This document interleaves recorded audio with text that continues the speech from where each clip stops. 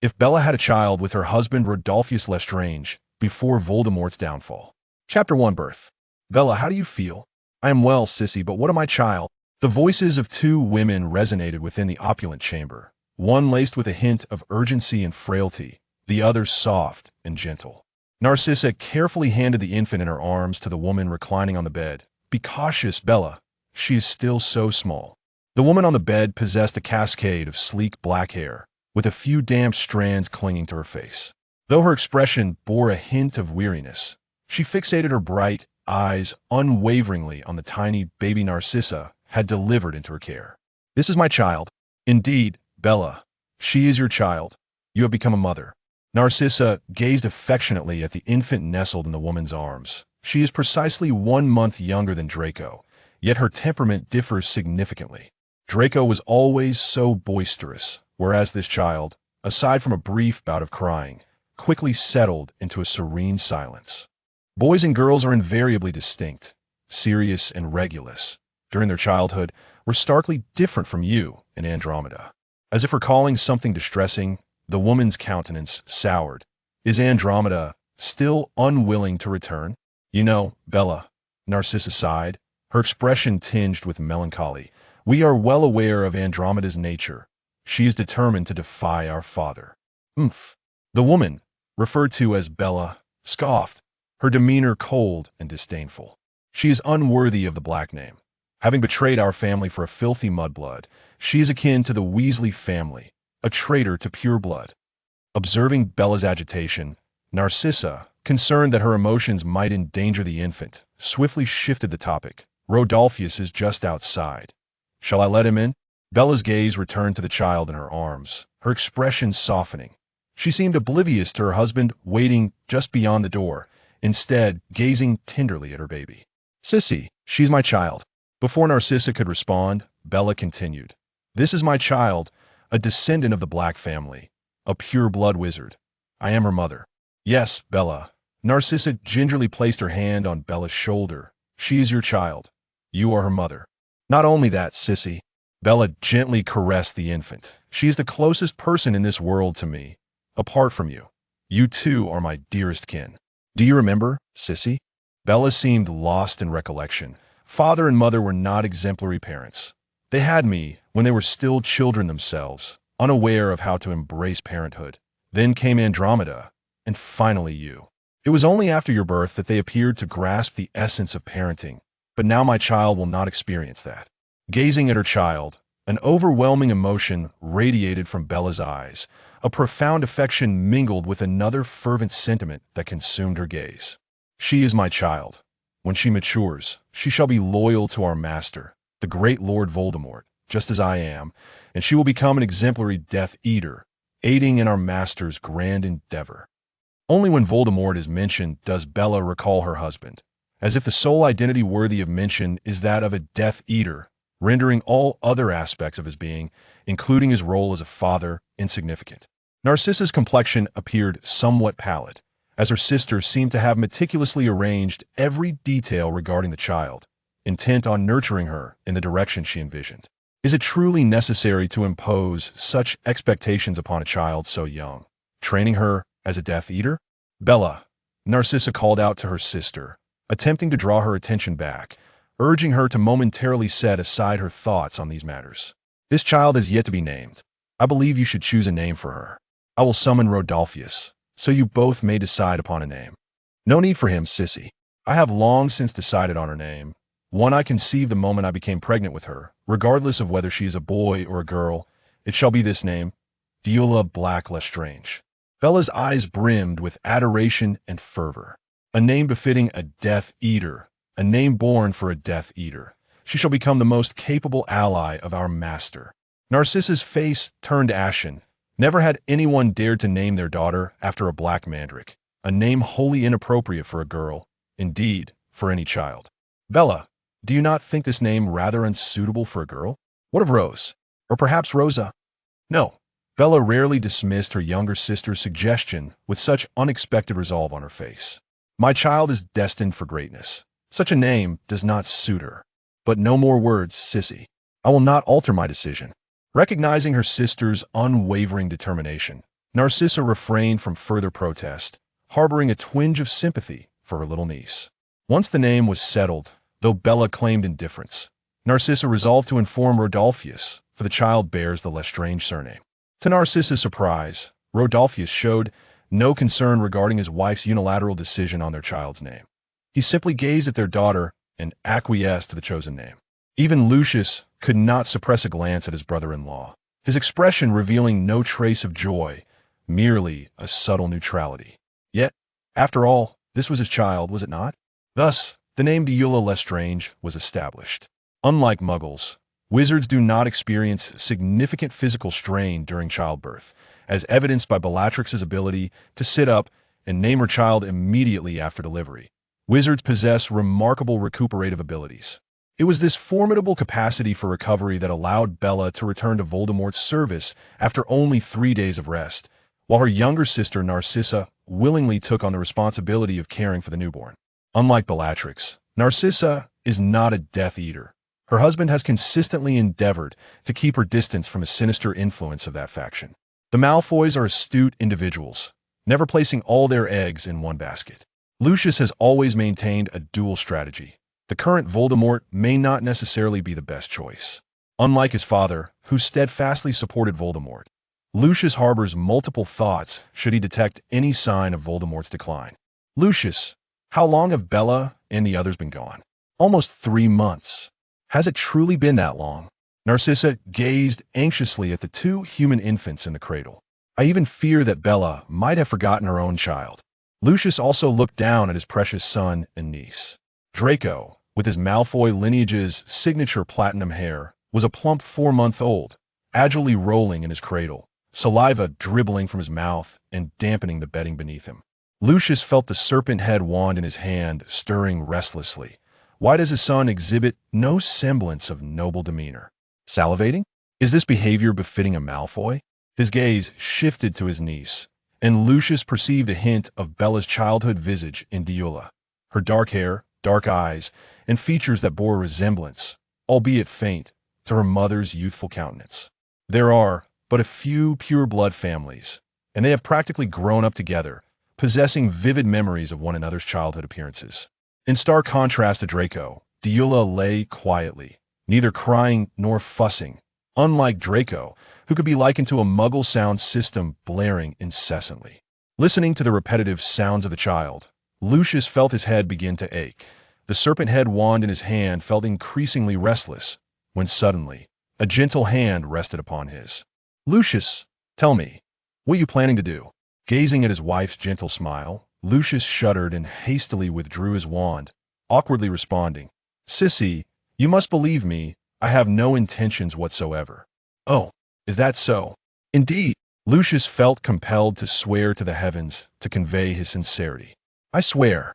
That is reassuring. After cautioning her somewhat unruly husband, Narcissa looked with concern at Deora in the cradle. Lucius, why do you suppose little Deora is not lively at all? Logically speaking, even girls of this age are typically lively and energetic, much like young Long. However, this child remains rather listless, spending her time in a daze, gazing vacantly at the dragon ornament suspended above her head, except for when she eats or sleeps.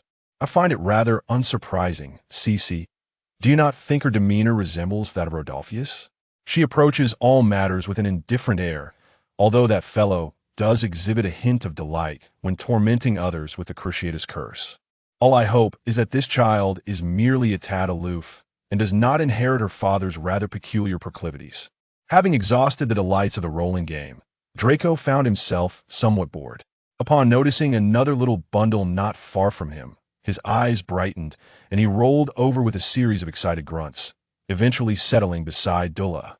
Dula sensed the commotion beside her and turned to glance at her cousin, who was a month her senior, offering no response as she turned her head back.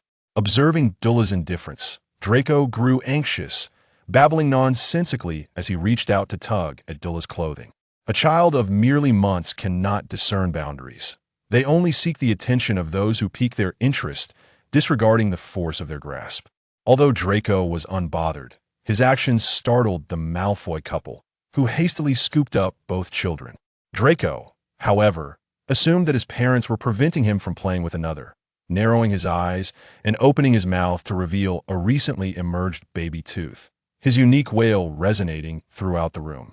This predicament left Lucius, who held Draco, in a state of distress, as he could only flusteredly attempt to soothe him. In contrast to the chaos of the father-son duo, Narcissa, cradling Dula, appeared to embody tranquility. Draco's earlier tugging did not evoke any discontent from Dula. She did not cry, but quietly nestled against Narcissa, merely extending her small hand to wave at Draco when she saw him wailing. Narcissa, noticing this, promptly carried Dula over to Lucius, allowing the two little ones to reach each other. Upon seeing the small hand waving at him, the previously sobbing Draco instantly broke into a grin, and Lucius finally found relief for his ears. "Merlin's beard," Lucius exclaimed after placing both children into their cradle, rubbing his ears. "Is Draco's voice truly that loud?" "But Little Long really adores little Dula," Narcissa remarked with a smile as she observed her son grasping her niece's tiny hand, radiating maternal warmth as she sought out a camera, a gift from a former follower of the Malfoy family. With a click, a photograph captured Draco blowing bubbles while holding Dula's hand. Lucius, upon seeing this, suggested creating an album to preserve Draco's joyful childhood memories, to which Narcissa happily acquiesced. As time passed, Lucius's outings became increasingly frequent, leaving the estate populated only by a few house elves and a white peacock, along with Narcissa and her two human infants. It was during this time that Bella reappeared at Malfoy Manor. 4 months had elapsed since Bella's departure, with Draco now 5 months old and Dula 4 months. This was also the second time Dula encountered her biological mother. "Dula, come here and let Mommy hold you," Bella said, reaching out to lift Dula from the cradle. Upon seeing his playmate being taken away, Draco immediately burst into tears, prompting Narcissa to pick him up and offer constant comfort.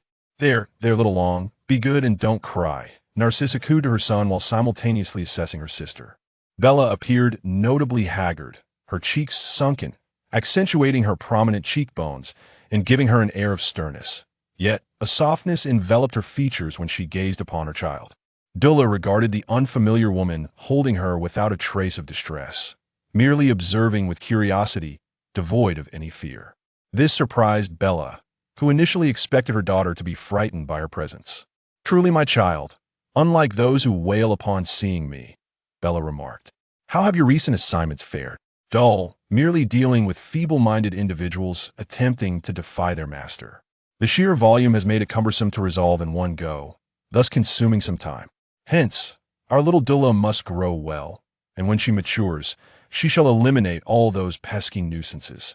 To be frank, Narcissa did not endorse Bella instilling such notions in her child from a young age, but after several subtle attempts to convey her concerns, her sister remained obstinate, leading her to gradually relinquish the matter. After a few days at Malfoy Manor, Bella decided to take Dula back with her, which left Narcissa somewhat apprehensive, considering Dula was still so very small. "Bella, why not stay at Malfoy Manor? Dula is still so young. She's my child, Cece. I can care for her." Ultimately, Bella departed with Dula, leaving behind a wailing Draco, lamenting the loss of his playmate. Chapter 2. The turn of events. The year 1981 was particularly significant, as the discord between the Death Eaters and the Order of the Phoenix escalated. Yet, this turmoil seemed to have little bearing on a child barely a year and a half old, for little Dula was exceedingly quiet.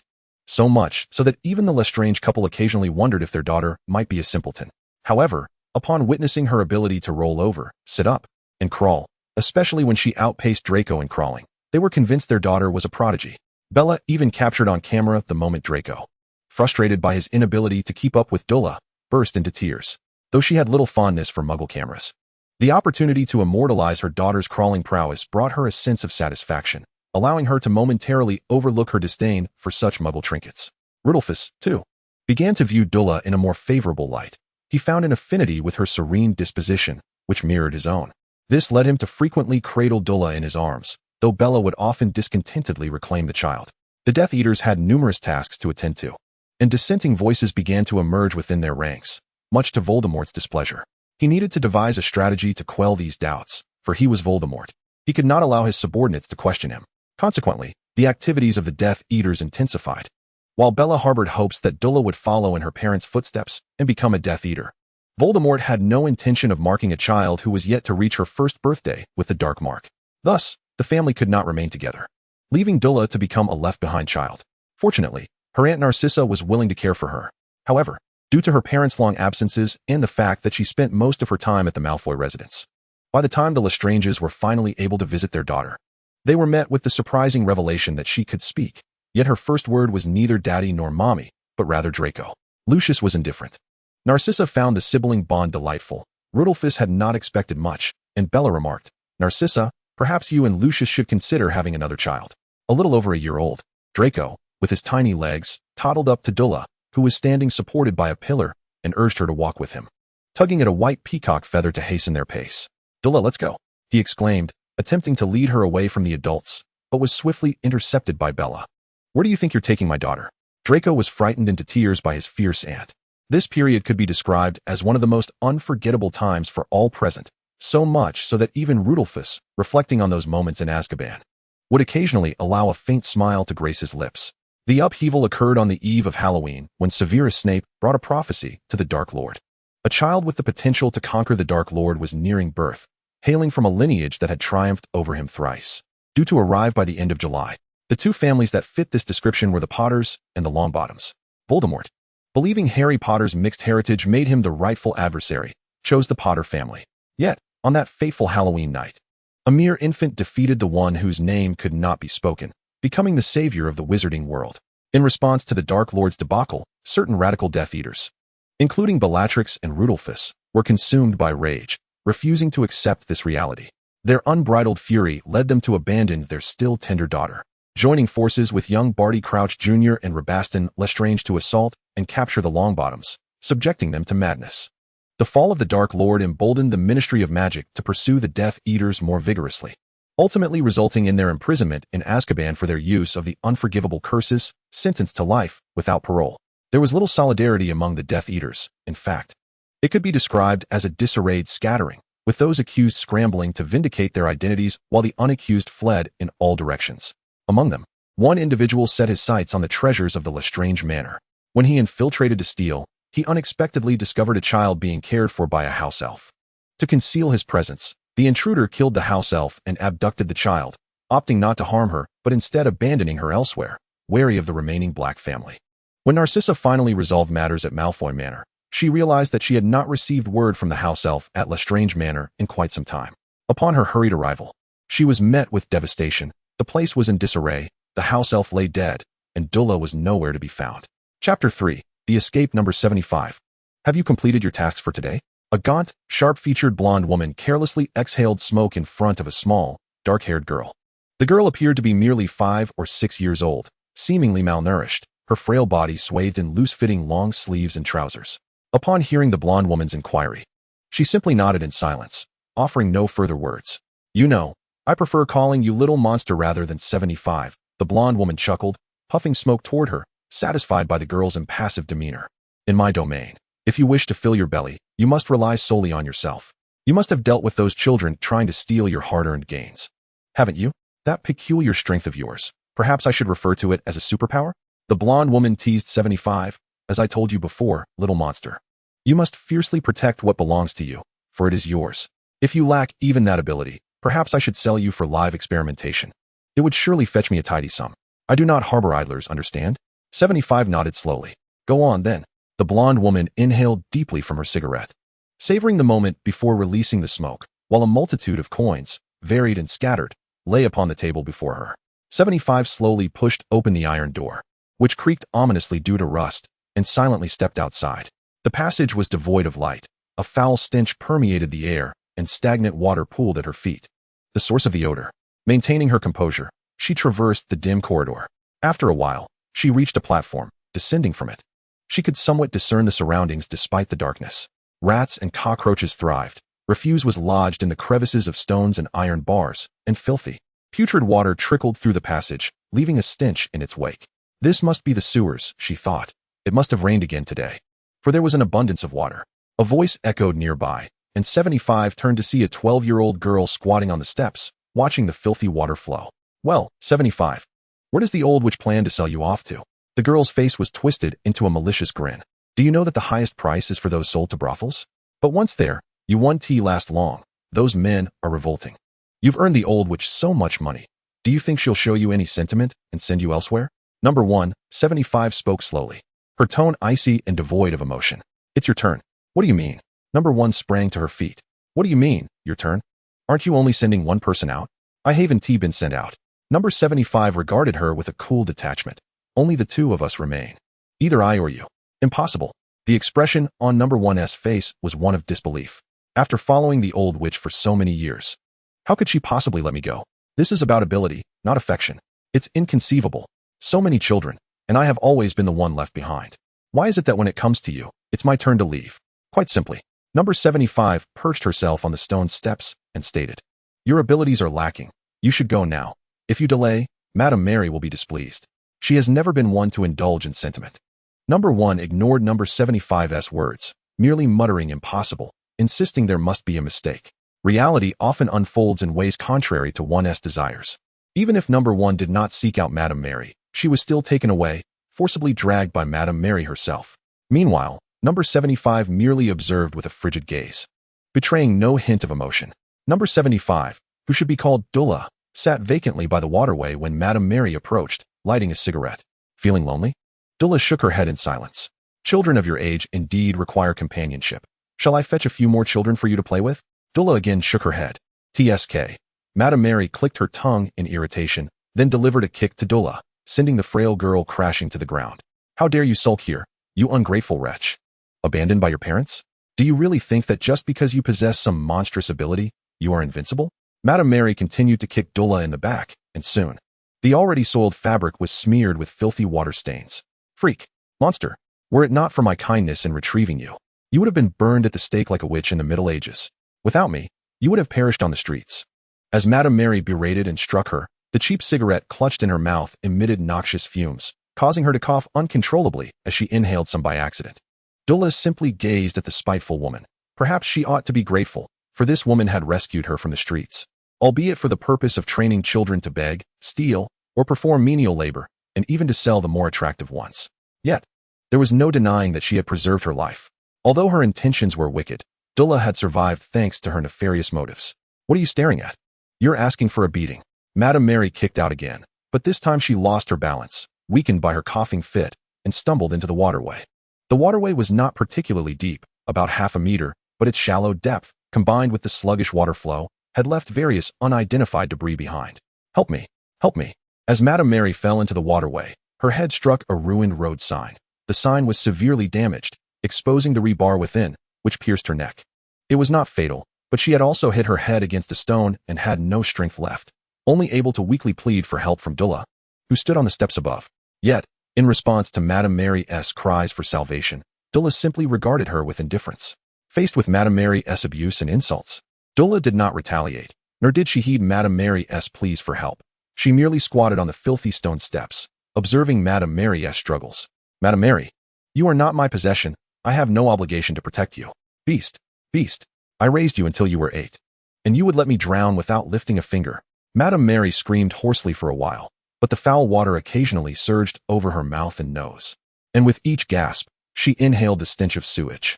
Her voice grew fainter, reduced to the sound of her arms thrashing in the water. The crimson hue gradually spread, and Madame Mary's movements weakened.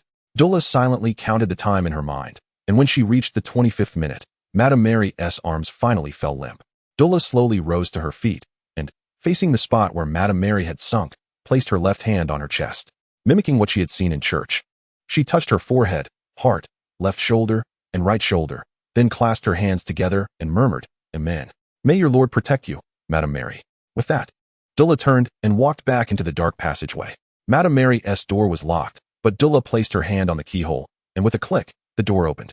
Madame Mary's room was far superior to the stone slabs on which the children she had collected slept. It featured a bed and a table. Dulla glanced at the coins on the table, taking all the loose change and 3 $50 bills. Exiting the office, she traversed the pitch-black corridor and the foul-smelling, filthy sewer, finally arriving at an iron ladder, which she climbed with practiced ease. The stamina of a child is limited. Dulla could only rest intermittently as she ascended. Ultimately, She caught a whiff of fresh air and continued her ascent, spotting a loose manhole cover. Her hands needed to grasp the ladder, so she resorted to repeatedly bumping her head against the cover above. For an average adult, lifting a manhole cover might seem effortless, but for a frail 8-year-old, it bore an unspeakable weight. Dula attempted to summon that peculiar power within her to shift the cover, but to no avail. Previously, older children had taken younger ones out, and thus she was unaware of the cover's true heft. Lacking the monstrous strength she had hoped for, she could only inch the cover aside bit by bit. It seemed that it had begun to rain outside again, with droplets trickling down the edges of the cover. Though it obscured her vision, she was delighted to find that the rain had loosened the cover somewhat. With renewed determination, she pressed on, and just as her strength was nearly spent, she finally managed to move the cover. Rainwater cascaded onto her face, washing away the blood that had stained her features. Dula finally emerged, collapsing onto the ground and gasping for breath. What would come next was uncertain, but Dula simply wanted to relish this moment of relief. Chapter 4: Home. Survival has always been a formidable endeavor. One must first live to truly experience life. This was the phrase Dula heard most often, a mantra frequently uttered by Madame Mary, who had accidentally drowned. However, in Madame Mary's words, the children she had salvaged were expected to rely solely on their own efforts to survive. As for living, they were unworthy of it. As they occupied the lowest rungs of society, mere survival was already a struggle. The notion of aspiring for a life beyond that was laughable. Although Madame Mary's temperament was as unpredictable as the weather, Dula remained indifferent. She did not harbor animosity towards Madame Mary, for she found her reasoning compelling. Nor did she possess any semblance of the so-called Stockholm Syndrome. It seemed that there had never been a sunny day. The rain continued to patter down. Dula sat against a wall encircled by iron bars, clutching a dry piece of bread, taking bites from it. She chose this spot because it offered a slight overhang to shield her from the rain, though she wished to sit inside a shop to eat. Her filthy and foul-smelling appearance deterred anyone from allowing her entry. The bakery owner was willing to accept her money and sell her bread, which Dula found quite satisfactory. More than a month had passed since her escape from the sewer. Utilizing the survival skills she had acquired over the years, along with some money, Dula managed to satiate her hunger in this vast city. And let us not forget the peculiar power residing within her. Dula lifted her hand to glance at it, somewhat perplexed by the peculiar force coursing through her body. Could it be that she truly was the witch that Lady Mary had spoken of? Had she been abandoned by her parents due to this strange power? The thought of being discovered and possibly bound to a pyre was unsettling. As these thoughts swirled in her mind, she took another bite of the dry bread, which lodged uncomfortably in her throat, forcing her to pound her chest to swallow it down. Just as she managed to gulp down the meager morsel, the rain intensified, drenching her to the bone and saturating the bread in her hand, which turned to a limp mass that fell into the mud.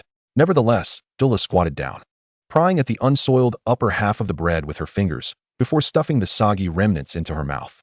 The earthy taste filled her senses. Although the top portion remained clean, the muddy water had seeped through to the core. Yet, she could not afford to spit it out or refuse to eat. Her funds were dwindling, and abstaining from food could very well lead to her demise on the streets. As the downpour escalated, soaking her completely, Dula glanced at the puddle of bread now mingled with the dirt, wiping the rain from her face in a futile attempt to locate any salvageable remnants. Regrettably, the ground had transformed into a watery soup of bread. With a sigh, she leaned against the wall. Devoid of food, she knew that to survive, she could not afford to fall ill. As for the meager shelter of the awning, it was better than nothing, especially since she had no time to search for a more secure refuge. Even if she did find one, the homeowner would likely not permit her to stay. Possessing a wealth of survival experience, Dula had no inclination to court further hardship, so she remained in her current spot. To crowd with the adult vagrants would likely spell her doom by this time next year. It was not to say that among the homeless there were no good souls. But having witnessed the treachery of humanity, Dula understood that it was best to trust no one while alone in the world. In her boredom, she turned on her toes to observe the situation beyond the fence. The yard was spacious yet somewhat dilapidated, and she heard a woman chastising children. It seemed to be an orphanage, and the woman, perhaps the headmistress or a caregiver, was scolding the children. How can you not even pretend to be useful? No wonder no one wants to adopt you. Dula curled her lip in disdain, bored as she tiptoed to inspect the interior. The children inside were more fortunate than she. They had rooms to shield them from the elements and sustenance to sustain their lives. Yet, their fates were not their own, but rather dictated by others. She had witnessed headmistresses dispatching children to be sold for money. In her eyes, these figures were no different from Lady Mary and the 74 other children before her. Dula's weary body, fatigued from a day of hardship, began to feel heavy, and being merely an 8-year-old child, her eyelids began to flutter. Yet her long-standing vigilance and the chilling rain compelled her to fight to keep her eyes open. The fatigue of her body and mind was compounded by the sound of raindrops striking the ground, drowning out the footsteps approaching from behind her. Eula? A cautious voice called out, causing Dula to snap her eyes wide open. Turning, she found herself face to face with a lady clad in the garb of nobility, which left her in a state of confusion. This lady appeared quite haggard, yet her beauty was unmistakable, her pale skin and smooth, golden hair cascading onto her shoulders, the brilliance of her hair accentuating the allure of her bright blue eyes. However, Dula pressed herself tightly against the wall. A woman of such elegance seemed far removed from her own existence. Is it Eula? The noblewoman crouched down to meet Dula's gaze, her eyes filled with hope, unfazed by Dula's disheveled appearance. Though the lady exuded kindness, the ever-cautious Dula sensed the presence of a gentleman standing not far from her, accompanied by a young boy, both possessing the same striking golden hair. I do not know the Eula you speak of, madam, Dula replied, subtly shifting her weight. Her calf muscles taut as she sought an opportunity to escape during this conversation. The noblewoman was taken aback, but after a moment's thought, a look of realization crossed her face. I cannot be mistaken. Your name is Deora Lestrange, my sister's daughter. Perhaps you do not remember me, but I am Narcissa Malfoy, your aunt. You once lived with us before returning to your original home. But then tragedy struck, and I had assumed you were safe under the care of a house elf. By the time I realized something was amiss and rushed to find you, you had already been taken away. Narcissa composed herself and smiled gently at the frail child before her. Would you like to come home with your aunt? Ever since Dula had been taken away, Narcissa had devoted herself to searching for her sister's child. If the child was within the magical realm, aided by the influence of the Malfoy family, locating her should not be overly difficult. However, they searched for a long time without any trace of the girl. It was not until the Ministry of Magic apprehended a Death Eater, a man whom Lucius had thrown to the wolves, that they stumbled upon a lead. Little did anyone expect that this individual, shortly after Bellatrix's imprisonment, had infiltrated the Lestrange manor and abducted Dula, leaving Narcissa to discover that her sister's child had been abandoned in the Muggle world. It had been many years since the Death Eater had left Dula on some street corner, and no one knew whether the child was alive or dead. Narcissa had to cling to the hope of finding her. If the child still lived, she would likely be residing in an orphanage, and being a witch would undoubtedly have led to incidents of magical mishaps in her youth. Thus, Narcissa sought out Muggle orphanages for children who fit this description.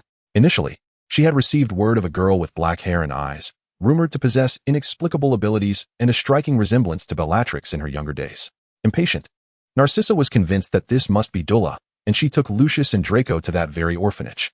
However, upon arriving at the orphanage, the one just behind Dula, Narcissa learned that the headmistress had fabricated a tale, claiming that wealthy families were in search of a child matching those characteristics. And coincidentally, her own child fit the description of a black-haired, dark-eyed girl. Narcissa saw through the deception immediately, setting aside the striking resemblance between the girl and the headmistress. The way the child regarded them and her understanding of the described powers assured Narcissa that this could not be Dula, just as she and Lucius were about to leave. Draco insisted on exploring the other side, and unable to deny her son, Narcissa and Lucius followed him to the back of the orphanage, where they witnessed Dula scavenging for bread. The moment Narcissa laid eyes on Dula, she was certain it was her niece, black hair, dark eyes, and a face reminiscent of Bellatrix's youth, though lacking the defiance that once characterized her, now imbued with a touch of serenity. Most notably, the child's features bore a striking resemblance to her grandmother, Deora Black, a truth that could not be mistaken. Reflecting on the sight of the child scavenging the bread from the water, along with her current dismal state, Narcissa was convinced that her niece had endured great hardship during this time. She gazed longingly at the child before her, raising the umbrella above her head. Eura, come home with me. Your aunt will take care of you, and you have a cousin named Draco who adores you. I'm sorry, madam. Deora cast a glance towards the narrow alley on her left, subtly shifting her body in that direction. I am Unit 75, not Deora as you claim. You must have mistaken me. That's impossible, child. Listen to me. Right now, just as Narcissa attempted to explain, Deora seized the opportunity created by Narcissa rising, swiftly darting out of the confined space and pouring all her strength into fleeing into the alley. Once she had turned and twisted her way to a deserted corner, she took a deep breath, leaning against the wall and gradually sinking to the ground. She did not trust that woman. Trust could not be bestowed so easily. Even if she were truly the Deora she professed to be, what connection did that bear with the present Unit 75? Contemplating this, Deora inhaled deeply. The rain continued to fall, and she felt as though she had just emerged from a river, resembling someone who had been recently pulled from the water. However, that woman seemed rather daft, Deora silently critiqued. How could one ascertain a person's identity upon first meeting? It was rather hasty. Moreover, The notion of wealthy individuals claiming relatives seemed like something out of the novels Unit 1 read. Why should it manifest in reality? Could this be the legendary intersection of fiction and life? How astonishing. Deora nodded unconsciously. The world of existence was indeed wondrous, with all manners of events possible. Surely, she should strive to live longer to witness the absurdities that this world had to offer. The things that belonged to her were few, counting on her fingers. It seemed she alone was hers. Therefore, she would survive with just herself and then explore this bizarre world. It must be fascinating. With this thought, Deora curled herself into a tight ball in the corner, minimizing her body's exposure to the cold air. Leaning against the damp, frigid wall, she surveyed her surroundings until her gaze fell upon a tattered curtain, which she pulled over herself for warmth, ensuring no light penetrated her makeshift shelter. She closed her eyes in peace. In the alley, 3 figures gradually became visible. Lucius furrowed his brow, surveying the dilapidated buildings around him, cautiously holding the umbrella over his wife to shield her from the rain, while magically dispersing the puddles nearby. Beside him, Draco was reminded by Lucius that the heir of the Malfoy family must possess a calm demeanor and impeccable adaptability, after which he tossed Draco an umbrella for him to manage on his own. "Dad, I'm only 8. As Lucius aided Narcissa with the umbrella while using magic to clear the rainwater threatening to drench her, he answered his son without a moment's thought. "Indeed. You are 8 now. You are quite the big kid. Narcissa, don't fret. Yura should be nearby. We will find her." Draco, observing how his father was preoccupied with caring for his mother while neglecting him, silently hugged his small, pitiful, helpless self. His father was so unfair. When he grew up, he would escape Malfoy Manor, and he would take Yura with him. Yura must be having a terrible time outside, so thin and small, a whole head shorter than him. When they returned to Malfoy Manor, he would undoubtedly face his father's relentless academic demands and neglect. He was still too young now, but when he grew up, he would take Yura away from Malfoy Manor. He would surely become an exceptionally outstanding adult, and by then, he would live with Yura, no longer enduring his father's wrath at home. No, he would also take his mother away, leaving his father alone at Malfoy Manor. Thus, little Draco made a grand vow in his heart. He would be independent. Yet, he had no inkling that during his subsequent years at Hogwarts, his most frequently uttered phrase would be, "I must tell my father." And Deora, aware of Draco's vow, would remind him of it every night after he spoke, prompting Draco to wish he could leap into the Black Lake to escape reality. 8-year-old Draco had no idea what awaited him. At present, he scanned his surroundings, diligently seeking signs of Deora. There, Lucius halted at a corner, wrapping his arm around Narcissa's waist. A small orb of light emanated from the tip of his wand, casting a faint glow that flickered in the rainy night, eventually settling at the farthest recess of the alley before slowly descending onto a small mound. This revelation startled Lucius. As he approached cautiously, gently lifting the filthy, unrecognizable cloth to reveal a child curled up in slumber. "This child is quite clever," Lucius murmured softly, deftly waving his wand to cleanse the area. "Indeed, without magic, we might not have noticed her even passing through here." Narcissa carefully cradled the child, whose dirted exterior revealed her true self. Short, black hair barely reaching her shoulders, unkempt and dry due to prolonged malnutrition, her features bearing a striking resemblance to Bellatrix, rendering her a miniature version of her aunt. Yet, her brows and eyes mirrored those of Deora Black, distinctly separating her from her mother. "Mama." Narcissa smiled at her son. "Come, little dragon, we are taking Yura home." Draco nodded eagerly, looking at Deora in his mother's arms. "Yes, Mama, we're going home." Chapter 5, Remain. Deora felt as if she had been dreaming, envisioning herself placed upon a soft, large bed, a warm hand gently resting on her forehead. Confused, she wondered how she could have such a peculiar dream. Had she perhaps lost her mind? But she soon realized she was not dreaming. Winter was approaching, and she lay in an alley, which could not possibly be this warm. She even heard birds chirping, a faint fragrance wafting through her nostrils. Such things were not found in the alleys of the slums. Abruptly opening her eyes, Deora discovered she was indeed nestled in a soft, large bed, wrapped in a light golden blanket that was both fragrant and plush. The sounds of birds came from outside, and the delicate scent lingered in the air. Had she frozen to death last night? Did not the priest say that heaven is the place one yearns for after death? Such a splendid environment. Could this truly be paradise? So, she could not witness the absurdity of this world? But if she were to skip ahead several decades, would that not spare her from many detours? Was this the legendary concept of instant gratification? A sharp slap.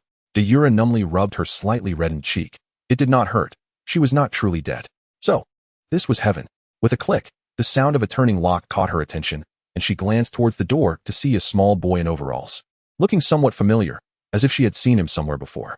His platinum hair suggested he was a pampered young lord from a noble family. So, this is what the angels of heaven look like. Did they not say angels had countless eyes and multiple faces? Why was it so different from what the books described? Where were the wings? Deora, what happened to your face? Deora? Deora? Deora gazed at the anxious little boy who had rushed up to her, and suddenly recollected where she had seen him before. He had been with a lady named Narcissa, standing alongside an elderly gentleman. Reflecting upon it now, that man must have been his father. Thus, this boy must be Draco, as Narcissa had mentioned. Had they brought her back? Before Deora could ponder further, a hand appeared in her line of sight, and years of accumulated vigilance prompted her to instinctively react. Merlin's beard. The door swung open once more, revealing Narcissa and Lucius, their eyes wide with horror at the unfolding scene. Without a moment's hesitation, Narcissa's foremost concern was to ascertain Deora's condition, for she had just witnessed Deora teleport from her bed to the desk. Though the distance was brief, it constituted apparition. Such advanced magic was not within the grasp of every wizard. A moment's inattention could lead to severe consequences, such as bodily disjunction. Fortunately, after examining Deora, Narcissa found no indication that the child had suffered any loss, which brought her a sense of relief. "Madam, why am I here?" Deora inquired, looking up at Narcissa, whose expression softened. "Child, you are the offspring of my late sister. You ought to be here with us, your family." "I believe you are mistaken, madam." Deora retreated a few steps. "I am not the Deora you speak of. I have never even heard that name. I am merely a street urchin." "No, my dear. You are indeed Eula," Narcissa replied with a gentle smile, taking Deola's hand, her gaze filled with compassion. "Do you recall what transpired moments ago? You operate from your bed to this very spot. This extraordinary ability is not commonplace in the realm you once inhabited." Deora blinked and tentatively asked, "So, my miraculous skill confirms that I am the person you seek?" "Indeed, Eula. This remarkable ability is known as magic, and you are a witch." "A witch? The kind who gets captured and burned at the stake?" "What?" Narcissa exclaimed in astonishment, and even Lucius behind her showed a look of surprise. "Who taught you such notions?" Deora sensed she was beginning to grasp the truth of her situation. Those possessing such abilities, regardless of gender, were undoubtedly considered anomalies in society. And the approaches taken towards anomalies were limited to two: assimilation or eradication. Some would choose the former, while others would opt for the latter. Those unwilling to be assimilated faced elimination, yet it was certain that some would manage to maintain their uniqueness and escape unscathed. Hence, they belonged to the latter group. "So, are you seeking me in hopes of forming a protective alliance?" Deora surmised confidently, akin to the associations she had observed on the streets advocating for their rights. "What is an association?" Draco asked, puzzled. "The books say an association is an organization formed by individuals united for a common purpose," Deora explained. Draco nodded, albeit with some confusion, before furrowing his brow. "But why do you refer to us as an association? We are family. If you are family, then why have you brought me here?" Deora questioned, her face a mask of bewilderment. "I do not know you, but you are Aunt Bella's child. Aunt Bella is Mother-S sister. You are our kin." "Aunt Bella? You mean my biological mother?" Deora tilted her head. "Yet, Mrs. Mary told me I was abandoned." Abandoned children are often despised by relatives, tossed around like a football, never sought after. Perhaps it was the fact that the person standing before her was a child of similar age that allowed Deora to instinctively lower her guard and voice her doubts. Narcissa, overhearing their exchange, felt a blend of amusement and sorrow. It was telling that the child's first instinct was to consider exploitation rather than familial bonds, indicative of the hardships she had endured over the years, perpetually facing obstacles and injustices. "Eula, listen to me," Narcissa said, crouching down and speaking softly. "Your parents did not abandon you. They encountered trouble and were taken to a most dreadful place from which they could not escape. This happened when you were just a year and 4 months old, and a thief broke into your home and took you away. I regret not being able to protect you. You were meant to live a wonderful life." With that, Narcissa paused, her eyes filled with hope as she looked at Eula. "Eula, can you forgive me? If I truly am the Eula you describe, I would not hold it against you. But are you certain you have not mistaken me for someone else? Of course, look here." Narcissa waved her wand lightly, and a gilded black book flew from the shelf into her hands. Seeing Deola's astonished expression, she smiled and gently tapped Deola's forehead. "This is the summoning charm, which you will learn when you attend school with Draco." Not elaborating further, Narcissa knew the immediate priority was not to introduce the magical world, but to convince this prickly child to believe their words. "Eula, look here. This is a photograph of you and Draco as children. There are many." Despite Draco's futile attempts to intervene, Deora was shown numerous photographs depicting Draco as a platinum-haired boy, either wailing or laughing alongside a black-haired girl. Most notably, many captured the boy in humorous predicaments. However, Deora was not concerned with the unflattering images. What fascinated her was that the individuals in the photographs appeared to move. Look here, Eula. Narcissa pointed to a woman with long, slightly curled black hair. This is your mother, Bellatrix. Do you see? You share a striking resemblance. Though their eyes were not alike, Narcissa continued, your features resemble those of your grandmother. Her portrait is here. Eula then beheld a woman seated with an indifferent expression. Unconsciously, she touched her own eyes, realizing she indeed bore some resemblance to the woman in the photograph. We are all witches, Eula, and you are one too, based on your appearance and magical potential. I am certain you are Eula. Furthermore, I will gradually reveal more about our identities in due time. For now, please trust us. Perhaps it was the sincerity in Narcissa's gaze or the latent affection inherited from Bellatrix for her younger sister that caused Eula's long-held wariness to dissipate, and she found herself inexplicably nodding in agreement. Though she should have approached this with curiosity or skepticism, looking at Narcissa, who was nearly moved to tears, made her reason seem as if it had been devoured by a dog. Agreeing to her request felt like the most prudent decision she had ever made. This lady, or rather Aunt Narcissa, regarded her with a warmth that starkly contrasted the cold and calculating gazes of the older individuals she had previously encountered. Splendid, truly splendid, Narcissa exclaimed, excitedly kissing Eula's cheek and then Draco's. Meanwhile, Lucius, who had quietly approached to partake in this heartwarming conclusion, was completely overlooked by his wife. Eula must be hungry. Aunt Narcissa has gone to prepare some delectable snacks for her. In the meantime, let the house elf whip up a simple breakfast to fill your stomachs, and we shall indulge in the treats shortly. As this unfolded, the other three individuals present observed Narcissa exiting the bedroom with an unmistakably cheerful demeanor, humming a tune of unknown origin, radiating sheer joy. Draco stood by, momentarily stunned, before realizing that Eula had indeed acknowledged her acceptance into their family. This revelation filled him with elation, yet before he could grasp Eula's hand for a formal introduction, he noticed his father, Lucius Malfoy, the current patriarch of the Malfoy lineage, approaching them with an expression of discontent. I detest this, Lucius began, but before he could articulate his grievances, a smiling Narcissa reappeared behind him. My dear, what do you wish to convey to the children? I have nothing to say. Scorpius, you are misinterpreting my intentions. I had no plans to address them. Is that so? Narcissa chuckled as she pulled Lucius away, turning back to remind the two young ones to be cautious of scalding milk. In comparison to mother, father is utterly feeble, Draco exclaimed with genuine amusement. As he finished this remark, he recalled the presence of his childhood companion beside him and quickly turned to Eula. Eula, I am Draco. Draco Malfoy. I strive to present myself as a figure of reliability and trustworthiness. I am your older brother. Brother? Eula regarded this sibling before her, who appeared rather vulnerable and easily susceptible to bullying. No, I am your brother. I am your brother. I am older than you by a month. Eula took a step back, sensing an inexplicable urge to retreat from her freshly minted cousin, who now resembled a flamboyant peacock with ruffled feathers. Draco, witnessing her retreat, was incredulous. Eula, why do you step back? Because I perceive that your emotions are somewhat heightened, Eula replied, contemplating before adding. Those who are emotionally charged tend to resort to violence. While I am not averse to pain, I prefer to avoid being struck, hence my retreat. Her words extinguished Draco's initial fervor to inquire further, leaving him in astonishment. Eula, has anyone ever struck you? Eula nodded her head. Fear not, Eula. I shall protect you from now on, ensuring that no one dares to bully you again. Draco patted his chest, making a promise akin to a young adult. We are family. I shall always safeguard you. Eula gazed at her pampered and seemingly frail cousin, momentarily stunned. No one had ever uttered such words to her, especially not from someone like him. We are family.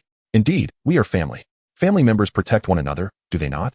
Though Draco was unsure why Eula posed such a question, he firmly believed that family exists to safeguard one another. Of course, we are family. We live for one another. Is that so? Eula nodded, signifying her understanding, though she internally dismissed the notion of relying on this delicate cousin for protection. Perhaps it would be wise for her to keep a watchful eye on him, as he appeared rather inept. Little master.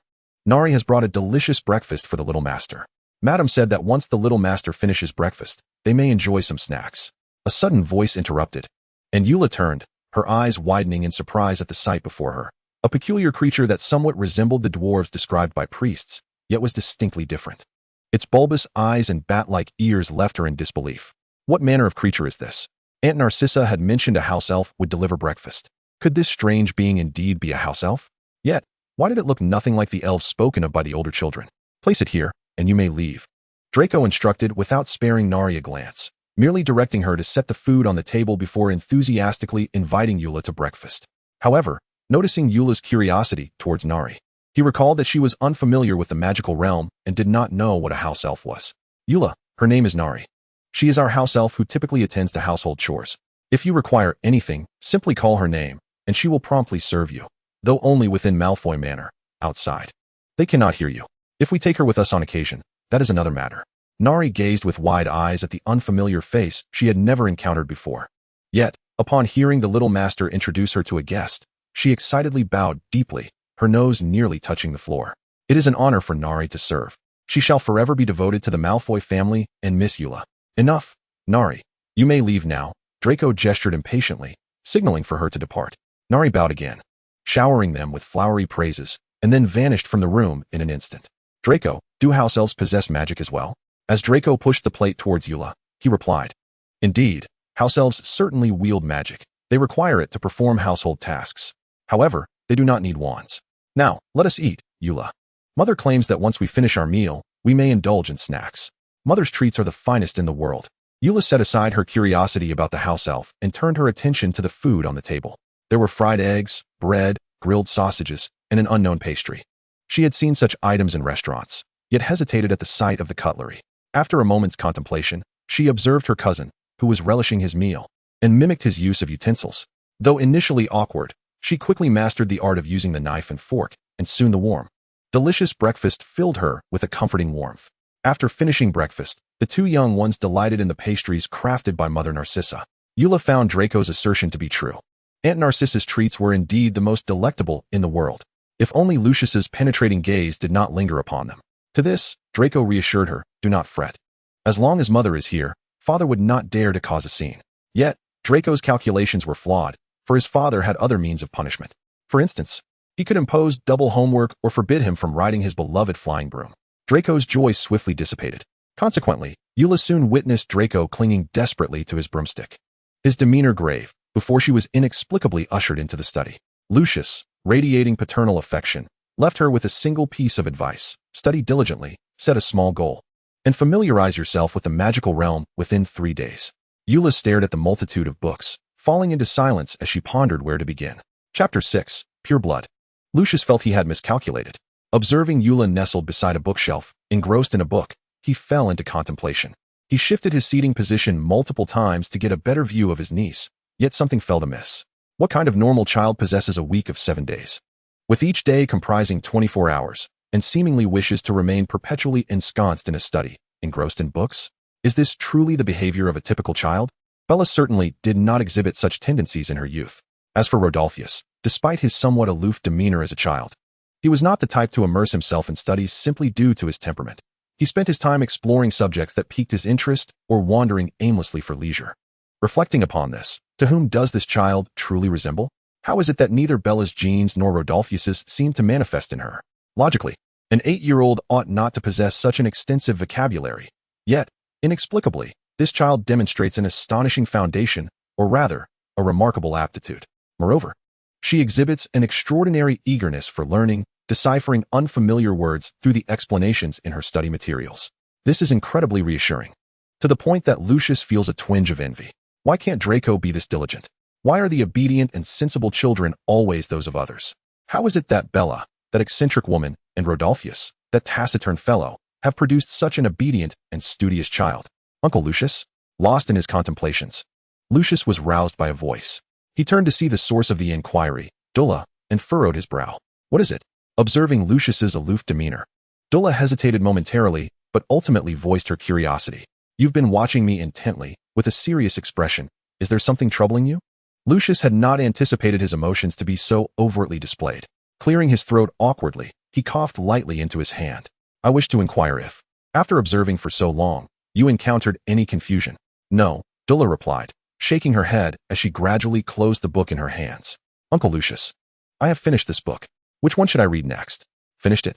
Lucius expressed his surprise. Such tomes detailing the wizarding world and its history were notoriously soporific, rivaling the effects of Professor Binns's lectures on the history of magic at Hogwarts. In fact, Professor Binns had been voted the champion for the most sleep-inducing course of their year, winning by a landslide. Yes, I have completed it. Then you may take a stroll around the study. Lucius gestured towards the walls lined with books. The study was vast, equipped with a spiral staircase to access the tomes on the upper shelves, and the books emitted a faint, ethereal glow when touched, showcasing the magical protection they were under. You have read most of the historical texts. I must say, your reading speed astonishes me. You are ready to begin exploring some simple spell books, which could include potions, charms, herbs, or even different languages. Lucius paused, refraining from making suggestions, allowing Dulla the freedom to choose for herself. Which do you prefer? Dulla pondered for a moment. As a witch, she knew she ought to begin with spells, yet it seemed witches were also required to brew potions. Should she select charms or potions? I am uncertain whether to start with charms or potions. Ultimately, Dulla resolved to seek the counsel of her elders, acknowledging their experience held greater value than her own deliberations. Is it difficult to decide between charms and potions? If I were to offer advice, I would suggest you begin with charms. Once you grasp the fundamentals of charms, you will discover that all subjects are inherently connected to them. In that case, I will commence with charms. Lucius nodded, waving his wand, causing several books to soar from a distant corner of the shelf, gracefully landing before Dulla. These are Magical Theory, Dark Forces, A Guide to Self-Defense, Standard Spells, Beginner, and Magical Potions and Elixirs. The first three pertain to charms, while the last focuses on potions. These are the very materials you and Draco will study upon your entry into Hogwarts. Familiarizing yourself with them in advance will be beneficial. Thank you, Uncle. Dulla extended her hand, and the 4 books settled obediently into her grasp. Books have never merely been decorative. They are instruments of empowerment. This is a lesson imparted to her by the priests in the church, and Dulla holds this belief steadfastly. Knowledge is never superfluous. The more one possesses, the better one can fortify their mind. Thus, she willingly dedicates the majority of her time to reading. After all, knowledge is power, is it not? Moreover, such knowledge can indeed manifest as power, unleashed from the tip of a wand. Hence, she refrains from engaging in Quidditch with Draco. That peculiar game resembles soccer. Yet it is played in the air, and aside from the thrill of experiencing weightlessness and enhancing her cardiovascular endurance, Dulla finds it devoid of merit. Why is Draco so enamored with Quidditch? Could it be a lingering regret over the limitations of a peacock that can only soar to a modest height? Dulla contemplated this, but ultimately shook her head. Everyone has their own passions, which she respects, understands, and supports, just as long as they do not attempt to pull her into it. With this thought, Dulla settled onto a soft stool beside the bookshelf, perusing Magical Theory. Recognizing that a solid foundation must precede practical application, the study fell into silence once more as Lucius continued to ponder the question of whom this child resembled. Yet, as he mulled over this, a realization struck him. Surely this child would not be sorted into Ravenclaw. What if Bella were to discover that her daughter had not been placed in Slytherin? Even as Scorpius's husband, Lucius feared Bella would show no mercy. Moreover, Dulla had spent the majority of her early years in the Muggle world. Although her experiences suggested a rather unfavorable attitude towards Muggles, her perceptions had undoubtedly been influenced. What if Bella emerged to find her daughter drawn to Muggles? Lucius shuddered at the thought, fearing for his own life at the hands of his sister-in-law. If such a scenario were to unfold, he cast a resolute glance at Dulla, realizing the necessity of imparting some ideological education to her. She must understand the distinction between their noble pure-blood lineage and that of the Muggle-born, and grasp the greatness of Slytherin. Dulla, engrossed in the spell theory within her book, could not resist mimicking the gestures described in the text, her hands tracing the air. Each spell requires a unique movement, and Dulla practiced diligently. Draco would surely have mastered these. She must learn swiftly to protect her frail, inept cousin. Perhaps the intricacies of certain spells were too convoluted, for despite her repeated attempts, Dulla struggled to memorize the movements. Her wrist became more animated, and it seemed she inadvertently struck something. Gradually lifting her gaze, she found Lucius standing before her, his demeanor grave, which elicited her curiosity. What could this uncle of hers want? Dulla, you are the product of the union between the pure-blood families of Black and Lestrange. Your lineage is of the utmost purity. Dulla was aware of the distinctions within the wizarding community, purebloods, half-bloods, and those of Muggle descent. She understood her descent from the esteemed family of Lestrange, one of the Sacred 28, while her mother hailed from the eternally pure Black lineage. Why was Uncle Lucius imparting this to her? Know this, Dulla, some wizarding families are inherently superior to others. And you, my dear Dulla, are a pure-blood witch. Unlike certain fallen pure-blood families, we are affluent, we wield power. Thus, from this disparity, one should discern that we are distinct from others. Therefore, in the future, should you encounter unconventional individuals, it would be wise to disregard them. After listening to Lucius's lengthy discourse, combined with the knowledge gleaned from books, Dulla began to grasp Lucius's implication that pure-blood wizards are the most formidable within the wizarding realm, relegating half-blood wizards or those of Muggle descent to the periphery. He urged her to avoid befriending those of dubious pedigree. However, she was taken aback to discover that the wizarding world also adhered to such notions of blood purity. She understood the disdain some wizards harbored towards Muggles. If a pureblood or half-blood wizard were to wed a wizard of Muggle origin, their offspring would be half-blood. A blend of wizard and Muggle. Heredity is inherently unstable. No one can guarantee whether this half-blood child would inherit the abilities of their wizarding parents. If the child does inherit, it is a cause for celebration. If not, it is a lamentable fate. Who among children could accept the disparity between their parents' magical prowess and their own lack of abilities with equanimity? Perhaps a few could, but they are exceedingly rare. It would be manageable if it ended there. Pureblood wizards could unite to resist alliances with Muggle-born wizards. Yet, one undeniable truth remains. Without Muggle-born wizards, the magical realm might be rendered desolate. Should Muggle-born students cease to be accepted, Hogwarts would likely not require division into 4 houses, as the remaining students might scarcely form a single house. Dula, do you understand? Lucius's voice pulled Dula from her reverie, and she nodded, acknowledging her comprehension. Dula had heard from Aunt Narcissa tales of her birth mother, who, in essence, was known for her fiery temperament and her significant emphasis on blood status. Now, considering Lucius's fervent indoctrination of pure blood ideology, it became evident that her mother held an extraordinary reverence for blood purity, to the extent that any deviation in Dula's understanding of blood status under Lucius's tutelage could directly endanger Lucius's life. Upon reflection, this seemed understandable, given that her mother hailed from the Black family, whose motto is always pure. This underscores their profound commitment to blood purity. Moreover, Dula, whether it be your mother, father, or Aunt Narcissa, including myself, we shall all be sorted into Slytherin, the house emblematic of ambition and desire. Particularly your mother, from the Black family, has never. At this juncture, Lucius paused, displaying an expression laden with unspoken sentiments. Perhaps every family has its eccentricities.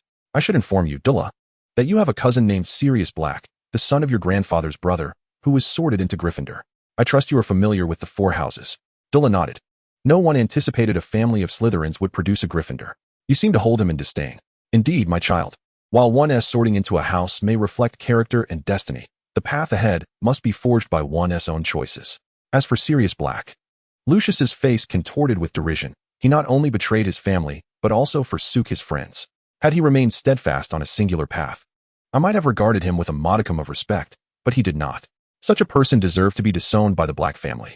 It is rather pitiable that Nymphadora was troubled for a time because of him. At this point, Lucius abruptly recognized he had strayed from the central discourse and cleared his throat to alleviate the awkwardness. In any case, Dula, aside from your wayward cousin, our entire family descends from Slytherin. Slytherin is indeed the most illustrious of the 4 houses. Upon receiving your acceptance letter from Hogwarts, I hope you will make the correct choice during sorting.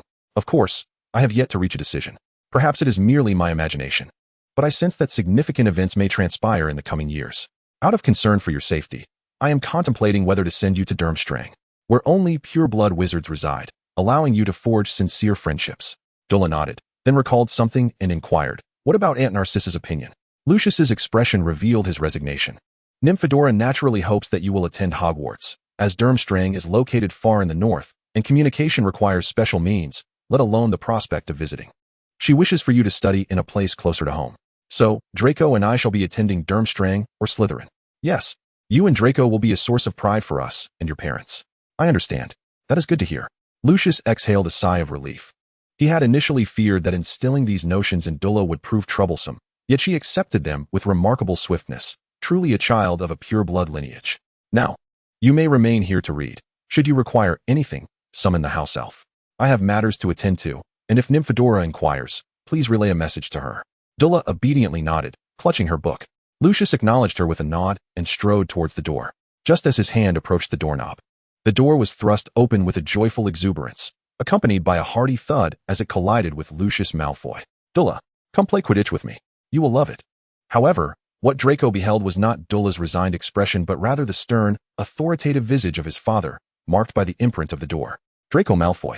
The elongated syllables resonated ominously in his ears. Draco swallowed hard. Father, I'm sorry, it was unintentional. I believe I instructed you, Draco, to knock before entering. Whether at home or elsewhere. What of your manners? Your upbringing? Do not tell me I have failed to teach you. Forgive me, father. I was simply too excited and did not think. It appears you remain rather impulsive, Draco. Draco stood with hands clasped behind his back, his feet fidgeting anxiously. I was wrong, father. Since you recognize your mistake, Lucius magically mended the mark on his face. You shall transcribe the Malfoy family creed 50 times and submit it to me. Father. Draco's eyes widened in disbelief. 50 times. He will perish. His hand will break. He cannot play his beloved Quidditch. 50 times. That is his life. Draco cast a pleading glance towards Dula, hoping she might intervene.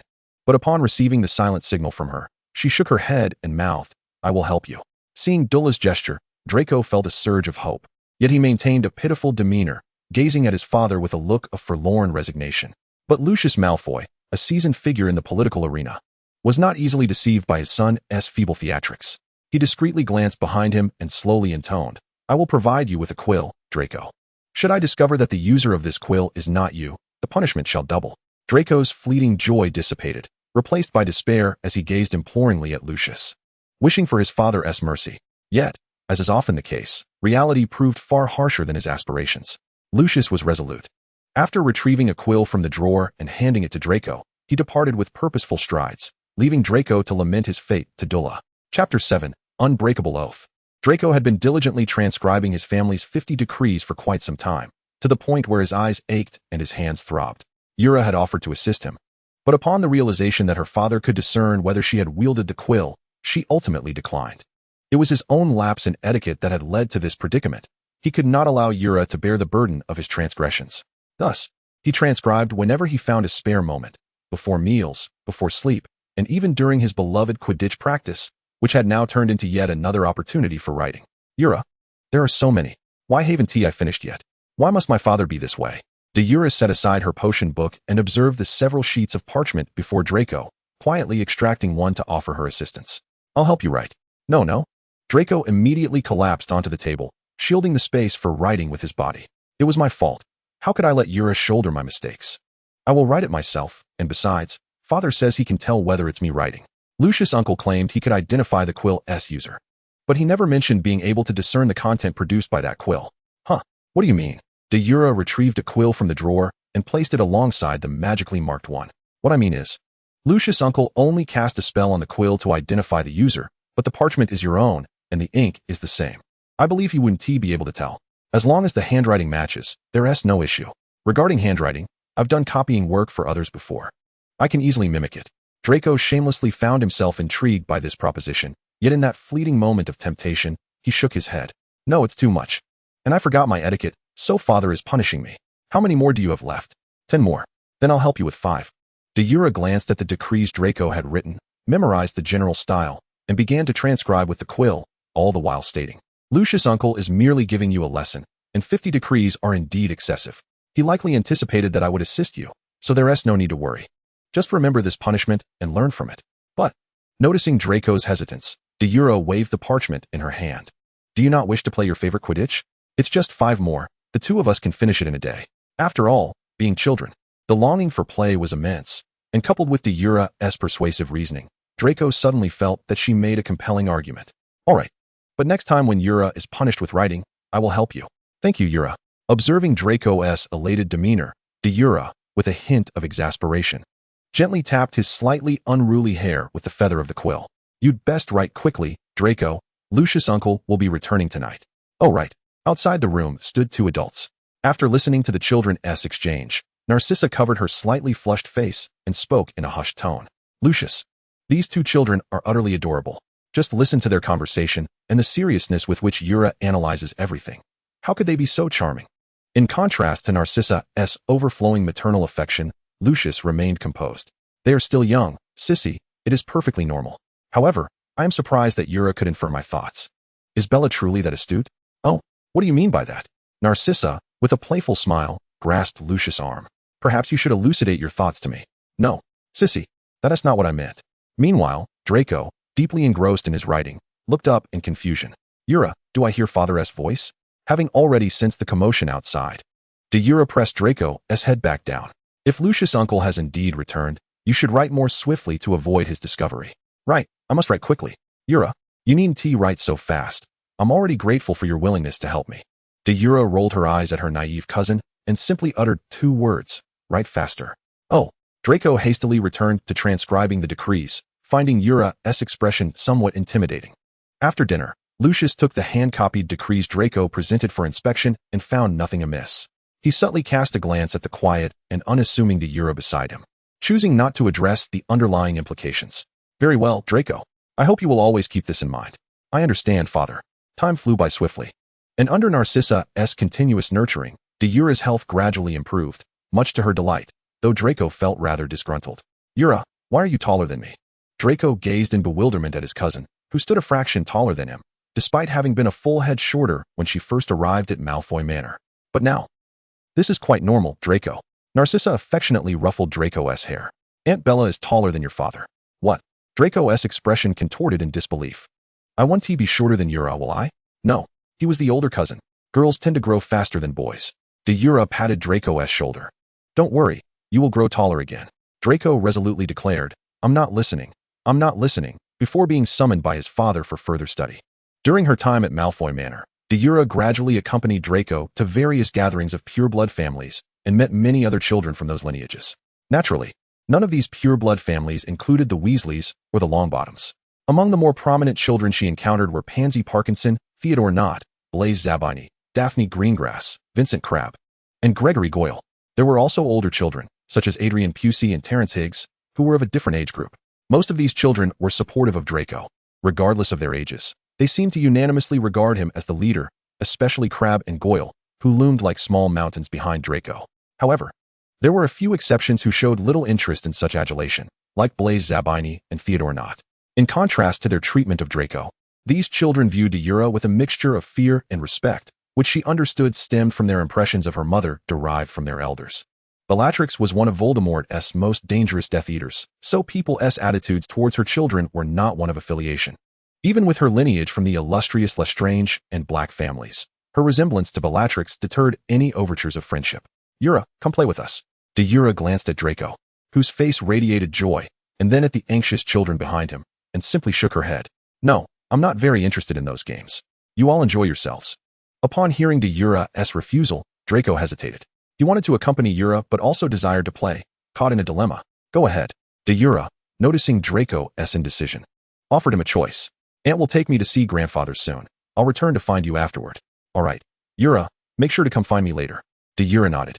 As she observed Draco and his companions depart, Deora stepped away from the banquet hall and made her way toward the waiting room, where the elegantly attired Narcissa had been awaiting her arrival. You have come, Yura. Come along. Your grandfather wishes to see you. After a pause, Narcissa added, your grandfather's health is rather frail, and his emotions have been somewhat agitated of late. If he utters anything that might upset you, please bear with him. Understood. What a good child you are. Let us proceed. Narcissa took Deora's hand, and they entered the fireplace. A handful of flue powder sprinkled down as the emerald flames erupted, engulfing their figures until they vanished within the hearth. When Deora's vision cleared, they found themselves in a chamber adorned in the somber style of a dark, ancient castle. At that moment, an elderly woman sat poised in a chair before the fireplace, gazing at them. Good evening, mother, Narcissa greeted, gently nudging Deora forward, whispering, Yura, this is your grandmother, Deora Black. Deora regarded the old lady, who bore a faint resemblance to her, and slightly lifted her skirt, bending her knees in a modest curtsy. Good evening, grandmother. I am Deora Lestrange. Please allow me to extend my greetings. Deora was a woman of few words, her expression neutral as she nodded slightly. You have arrived. Come with me. Cygnus has been waiting for you. Deora guided them through a long corridor, in stark contrast to the resplendent Malfoy Manor. This place exuded an air of oppression. We have arrived. Without knocking, Deora simply pushed open the door. A frail, wan man lay in bed, his hair a mottled gray, resembling a decrepit centenarian. It was difficult to fathom that in a magical world where the average lifespan exceeded a century, this man was barely in his 50s. Cygnus, I have brought Deora. The man propped his eyelids open, his murky gaze scanning the room until it settled upon the small figure before him. Deora? Yes, grandfather. Deora stepped closer to the bedside. I am Deora. Cygnus Black muttered her name, as if savoring its taste. Suddenly, his eyes widened, and he began to beat the bed with his hands. Why was she not named after the stars? Why is her name so different from the naming conventions of the Black family? Bella was always the most obedient. Why has she defied the Black family? This name cannot stand. This name cannot stand. Cygnus shouted hoarsely, his voice filled with indignation. It was at this moment that Deora comprehended the true nature of the temperament Narcissa had warned her about. Cygnus Black was a man whose desire for control was ever apparent. From the names of his descendants to their future paths, he insisted on involvement. Father, this is Bella's wish. As Cygnus's agitation grew, Narcissa hurriedly grasped his hand. Bella chose this name for the child, hoping she would embody the Black family's ideals, eradicating Muggles and adhering to the family's long-standing philosophy. Hearing Narcissa's explanation, Cygnus's emotions began to stabilize, yet his murky gaze remained fixed upon Deora. I have heard that this child has lived among Muggles for quite some time. Yes, father. We are of pure blood. We are born noble. With a dry yet forceful grip, Cygnus seized Deora's wrist. You have inherited the noble blood of the Black family, and I expect you to honor your lineage, child. Though Deora was scrutinized by his bloodshot eyes, she displayed no trace of fear or distaste, simply replying, I understand, grandfather. You are as obedient as your mother. This brings me solace. Cygnus still did not release Deora's hand, but instead stared vacantly at the bed curtains, speaking to himself. I am the brother of Walburga. And yet she raised a Sirius, while I produced an Andromeda. They have betrayed this name, becoming thoroughbred traitors. Traitors. His grip tightened, his long nails digging deeply into Deora's flesh, a hint of crimson appearing where skin met his fingers. Narcissa felt compelled to intervene, but feared her father's escalating rage might harm Deora, leaving her helplessly anxious. And you, child? Cygnus turned his gaze to Deora. Will you follow in their footsteps? Will you support Muggles, marry one, or align yourself with pureblood traitors? Will you? Feeling the pressure of his grip, Deora knelt to meet the stubborn old man's gaze. I will not, grandfather. I will not support Muggles, nor will I marry one. Nor will I wed a pureblood traitor who is close to Muggles. Then will you honor your middle name, Black? I will. Do you promise? I promise. A flicker of a smile finally graced Cygnus's face. You will be the pride of the Blacks, child. Under Narcissa's astonished gaze, a golden and crimson thread-like substance entwined where their skin connected. It was an unbreakable vow. Narcissa abruptly turned, discovering her mother wielding her wand, aimed at her father and granddaughter, the tip emanating a red glow. Her mother was the witness. The three questions posed earlier constituted an unbreakable vow made by Deora to Cygnus, unbeknownst to her. Under Druella's witness, the vow was established. Should Deora break any part of the vow in the future, her life would be forfeit. Father, mother. Narcissa swiftly pulled Deora into her embrace, her heart racing with shock and fury as she confronted her parents. Do you realize what you have done? This is an unbreakable vow. If Deora violates it, she will die. The expressions of the two elders revealed a satisfied smile, leaving Narcissa utterly perplexed. Families like hers and Lucius's, staunch supporters of pure blood, would never resort to such extremes. Why had they done this? Narcissa, Druella, who had remained silent since entering the room, finally spoke. The Blacks do not need traitors. Pureblood families do not require traitors. Although pureblood family heads do not wish for their children to become traitors, they have never contemplated employing such extreme measures. If their child were to violate the vow, as parents, despite their anger, who would desire their child's demise? Narcissa could not fathom the implications. What if it were Draco? What if Draco had made an unbreakable vow? She did not wish for Draco to become a traitor in her parents' eyes. But if he were to engage in any action sympathetic to Muggles, she would never want him to die. Mother, Deora is Bella's own daughter. The Black couple remained silent, merely observing Deora, who was uncharacteristically quiet. Narcissa felt herself trembling with rage, unable to contemplate the consequences. What if it were Draco? What would Bella think? Narcissa dared not dwell on the thought, hastily leading Deora away from the Black ancestral home. Deora, Narcissa murmured, her trembling hand brushing against Deora's face. I am so sorry. I never imagined they would understand, Aunt Narcissa. Deora smiled, a rare expression of joy that emerged on such a day. It is all right. I do not mind. Since the vow has been made, it cannot be broken. I am somewhat familiar with the unbreakable vow. Nothing will happen. Certainly, Dulla harbored unspoken thoughts. Specifically, she was aware that should the client perish, the unbreakable vow would inevitably be nullified. Observing Cygnus's state, it seemed unlikely he would endure for many more years. However, Auntie, Dulla, rarely impolite, interjected, I crave a snack, urgently so. Before I departed, Draco expressed a longing for a treat as well. I wish to procure some to find him. As long as she did not violate the vow, it would suffice. You may go. I desire chocolate chip cookies, the kind laden with chocolate morsels. Originally intending to consult Lucius, Narcissa was thus persuaded by Dulla to bake cookies instead. Watching Narcissa's retreating figure, Dulla lowered her gaze to the marks on her wrist, the faint gray lines entwined around it. The unbreakable vow she established with Cygnus consisted solely of two affirmations, the third merely a reiteration of the second. The family, sharing blood ties with her, were indeed her kin. Recalling Draco's words, Dulla rubbed her fingers together. Although she found her maternal grandparents as loathsome as Mrs. Mary, she excelled at fulfilling the desires of such individuals. Endurance was her forte. Numerous unreasonable demands surrounded her. in the outside world, who truly cared for another's discontent. They were fixated solely on matters pertaining to themselves, such as wealth and fame. Initially, she presumed the inhabitants of this realm mirrored Draco and Narcissa, only to realize that her perspective was rather narrow. Indeed, prolonged companionship with Draco dulled her intellect. Perhaps it would be prudent to inform Uncle Lucius, requesting him to assign Draco additional academic tasks. Otherwise, in this treacherous world of magic, she genuinely feared that her naive cousin might be bullied by some unknown ruffian when her attention wavered. Such a scenario was unacceptable. Draco treated her well, and being shorter than her, it was imperative that no one dared to mistreat him. Chapter 8. Severus Snape.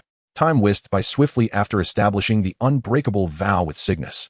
Dula spent nearly every day ensconced in the study, engrossed in her books, entirely disregarding Draco's Quidditch invitations. This situation drew Lucius's attention to a pressing issue. Draco's academic progress lagged woefully behind Dula's. He harbored no delight in witnessing another child excel beyond his own. He bore no envy towards Dula's remarkable scholarly talents. Yet Draco's pace was undeniably sluggish. Confident that his son would undoubtedly be sorted into Slytherin, Lucius summoned an old friend from his school days, Severus Snape, the current head of Slytherin, to pay a visit and instill a sense of urgency in Draco's studies. Thus, when 2 10-year-olds beheld a gaunt man clad in a thick black robe, sulking under the summer sun, their heads tilted in confusion. Draco wondered who this unfamiliar figure was, while Dula scrutinized Snape's countenance, privately concluding that he must be a beleaguered employee, the epitome of a top-tier wage slave. However, Lucius appeared quite pleased, exclaiming, "Severus, you have finally arrived. I have awaited your presence for far too long. Have you brought the exquisite potions?" Severus, with a stoic demeanor, tossed the vial into Lucius's arms and turned to leave, but Lucius swiftly intercepted him. "Do not be in such a rush, Severus. Draco, do you remember him? When you were a child, Severus." Before Lucius could finish his sentence, Snape adeptly pivoted, interrupting, "I trust our esteemed and sagacious Mr. Malfoy does not indulge in the dissemination of rumors in the presence of the concerned parties, as such folly would be rather reckless for a discerning Malfoy." Snape cast a cold glance at Draco, speaking in a measured tone, "I have never harbored a penchant for cradling a mandrake." After absorbing this lengthy exchange, Draco appeared momentarily perplexed, tugging at Dula's sleeve. "Eula, what does he mean?" Dula replied, "This gentleman implies that you were as noisy as a mandrake in your youth. Hence he had no desire to hold you. And furthermore, Uncle Lucius is lying." Her candid revelation left Lucius momentarily speechless, and when he noticed Snape nodding in agreement, his lips twitched uncontrollably. Indeed, Snape never bestowed a favorable countenance upon him, nor did Draco. Perhaps only Scylla was exempt. Lucius furrowed his brow, pondering why Snape would exhibit kindness toward Scylla, although she was indeed charming and beloved within Malfoy manner, winning the affection of all from Lucius down to Dula and Draco. Why would Severus show her any warmth? He couldn't help but feel a twinge of jealousy. Meanwhile, Snape, sensing Lucius's thoughts, scowled deeply, casting a shadowy glare. "I trust your mind has yet to be overtaken by the Muggle herb. Otherwise, Draco may soon become the youngest head of the Malfoy family in history. You cannot fault me, Severus. Your temperament is somewhat. Is there something else?" Snape interjected, "My time is quite precious." "Indeed, there is," Lucius replied, positioning himself behind the 2 children and patting their shoulders. "I wish to enlist your assistance in overseeing their studies." Snape's face contorted into a repugnant grimace, as if he had tasted something foul. "I am under no obligation. The entirety of your potion ingredients for the coming year shall be supplied by Malfoy Manor." Snape halted, regarding Lucius with suspicion. Upon mentioning money, Lucius flourished like a resplendent peacock, for the Malfoys were never short of wealth. "Moreover, Severus, I have heard you desire a solid gold cauldron. I happen to possess 3, which I can gift you, provided you assist in supervising these 2 children's studies during your leisure." "Agreed."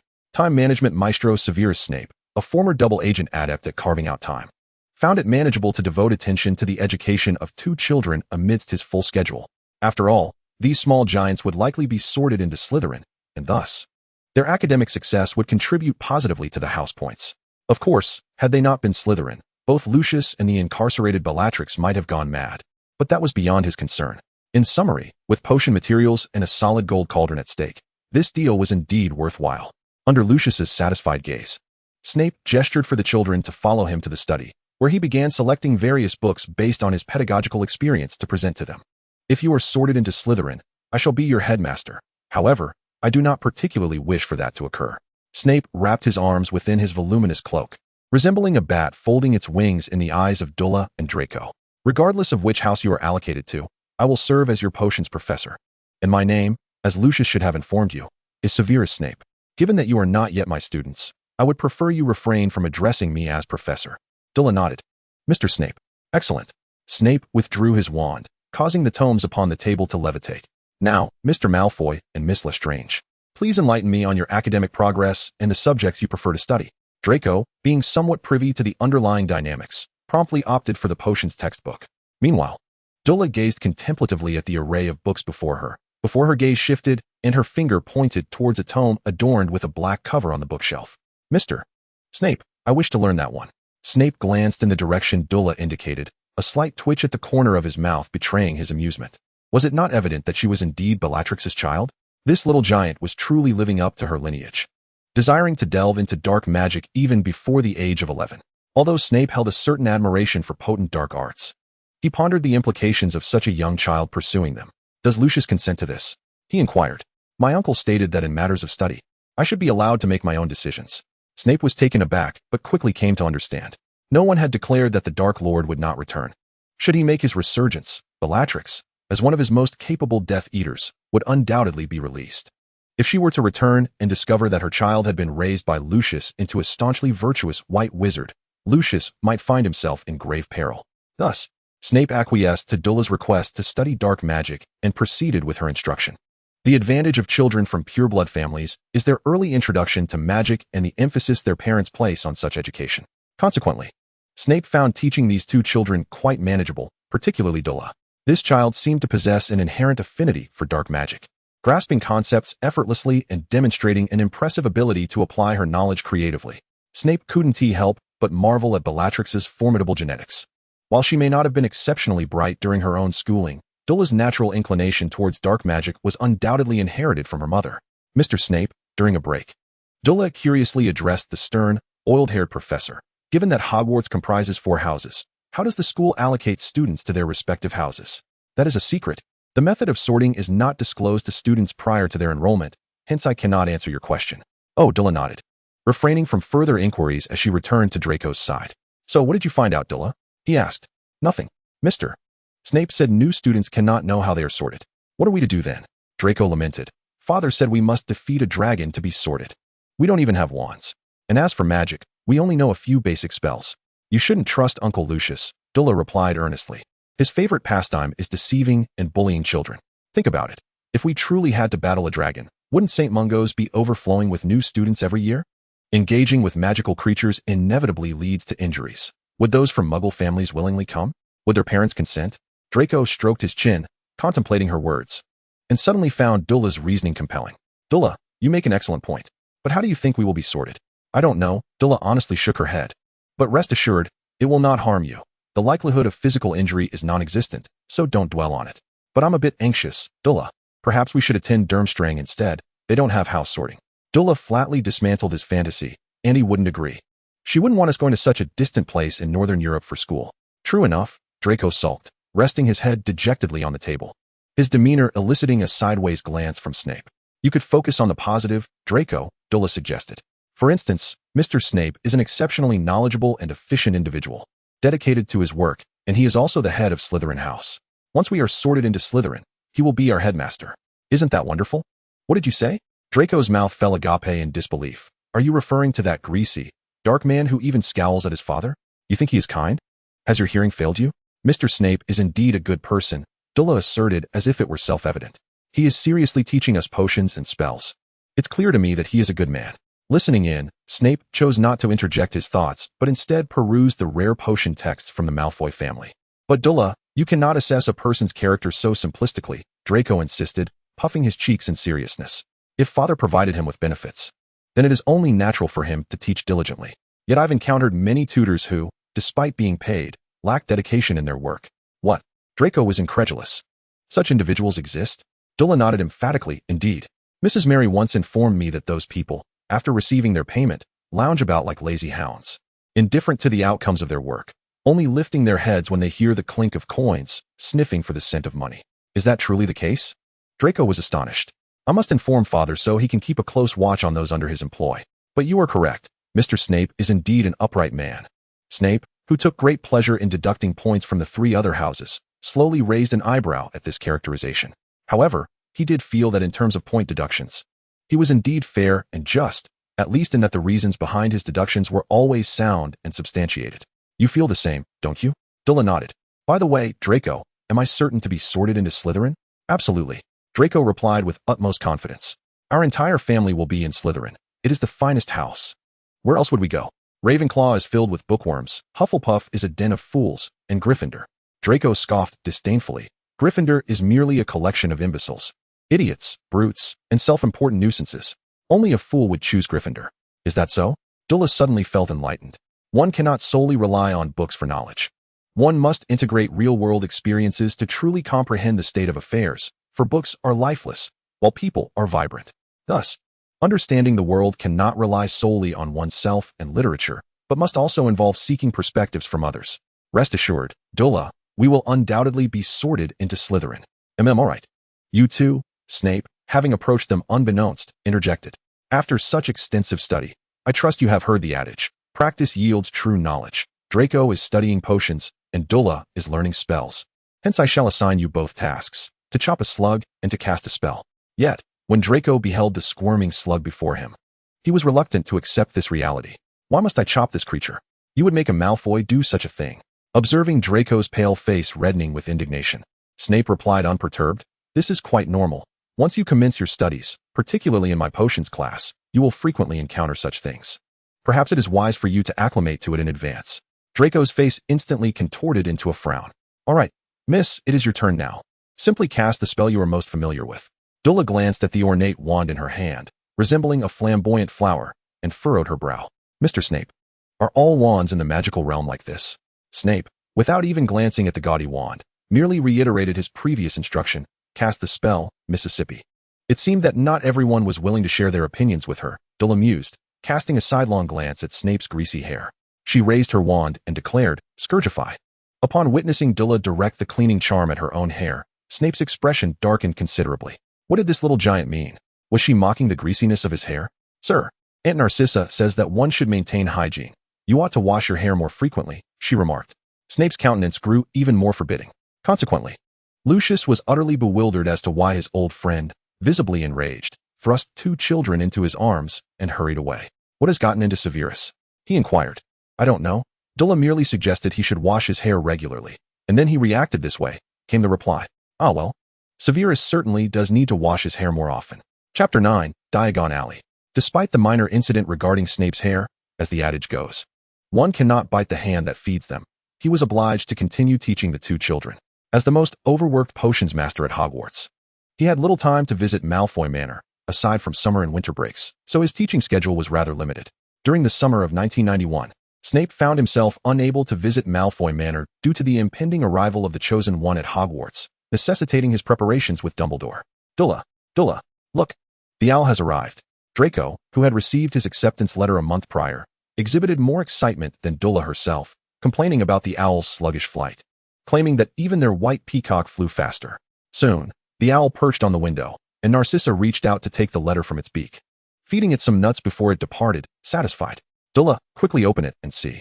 Dula, examining the parchment envelope in her hand, broke the wax seal and discovered content strikingly similar to Draco's letter, save for a name change. So, we are to purchase wands, then? Dula's focus was entirely consumed by the prospect of the wand mentioned in the letter. She was eager to discover what her wand would be like. Surely it could not be as extravagant as the flamboyant wand she usually wielded. Do not rush, children, Narcissa remarked with a wry smile. Lucius has been quite busy, but in due time, I shall take you both to Diagon Alley. The two children, understanding Lucius's preoccupations, nodded in agreement. The days of waiting stretched on, monotonous and lengthy. Draco's favorite pastime was to discuss with Dula the formidable power of their future wands, as well as their aspirations to join the Quidditch team and win the championship. While Dula was equally eager for her wand, she was disinclined to engage in Draco's incessant chatter about Quidditch. She was acutely aware of his fervent passion for the sport, particularly the newly released Firebolt 2000. Dula suspected that once Draco joined the Quidditch team, he would insist that Uncle Lucius replace all the brooms with the latest model. As time passed gradually, amidst Draco's fervent anticipation, the Malfoy couple finally escorted them to Diagon Alley, efficiently dividing their tasks. Their first destination was undoubtedly Ollivander's wand shop, for both children had long awaited the moment they would acquire their wands. Witnessing their children obtain their own wands was a moment of great significance for both adults. Diagon Alley was bustling with people, though most were gathered around the Quidditch specialty shop's window to admire the newly released Firebolt 2000. Come along, children. Let us procure your wands first. Dula surveyed the venerable wand shop, questioning whether the dilapidated sign would not pose a danger to passers-by. As a renowned wand maker, Mr. Ollivander should be well off, she pondered, before following the adults into the shop. Inside, the shop was crowded, with narrow boxes stacked haphazardly everywhere, presumably housing wands. Mr. Ollivander? Lucius called out several times, and suddenly, a disheveled elderly man appeared before them from atop a ladder. Mr. Malfoy, it has been quite some time since we last met. I still recall your wand. Elm, dragon heartstring, quite remarkable. Just as Ollivander was about to launch into his customary spiel, Lucius interrupted. While I cherish those memories, our time is limited. Let us assist these two children in selecting their wands first. Ah, of course, Ollivander replied, nimbly descending the ladder and approaching the two children. So, who shall go first? Ladies first, perhaps? Ollivander's gaze turned to Dula, and his eyes widened. Child, you bear a striking resemblance to your mother. Her wand was made of black walnut, uniquely designed. I wonder what yours will be like. Let us measure various dimensions. A soft tape measure flew over, twisting and turning as it measured Dula from her height to the distance between her nostrils. Ah, I believe I have an idea, Ollivander said, surveying the shop before retrieving a box from a shelf. Here, child, try this wand. You, dragon heartstring, 11 inches, quite rigid.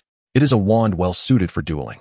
Dula took the wand, and upon grasping it, a warm sensation coursed through her body, and the wand's tip radiated a brilliant light. Merlin, I have never encountered a young witch who achieved such a perfect affinity with her first wand. Child, give it a wave, and you shall bond even more. At these words, Dula waved the wand, only for it to shatter spectacularly the next moment, startling everyone present. Dula, are you all right? Dula shook her head, perplexed as she gazed at the shards on the floor. How had it broken so suddenly? Surely, she shouldn't have to resort to that gaudy, childlike wand. She yearned for a wand like Uncle Lucius S., adorned with a striking silver snake head, or perhaps a minimalist wand akin to Mr. Snape's. The previous wand had seemed perfectly fine. Why had it shattered? This, Ollivander lamented, gazing sorrowfully at the fragments on the floor. And he began to comprehend the situation. This young lady possesses formidable magical power. Although that wand accepted you as its master, it evidently could not withstand your strength. It appears you require a wand of greater potency. Dula was somewhat puzzled. If that were the case, why had she never encountered any issues with her flamboyant child wand? Of course, she voiced her thoughts, to which Ollivander explained, not everyone can afford a child's wand. Young witches and wizards do not utilize wands until they receive their acceptance letters. Thus, families capable of purchasing children's magic wands for their offspring are undoubtedly affluent. Correspondingly, the wands designed for such families must guarantee safety, ensuring that both their security and protective qualities are of the highest standard, often enhanced by numerous alchemical products. Dula was enlightened. Was it possible that the ornate wand she had previously scorned possessed such remarkable qualities? Come now, miss, give this one a try, said Ollivander, presenting a wand crafted from blackthorn wood, dragon heartstring, measuring 12 inches, imbued with formidable power. Upon receiving the wand, Dula felt an immediate affinity. It seemed to resonate with her essence. However, as she waved it, Ollivander fell into a contemplative silence, observing the fragments scattered upon the floor. I shall find the wand that suits you, miss, he assured her, before diving back into the collection of wands. Time and again, he emerged with unsuccessful attempts, his expression gradually morphing into one of despair as he gazed at the wall of wands. How about a yew wand? Lucius suggested, his brow furrowed in contemplation. Initially inclined to mention a vinewood wand, he quickly abandoned the thought in light of memories of his tyrannical former employer, opting instead for the yew. However, I have heard that wand makers have ceased crafting wands from you.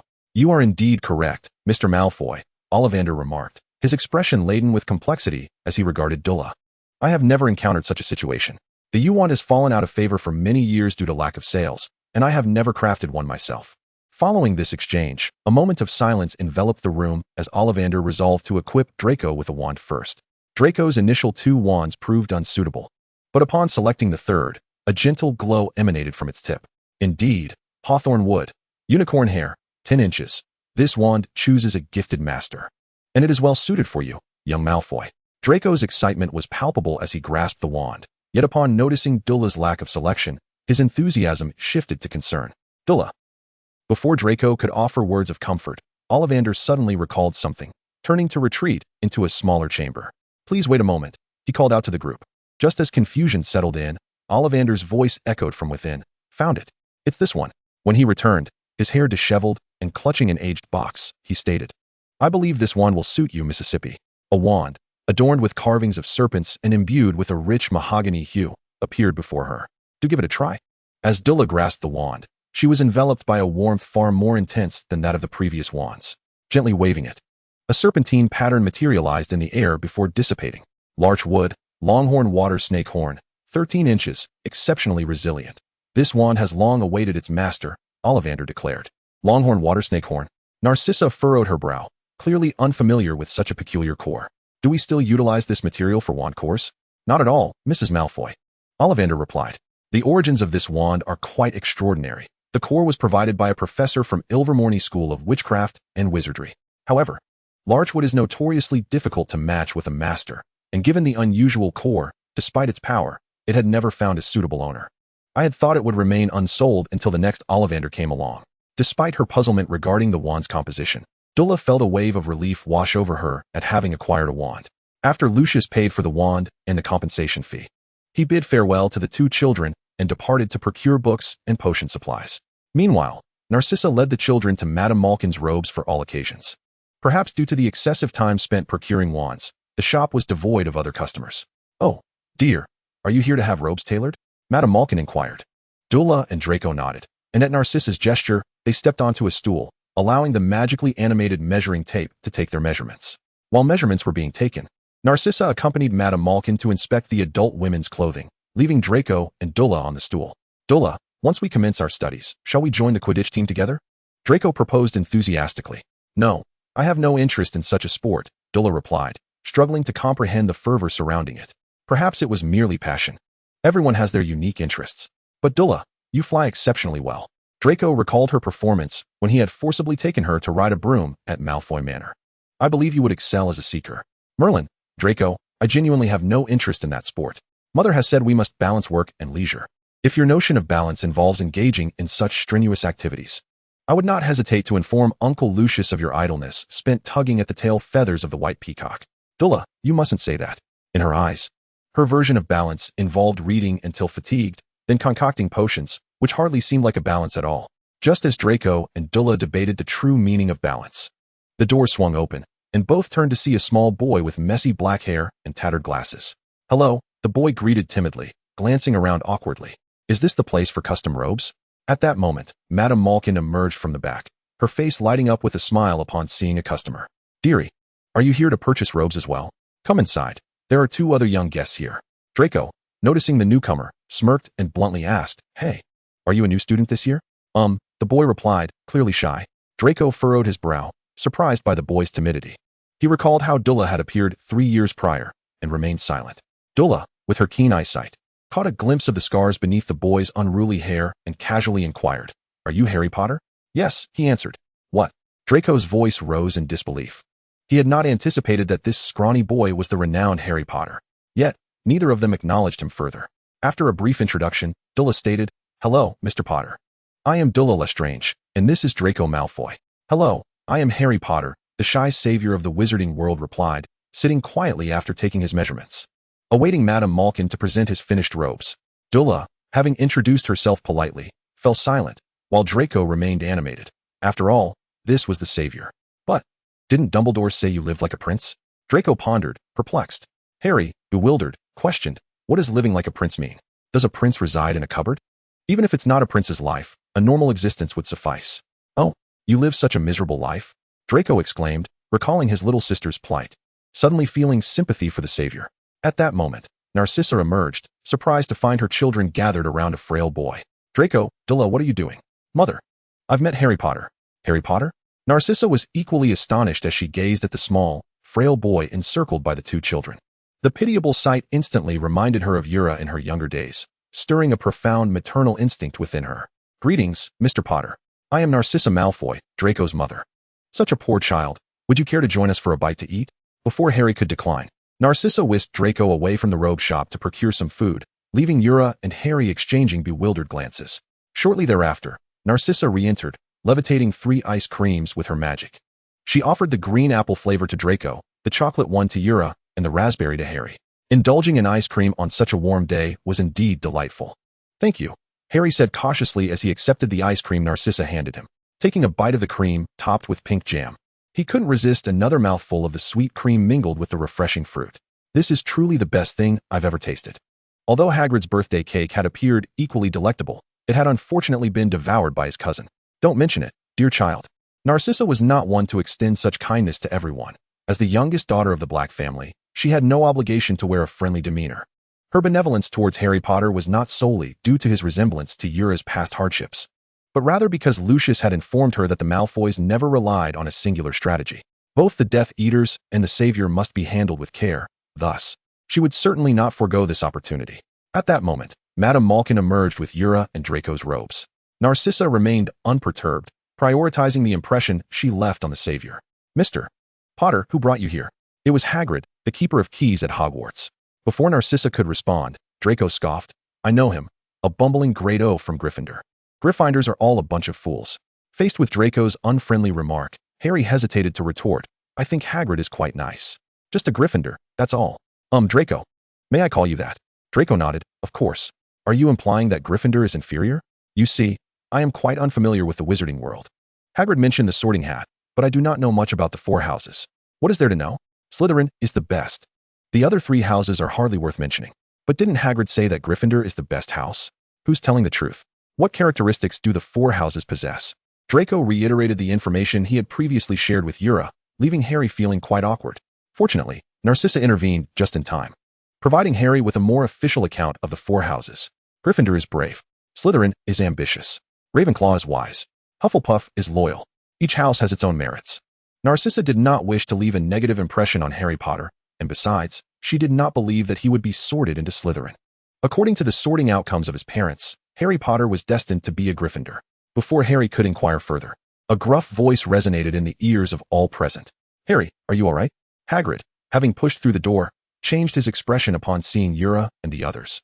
He immediately rushed to Harry's side, inspecting him closely, then protectively shielding Harry behind him as if he were a vulnerable chick. Narcissa, however, made no comment, merely nodding at Harry before departing the shop with the two children. Harry, are you okay? Hagrid asked urgently after the trio left. Visibly relieved when Harry assured him he was fine. They're not easy to deal with. Harry, you must be cautious. Especially that black-haired girl. She is the offspring of two very dangerous Death Eaters and poses a significant threat. But I find them quite pleasant. Ura even greeted me first. Don't be deceived by their facade, Harry. Hagrid advised sincerely.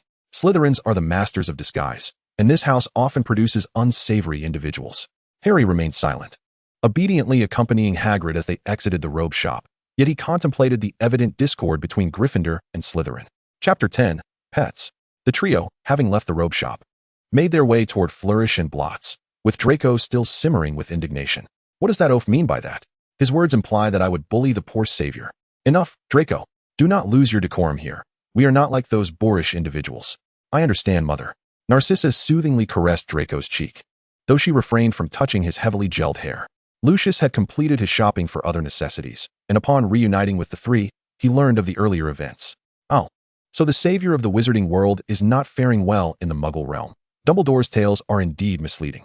Lucius had intended to commend Draco for his astute approach in befriending the savior, but upon seeing the gelled hairstyle, his hand veered and rested on Ura's head instead.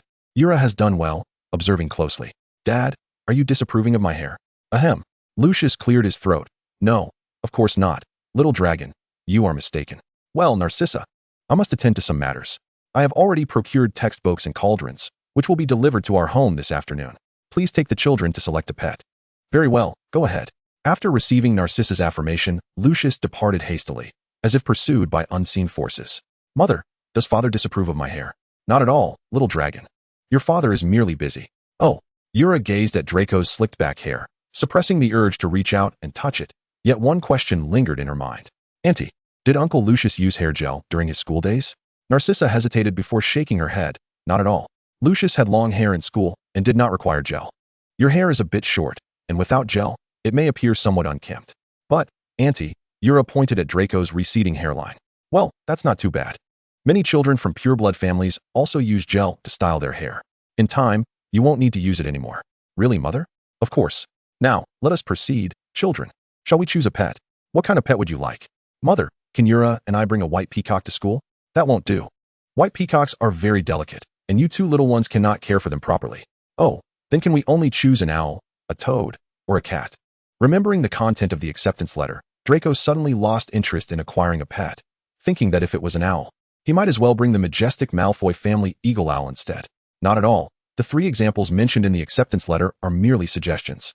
You may bring other pets as well. Once we arrive at the pet shop, you can choose carefully. All right. The enchanted zoo, in contrast to the adjacent Ollery, radiated a brighter ambience, with a plethora of marvelous creatures suitable for students frolicking within their cages. Dula scanned her surroundings and eventually fixed her gaze upon a chameleon lizard. Draco, noticing her interest, couldn't help but smirk when he beheld the reptile. Dula, do you fancy such creatures? He inquired. Dula nodded vigorously, her eyes seemingly glued to the lizard. But Dula, don't you find it rather unappealing? He retorted. Yet it can change colors. She exclaimed. Draco mumbled under his breath. Even after changing, it remains rather unattractive.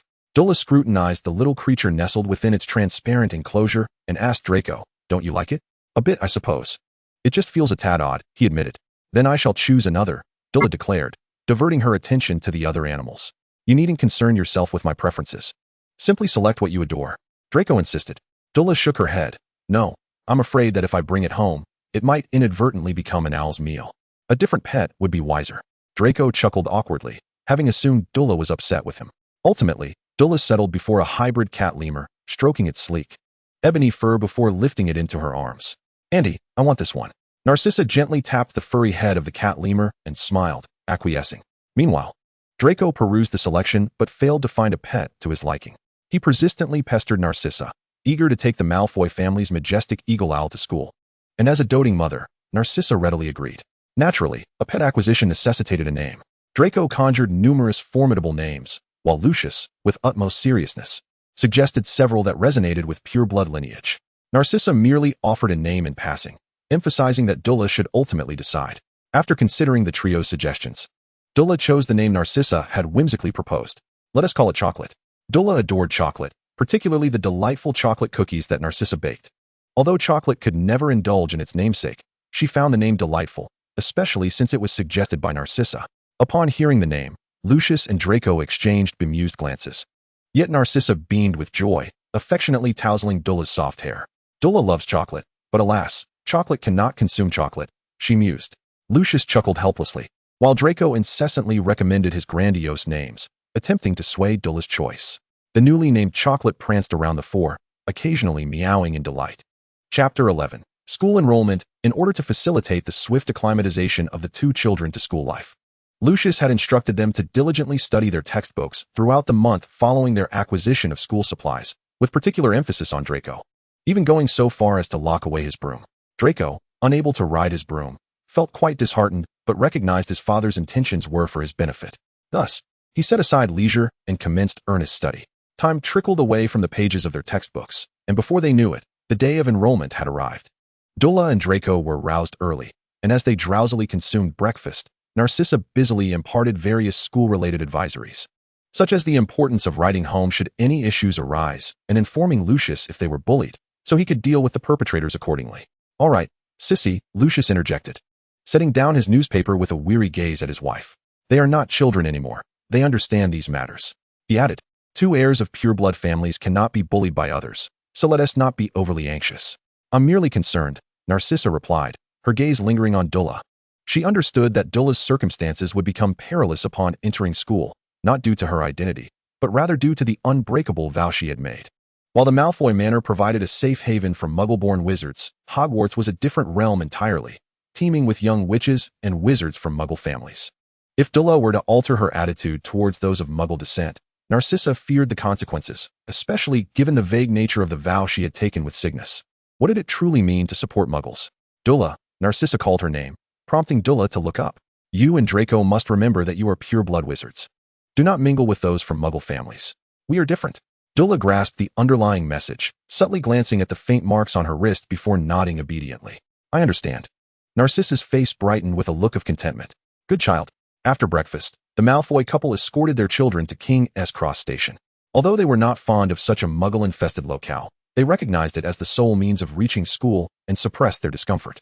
Draco, observing the bustling platform, inquired, Father, Where are we headed next?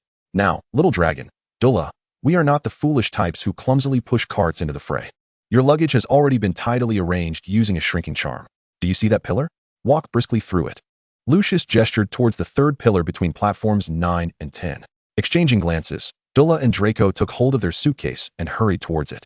Emerging from the darkness, they were greeted by a crowded platform, the train's whistle blaring urgently, surrounded by students headed to Hogwarts. All right, children, Lucius clapped his hands, signaling them to stand beside him. Given our compact luggage, I believe we need not rush aboard. The first order of business upon arriving at Hogwarts is the sorting ceremony. I trust one need not reiterate what to be mindful of.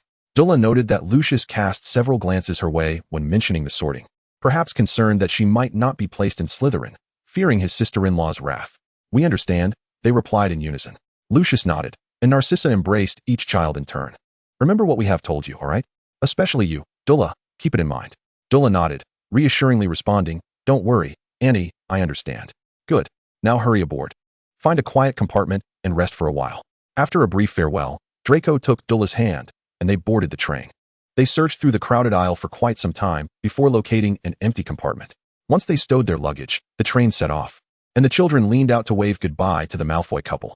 As the train settled into a steady pace, Draco slumped into his seat, exclaiming, Dulla, I'm so tired.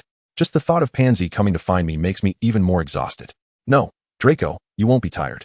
Why not? Because we're in the same compartment, they're afraid of me. I truly don't understand why they're so afraid of you. You don't even look intimidating. Is it simply because you're Annie's child? Certainly. After all, one's lineage is not easily overlooked. As Dulla spoke, the suitcase beside her stirred, and a black feline head emerged, its chocolate-brown eyes glancing around before two front legs followed suit. Once the entire cat had extricated itself, it promptly leaped onto Dulla's lap and settled down for a nap. Just as Dulla had predicted, it wasn't long before Pansy and her companions sought out Draco. Upon spotting Dulla, their expressions seemed to freeze, and ultimately, they merely exchanged greetings with Draco before departing. See, Dulla shrugged, they fear me. Draco, perplexed, quickly set the matter aside, as he overheard passing students mentioning they had seen Harry Potter. Dulla, should we go take a look? We haven't had a proper chat with Harry yet. Dulla, having also heard Lucius's instructions along with Draco, understood the implication of fostering a good rapport with the Savior. However, she hesitated. Are you certain? I believe Mr. Potter would prefer not to be treated like a rare specimen on display. It's just to say hello. I merely wish to observe. Really? Dulla crossed her arms, gazing at Draco. Ever since our encounter in Diagon Alley, I've had to endure hearing about Harry Potter at least 30 times a day. Of course, I simply wish to take a look. Dulla, accompany me. Draco cast a sincere glance her way, but Dulla, under the weight of his gaze, discreetly raised her hand to shield her eyes. Yet, Draco was undeterred, seating himself beside her and continuing to stare. Ultimately, feeling compelled, Dulla sighed and relented. Very well, I shall accompany you. Splendid, Dulla. You are my favorite. Yes, yes. Eager to escape Draco's clinginess, Dulla stepped out of the compartment, listening to the conversations of passing students as she guided Draco toward the general vicinity of Harry Potter. Not long after, she noticed a girl leaning against the compartment door, conversing with a round-faced boy who was sniffling behind her. Is that not Longbottom? Longbottom. At Draco's mention, she recalled that Longbottom's parents had been confined to St. Mungo's by their own, subjected to the unforgivable curses. This meant that she and Longbottom were sworn enemies. Although she was the one holding enmity towards him. Shall we still proceed? Draco clearly recognized the animosity between Lestrange and Longbottom, although he held no great regard for Neville Longbottom. He weighed Dulla's position as the inauspicious party and considered the severe repercussions of their prior conflict before ultimately deciding against pursuing another conversation with the Savior. He obediently accompanied Dulla back to the compartment. Without outside interference, the two spent the remainder of the journey in tranquil silence. As the whistle sounded, Dulla, Draco, and the other young wizards disembarked. Goyle and Crabbe, having squeezed through from somewhere, took their positions behind Draco like two bodyguards. Dulla remained silent, following the half-giant Hagrid's lead alongside the other first years toward Hogwarts. The bustling crowd compressed their surroundings, and suddenly, a hand grasped Dulla's arm. Before she could shake it off, a breathless voice reached her ears. There you are. I searched high and low to find you. The one gripping her arm was none other than the Harry Potter Draco had been so keenly thinking about. His hair appeared even more disheveled than their last encounter. After all, Harry had endured quite the ordeal to locate them, so Dulla explained, we were also planning to find you. But we encountered some issues and decided to look for you once we reached the school. Is that so? While speaking, Harry had already regained his composure. smiling cheerfully as he addressed Draco. Draco, good to see you again. Draco's response to the savior was a haughty grunt, with her cousin's lackluster response. Dula felt compelled to clarify for Harry. Draco is quite pleased to see you too. Ever since our last meeting, he has mentioned Harry Potter at least 30 times daily. Pausing to reflect, Dula added, Draco thinks very highly of you. Really? Harry beamed at Draco. Thank you, I like you too. Dula then observed an odd flush creeping up Draco's cheeks, noticing the corners of his mouth twitching involuntarily. It struck Dula that her cousin was indeed rather prideful. Ahem. Draco cleared his throat, formally extending his hand. Allow me to introduce myself. I am Malfoy, Draco Malfoy. This is my cousin, Deora Lestrange. Beside her is Goyle, and the other is Crabbe. Harry shook Draco's hand. Hello, I'm Harry Potter. Just then, a red-haired boy squeezed through the crowd, exclaiming, Harry, who are you shaking hands with? Chapter 12, The Sorting. It was at that moment that Hagrid led the newcomers to the lakeside, instructing everyone to board the small boats. Draco quickly reacted, taking Dula by one hand and Harry by the other, guiding them onto a nearby boat, while the hefty Crabbe and Goyle were directed to another vessel. Given their considerable weight, the red-haired boy, having found himself alone amidst a throng of paired companions, had not located a boat. Spotting the vacant space on Dula's boat, he unhesitatingly clambered aboard. The small vessel dipped slightly but soon stabilized, setting forth as its four occupants exchanged bewildered glances. Draco was the first to break the silence, smirking. Let me guess, red hair, second-hand robes. You must be a Weasley. Humph. You're just as insufferable as your father, Malfoy. Observing the tension between the two, Dula turned to Harry. Do you know Mr. Weasley? Ah, yes. Harry, sensing the awkward atmosphere, looked to Dula for support. What is going on between them? Perhaps you are unaware. Dula pointed to the two glaring at one another. The Malfoys and Weasleys have never been on amicable terms. Is that so? Ron was the first person I met after boarding the train. I had no idea he had such a connection with Draco. Upon hearing Dula's explanation, Harry momentarily faltered, unsure how to mediate. Quite a dilemma, isn't it? Dula patted Harry on the shoulder, akin to a man caught between a moonlight crush and a beloved spouse. Harry's eyes widened in disbelief, his expression reflecting utter confusion. Even the two adversaries beside him stared incredulously at Dula. Unperturbed, Dula continued in a lowered voice. According to the narrative, the first acquaintance should be the moonlight crush. Thus, Draco represents your moonlight crush, and Mr. Weasley is your spouse. You must choose between the two. If we adhere to the storyline, you ought to select Draco, for men are often drawn to the unattainable. But you should choose Mr. Weasley, as you are the morally upright savior, hence you would opt for him, subsequently feeling ever guiltier towards Draco. Wait, hold on. Harry gazed at Dula with a countenance of sheer terror, utterly bewildered as to how she could articulate such a metaphor with an expressionless visage. I believe you ought not to say such things, he exclaimed. So, you would prefer Draco then? Dula perceived Harry's cleverness. Not at all. Your insinuation is rather peculiar, she retorted, finding the girl's oddity quite perplexing. Before Harry could finish his thought, Hagrid called out, Duck. The young wizards promptly bowed their heads to evade the archway, but the sound of 4 resounding thuds still echoed through the air. After passing through the arch, the young wizards could not help but marvel at the splendor of Hogwarts Castle, yet the quartet aboard the boat remained oblivious to its beauty, merely cradling their heads and bending low, uttering not a word. Ouch, I think I've banged my head, Dula lamented, clutching her head as she pointed her wand at Draco's smooth forehead, restoring him to his former state. Dula, what about me? Harry implored, grasping her sleeve and indicating his own swollen forehead. After mending his injury, Dula similarly restored Harry to his original condition. The only one left nursing his head was Ron Weasley, who, with great resolve, adamantly refused Dula's offer of healing, though she had no such intention. The group did not pursue their previous conversation, for they were nearing the shore. Upon entering the castle with Hagrid, Dula caught sight of a witch clad in an emerald green robe, her demeanor stern, suggesting she was a strict professor. First years, this is Professor McGonagall, who will be instructing you in Transfiguration. Professor McGonagall, I leave them in your capable hands, Hagrid announced. McGonagall nodded, replying, Thank you, Hagrid. I shall take it from here. She led the students up a series of staircases, ultimately arriving at a landing. Welcome to Hogwarts, Professor McGonagall addressed the newcomers warmly. Before you take your seats, you must first determine which house you will join, Gryffindor, Hufflepuff, Ravenclaw, or Slytherin. The sorting ceremony is a profoundly significant rite, as it will greatly influence your future academic life. I urge you to regard it with the seriousness it deserves. After imparting this information, McGonagall instructed the first years to wait momentarily, and as she departed, murmurs began to ripple through the group. Did you hear? Harry Potter is starting this year too. I hope I get sorted into the same house as him. One student exclaimed. Me too. Being in the same house as the Chosen One would be so cool. Another chimed in. Really? I want that as well. I heard he has a lightning-shaped scar. I can't wait to see it. Reflecting on how people had gawked at him like a spectacle, Harry discreetly adjusted his hair to shield his scar from view. He did not perceive his mark as particularly remarkable. It was a token of the sacrifice made by his mother. By the way, did you know that Lestrange is also attending? Another voice piped up. What? Is she the daughter of that merciless Death Eater, Bellatrix? She must be truly vicious. Absolutely. Both her parents are Death Eaters, and they were imprisoned in Azkaban. Let's hope she isn't sorted into my house. Indeed, someone like her should remain firmly in Slytherin. Dula listened intently to these remarks, but chose to disregard them, reaching out to grasp Draco's arm to prevent him from retaliating. Draco, they speak a truth of sorts. Moreover, there is no need to engage in unnecessary arguments over such childish comments. That would merely squander our time. Upon hearing this, Ron turned to Harry. Harry, don't you have any thoughts on what they just said? Harry smiled at Ron and shook his head. I have no particular opinion. In my view, the measure of a person should not hinge on the actions of their parents, but rather on their own character. One should not be swayed by hearsay. Just like your introductions to the houses, everyone possesses their own perspectives. But you know, Harry, Ron said, gazing intently into Harry's eyes.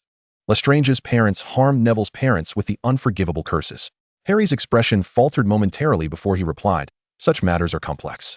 Can I ascertain what advantages Dula has gained due to her parents' actions? Ron pondered this, shaking his head. Perhaps none. I heard that Lestrange was left to live among Muggles for several years due to her parents' imprisonment, and it was only recently that the Malfoy family brought her back. If she hasn't benefited from her parents' actions or been adversely influenced by them, then we should not hastily judge her based solely on our impressions of her parents. Frankly, that would be quite unjust. Ron was taken aback by Harry's insightful words, yet he remained skeptical. Generally, children reflect the nature of their parents, don't they? Especially those Slytherins. They exemplify that notion to the utmost. Ultimately, it depends on individual perspective, Harry concluded, not wishing to elaborate further. He recognized the stark divide between children from Gryffindor and those from Slytherin, a rift that seemed irreconcilable. Yet, as a Gryffindor himself, how could he find common ground with Dula and Draco? Would they not be sorted into Slytherin? Dula and Draco overheard Harry's words. Draco appeared quite pleased, while Dula was somewhat astonished. She had not anticipated that the Chosen One would possess such independent thoughts. She had assumed today, as youth resembled mere automatons, echoing the sentiments of others. Nevertheless, based solely on this discourse, she was not entirely at ease allowing Draco to associate with the Chosen One, for it was merely a statement. Before long, Professor McGonagall returned, guiding the first years up the steps, and shortly thereafter, they entered a grandiose hall adorned with opulence.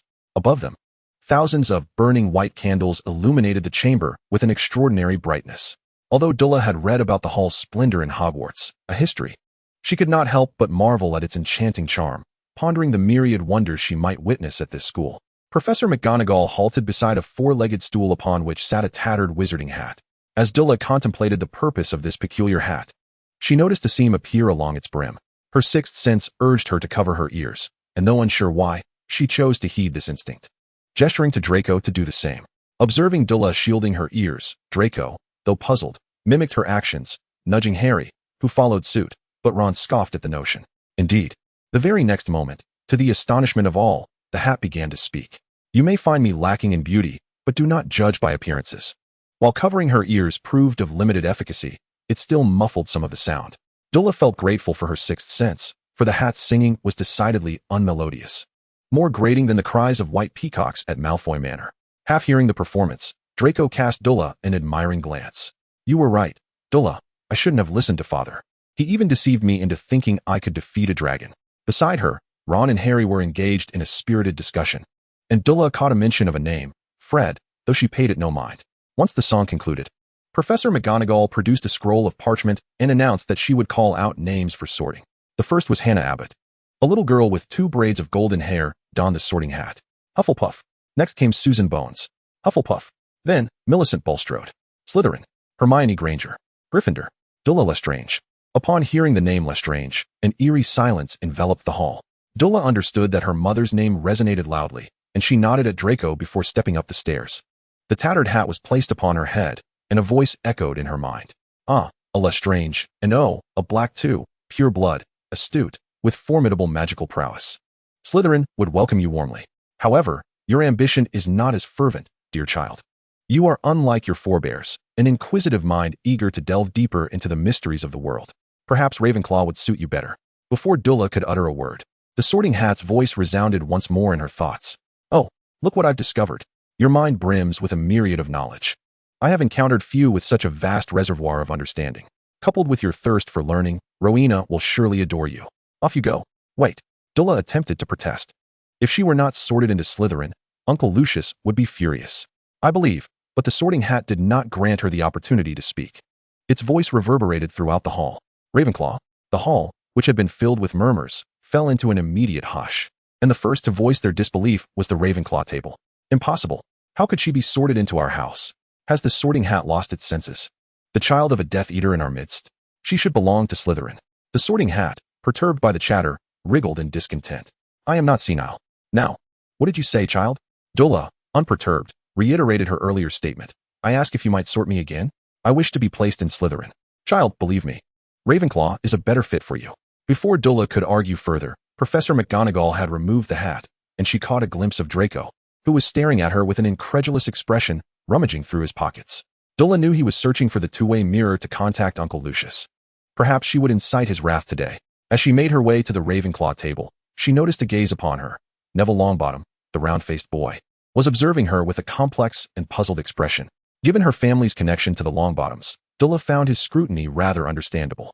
Upon reaching the Ravenclaw table, she saw her fellow students retreating in fear, collectively vacating the seats closest to the staff table at a remarkable speed. Dula, undeterred by their trepidation, seated herself in the foremost position, while the student nearest to her was at least 3 meters away. The sorting continued, and Dula reflected on the cruel hand of fate.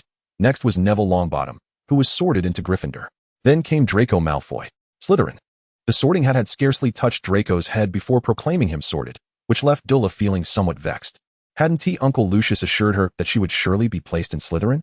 Once Draco settled at the Slytherin table, Dula keenly observed him fiddling with the two-way mirror, presumably to contact Uncle Lucius. She wondered how he would react to the news. Harry Potter, as the name was called, every neck craned to glimpse the chosen one. Even Dumbledore, who was unmistakably seated at the staff table, leaned forward to observe. Harry ascended the steps under the weight of countless gazes, trying to shield his lightning-shaped scar with his hand. Professor McGonagall placed the sorting hat upon his head. This time, the sorting took longer than it had for Dula, as the hat twisted and turned, seemingly in conversation with Harry. Eventually, Harry nodded resolutely, and the hat straightened itself, bellowing, Slytherin. The hall fell into a profound silence, followed by a cacophony of disbelief that surpassed the murmurs Dula had received. How can this be? The chosen one sorted into Slytherin. The clamor of incredulity echoed around her. Dula lowered her eyes, absently grazing the faint scars on her wrist. The chosen one in Slytherin. How utterly fascinating. If Harry excelled at school, the pureblood families might have to reevaluate their stances. The atmosphere grew increasingly chaotic as Harry hurriedly took a seat beside Draco. Finally, Dumbledore's voice rang out, amplified by magic, commanding silence. He surveyed the students below, signaling Professor McGonagall to continue the sorting. Ronald Weasley, Gryffindor. After Blaise Zabini was sorted into Slytherin, the sorting ceremony drew to a close. With his long white beard, Dumbledore smiled warmly at the new students. And as his words faded, a feast of various delicacies appeared on the tables. Dula glanced toward the Slytherin table, signaling to Draco that she was fine. However, as she turned away, she inadvertently caught sight of a man shrouded in a heavy hood, his gaze fixed upon her. Noticing her scrutiny, the professor offered an awkward smile, then turned his back to her, engaging in conversation with Snape. Whether it was merely her imagination or not, when the professor turned away, Dula felt an inexplicable flutter of anxiety, as if a gaze were piercing through her. How to describe it? This sensation was imbued with both curiosity and something ominous, and Dula found it unsettling, particularly since it bore an irresistible quality. Her unease compelled her to grip her wand tightly, only to discover that its tip emitted a faint green glow, and the wand itself trembled slightly, as if warning her. Her fingers brushed over the intricate carvings of her wand, and it settled into tranquility, as if soothed. Perhaps she should investigate the library for information regarding wands, especially considering the peculiar pairing of hers. She needed clarity on the matter. Realizing she could not rush to the library immediately, Dula lost her appetite. After the main course concluded, she hastily consumed a few chocolate cookies when desserts arrived, but abstained from further eating. As the remnants of food vanished from the tables, Dumbledore rose, restoring tranquility to the hall. Now that everyone has dined to their fill, I have a few important announcements to share. The first decree is the prohibition of entry into the Forbidden Forest. Curious young wizards often find themselves unable to restrain their inquisitiveness. With that, Dumbledore cast a glance towards the Gryffindor table. Secondly, Mr. Filch has asked me to remind everyone not to cast spells in the corridors during breaks. Lastly, I must caution you all, if you wish to avoid any unfortunate occurrences, refrain from venturing into the corridor on the 4th floor. Now, before we retire for the night, let us sing the school song. Deora paid no heed to the sudden chorus, her brow furrowed as she pondered Dumbledore's earlier remarks. She certainly did not perceive his warnings as benevolent reminders of danger. Rather, she believed that for the present crop of inquisitive young wizards, the more they were forbidden from entering a place, the stronger their desire to investigate it became, particularly when the reasons were left ambiguous. It seemed as though Dumbledore was intentionally inviting someone to explore the 4th floor corridor. What event could possibly compel Dumbledore to issue such a caution before the entire faculty and student body? Was it Harry Potter, the only variable this semester, who might have sparked such concern in Dumbledore? But what could his motive be? Before Deora could untangle her thoughts, the chorus concluded, and the newly enrolled young wizards were led away by their prefects to the common room. Yet, Deora unexpectedly encountered someone in the hall. The professors at the staff table also took note of the figure standing at the entrance, a disheveled Lucius Malfoy, seemingly fleeing from some unseen terror. Upon spotting Deora, who had yet to move, Lucius exhaled a deep sigh of relief, striding forward to grasp her arm with a commanding gaze directed at Dumbledore. "I wish to speak with you, Dumbledore," Lucius stated, pausing momentarily before adding, "in my capacity as a Hogwarts governor, to have a serious discussion." Dumbledore regarded Lucius with surprise, evidently not expecting his return. However, upon seeing Lucius approach him with Deora in tow, he quickly deduced the purpose of his visit. "Ah, Severus, do wait a moment. Come with us to my office for a cup of tea." Severus Snape, who had been preparing to return to brew potions, paused and turned toward this superior who was imposing upon him an unexpected overtime, his expression revealing disdain. "How fortunate I am, the illustrious Dumbledore. However, as compensation for making your poor employee work late, I shall have to forego my toothsome potion today." "Don't be like that, Severus. It is still manageable," Dumbledore replied. "Tomorrow's as well. 1 week." Dumbledore immediately turned to Lucius, urgency apparent in his demeanor. "Time is of the essence, Mr. Malfoy. Come with me." Chapter 13. The dismal fate of Lucius. No one truly comprehended the tumultuous emotions swirling within Lucius. Who could understand? Who could fathom the dismay of finally sending his 2 young children away, only to have the prospect of a romantic candlelit dinner with his beloved wife shattered by a double-sided mirror sent from his son? It was akin to wishing to erase his son from the Malfoy family tree. Why did he need to bring that mirror to dinner? Why did Draco send it to him? Why? And yet, he could not express his frustration in front of Narcissa. Lucius swore that if Draco had no pressing matter to discuss, he would certainly defer the purchase date for the Nimbus 2000. Once he composed himself, Lucius answered the mirror with a forced smile, only to hear a proclamation that sent his spirit plummeting. "Father, something terrible has happened. Deora has been sorted into Ravenclaw." "What? Ravenclaw? Who has been sorted into Ravenclaw? Who?" "Oh, Deora, just my sister's daughter sorted into Ravenclaw," he mused, dismissing it as trivial. Yet, Lucius's smile faltered, fear creeping into his eyes. "Who has been sorted into Ravenclaw? Deora is in Ravenclaw. What about my sister-in-law?" Lucius envisioned Bellatrix breaking out of Azkaban overnight, swimming across the North Sea, wielding a knife to claim his life. The thought of his sister-in-law as formidable presence sent shivers down his spine. When he caught Narcissa's concerned gaze, his heart inexplicably bloomed with affection. Fortunately, he had been born a few years later, and he had married Narcissa. Had he wed Bellatrix, he would have preferred to leap into a Muggle sewer. How terrifying. "Lucius, has something happened with Draco and Deora?" "Draco is fine. It's Deora. She was sorted into Ravenclaw." "Ravenclaw? Deora wasn't he sorted into Slytherin?" "Indeed." Lucius waved his wand to summon his clothes, dressing as he instructed Narcissa. "Narcissa, I must make a trip to Hogwarts. I shall transfer Deora before she settles in. Dumbledore had best grant me this favor, or I shall withdraw the funds for the Quidditch pitch repairs. And Narcissa, do remember to eat. There's no need to wait for me." With that, Lucius departed Malfoy Manor. "So, Mr. Malfoy wishes for Miss Lestrange to be transferred to Slytherin? It is worth noting, Mr. Malfoy, that there has never been a precedent for such a transfer in Hogwarts history." Lucius elegantly seated himself, taking a sip of tea, intending to showcase his sophistication, only to discover that the beverage was excessively sweet. Dumbledore, noticing Lucius's discomfort, popped a cockroach cluster into his mouth and smiled at him. One grows old and yearns for sweetness. After all, one did not indulge much in sweets during childhood. Lucius scoffed, setting down his teacup to fix Dumbledore with a gaze. "I did not come here to reminisce about childhood hardships. Dumbledore, expedite Deora's transfer so we may conclude this meeting." Regarding the transfer, while there is no precedent, I deeply respect the opinions of the students themselves. I believe Mr. Malfoy should inquire about Miss Lestrange's wishes, as this concerns her future. Dumbledore was acutely aware of whose child Deora was. Harry being sorted into Slytherin had already taken him by surprise. However, the fact that Bellatrix's child had been sorted into Ravenclaw might present an opportunity, as Ravenclaw was a neutral house. Lucius glanced at Deora, standing beside him. Deora, what is your opinion? But before Deora could complete her thought, Dumbledore interjected, Miss Lestrange. I believe you should understand that the sorting hat places students in houses according to their traits. There is a reason it has sorted you into Ravenclaw. You must consider what you truly desire. Dumbledore, what do you mean by that? I merely wish for Miss Lestrange to contemplate her choices. And your stance, Miss Lestrange? Deora cast a glance at Dumbledore and then at Lucius. She was well aware of her desires. She wished to learn more about the world. However, Lucius had informed her, and the Blacks had cautioned her, while even Aunt Narcissa repeatedly reminded her that she was a pure-blood witch. One cannot always follow one's inclinations throughout life. I wish to attend Slytherin. Since Miss Lestrange herself concurs, Dumbledore said with a smile, turning to the previously silent Severus Snape. Severus, could you kindly escort her to the Slytherin common room? Snape cast a mild glance at Deora before looking back at Lucius. Is there anything else? Once your demands were articulated, I took her away. That was all. Lucius slowly rose to his feet, gently ruffling Dulla's hair before casting a glance at Dumbledore. I shall not impose any further, Mr. Dumbledore. Dumbledore politely bid farewell. Take care, Mr. Malfoy. Upon exiting the headmaster's office, Lucius once again tousled Dulla's hair. Eula, do not forget your surname. I won't, Uncle Lucius. Good child. Lucius withdrew his hand, noticing the cold demeanor of Severus Snape. Severus, I shall trouble you. I sincerely hope you will never trouble me again.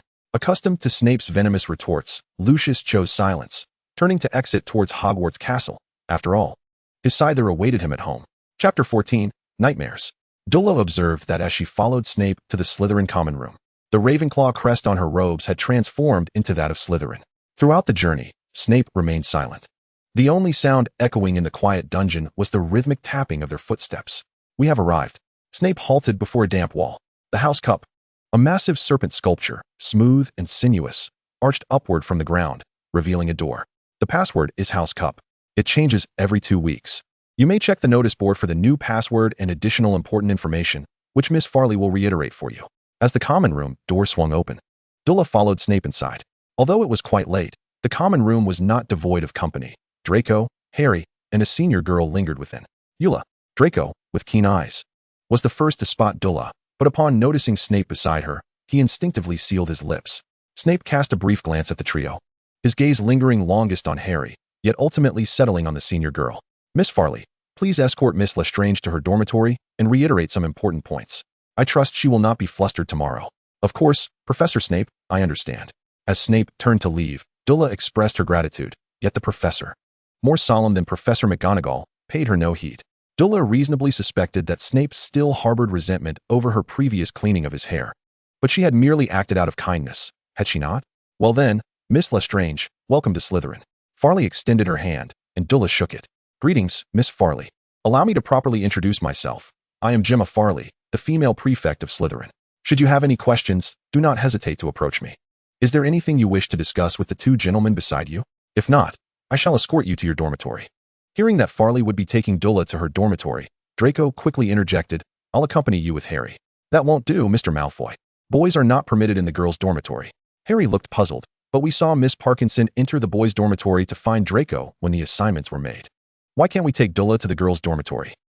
There exists an unwritten rule across all houses. Girls may enter boys' dormitories, yet boys cannot enter girls' dormitories. Should you wish to access the girls' dormitory, you shall experience the joy of sliding along the way. Draco, with a hint of skepticism, replied, Really? Farley, not one to be rigid, noticed Draco's disbelief and gestured invitingly.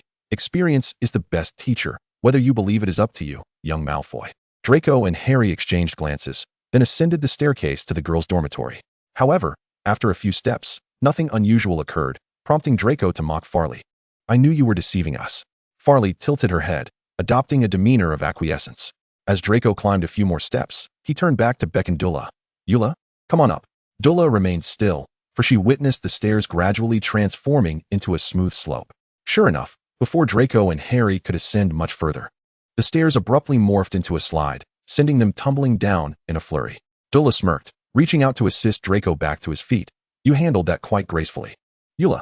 Dula raised her hands, signaling her silence. I did inform you, young Malfoy. Now, to ensure you awaken on time for classes tomorrow morning, I believe you should return to your dormitory for some rest. As for Miss Lestrange, I shall escort her to her room. With that, Farley led Dula back up the staircase, and Dula nodded towards Draco and Harry. You two head back to your dormitory. I shall await you for class tomorrow. After a brief farewell, Dula followed Farley up the staircase, then veered into a long corridor. Given that you are a temporary arrival and it is quite late, it would be impractical to allow you to rest in any dormitory.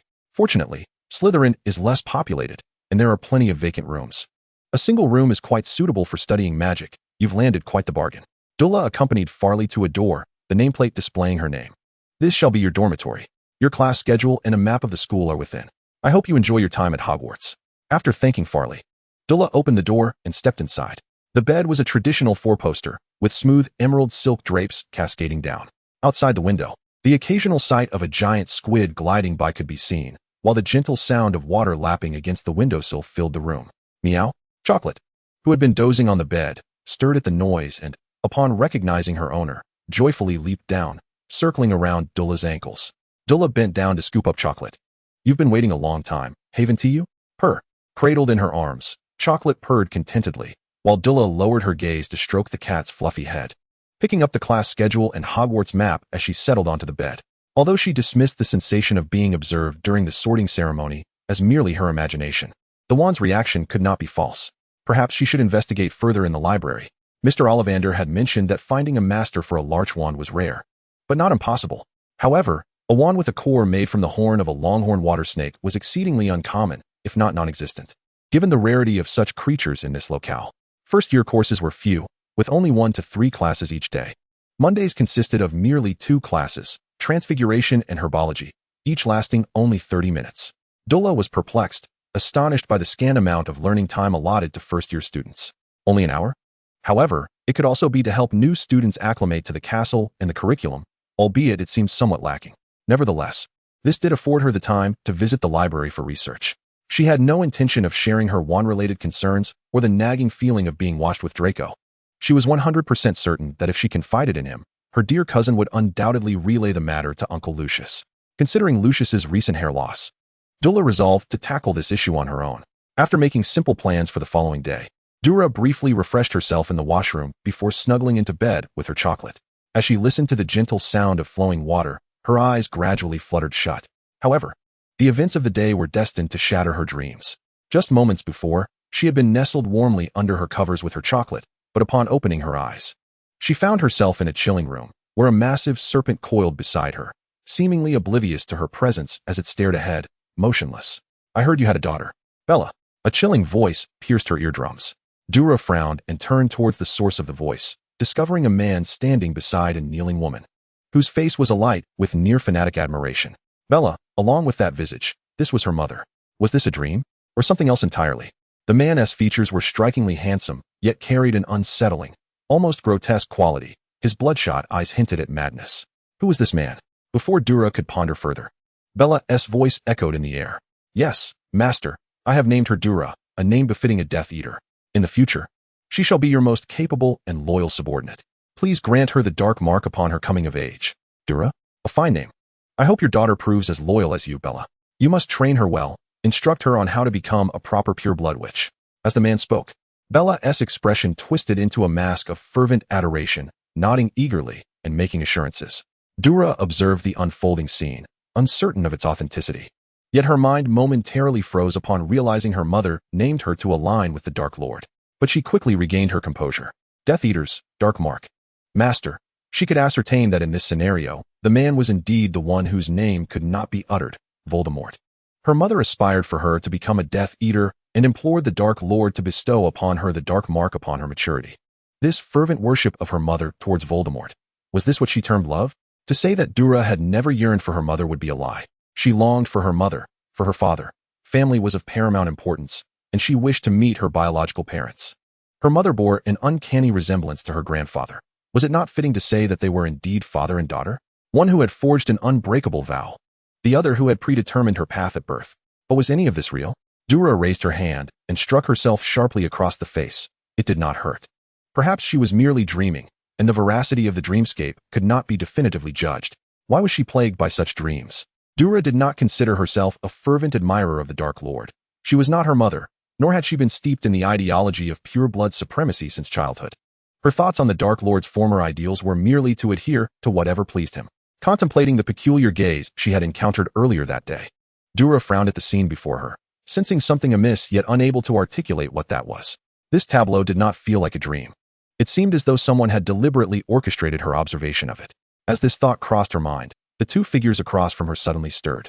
The Dark Lord smiled at her and stepped closer. "Good girl, you will be a good child as your mother said, won't you?"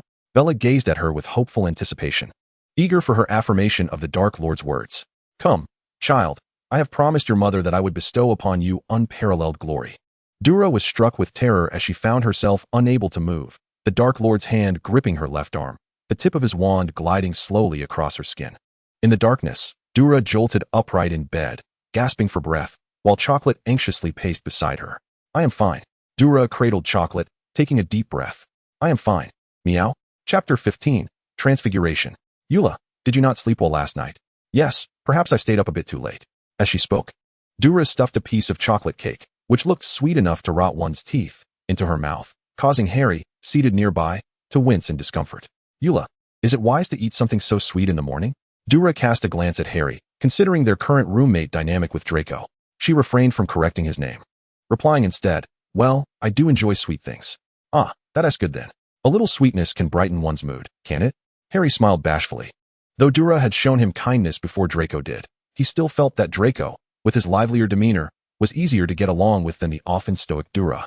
However, Harry glanced around the empty long table, grateful for Deora's intimidating presence that deterred anyone from approaching him, alleviating much of his worry. Those who believed he should not be in Slytherin regarded Deora as a monster, while those curious about the scar on his forehead fled at the sight of her beside him. Although it felt good not to be treated like a spectacle, Harry could never comprehend why everyone was so afraid of Deora. Was it simply because she was the child of a Death Eater? But she hadn't committed any of the acts associated with them, had she? After their meal, Deora noticed Harry, who sat motionless, her curiosity piqued. What's wrong with the savior? Draco, too, had noticed Harry's odd behavior and waved a hand in front of him. "Harry? Harry? What's up?" Seeing the savior clearly lost in thought, Deora pointed at his empty plate. "Aren't you going to eat? That's not a good habit. You're even shorter than Draco." Before Harry could respond, Draco's face flushed red. "Eula, I'll be taller soon." Deora blinked innocently. "I didn't mean it that way. I was merely stating an objective fact. Harry is indeed not very tall, is he? Now that you mention it." Draco gestured between himself and Harry, wearing a mischievous grin. "Harry, your height is quite lacking, like a child not yet 10, and you look so dazed. From now on, we might as well call you Silly Baby Potter." What a catchy name. Harry bristled at Draco's words. "Don't just give me nicknames. Also, Draco, you are the oldest among us, yet you're still shorter than Eula. What right do you have to comment on me? I'll grow taller. I'll grow taller too. And I'll be taller than you." "Impossible. You're younger than me, so you'll definitely be shorter." Deora watched the two boys bicker, calmly popping a chocolate cookie into her mouth as she chewed leisurely. She observed Professor Snape striding towards them, his expression dark, and remained composed as the two boys received a swift reprimand from him. It was amusing to note that the hand with which Professor Snape struck Draco had been stained with a bit of greasy hair gel, which Deora had subsequently cleaned off with a flick of her wand. Behold the greasy hair of Professor Snape, contrasted sharply with Draco's lustrous golden locks. At that moment, Eula was struck by a notion. Perhaps, Professor Snape, you might consider applying a touch of hair gel. While your hair may remain oily, it would at least possess a semblance of neatness. Subsequently, the trio lowered their heads, hands clasped atop, and fell into an awkward silence. Snape inhaled deeply, his gaze first landing on a certain Potter brat, his instinct to deduct points rising, but when he noticed the Slytherin crest adorning the boy's robes, the reprimand was swallowed back. Points could not be deducted. The frustration was palpable. His second glare was directed at a certain Black or Lestrange offspring, who had dared to insinuate a comment regarding his hair. He suspected the Black lineage was inherently at odds with him. Yet considering the formidable and neurotic nature of her mother, Snape opted for silence. Had she still been in Ravenclaw, he would have mercilessly deducted points. Finally, he cast a scornful look at a peacock-like child, who, despite his tender age, sported a balding head and had the audacity to apply hair gel. Just like his father, a flamboyant platinum peacock. Although irked, Snape, upon observing the Slytherin emblems on the three children's attire, restrained himself.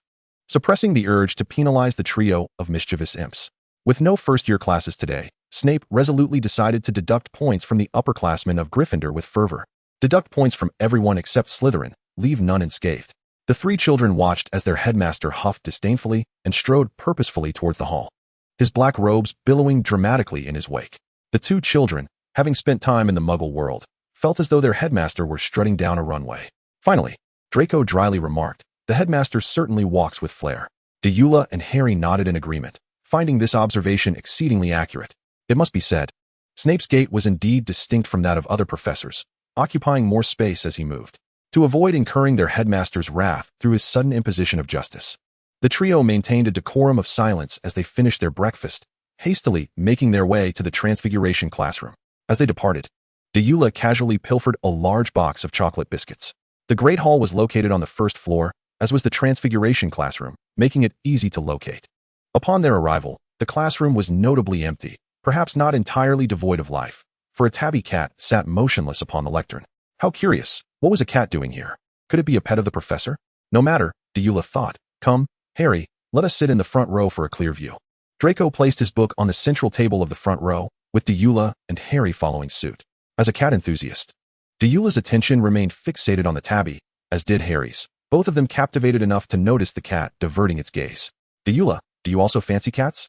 Harry inquired. During his time at his aunt's, he had a few feline companions, stray cats that delighted in his company, though they were often scared away by Dudley. Not bad. I have a mixed-breed cat, entirely black, named Chocolate. I'll bring him to show you after class. Sounds great, thank you. Their conversation was abruptly interrupted by an unsettling feeling. Deora sensed the tabby cat casting occasional glances her way. Cats possess acute olfactory senses, and Deora suspected the tabby might be hungry, especially since she had chocolate biscuits on hand. Deora, what's the matter? Harry asked, perplexed as he observed her standing.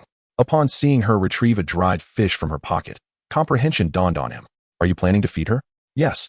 Deora extended the dried fish towards the tabby, who paused momentarily, stiffening as it turned its head. Deora was perplexed. This was the finest dried fish available, typically reserved for Chocolate. Was this tabby truly that discerning? Harry and Draco approached, for children are invariably drawn to small creatures. Despite the presence of Mrs. Norris at Hogwarts, the students found her unkempt appearance and the association with Filch unappealing. Deora nudged the dried fish closer, assuring, don't worry, I won't tell your owner. We can enjoy this in secret. The tabby stiffened once more, its nose twitching as it inhaled the enticing aroma of the fish. After a moment's hesitation, instinct prevailed over reason, and the tabby seized the dried fish, devouring it voraciously. Deora, she's eating. Deora's lips curled into a smile. Indeed. Draco stood by, arms crossed, brimming with pride.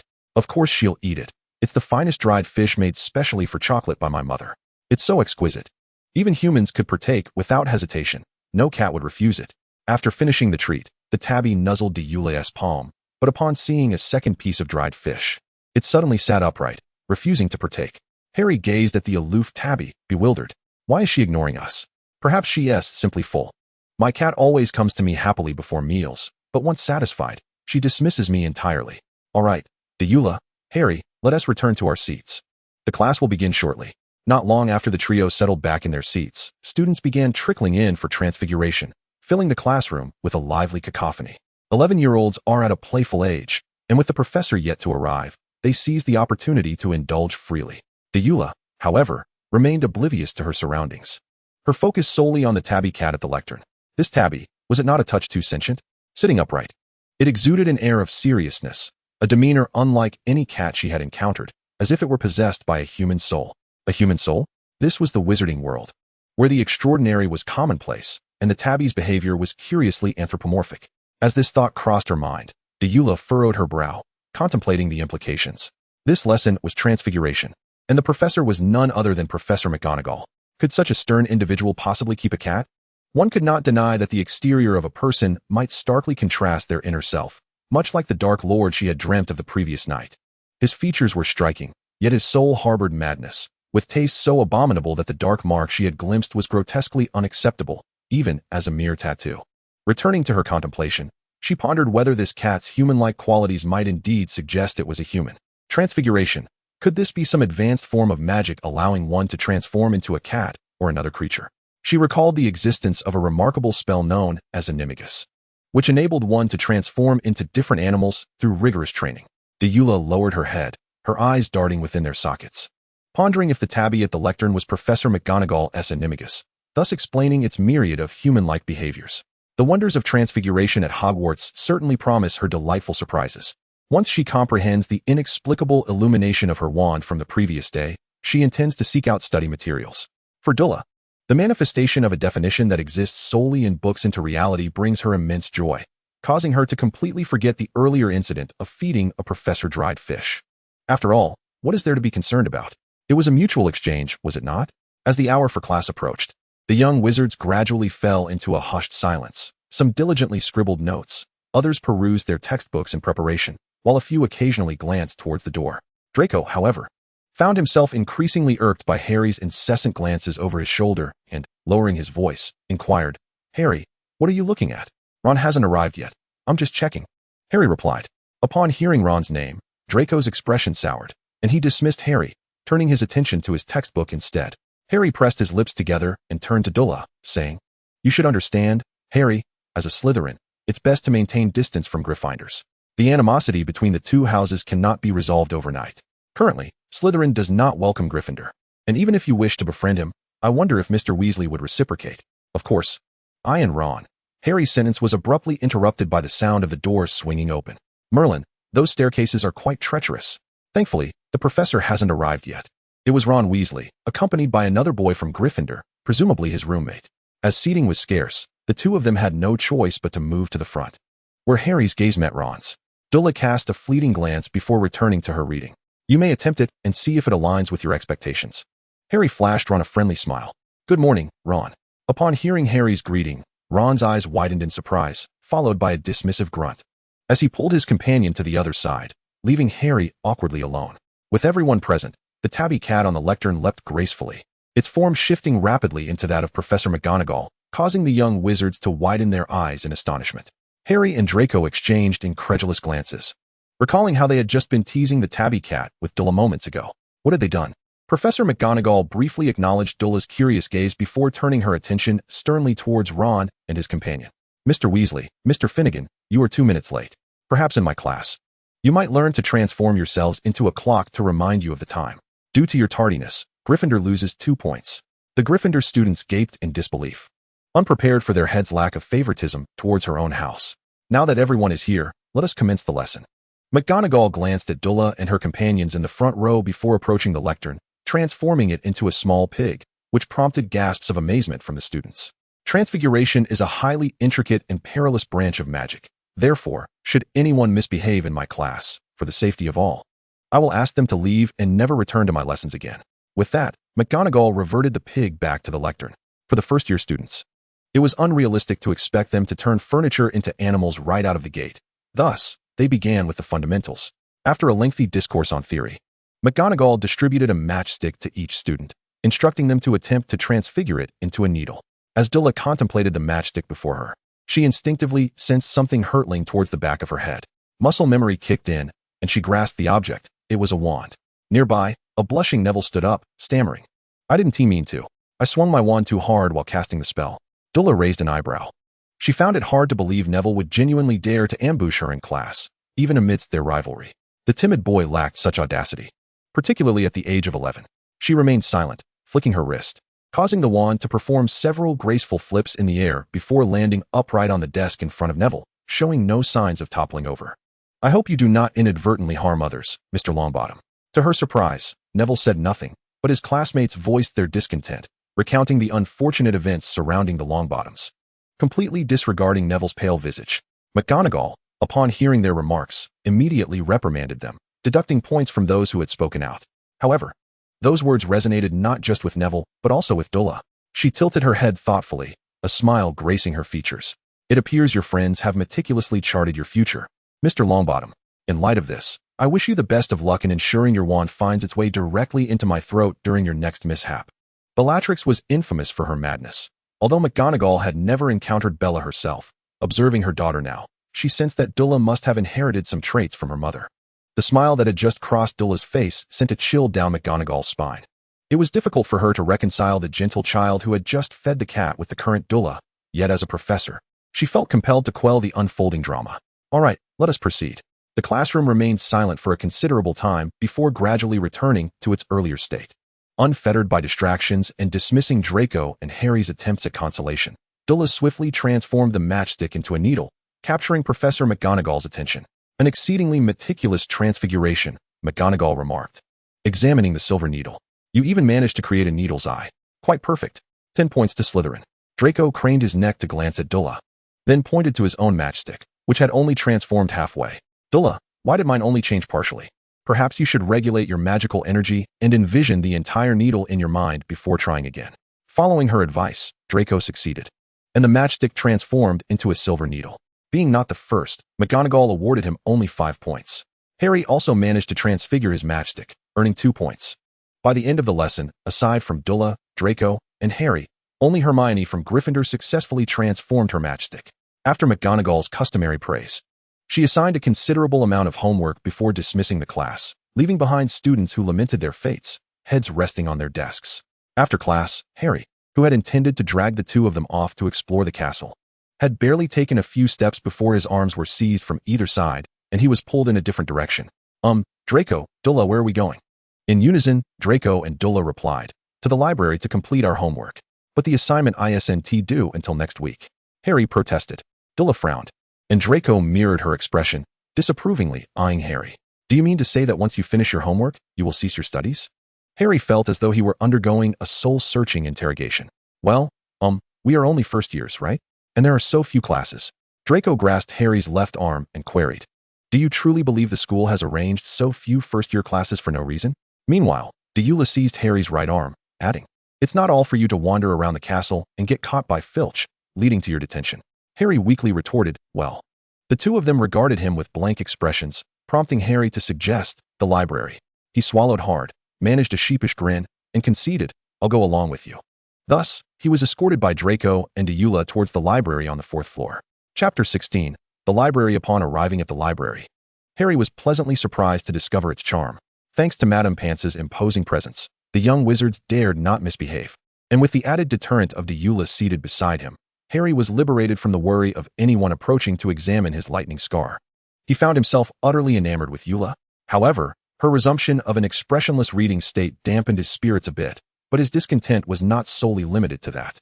He glanced at Draco and then at Deora. Draco had already completed 2 full sheets of parchment and was halfway through a third, while Deora had long since finished her homework and was engrossed in an unknown book. After scanning the room for a moment, Harry's gaze returned to his own parchment, where he had only managed to write half a page, leaving him quite despondent. As for Deora, despite her being sorted into Slytherin, she was recognized as an intellectual contender by the Sorting Hat, having been assigned to Ravenclaw. But what about Draco? Why was he writing so swiftly? Noticing Harry's stare, Draco held up his parchment, exclaiming, I'm just finishing the summary section. How much have you written, silly baby Potter? Let me see. Oh dear, only half a page? No, not even that.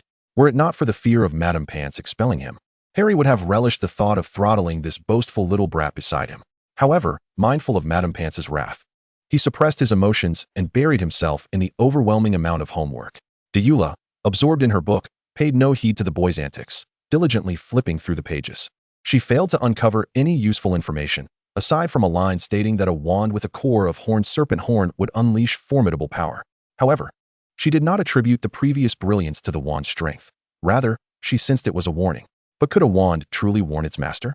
Or perhaps it was a reminder, cautioning her of impending danger? Since the core was horned serpent horn, perhaps she should investigate books concerning magical creatures. Thus, after exchanging brief farewells with Draco and Harry, Deora approached Madame Pants to inquire about the precise location of books on magical creatures. If asked to name her favorite place at Hogwarts, Deora would undoubtedly declare the library. Surrounded by the dense array of books, she felt a wave of contentment wash over her. However, her curiosity was piqued by the restricted section, obscured by obstacles, which seemed infinitely more intriguing. Yet, her current pursuit lay elsewhere. After a lengthy search among the shelves, Deora finally found a book concerning magical creatures, only to realize a pressing issue. Her height was insufficient to reach it.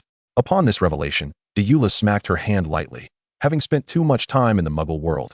She instinctively sought to resolve the problem using Muggle methods, forgetting she was a witch. As for spells, Narcissa had taught her some, albeit they were intended for upper years. But they should suffice. However, Just as she prepared to cast a spell, a voice called out from behind her. "Oh, Fred, look. Here is a little squirt." "Indeed, George. This little squirt is even shorter than our younger brother." "Deora, little squirt? What on earth?" Frowning, Deora turned around to find two identical faces. With red hair and freckles, twins, unmistakably the Weasley brothers who had sung the school song to the tune of a funeral march during dinner the previous evening. Who would dare sing using a funeral march melody? The Weasley twins looked astonished at Deola's expression and the Slytherin badge on her chest. "We remember you, little squirt," one of the Weasley twins remarked. Lestrange was sorted into Ravenclaw, shocking the world. However, it seems Draco Malfoy arrived just in time yesterday. You transformed from an eagle into a serpent. Though I wonder why you appeared so flustered that day. I think we should borrow a Muggle camera to capture Malfoy's disheveled state and send it to the Daily Prophet. Great idea, George. We must do that if the opportunity arises. Indeed, Fred. So, Miss Serpent, did you encounter any trouble just now? Perhaps if you call me Senior, I might be able to assist you. Deora listened impassively to the Weasley brothers' banter, and when she caught George grinning at her with mischief in his eyes, she silently lifted her wand. The Weasley brothers strategically retreated. Madame Pants turned to observe the commotion with vigilance. Deora let out a cold laugh, flicked her wand, and commanded, "Accio." The books on the high shelf flew into her hands automatically, and clutching them, she cast a frosty glare at the Weasley twins, slowly uttering, "Fools." Then she strode away from the shelves. The Weasley twins exchanged glances, and ultimately, Fred pointed at his brother, chuckling. "George, she called you a fool. Not just me, Fred. She meant both of us, not merely me." As it appeared the Weasley twins were about to bicker over this incident, Madame Pants rushed over, brandishing her wand, declaring, "No roughhousing in the library." Instantly, the Weasley twins dashed away faster than rabbits. Meanwhile, upon returning to her seat, Deora found Draco had completed his homework and was now overseeing Harry as he worked. Curious about her prolonged absence, Draco inquired, "Eula, where did you disappear to for so long?" Deora settled into her seat, clutching her book.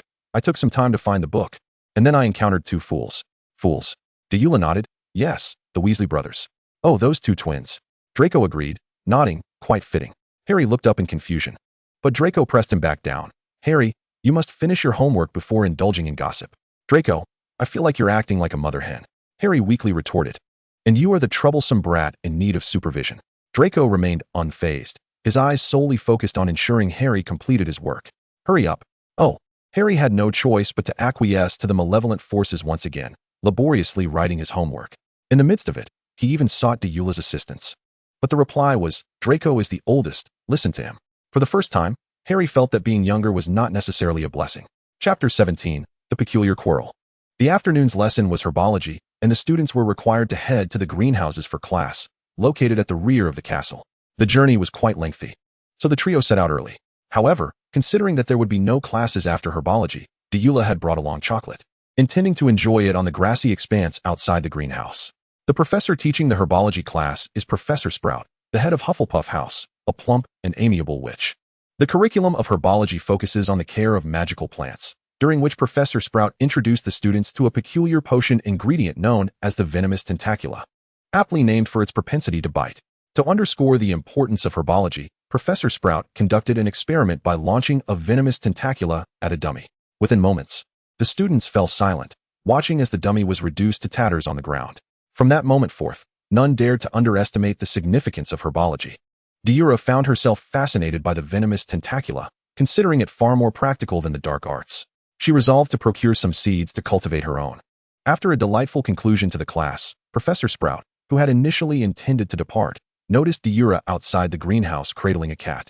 Being fond of small creatures, she approached to stroke the head of the sleek black feline, and with a contented smile, handed Deora a large box of coconut ice cream before taking her leave.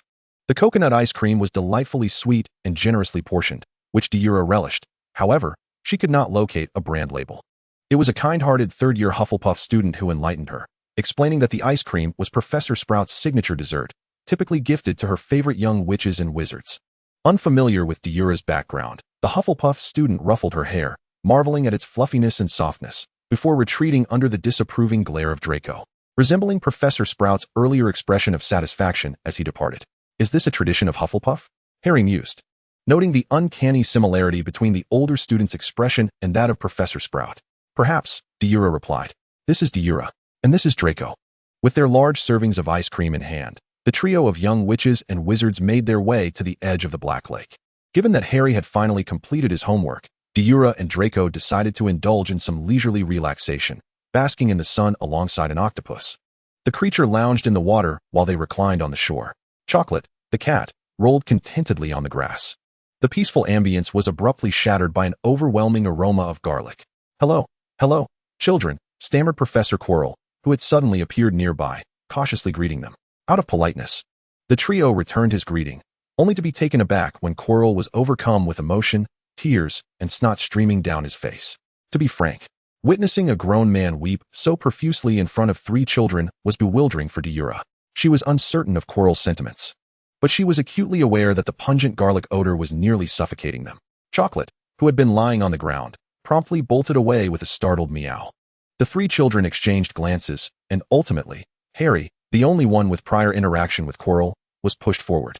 As Harry stepped closer, Quirrell's excitement intensified, and he strode toward him, enveloping the trio in a cloud of garlic. "You are truly wonderful children. Never have I had students so fond of me." Harry's expression vividly conveyed his distress, pleading, "Please, don't come any closer." Deora and Draco were equally uncomfortable, but Harry suffered the most, being nearest to Quirrell. After lamenting to Harry, Quirrell shifted his focus to Deora, making her the most unfortunate recipient of his attention. She felt as if the years spent under the care of the fat lady had not been as torturous as this experience. This was not magic, but rather an assault of biology and chemistry. Meanwhile, Harry, relieved to escape the garlic-infused torment, was suddenly jolted by a sharp pain in his scar, which snapped his mind into clarity, reminiscent of the sensation he experienced during dinner. The acute pain compelled him to cry out, drawing everyone's attention back to him. Quirrell switched his focus to Harry, and curiously, the pain in Harry's head vanished instantly. Yet Deora became increasingly anxious. The familiar sensation of being watched returned, more pronounced than before, but when she scanned her surroundings, there was no one in sight. Nevertheless, she sensed it was not mere illusion. Her wand, concealed beneath her robes, began to vibrate and warm, sending a warning signal that was even more intense than before. Yet, Quirrell had been present during both warnings, and he had not been looking at her, had he? Moreover, her wand had behaved normally when she greeted Quirrell just moments ago. It was inexplicably erratic now. After examining Harry, Quirrell assured Deora and Draco that Harry was unharmed, and after regaining his composure, he bid them farewell.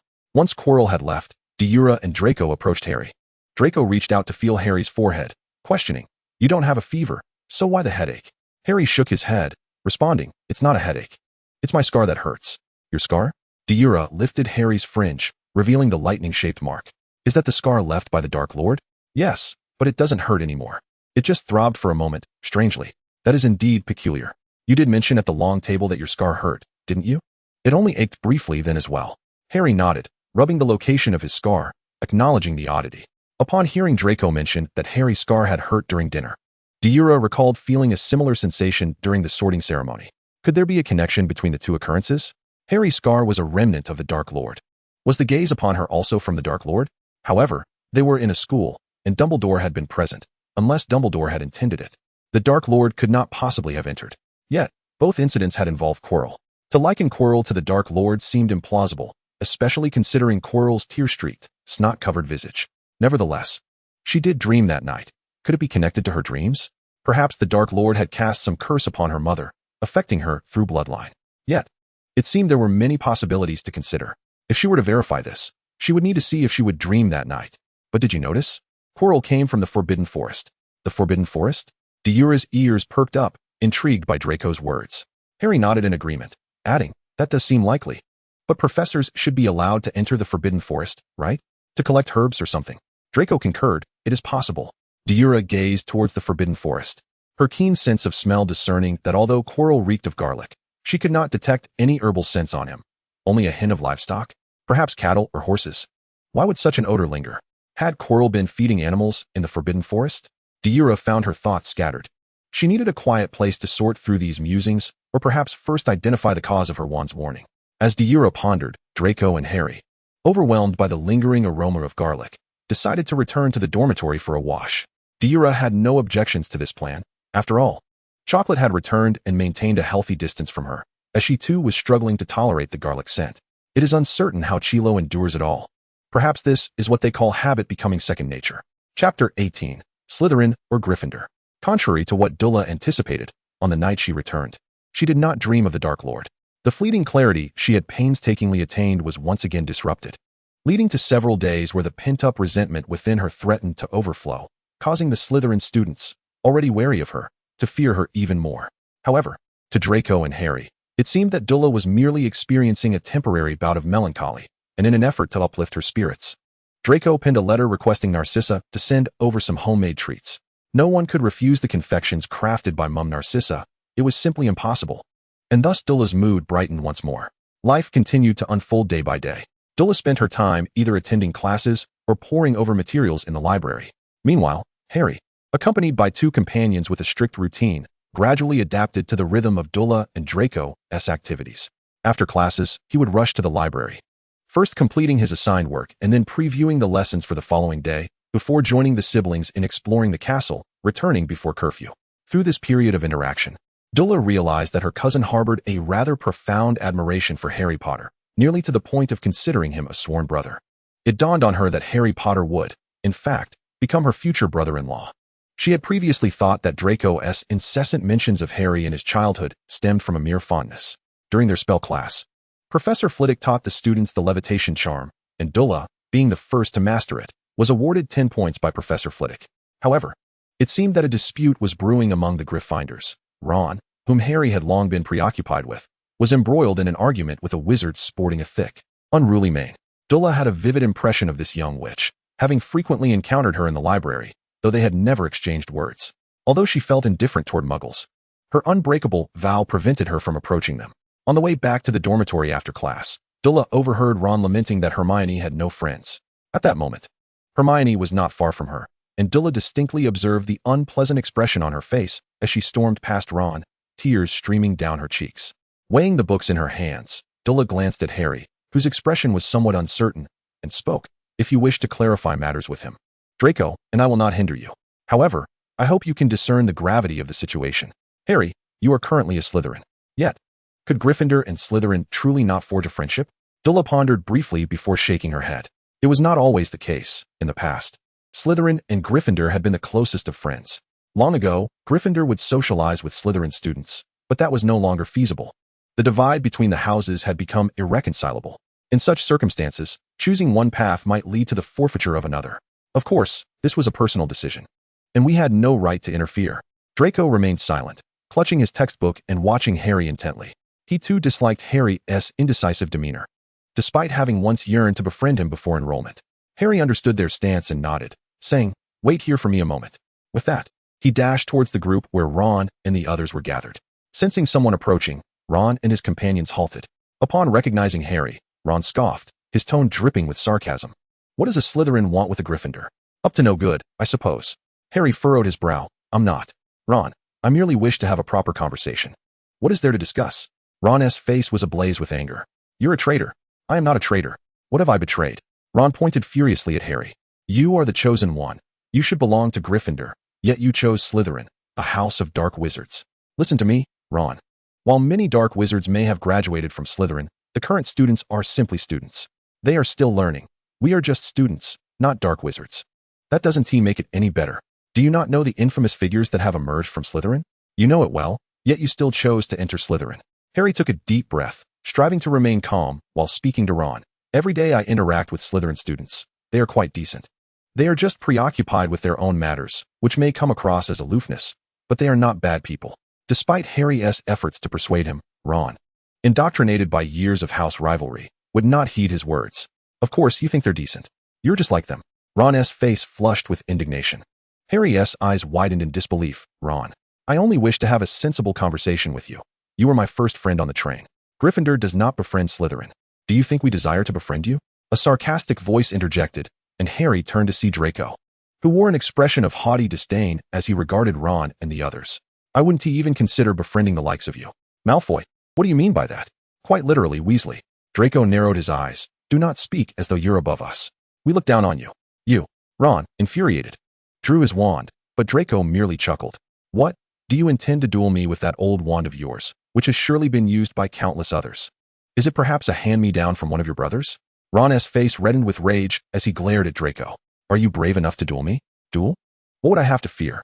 Are you afraid I might make you cry and run back to your dormitory, hiding under your blanket?" "I wouldn't." Ron shot back defiantly. If you're so bold, let us duel in the trophy room after curfew. Very well, Draco lifted his chin. I fear you may not dare to go. What do you mean I wouldn't dare? Just wait. With that, Ron stormed off in a huff. Draco, do you think this is wise? Wise? What do you mean? Draco replied, amusement dancing in his eyes as he looked at Harry. You can ask Dula.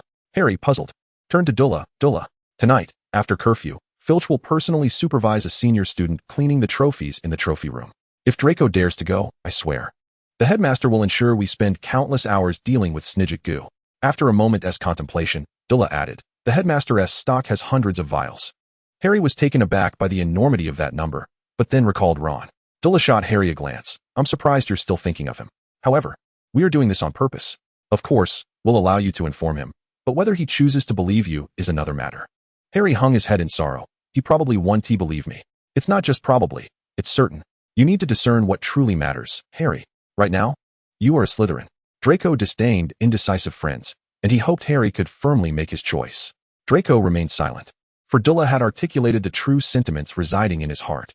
After a while, Harry glanced towards the two individuals standing before him, identifying himself as a Slytherin. Dula nodded in approval, pleased with Harry's timely recognition of the situation. In Chapter 19, titled Adorable or Not, due to the deliberate mischief orchestrated by Dula and Draco, several Gryffindors en route to the display room fell victim to Filch's watchful eye and were subsequently dispatched to Professor McGonagall's office. The fair-minded Professor McGonagall, with a sweeping gesture, deducted 20 points from her own house, imposing a penalty of 20 points on each student. This led to a rather jovial atmosphere in Professor Snape's potions class, particularly for the three individuals seated in the front row. Is it merely my imagination? Harry whispered conspiratorially to Draco. Why do I sense the headmaster's lips twitching? Do you feel the same? Draco leaned in to share his thoughts. I do, but could the headmaster be cursed? Cursed to feel laughter yet unable to express it? But why would he want to laugh? Dula silently elucidated the truth. The headmaster was genuinely delighted that Gryffindor had lost a staggering 80 points. However, it was not the headmaster's doing. Draco continued to whisper. Isn't he happy because it wasn't his own deduction? Harry quietly clarified. As long as points are deducted, it should bring him joy, right? Although the trio spoke in hushed tones, their words reached Snape's ears, or rather, their voices were alarmingly conspicuous in the otherwise silent classroom. Snape's previously slightly upturned lips fell into a complete frown. Potter. Yes. Harry stood up reflexively, his posture as straight as a rod. Our illustrious savior certainly desires to remain the center of attention at all times. It appears our astute savior, Mr. Potter, has mastered the content of this lesson. Therefore, I shall pose a question. What is the result of adding powdered daffodil root to wormwood infusion? Harry was well aware of the answer, having encountered this question during their library retreat. It is the elixir of life, Professor. Snape, evidently taken aback by Harry's prompt response, acknowledged the correctness, and since he was a Slytherin, awarded 5 points. Correct. Slytherin gains 5 points. Sit down. Next question, Mr. Malfoy. Draco stood up, trembling slightly. If I were to ask you to find a dunkstone, where would you look? In the stomach of a goat, Professor. Excellent. Slytherin gains 5 points. Next question, Miss Lestrange. Dula rose, but this time Snape posed a challenging question. What are the effects of an overdose of the Wiggenweld potion? Dula blinked, sensing Snape's intent to challenge her, for this knowledge was not typically found in the first-year curriculum. Luckily, she had encountered it in other texts. An overdose can lead to dizziness, recklessness, and hubris. If the dosage is excessive, it can be highly toxic. Upon hearing the correct answer, Snape raised an eyebrow and awarded Dula 5 points as well. Consequently, Slytherin accrued a total of 15 points during that lesson, and Dula seemed to perceive a glimmer of joy on Snape's face. The potions class progressed in a conventional manner, but Harry discerned that Professor Snape harbored a particular disfavor towards him. After class, with a gloomy demeanor, Harry confided his thoughts to his two companions, only to be met with silence. Why are you both silent? I'm speaking the truth. Professor Snape genuinely looks as though he wishes to devour me. Dula and Draco exchanged glances, then patted Harry on the shoulder. It's quite normal, Harry, it's not just you. You may not be aware, but when Professor Snape visited my home, he scolded us for Dula's use of a cleaning charm on his hair. However, we eventually grew accustomed to it. You will need to adapt. So, is Professor Snape like this with everyone? Perhaps, Dula interjected quietly. But his gaze towards you isn't as terrifying as when I used the cleaning charm on his hair. I genuinely suspected he might cast Avada Kedavra on me. Harry swallowed hard. Is it really that serious? Perhaps not. After all, I am still alive. Dula, that joke is not humorous in the slightest. Dula looked at Harry with confusion. I didn't tell a joke. I merely stated a fact. If Professor Snape truly intended to use Avada Kedavra on me, I would evade it. I value my life. All right, Dula, the headmaster won't cast Avada on you. If he did, he'd be sent to Azkaban. Today is Friday. And then the weekend follows. How about we visit the library once more? Harry raised his hand hesitantly. Hagrid wrote to me, inviting me to visit him this afternoon. Would you both like to join me? Soon, Harry lowered his hand, realizing his two companions were gazing at him as though he were a fool. What's wrong? That question should be posed to you, Harry. Do you have any idea what you're saying? I have no objections to accompanying you. But are you certain that the half-blood giant wishes for us to come along? Won't there be a confrontation? Dula nodded in agreement. Perhaps you recall the incident at Madame Malkin's robe shop. Slytherin does not have a penchant for courting trouble. Not at all. Harry quickly waved his hands. Hagrid is an adult. I have been sorted into Slytherin, and there is no issue with making friends from Slytherin. He will understand. Moreover, if he doesn't welcome you, I will leave with you. The two remained silent, and Harry blinked his green eyes at Dula, who maintained her impassive expression. If you intend to employ a charm offensive, you might need to change your glasses. Honestly, the advantages of your green eyes are completely undermined by those shabby spectacles. Furthermore, this tactic may work on Draco, but it will not work on me. Harry replied, Dula, I find you increasingly unadorable. Dula tilted her head in confusion. Why should I be adorable? I have no idea why you should be adorable, but Draco incessantly praises his sister's cuteness in the dormitory, to the point where my ears are almost calloused from hearing it. Therefore, based on Draco's words, I deem you quite adorable, but your expressionless demeanor shatters my fantasies, which is decidedly unadorable. Is that so? When I am with Draco, he often speaks of you. We are quite similar in that regard. And let's cease discussing the matter of adorableness. As long as Draco consents, we will accompany you. Turning to Draco, Harry shed the submissiveness he displayed towards Dula, adopting a slightly more neutral tone. The eldest Malfoy, what say you? Why do you persist in reminding me of my age? Whether we go or not is up to you. Just refrain from adding unnecessary prefixes. How can that be? Harry mimicked Draco's demeanor, tilting his head. I learned this from Dula. It's simply stating the facts. Besides, didn't you say your sister was most adorable when she spoke like that? That adorability pertains solely to my sister. You're being arrogant. I warn you, Harry Potter, if you continue to feign adorableness here, I shall not hold back. Harry hid behind Dula, making a face. What will you do to me?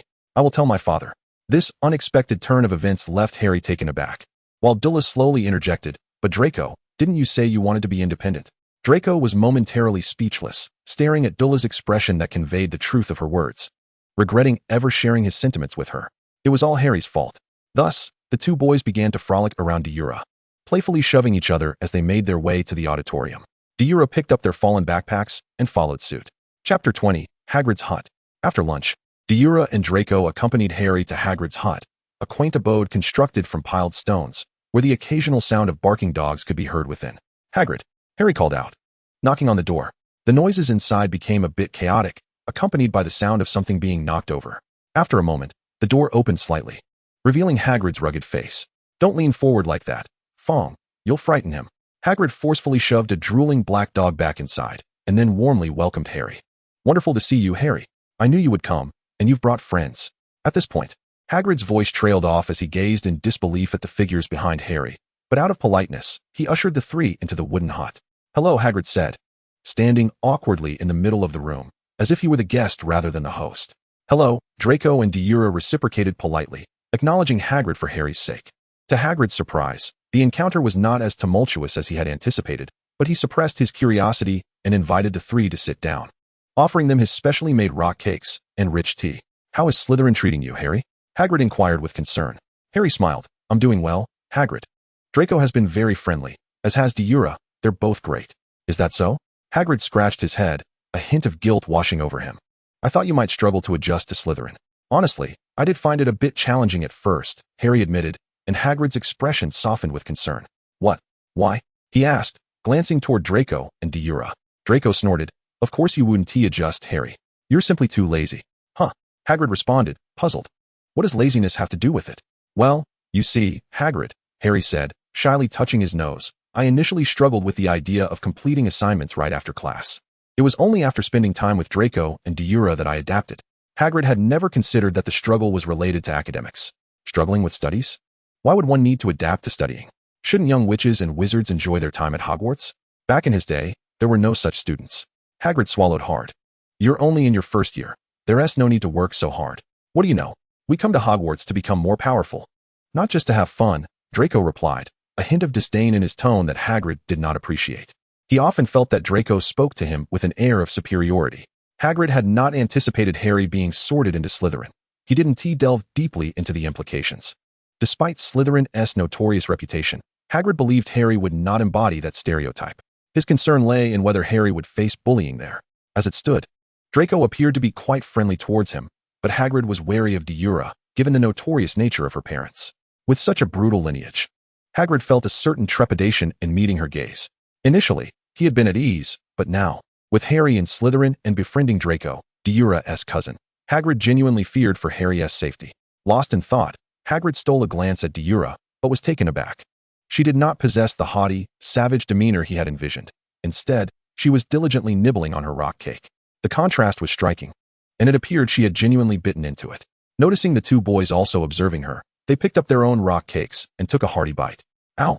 Both exclaimed simultaneously, clasping their mouths in disbelief, casting incredulous looks at the unfazed Deora.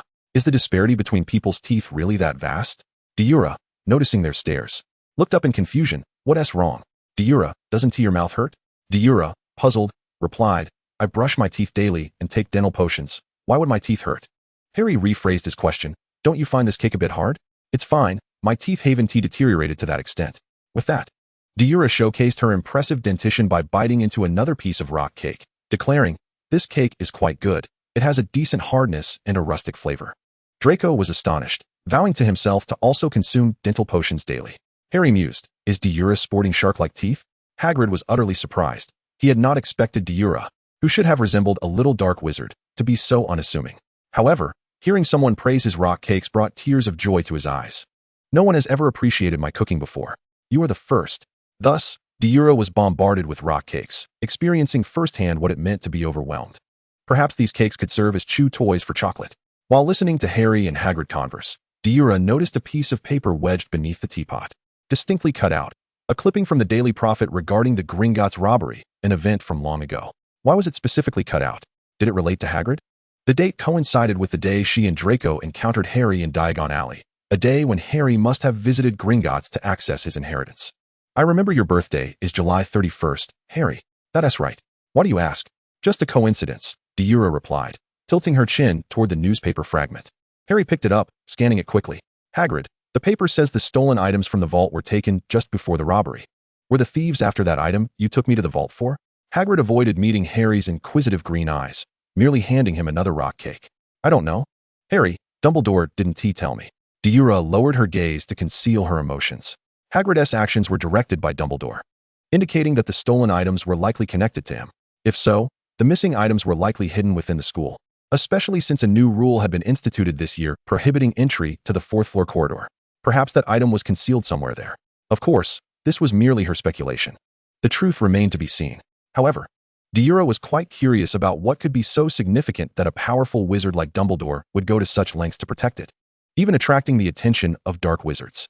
She found it intriguing, albeit just a curiosity. After the matter concerning the Daily Prophet was brought up, Hagrid did not allow the three children to linger, stuffing them with numerous rock cakes before ushering them away. Once they departed from Hagrid's hut, Harry let out a sigh, pondering Hagrid's peculiar nature. Draco scoffed, remarking that a half-giant was indeed rather odd. Not that kind of odd, Draco. I have an unsettling feeling that something is about to happen. All right, Draco said, patting Harry on the shoulder. Let's shelve your savior's sixth sense for now and head back to the castle. Come on, Eulalia. Eulalia, however, ignored Draco and gazed in another direction. Don't you think Professor Quirrell has been entering the Forbidden Forest a bit too frequently? Harry and Draco turned their attention to where Eulalia was looking and indeed spotted Professor Quirrell limping out of the Forbidden Forest, looking quite disheveled. Draco pondered for a moment before shaking his head. It is somewhat strange, but aren't all Hogwarts professors rather peculiar in their own right? Eulalia, do you sense anything amiss? Not really. I'm just a bit curious. It seems there must be plenty of intriguing things within the forest if the professor visits so often. At this juncture, we certainly shouldn't venture into the Forbidden Forest. Draco winked at Eulalia. But if you wish, we could sneak back here once we are capable. That's a splendid idea. Chapter 21, Quidditch and Flying Football. Time flew by, and before they knew it, the first-year students were about to commence their flying lessons. The excitement among the students was palpable, akin to eager shoppers anticipating a sale on eggs. Draco was among them, often boasting about his Quidditch skills in crowded gatherings. Eulalia, aware of Draco's past misfortune where he had cried to Narcissa after a blunder, silently maintained her cousin's dignity. Harry, filled with curiosity, asked, Eulalia, what exactly is Quidditch? Eulalia tossed a book about Quidditch to Harry, claiming it would help him develop independent thinking. After skimming through the book, Harry grasped the basic concept of Quidditch. So, Quidditch is essentially aerial football? Eulalia nodded. Harry, intrigued, inquired, have you ever ridden a broomstick? I have. It feels like a beautiful chaos amidst the wind. Harry fell silent. Just then, Draco returned from his boasting, sitting down with a look of regret. What a pity. If only I could join the Quidditch team as a second year. I would surely lead Slytherin to victory. You're not the first to say that, Draco. I've heard at least 10 people utter those words on my way out of the dormitory. That is not a fair comparison, Harry. Their skills pale in comparison to mine. I will undoubtedly join the team. Harry smirked, understanding Draco's determination to achieve his ambitions. It was clear that when second year rolled around, Draco would indeed join the team and incessantly talk about Quidditch. However, Harry turned to Eulalia, who had been engrossed in her book. Eulalia, do you aspire to join the Slytherin team? Absolutely. Before Eulalia could respond, Draco draped an arm over her shoulder. Eulalia is an exceptional flyer. I believe she would excel as a chaser. Let us join the team together. Harry, would you like to join us? Harry, ruffling his tousled hair, replied, I'd love to be with you both, but I don't even know how Quidditch is played. How can I join the team? You needn't worry about that. Joining the team is a second-year affair. You can try out during flying lessons and gauge your abilities. I believe you'll do just fine. I see. I'd like to give it a go during flying class. Joining the team with you both would be splendid. But Eulalia, do you truly wish to be a beater? Harry noticed Eulalia's silence and couldn't help but ask. Eulalia lifted her gaze, slowly closing her book. No, I actually want to be a beater. A beater? Harry was taken aback. But isn't a beater primarily responsible for preventing the bludgers from hitting teammates and knocking down opponents? Isn't that position rather perilous for a girl? Eulalia, why do you want to be a beater? Rather than constantly seeking opportunities to score, I'd prefer to incapacitate them with bludgers, resolving the issue at its source. If that fails, I'll take out their beater first, which would disrupt their play. Without their teammates' protection, players with other responsibilities will lose focus, especially the seeker, who will bear the greatest psychological pressure. If they can't attain a score of 150, their chances of winning diminish significantly. Both Harry and Draco fell silent, sensing that Eulalia's desire to be a beater stemmed from a profound vendetta, a determination to obliterate her opponents. Her words suggested a strategy to first eliminate the opposing beater before methodically dismantling their defenses, both physically and psychologically. After all, we are only in our first year. Let us put the matter of joining the team on hold until second year. Draco, ever perceptive, swiftly changed the topic, vowing that if Eulalia continued her discourse, he would be at a loss for what astonishing revelations might escape her lips. Harry understood Draco's intent and, having experienced Eulalia's startling insights, deftly transitioned to discussing their charms class. Eulalia remained silent, her hand resting over the scar left by her unbreakable vow, contemplating the implications of the oath she had taken with Cygnus. Given recent experiences, it seemed that merely conversing with blood traders had been classified as supporting Muggles. Of course, malicious words or jesting would not fall under that classification. Perhaps she should count herself fortunate that, despite sitting close to Hermione Granger in the library, she had never exchanged words with her. She had no desire to re-experience the searing agony that accompanied that rending sensation. She had no inclination towards masochism. She vowed that if the Weasley twins continued to harass her without cause, she would not hesitate to teach them a lesson.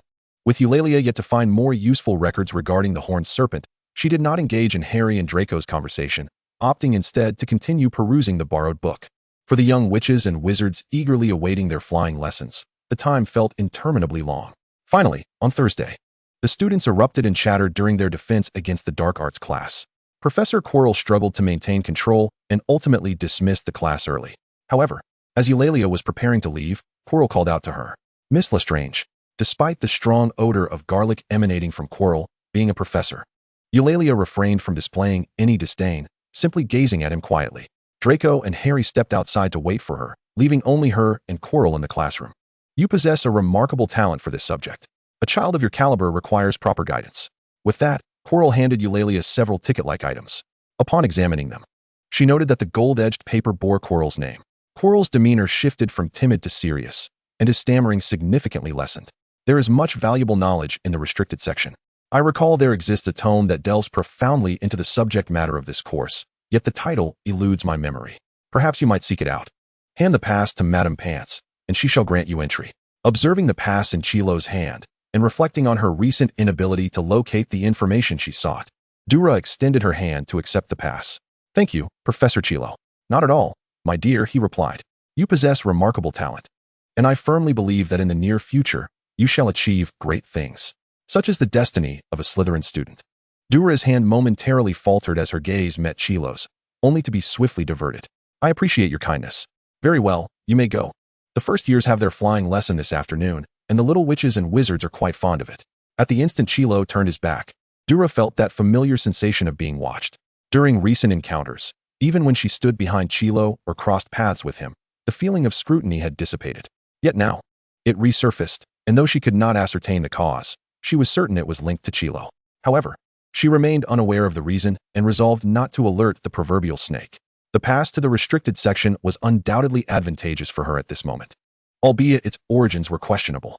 The afternoon flying lesson proved to be rather unremarkable, primarily consisting of instructing the young witches and wizards to fly low on their broomsticks. Initially, Draco had intended to showcase his superior flying skills before Harry, but before he could execute his plan, Madame Hooch urgently intervened, resulting in a public reprimand that bestowed upon him a rather ignoble distinction. Draco's face flushed crimson with indignation. As an outdoor activity, flying lessons inevitably led to minor mishaps, particularly since many of the young witches and wizards were experiencing broom riding for the first time. Yet, when such mishaps involved Deora, she discerned a troubling pattern. Why was it that every incident that affected her seemed to be instigated by Neville Longbottom? Was it merely because they were adversaries? As she observed Longbottom spiraling uncontrollably through the air on his broomstick, accompanied by a panicked Draco and Harry being pursued by the errant broom, Deora felt compelled to intervene. With keen eyesight, she calculated the trajectory of Neville's path and brandished her wand. Petrificus Totalis. The incantation struck Neville, rendering his body rigid and devoid of tension, causing him to be unceremoniously dislodged from his broom, which promptly crashed to the ground. Wingardium Leviosa. Though Deora had no desire to rescue Neville, she recognized that the consequences of her spell were hers to bear. She had no wish to incur Snape's ire by causing Slytherin to lose points. Lucius waved his wand as Neville descended gently, surrounded by a throng of students, save for those from Slytherin, while Harry and Draco landed, both visibly shaken as they patted their chests in relief. Are you all right? Harry asked, trying to tame his disheveled hair, which was nearly a bird's nest from the wind. Rest assured, Deora, we are unscathed, though it truly feels like a chaotic beauty in the wind, as you said. Deora dismissed his jest, turning her attention to Draco. His meticulously styled hair was now a disarray, golden strands falling haphazardly across his forehead, his chest heaving in agitation. Longbottom is a fool. He can't even ride a broom. Frustrated, Draco stamped his foot, only to inadvertently step on something. Picking it up, he discovered it was a memory orb. In a fit of exasperation, he hurled it into the crowd of Gryffindors, and by a cruel twist of fate, it struck its owner, Neville, who clutched his head and let out a wail. Take your rubbish, Longbottom. Draco seethed, still fuming, and hurled a few more insults toward the Gryffindor faction. Your flying skills are as abysmal as your memory. Were it not for my sister, you would remain airborne forever. Ultimately, Deora's intervention had prevented a collision, earning Slytherin a few points. However, Draco's incessant tirade led Madame Hooch to deduct points as well, and she reported his foul language to Snape, who, in turn, could not be bothered to intervene and simply relayed the matter to Lucius. Thus, during a delightful weekend meal at the table, Draco's first reaction upon seeing his father was to pinch Harry's thigh. The sudden pain elicited a yelp from Harry, who inadvertently stepped on the tail of the chocolate cat lying between him and Deora. The cat yowled in response, causing chaos at the Slytherin table, much to Lucius's growing ire. Chapter 22, Bloodlines. Draco Malfoy. Lucius cast a dangerous glance at the instigator of the commotion, his countenance dark and thunderous. It appears your manners require further refinement. Father, I did not mean to. Draco stammered, his gaze evasively searching for solace in Deora's direction, dispatching silent pleas for help. Deora, perceiving his distress, offered him a reassuring glance before addressing Lucius. Uncle Lucius, is there something you wish to discuss? Oh, how could I forget? Draco, you are to accompany me. With that, Lucius strode out of the hall. Deora's heart sank. Draco, believing he had narrowly escaped, now bore the visage of one who had received a devastating blow, clinging to Deora in a fit of despair. You must save me, Deora. Deora gently patted his back, offering words of comfort. Fear not, I had not considered it. Uncle Lucius is likely summoned due to your outburst. He will merely admonish you, nothing more. Why must I be chastised for my words? I merely emulated what I learned from father. Harry, who had been a mere bystander, raised an eyebrow in confusion. Deora replied, I suggest you refrain from sharing that particular sentiment with Uncle Lucius. Draco, puzzled, inquired why not. Do not ask so many questions, just go. Rest assured. We shall observe from the corner, and if Uncle Lucius intends to chastise you, I shall promptly contact Aunt Narcissa via the two-way mirror. Very well, I shall go. Draco departed the hall to seek Lucius, with Deora and Harry stealthily following, hiding in a corner to eavesdrop. As Deora had surmised, Lucius did not express anger over his son's insults directed at Longbottom. Instead, he advised Draco to maintain the dignity of the Malfoy name and joined him in denouncing the actions of the pureblood traitors. It appeared Draco would emerge unscathed. But Deora pondered, why does Mr. Malfoy seem to hold a particular disdain for Longbottom? I recall the Longbottom family is also pureblood, one of the sacred 28. Even pureblood families have their hierarchies, dictated by power and wealth. Generally, pureblood families look down upon those of lesser means and influence. Moreover, pureblood families harbor a strong aversion to Muggles. Any pureblood wizard who associates with Muggles or descends from Muggle lineage is seen as a traitor. Ironically, the Longbottoms embody both of these characteristics, akin to the Weasley family. Upon hearing Deora's explanation, Harry paused, then inquired, So, Deora, do you and Draco detest Muggles and wizards of Muggle descent? Deora shook her head, expressing indifference rather than disdain towards them. She had no desire to approach or forge any connections with them.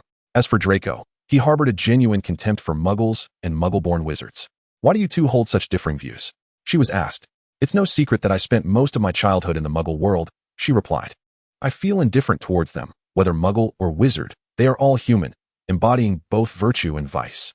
Although I've encountered few benevolent Muggles, the danger they pose to wizards is indeed greater than the emotional complexities found among wizards themselves. Their curiosity about magical powers is perilous. Madame Mary has contemplated selling me for experiments more than once. Harry seemed to grasp a pivotal point. Believing that Madame Mary had perhaps experienced a pang of conscience, preventing her from selling Deora to certain institutions for experimentation. Then why did she not act? He inquired. Quite simply, Deora responded, her gaze steady upon Harry, because I watched her drown in the waterway. Once dead, what use is there in selling me? Harry felt a cold shiver run down his spine, as if doused in icy water, struggling to reclaim his voice. You watched her drown? He stammered. Yes, she affirmed. Did you not attempt to save her? Why would I? Deora retorted. Harry pursed his lips, trembling as he replied, that was a human life. In the grand scheme, I would much prefer to preserve my own life than expend unnecessary time saving someone inconsequential. I have witnessed too many instances where good intentions are met with disastrous outcomes. I wish to live, and saving her might have cost me my life. I have no desire to die. As Deora spoke, her expression was solemn, and Harry could sense she was simply stating a fact. Her desire to survive outweighed the obligation to rescue another. Moreover, Deora continued, it was her own folly that led to her fall. The Muggle laws do not dictate that a bystander must intervene when a life is in peril. At least not in the many instances I have observed, nor does the wizarding world.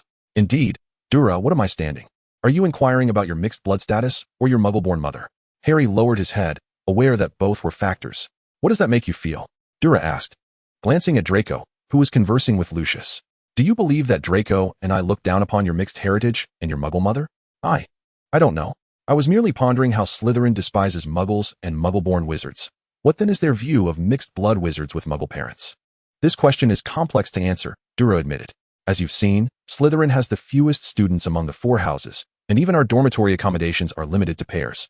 Often unfilled, Slytherin values pure bloodlines, leaving little room for Muggles, and even fewer for mixed bloods. Most Slytherin students you encounter are predominantly from pure-blood families.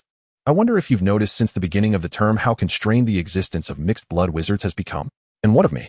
You are different. First, you are the chosen one. Students regard you with awe due to your illustrious deeds. Secondly, you are associated with Draco and me. Harry interjected.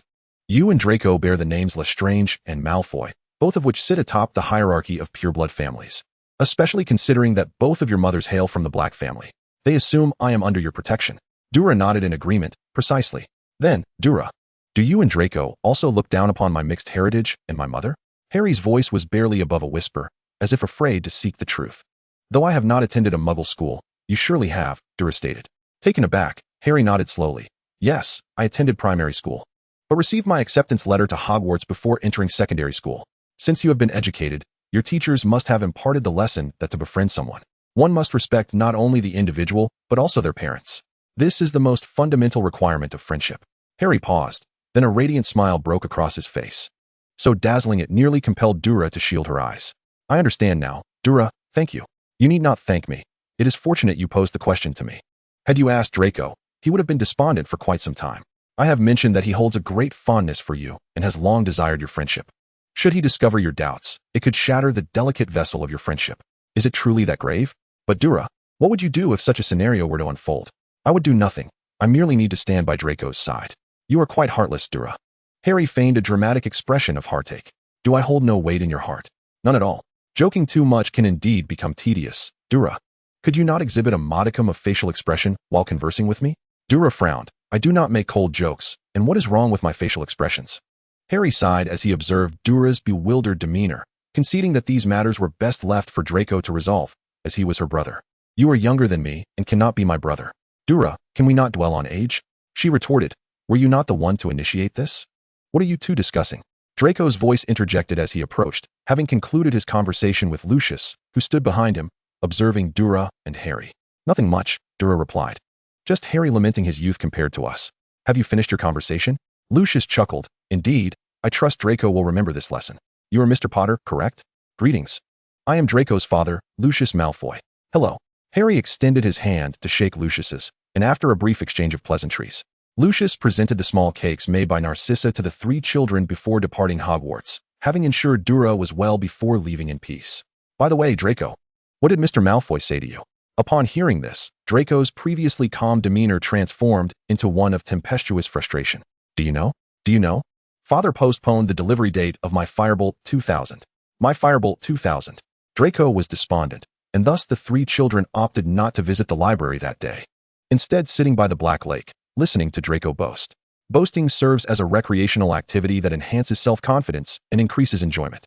After a lengthy session of boasting, Draco forgot his earlier discontent. His spirits lifted to the extent that he could write 20 parchment papers in a single day.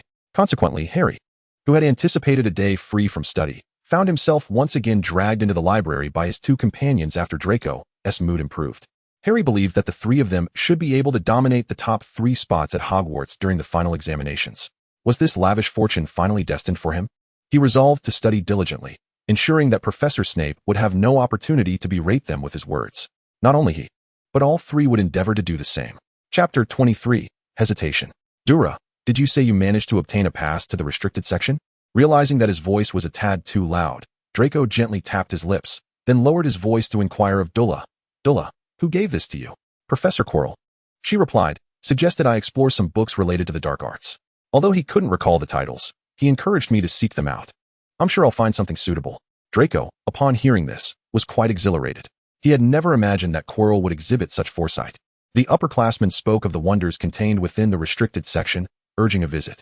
But Deora, you only possess a single pass, don't you? Harry questioned. A single pass allows entry for only one person. That's true, Draco conceded, his enthusiasm waning. Deora, you go ahead. Harry and I will wait for you outside the library. I never said I only had one, Deora interjected, as her fingers deftly produced 2 additional passes. One for each of us. We can peruse for a while, then each borrow a book to share amongst ourselves, returning them afterwards. What a splendid idea, Deora, Draco exclaimed. Today is Saturday, and after lunch, we shall proceed. What do you think, Harry? I think it sounds marvelous. 3 books, 1 per day, and we can return them by Wednesday. Deora nodded, distributing a pass to each of them. Then we shall head to the library after our meal. The 2 boys nodded in agreement.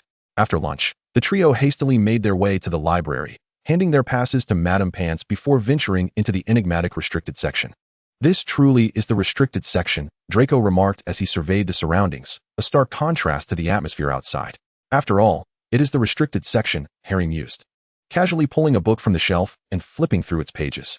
However, not all books are suitable for us. For instance, this one is filled with bizarre symbols. Deora leaned in for a closer look and explained, that is ancient runic. Many ancient spellbooks are recorded in this script. We will have an elective on it in our 3rd year. Harry was taken aback. We have to learn something so complex? It's an elective, Draco emphasized. Not a required course. If you find it daunting, you can opt for 2 simpler subjects instead. Oh, I see, Harry said, patting his chest. I thought we were going to have to tackle something so challenging. Deora looked puzzled. Shouldn't knowledge be acquired in abundance? Ah, I forgot you were sorted into Ravenclaw. Draco remarked. What genre of books do you enjoy, Deora? Deora picked up a book on magical creatures. You both can find what interests you. Do not mind me. Draco raised an eyebrow. Deora, why the sudden interest in magical creatures? My wand's core is made from the horn of a horned serpent, a rather rare core. I wish to learn more about this magical creature and the properties of such a core. Horn serpent horn? Harry exclaimed in surprise. I thought the only cores were phoenix feathers, unicorn hairs, and dragon heartstrings. Indeed, but horn serpent horn is seldom used by wand makers here. It is primarily favored across the ocean in the Americas, hence its rarity. Ah, I see, Harry replied, a look of realization crossing his face. Do you need our assistance in finding it? Dilla shook her head. No, I'll manage on my own. Harry awkwardly scratched his head. All right, but let me know if you require help. Once Dilla had wandered off, Harry intended to search for a book of his own interest when he was suddenly seized from behind, a wand pressed against his back. And Draco's ominous voice whispered in his ear. Flattery for no reason, either a thief or a traitor. Speak the truth, Harry Potter. Do you harbor inappropriate feelings for my sister? What? Harry was bewildered. He could not fathom why Draco would pose such a question. You hesitated. You indeed have ulterior motives regarding my dear sister. I knew you were always lingering around Dilla. It turns out you harbored such intentions. I shall not permit this match. Dilla is still young, and I shall not entrust her to any scoundrel, even if you are Harry Potter. Feeling the wand press forward slightly, Harry hastily waved his hands in surrender. I do not, Draco, I do not. We are mere children, first years. Besides, Dilla and I are friends. We are all friends. Could you possibly temper your overprotective instincts? I do not believe you. Draco poked Harry's lower back with his wand once more. Your recent attentiveness to Dilla has been excessive. I have never seen you act this way before. Speak, what do you intend? I have no intentions whatsoever. Harry lamented, on the verge of tears. Were it not for Draco's hold, he would surely raise his hands to declare his innocence. Dilla simply offered me guidance recently, and I am grateful to her. So I was hoping to see if I could assist in any way. Draco scrutinized him with skepticism. Guidance. We three are together daily. I have not witnessed Dilla provide you with any guidance. It's true. It was during the time Mr. Malfoy came to see you about the Longbottom affair. I felt anxious regarding your views on me as a half-blood. It was Dilla who reassured me. I genuinely have no inappropriate feelings for her. I merely wish to see her smile more. Is that so? I swear upon my height. If I am lying, I shall forever be shorter than you. Are you implying something about my stature? I am not. At that moment, Dilla's voice interrupted. I found the book I was looking for. The sudden announcement caused both Draco and Harry to turn in unison, only to find Dilla gazing at them incredulously. What a sight. Draco and Harry were taken aback to witness such an expression on Dilla's face. However, what was the cause of her astonishment? The two boys exchanged glances and promptly distanced themselves from one another, with Draco clearing his throat first. Dilla, allow me to explain. I can clarify everything that just happened. You needn't explain, Draco, Dilla interjected, pointing at him. You actually targeted the younger one. That's quite disturbing. Harry could not stifle a laugh, while Draco stood with his mouth agape, incredulity etched on his face at Dilla's words. Dilla had never referred to him as brother but had no qualms calling him disturbing. What kind of situation was this? Chapter 24. The Customs of Pureblood Family Alliances. Ultimately, after Draco's incessant explanations and Harry's corroboration, Dilla finally accepted that her cousin was not a deviant. Yet, she still sensed an underlying bond between Draco and Harry, wondering why she often felt like a third wheel. Dilla, Harry and I are both boys. I've seen a married couple. You cannot say such things, Dilla. We are only first years. But Pansy has always wanted to marry you, hasn't she? Pansy, overhearing her name, suddenly interjected. In the Slytherin common room, the head girl, Farley, draped her arm over Draco's shoulder, grinning. It seems our young Master Malfoy is quite the heartthrob. The elongated taunt left Draco feeling exceedingly embarrassed, and he brusquely shrugged off Farley's arm. I do not harbor such thoughts. I am merely a first year.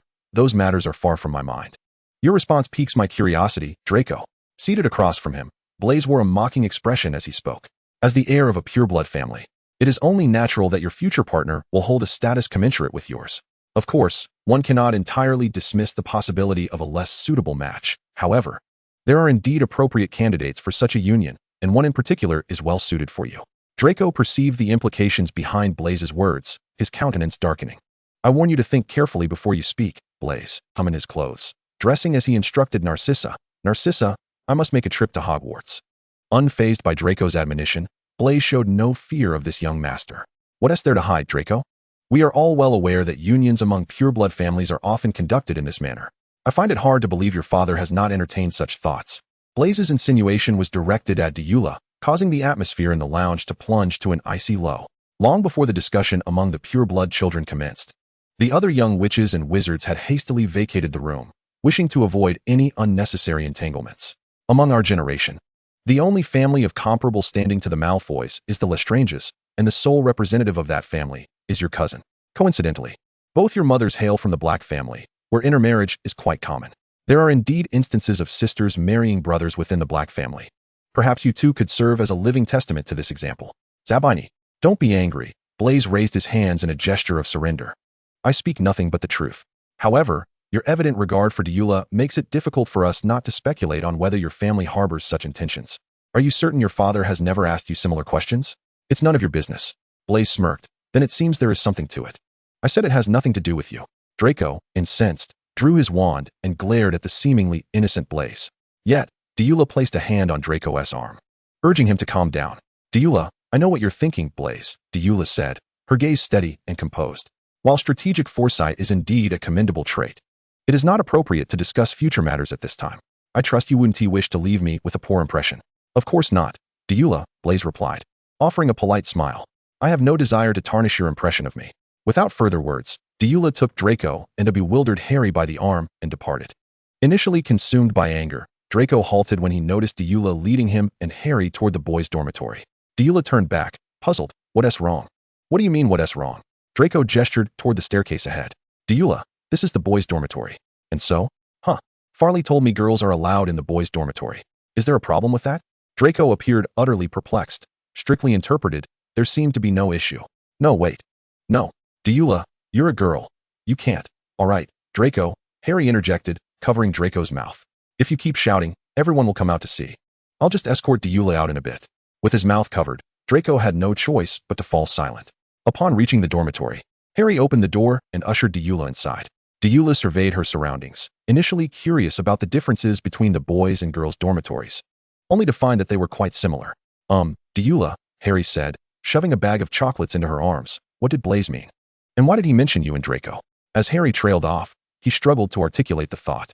He could hardly fathom that Blaise's implication was that Deora might marry Draco in the future, considering their mothers were sisters. If they were to wed, it would be akin to marrying Dudley. The sheer horror of the thought made Harry's face go pale. The very notion was terrifying. Marrying Dudley was far worse than marrying Draco. At least, wait, what was he thinking? Why was he contemplating such a ghastly idea? After banishing the chaotic thoughts from his mind, Harry sat upright on the edge of the bed, gazing intently at Deora and Draco. You two aren't actually. What are you thinking, silly Potter? Draco looked at Harry as if he were daft. Deora is my sister.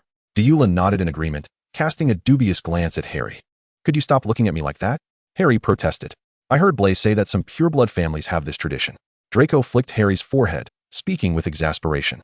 That's not untrue. Many pureblood families do indeed have traditions of marrying within the family. However, it is not universal. Moreover, such unions can destabilize the family's bloodline. The Gaunt family serves as a cautionary example. They are all but extinct. Rubbing his forehead, Harry asked plaintively, then why would Blaise say those things? Well, it might be due to my lineage, Deora indicated herself. One of my parents hails from the Lestrange family, while the other is from the Black family. Coincidentally, both families hold blood purity in high regard, and intermarriage is not uncommon to ensure the purity of their lineage. Given past examples, it's not surprising that such notions arise. That's why Blaise made those comments. By the way, Deora, remember to steer clear of Blaise. Draco's expression darkened. To be planning so early is utterly presumptuous, as if he views you as his possession. It's quite ludicrous. Hearing this, Harry's eyes widened. Draco, are you suggesting that Zabini has feelings for Deora? Humph. Harry, how old are we? What kind of feelings could possibly exist at our age? He asked, merely trying to ascertain whether our family has already secured Deora before making his own decisions. Although Deora's parents may not have the best reputation, she is undoubtedly a pure-blood witch. The Lestrange family may be somewhat diminished, but their foundation is not to be underestimated. If he desires her, it's a delusion to consider such matters at this stage. Deora, you must keep your wits about you. Deora glanced at Draco, then turned to Harry. Harry, you two must remain vigilant. However, I should first help you clear your lenses. With a flick of her wand, Deora transformed Harry's old, outdated glasses into a sleek, modern pair, the frames shifting from round to nearly square. As Harry felt the clarity before him improve, he removed the glasses to examine them closely, his eyes lighting up with delight. Deora, your transfiguration skills are getting even better. Deora nodded, tucking her wand away. I think so too. Draco scrutinized Harry's new glasses, nodding in approval. Deora has excellent taste. Your previous glasses were truly hideous. The new frames allow your eyes to shine unobstructed. Besides, Harry, your green eyes are quite fitting for Slytherin. They're rather beautiful. Of course, my mother was the Belle of Gryffindor, and Hagrid said my eyes resemble hers. Deora chimed in. Then should you aspire to be the Slytherin house belle? If there were a vote, I would cast my ballot for you and encourage others to do the same. Upon hearing this, Harry was suddenly inundated with dreadful images, causing him to shake his head vigorously. No thanks, Deora. Without their teammates' protection, players with other responsibilities will lose focus, especially the Seeker, who will bear the greatest psychological pressure. I'm a boy. I don't need to be a house belle. You should have Draco take on that role instead. What? Beside them, Draco, who had been involuntarily drawn into the fray, wore an expression of displeasure, reaching out to tug at Harry's cheek. You should truly be the belle of the house, all slender and petite. What is that word again? Ah, yes, delicate. You and Eula walking together could easily be mistaken for sisters. Draco, don't go too far. Too far. It was you who dragged me into this. Then why not tug at Eula's face? She was the one who spoke first. That's my sister. I can't bear to. Your blatant favoritism is rather egregious. I am biased. Probably so. Watching the playful banter unfold, Eula discreetly extracted a piece of chocolate from the snack bag, observing the amusing scene between the two with quiet amusement. Her contributions to the situation remaining unacknowledged. When it came to the topic of future companions, Eula found little interest in her own potential partner. Her family was sufficient for her, and she had no desire for another individual to impose limitations upon her. However, she harbored curiosity regarding Draco's future partner. Unlike her, Draco was someone who craved companionship. Though he did not articulate it explicitly, Eula sensed that he eagerly anticipated his future soulmate. Not only was Draco expectant, but Eula herself also looked forward to discovering what sort of person his future sister-in-law would be. If Draco held affection for her, she must undoubtedly be a remarkable individual. Chapter 25, Speculations. Ever since gaining access to the restricted section, Eula had encountered a plethora of books she had never seen before and had finally uncovered the function of the wand core made from the horn of a horned serpent. Wands fashioned with this core were exceptionally powerful, possessing the ability to sense Parseltongue and issue warnings to their owners. There existed a Parseltongue within Hogwarts. Recalling instances when her wand had issued warnings, Eula noted that Quirrell had always been present. She deduced that Quirrell was undoubtedly connected to the snake language. At present, the only individuals known to speak Parseltongue, apart from the infamous Dark Wizard of ancient Greece, were Salazar Slytherin and Voldemort himself, who also possessed this rare ability. Nevertheless, Eula did not believe Quirrell to be a descendant of Slytherin. For one, he hailed from Ravenclaw, and secondly, he was a half-blood. Although it might seem hasty to conclude Quirrell's lineage based solely on these 2 points, Eula's intuition told her that the one who watched her was definitely not Quirrell. Could it be Voldemort? Why not? If Voldemort feared Dumbledore, then with Dumbledore present, he could not possibly enter Hogwarts. Yet, Dumbledore's peculiar decision to caution students against venturing to the 4th-floor corridor during the start of the term seemed suspicious. Coupled with the fact that Hagrid had removed something from Gringotts, it was evident that Dumbledore had concealed the item in that very corridor. By warning everyone away from the 4th-floor corridor during the feast, he had merely piqued the curiosity of the young wizards. Among this year's students, who was the most special? It would be for whom he intended to lead Harry to the 4th-floor corridor, as Harry was the chosen one. Someone with ties to the Dark Lord, Dumbledore's intention for Harry to visit the corridor could very well be connected to Voldemort. Thus, the possibility that the one observing her was Voldemort loomed large. Additionally, recalling the dream she had on the night of the start of term, Voldemort seemed to have some recognition of her. After all, her mother had been one of his most capable subordinates, and her father had served him as well. It was not implausible that he had taken an interest in her. Yet, this remained merely speculation. Eula dared not confirm her assumptions. If her thoughts were indeed accurate, the coming years would likely be fraught with difficulties for her. With a sigh, Eula returned the book to the shelf. She had not yet continued her selection when she heard hurried footsteps approaching. Moments later, Madame Pants stood before her. It is already 8 o'clock. While I am unaware of your reasons for not attending tonight's Halloween feast, the library must close at 8, and you must leave. It is the rule. At that moment, Eula recalled how long she had lingered in the library. It was Harry and Draco who had been sent off to participate in the Halloween festivities. She held little interest in such events, especially since she had received chocolate bars sent by Aunt Narcissa, which sufficed for her sustenance. Other food items mattered little to her. As long as she had chocolate, she was content.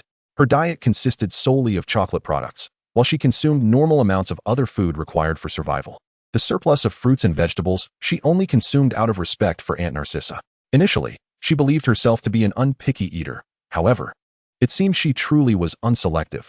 She would eat whatever was given to her, though she was too lazy to seek out anything unnecessary. After being ushered out of the library by Madame Pants, Eula let out a deep sigh, feeling as though she had missed out.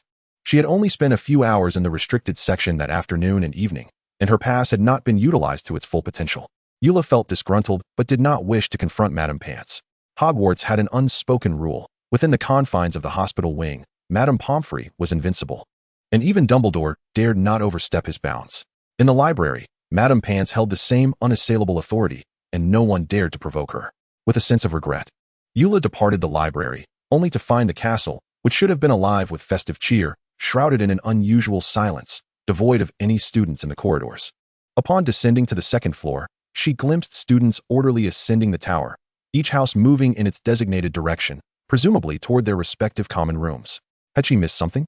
Though uncertain of what had transpired, Eula felt it prudent to return to the common room. Yet, as she traversed the staircase, she heard a tremendous crash, akin to a heavy object shattering something. Simultaneously, an indescribable odor wafted into her nostrils. Eula had no intention of intervening. Such unexpected incidents were best left for the professors to resolve. However, she thought she heard Draco and Harry's voices, particularly Harry's rather unmistakable cries. With a resigned sigh, Eula made her way toward the source of the commotion, hoping that the two had not gotten into serious trouble, though it appeared that Draco was likely unscathed. Chapter 26. The Troll. To be candid, when Eula arrived at the source of the noise, she was taken aback. What a sight it was. Harry dangled upside down, held by a troll by the ankle, while Ron thrust 2 wands into the troll's nostrils. Draco stood nearby, dazed and mumbling to himself. Hermione, the little witch, was dragging the disoriented Draco away from the troll's attacks. Upon closer inspection, one of the wands lodged in the troll's nose appeared to be Draco's hawthorn wand, while the other was likely Ron's. At that moment, the least perceptive of them all, Harry, noticed Eula standing in the doorway and shouted for her to run and fetch a professor.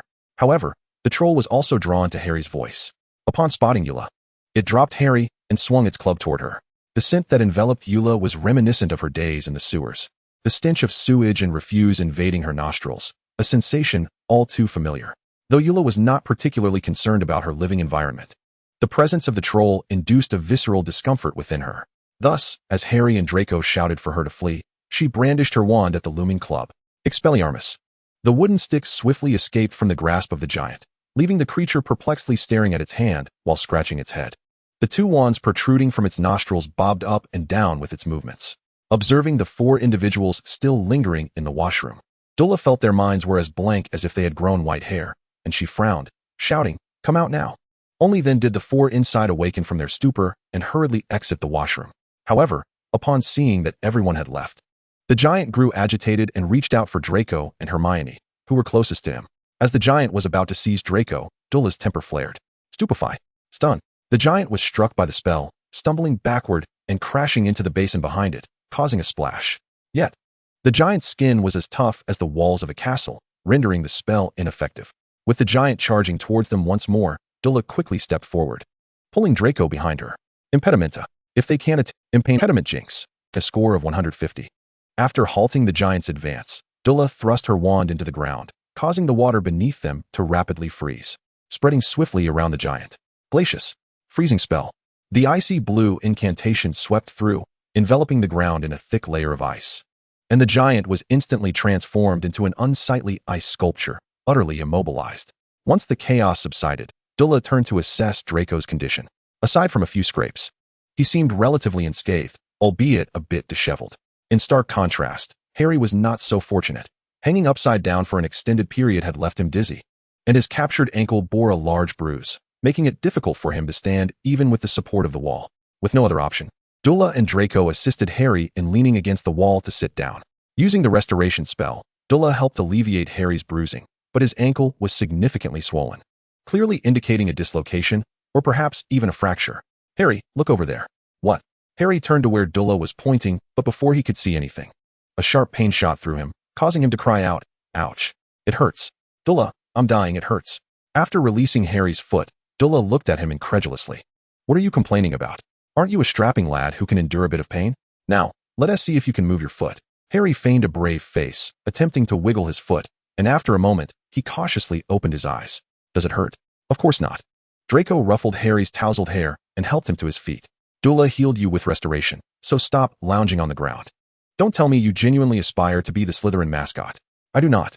With others present, Harry hastily covered Draco's mouth to silence him, feeling utterly exasperated. These 2 siblings seemed to target him with their banter every time, and they remained blissfully unaware of it. Infuriating. A cacophony of hurried footsteps approached from a distance, and Dula glanced towards the door, nearly colliding with Snape, who had failed to halt his momentum. Frowning, she was met with the scent of blood invading her nostrils. It was Professor Snape, his leg wounded, seemingly bitten by some creature. Snape, noticing Dula's gaze, pulled up his cloak to conceal his injured leg and shot her a scowl. Bewildered by his glare, Dula wondered what his issue was. She was merely observing. Yet, she thought, if he didn't want her to look, she wouldn't. Merlin. Following Snape was Professors McGonagall and Quirrell, both shocked at the sight of the giant frozen into an ice sculpture, their hearts racing. Which of you five can explain what transpired here? Who is responsible for this? Without hesitation, Dula stepped forward to claim responsibility. It was I, Miss Lestrange. McGonagall expressed astonishment. Did you accomplish all of this alone? Not entirely, Dula replied, gesturing toward the giant ice sculpture. Those two wands in its nostrils are not mine. The group fell silent, staring at the dubious objects resembling mucus. Finally, Draco exclaimed, "No, my wand. Weasley, you actually used my wand to poke the giant's nostrils. I will not rest until I have my revenge. Dula, my wand." Draco gazed pitifully at Dula, prompting the professors to look her way as well. After casting a spell to break the ice around the giant's nostrils, the wands tumbled out, caught by Dula's levitation charm. As Draco beheld the remnants of what appeared to be giant snot on his wand, he felt distraught. "My wand is filthy." Meanwhile, another voice of despair resounded. "My wand is broken." Indeed, Weasley's wand had shattered into two pieces, with only a thin strand of wood barely holding them together. A damaged wand cannot be magically restored, but the debris could be cleaned off. Ultimately, while Draco received a pristine wand, he could not shake the image of his wand smeared with snot. How dreadful. He resolved to thoroughly care for it with wand oil upon returning home. As Draco mourned his wand, Harry stepped up to explain. They had rushed to find Dula upon hearing news of the giant, fearing for her safety in the library, only to encounter Ron on their way, who was searching for Hermione. The three fortuitously stumbled upon the giant attacking Hermione in the washroom. They had intended to save her, but their spellcasting was lacking, leading to Dula saving them instead. Upon hearing the entire sequence of events, Professor McGonagall cast a disapproving gaze. You should have notified a professor, allowing them to lead you in seeking help, rather than recklessly thinking you could handle a giant on your own. Had it not been for Miss Lestrange's proficient spell work, the outcome could have been dire. The three students bowed their heads in acknowledgement. Due to your reckless behavior, you will each lose 5 points. However, considering your intent to assist a fellow student, I shall award you an additional 5 points. The three sighed in relief. After McGonagall's final judgment, Snape glanced at the giant ice sculpture at the center of the washroom before turning to Quirrell, who had remained silent atop a toilet.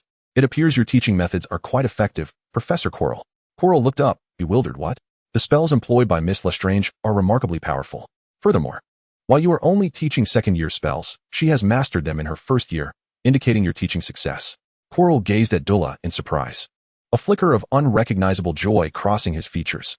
Yet, Dula, perceiving the subtle emotion in his eyes, sensed it was less about pride in nurturing an excellent student and more about fulfilling some ulterior motive.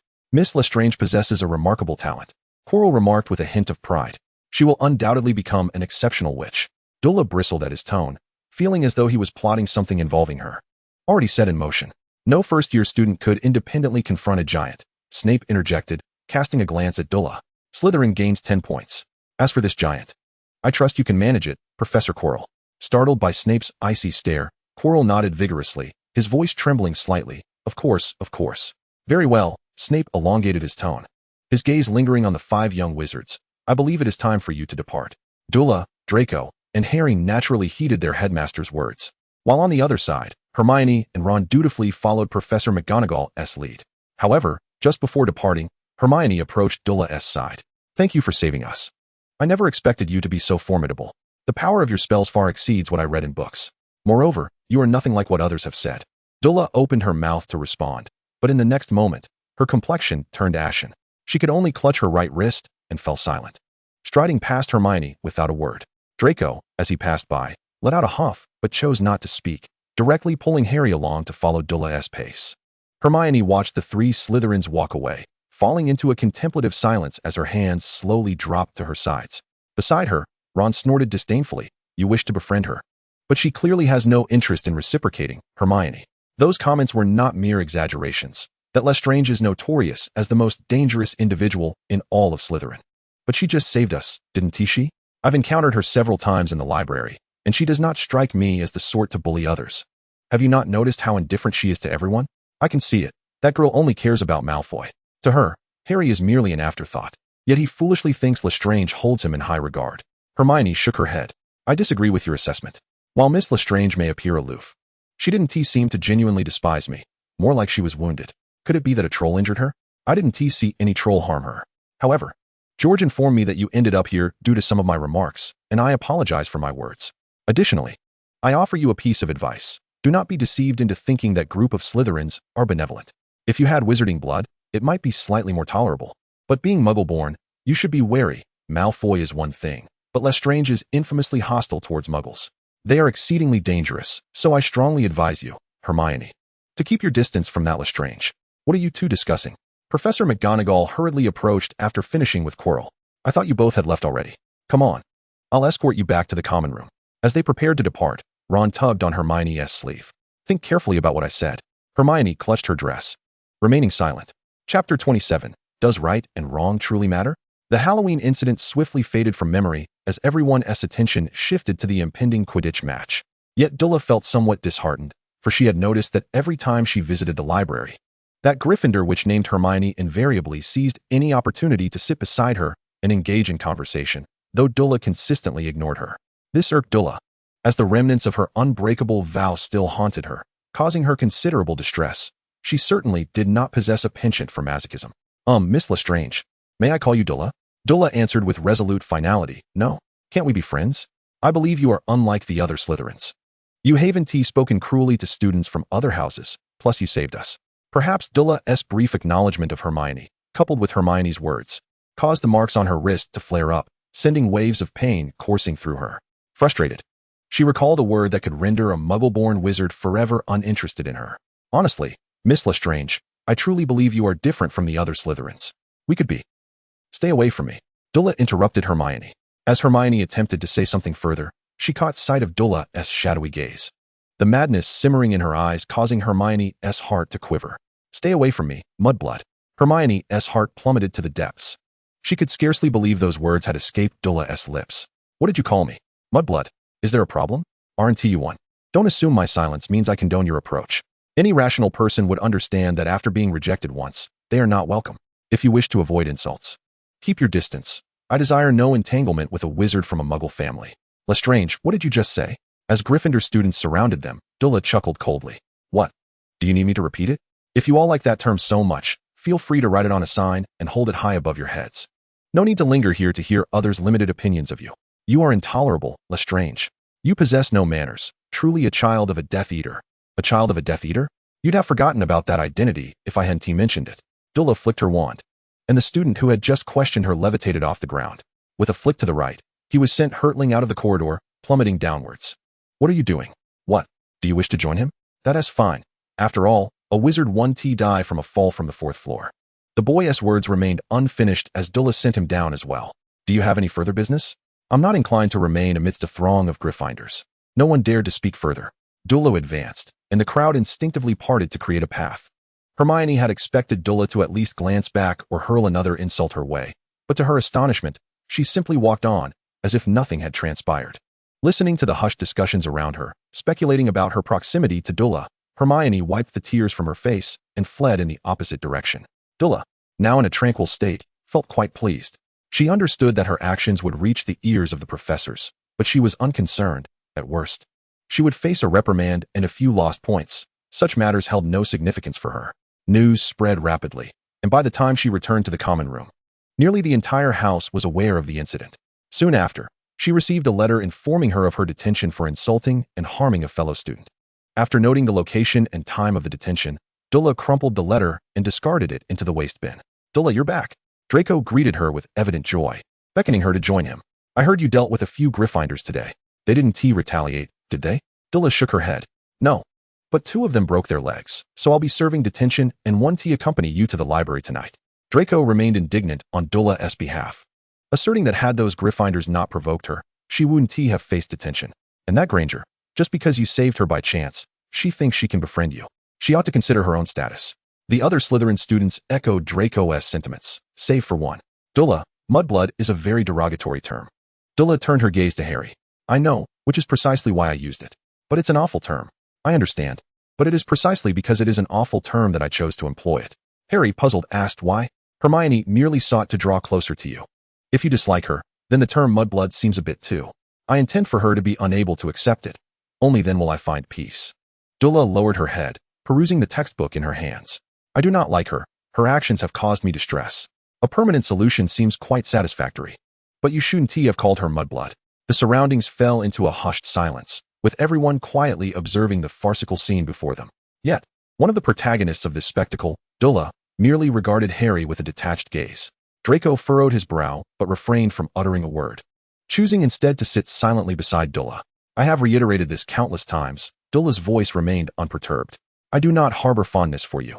Your actions evoke discomfort within me, a sentiment I have conveyed to you explicitly. However, some individuals seem oblivious to the concept of knowing when to withdraw gracefully. I shall not sacrifice my own comfort to indulge the whims of others, so I will act according to my own volition. As for the feelings of others, apart from those who are significant to me, they do not fall within my sphere of concern. Is there any further issue? Harry opened his mouth. Yet the term mudblood lingered unspoken. I comprehend your implication, Harry. You perceive my upbringing as inadequate, which prompts you to resort to such derogatory language, thus aligning yourself with the insulted party. You ought to embody altruism, prioritizing the greater good before the interests of smaller groups. Even those closest to you are secondary in the grand scheme of moral values. I hold great admiration for individuals like you, as your heart remains impartial. You may point out my transgressions, for I have uttered harmful words that have inflicted profound emotional wounds upon another. Yet, I do not assert that my actions are justifiable. I fully recognize that mudblood is an exceedingly derogatory term for wizards of Muggle descent. Nevertheless, I do not regret uttering it, for it serves as my method of resolving complications. Your discontent is your own concern. If you choose to sever ties with me over my character, I harbor no objections. With that, Dula slowly closed the book in her hands. I have no intention of engaging in a debate with you, Harry, nor do I wish to dispute. What purpose does it serve to attempt to alter a reality that has already transpired? Is it to prove my wrongdoing and compel me to amend my ways? Pray, elucidate your intentions. I merely believe that terms like mudblood should not be wielded as insults. Harry replied, his voice strained. And after that, what is your aim? Harry responded dryly. To make you aware that it is wrong, that it is not right. Am I unaware of this? You have known from the outset. Dula fixed her gaze upon Harry's eyes. Then what is the purpose of this discourse? I am not a patient individual. I have reiterated my reasoning to you numerous times. Yet you linger on a matter that already bears an answer. Why is that? Because it is wrong, and it seems you have no intention of changing. Thus, you wish to sever ties with me? No. How could that be? You see, Miss Granger, with whom you share a casual acquaintance, and myself, with whom you have spent considerable time, I hold greater significance, for we are more familiar. Even should I be in the wrong, your inclination is toward me. Yet, because I am erroneous, you aspire to correct me, to mold me into your envisioned ideal. Harry remained silent. Through our dialogue, Harry, I have discerned that you are a person of stark contrasts. Your world cannot accommodate shades beyond black and white. Harry looked up in astonishment. Dula continued, for Draco's sake. I shall not dwell on this matter. However, I must convey to you that the world encompasses more than mere dichotomies. Your tolerance of my misdeeds has already transcended the binary of right and wrong. Do not be a fool. Yet, at times, it is prudent to play the fool. You have unwittingly accepted my flawed behavior within the confines of your white spectrum. Feigning ignorance is an art form, but clearly, you lack the artistic flair. You must transcend the rigid confines of these two circles, for you need to integrate with us. Contemplate this deeply, Harry. There was a thought Dula withheld. If you remain unclear, then staying by Draco's side poses too great a danger. I cannot permit such a scenario. Chapter 28, A Quidditch Mishap. Ever since the last discussion with Dula, the atmosphere between the three had grown subtly strained, though this was merely Harry's perception, as Dula exhibited no signs of awkwardness. Continuing with her usual demeanor, the Quidditch match swiftly approached, and under the impression that Dula and Harry were in a spat, Draco insisted on bringing them both to the stands, and remarkably arranged for Dula and Harry to sit together, while he positioned himself beside Dula. Contrary to Draco's expectations, Harry, facing Dula alone, tightly gripped the hem of his clothing, visibly anxious, while Dula remained nonchalant, leaning over the stands to observe the events below. Today's match featured Slytherin against Gryffindor, and under Draco's insistence, Dula was compelled to wave a dark green flag, while Harry too participated. The cheers from the students of Slytherin and Gryffindor reverberated through the air. As the match commenced, Gryffindor initially took the lead, but gradually, Slytherin began to close the gap. Capitalizing on the myriad of fouls within Quidditch, the Slytherin players swiftly altered their strategy, widening the score gap. Ultimately, the match concluded when Slytherin's Terrence Higgs seized the golden snitch. The stands erupted with thunderous applause as Slytherin students descended to celebrate their victory.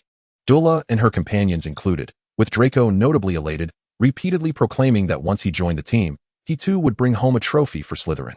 The stands were crowded, and the three children had to hold hands to prevent being jostled. Yet when Dula proactively grasped Harry's hand, he froze for a moment, though he did not pull away. After the match, while Slytherin students reveled in their triumph, Madame Hooch began collecting the game equipment. However, one of the bludgers lost control, hurtling directly toward the Slytherin section. Chaos ensued, and Draco quickly pulled the two of them to safety. Yet soon, Dula noticed a troubling detail. The rogue bludger seemed to be fixated solely on Harry, ignoring all nearby wizards, its singular target being him. "Harry, duck!" Dula shouted. "That bludger is under control." Upon hearing her voice, Harry promptly ducked, narrowly evading the bludger's assault as he fumbled for his wand. "Fool, get away. By the time you find your wand, it will have struck you," Draco exclaimed, shoving Harry aside. However, the bludger was swifter, and although Harry was pushed out of the way, it still collided with his arm. The sound of cracking bones echoed in Harry's ears, and the searing pain forced him to cry out. As the next attack loomed, Draco rushed forward to pull him away, but the bludger was already upon him. Just as he braced for what he thought would be a disfiguring blow, the bludger halted abruptly before him, then suddenly retreated, ultimately shattered. Then, Snape, his face a portrait of ire, approached, stowing his wand and crouching to examine Harry's arm. "The bone is shattered. You must go to the hospital wing." Snape summoned Madame Pomfrey. "Miss Pomfrey, please escort Mr. Potter to the hospital wing." "Certainly, Headmaster." Madame Pomfrey took Harry away, leaving Draco and Dula, the unintended casualties of the incident, behind. However, their presence proved inconsequential, as the bludger yielded no signs of abnormalities, and the one struck by Snape remained inconclusive. Ultimately, the incident was deemed a mere mishap involving a rogue bludger. According to Slytherin's Quidditch captain, Flint, it is not uncommon for a rogue bludger to strike a player. After all, which Quidditch player hasn't been hit at some point? The matter ultimately faded into obscurity. Yet Dula felt an unsettling disquiet. Observing Professor Snape's limping figure receding into the distance, she furrowed her brow. What had happened to the headmaster's leg? She could hardly believe that he was the sort to wander aimlessly into the forbidden forest. He was, after all, a quintessential homebody, preferring to immerse himself in his potions lab. Moreover, Lucius had been supplying him with herbs for 3 years, so it was unlikely that Snape would venture into the forbidden forest for gathering. Such injuries could only stem from that place, or perhaps from within the castle, like the corridors on the 4th floor. Snape might have been in the corridor, but for what purpose? Perhaps it was related to Quirrell. Someone may have attempted to access the 4th floor, only to be intercepted by Snape, resulting in him being bitten by some unknown creature. "Draco, did you see the headmaster at the staff table on Halloween night?" "I did." "Why?" "Just curious. Was that Slytherin student returned by the headmaster?" "Not exactly. The prefects took care of that. Dumbledore summoned all the professors because Quirrell mentioned a troll in the dungeon, so they all went down there. The headmaster seemed to follow Quirrell, but Quirrell was clearly oblivious, bustling upstairs in a hurry." "I see. Let us go visit Harry." "All right." Throughout the journey, Dula pondered the situation. She concluded that Quirrell aimed to access the 4th floor corridor, likely in pursuit of something hidden there by Dumbledore, something that the Dark Lord would require. Quirrell's intent was to retrieve it, while Snape must have sought to thwart him, resulting in his injury. Furthermore, the events of the day intertwined with Harry. The attack of the rogue bludger was entirely random and could not have targeted a single individual. Quirrell was serving the Dark Lord, and it was highly probable that today's incident was orchestrated by him. Dula was now convinced that the one observing her was indeed the Dark Lord. Perhaps it was a coincidence, but every time she felt someone's gaze upon her, Harry's lightning-shaped scar would throb. Parseltongue, the one who left a scar on the Chosen One, could only be the Dark Lord himself. Yet, Dula found herself curious about the relationship between the Dark Lord and Quirrell, since every time she sensed someone watching her, it was Quirrell who had his back turned. Could it be that the Dark Lord lurked behind him? Perhaps that was why Quirrell always enveloped himself in a thick scarf. But did the Dark Lord lack a sense of smell? The garlic odor surrounding Quirrell was suffocating. Perhaps the Dark Lord truly had no sense of smell, or perhaps he simply suppressed it. Contemplating these revelations alongside Quirrell's provision of a pass to the restricted section of the library and his subtle guidance, Dula began to suspect that the Dark Lord was grooming her to become a Death Eater like her mother. Would the Dark Lord come seeking her? Dula could not be certain. If it pertained to entering the 4th floor corridor, perhaps Quirrell would choose an opportune moment to enlist her assistance. But as for anything else, she doubted that a first year which could be of any help to the most dangerous dark wizard in history. Lost in thought, Dula followed Draco into the hospital wing, where Harry was being strictly ordered by Madame Pomfrey to remain in bed, despite having taken a restorative potion. How are you, Harry? Is your arm still hurting? In response to Draco's concern, Harry smiled faintly. I'm fine. That's good. Draco sat at the edge of the bed, muttering in confusion about why the bludger had gone haywire, as if someone had cast a spell specifically targeting him. I really don't understand how Dumbledore manages to be headmaster. Dula raised an eyebrow and took out an orange from her pocket, peeling it and dividing it into 3 sections, distributing the segments among them. Where did you get that orange, Eula? This morning, during breakfast, a Hufflepuff upperclassman gave it to me, claiming it was exceptionally sweet. I tried it. And he was right, it is quite sweet. Draco's eyes widened. A Hufflepuff? Which student? If I recall correctly, he was named Cedric. Cedric? The Hufflepuff Seeker? Honestly, Draco. Harry chimed in, popping a segment of orange into his mouth. You really are quite sensitive about Quidditch. Eula, you were right. It is very sweet. Harry beamed at Dula. Dula nodded, enjoying a slice of orange as well. Noticing the subtle dynamics between the two, Draco quickly shifted his focus from Cedric to the interaction between Dula and Harry. Merlin's beard. You two are finally talking normally. Dula, puzzled, replied, when have I not spoken normally with Harry? You see, Eula, Harry is rather shy and sometimes stubborn. For a while, he has wanted to speak with you but has been too intimidated, pacing anxiously in the dormitory. Draco. At this, Harry blushed with embarrassment, lowering his gaze. I've thought carefully about that day, Eula, and I know you truly don't like associating with Hermione, which is why you used that word.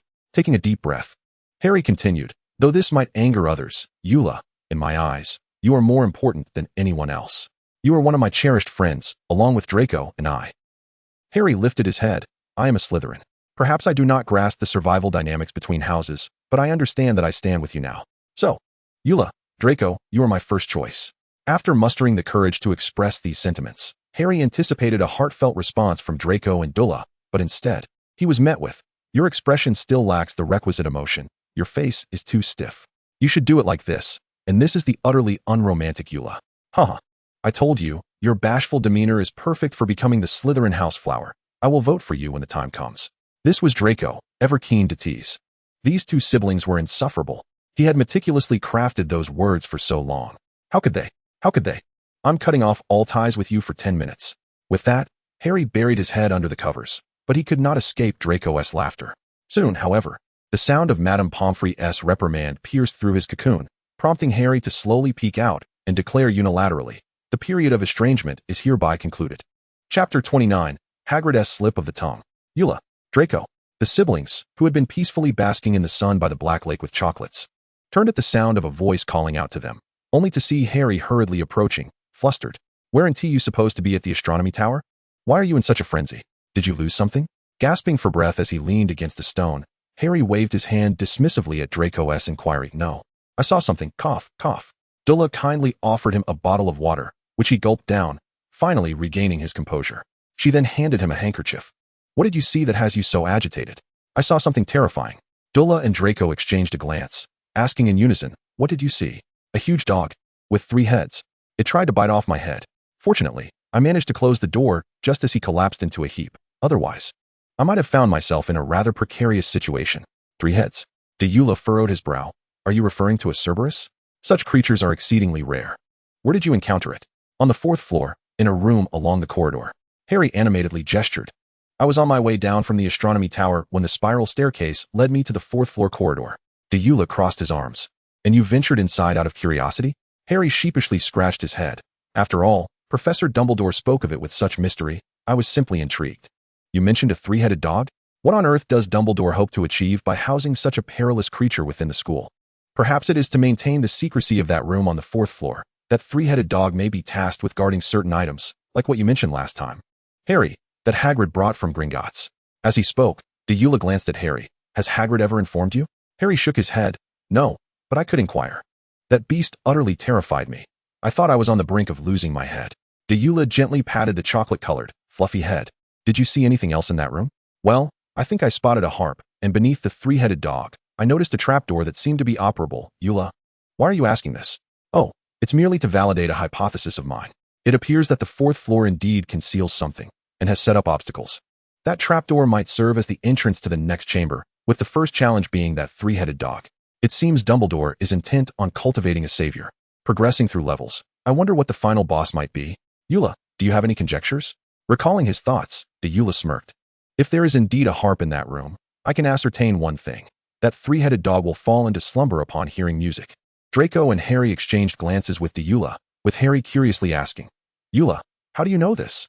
Harry, having grown up in the Muggle world. You may not have noticed a phenomenon. Many aspects of the wizarding world correspond to legends or myths from the real world, like werewolves, for example, or fairies. It does seem that way, Harry reflected for a moment, before looking back at Deora. But what does that have to do with the three-headed dog dozing off to music? It is quite relevant. In ancient Greek mythology, there resides a three-headed dog named Cerberus, who dwells by the banks of the river Styx, tasked with allowing souls to enter the underworld while preventing the living from passing through. Yet, myths often contain unexpected twists. A man named Orpheus sought to retrieve his deceased wife from the underworld, and legend has it that his harp could make even stones weep. So he played his harp to lull Cerberus into slumber, thereby gaining passage to and from the underworld. Originally, I was uncertain, but upon hearing you mention the harp in the room, I became convinced of the three-headed dog's weakness. Harry and Draco were astonished. Is there really such a myth? Of course, Deora looked at them incredulously. Don't you ever read? Draco and Harry fell silent. After a moment, Harry finally spoke. How about I ask Hagrid? Do you want to come with me? Deora retorted. Do you wish for us to accompany you? Harry nodded. Thus, the three of them set off for Hagrid's hut. Initially, Hagrid was unwilling to divulge any information, but Deora discovered an amusing tactic. By guiding Hagrid's conversation, he would inadvertently reveal what he knew. Consequently, under Deora's guidance, Hagrid disclosed that the three-headed dog belonged to him and that it would fall asleep upon hearing music. Harry marveled at how Deora had been correct, leaving a bewildered Hagrid in the dark regarding the situation. Ultimately, Harry relayed Deora's conjecture to Hagrid, who sincerely gave Deora a thumbs up. Truly, one can see why you were sorted into Ravenclaw. I cannot fathom why Lucius insisted on placing you in Slytherin. Hagrid's skepticism was met with Draco's exasperation. Remembering their purpose in extracting information from Hagrid, Deora exchanged a glance with Harry, who promptly understood the cue. Hagrid, what exactly is in that room? Is it something you brought from Gringotts? Harry, I must inform you, don't even think about prying information from me. Dumbledore entrusted me with this knowledge because it is perilous. Only Dumbledore and Nicholas Flamel are privy to what lies within. Nicholas Flamel? Oh, Merlin. How did I let that slip? Hagrid clapped a hand over his mouth. In any case, Harry, do not entertain thoughts of venturing there. It is fraught with danger, containing not just Fluffy, but many other. Merlin, I did it again.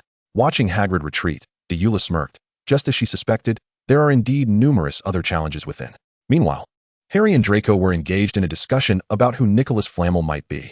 Deora felt a vain throb on her forehead. Harry was excusable, but Draco, who possessed the entire wealth of knowledge contained within the Malfoy Manor library, did not know who Nicholas Flamel was. It seems Lucius' tutoring has proven insufficient, Draco. Upon hearing his cousin's remark, Draco stiffened, cautiously turning to Deora. Eula, I genuinely studied every day while at Malfoy Manor. We were together, do you not recall? I have not forgotten, but your intake of knowledge is evidently lacking. Sensing the implication in Eula's words, Harry quickly inquired. Eula, do you know who Nicholas Flamel is? Indeed, Nicholas Flamel is a renowned alchemist and the sole individual to have successfully created the Philosopher's Stone. Don't you enjoy chocolate frogs? His information is on the cards. Harry sheepishly chuckled. I was too busy eating to pay attention to the information on the card. I understand. Deora nodded. No one can resist chocolate. Meow. The chocolate cat on the floor mewed around Eula's legs, and she picked it up, acknowledging that while this chocolate was not that chocolate, one could hardly refuse any form of chocolate. Mew. Chapter 30. The Eve of Christmas. Since discovering the Philosopher's Stone was hidden on the 4th floor, Deora began to speculate about the Dark Lord's intentions. If the Dark Lord desires the Philosopher's Stone, then his objective must be to concoct the elixir of life, of which the Philosopher's Stone is the most vital ingredient. Deora was now certain that the Dark Lord was using Quirrell, indicating that he no longer possessed his own body.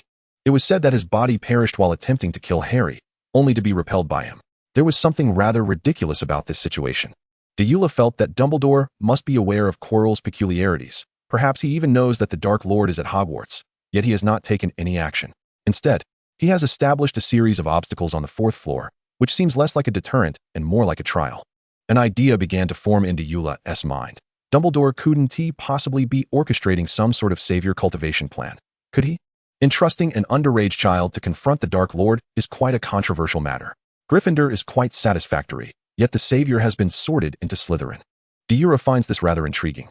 Although Harry's perspective diverges somewhat from that of his fellow Slytherins, in the grand scheme of things, coupled with his inherent Slytherin traits. Can Dumbledore's vision truly come to fruition? However, the most pressing concern at present is not these matters, but rather the future stances we shall adopt. She remains indifferent. But what of Draco? He has long desired to befriend Harry, yet both the Malfoy and Lestrange names bear significant ties to the Dark Lord, as these families have been his followers since his student days. The offspring of the Lestranges and Malfoys are born as Death Eaters and the Savior, inherently opposing factions. Deora. Upon hearing Harry's call, Deora raised her hand and waved at him. The issue of stances may not warrant concern just yet. She is merely a first-year student. It is rather premature. Harry, panting alongside Draco, came to a halt beside Deora, who offered each of them a cup of water. Thank you. Harry gratefully accepted the cup and gulped it down, looking as if he were indulging in wine. By the way, Deora, where did you get these cups? Deora silently collected the cups, explaining, these are Chocolate's cups, purchased from a pet supply store for outdoor hydration, though recently they have been utilized by the two of you. Chocolate, lying at Deora's feet, let out a disdainful sound, seemingly looking down upon these two human youngsters using his water cups. But fret not, Harry. I always clean the cups after use, and Chocolate's had limited use, so there's no need for concern. Draco, standing nearby, patted Harry on the shoulder, advising him to not be so particular, advising him to adopt a more carefree demeanor. Chocolate's cups and treats are undoubtedly cleaner than many items commonly used by wizards. Harry, puzzled, inquired how so? Draco raised his chin with pride, stating, all of Chocolate's belongings are custom-made. In terms of craftsmanship and cost, they far surpass ordinary items. You might risk consuming something harmful from Hogwarts plates, yet Chocolate's utensils are beyond reproach.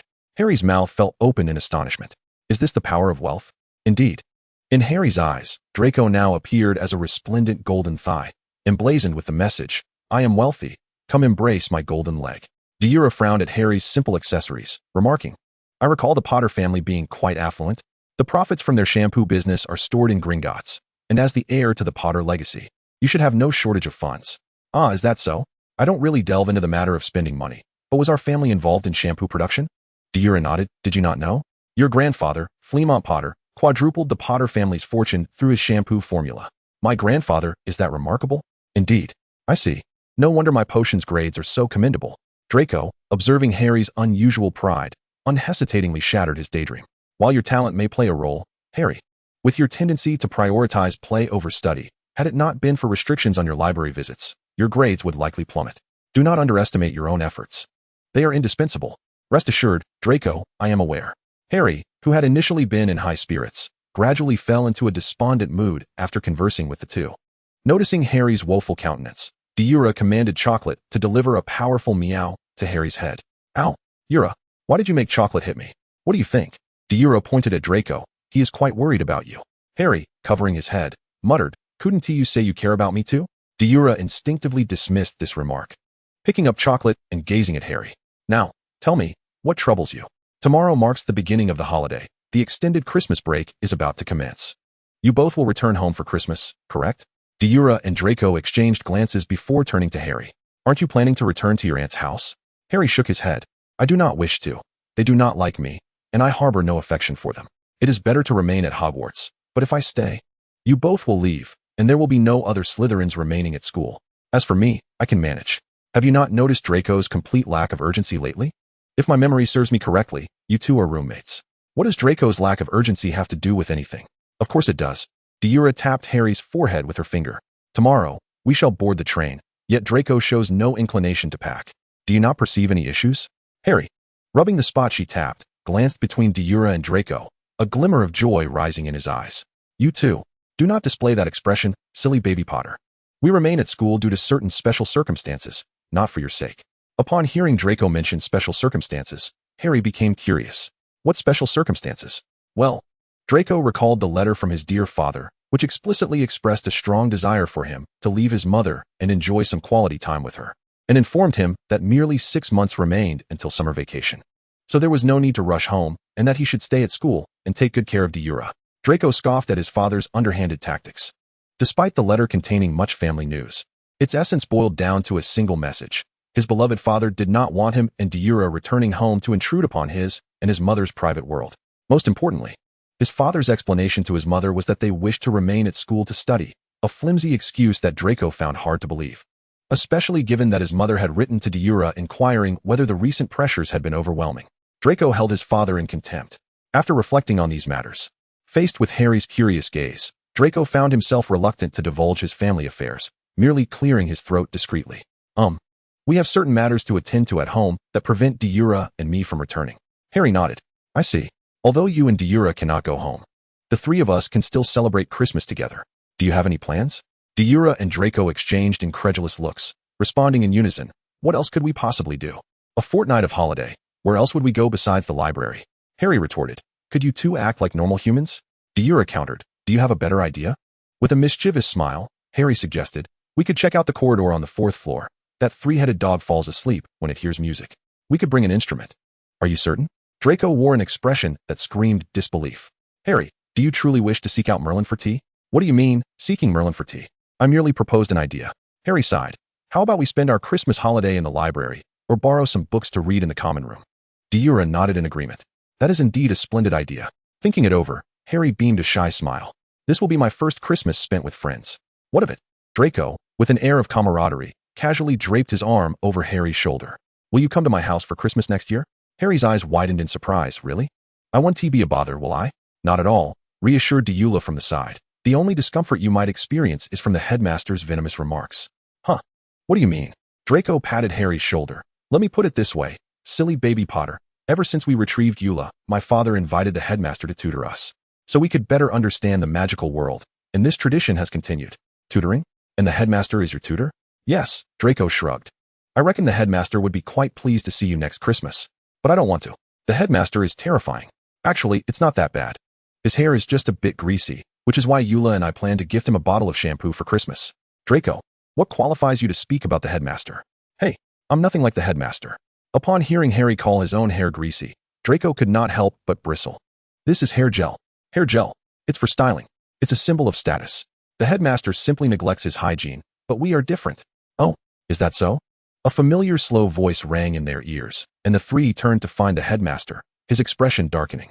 Realizing that Snape had overheard their conversation, Draco swallowed hard, suddenly recalling the vast number of slugs in the headmaster's office.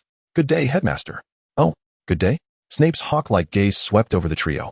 If you truly wish for my goodwill, you ought not to be near the Forbidden Forest. Should your actions lead to points being deducted from Slytherin, the consequences will be dire. The three seemed to envision a mountain of slugs piled to the ceiling and instinctively shook their heads in unison. Well, since our illustrious savior, Mr. Potter, has single-handedly vanquished the adult troll known as Miss Lestrange, and with Mr. Malfoy alongside him, if you wish to avoid detention for entering the Forbidden Forest, you best return to the castle immediately. After all, you three are the only Slytherins remaining at school this year. I hope you do not cause any trouble. Furthermore, Snape's gaze lingered on Deora and Draco. Should I one day find some unidentified cleaning liquid on my desk, I would be grateful to someone for taking care of the slugs needed for my lessons.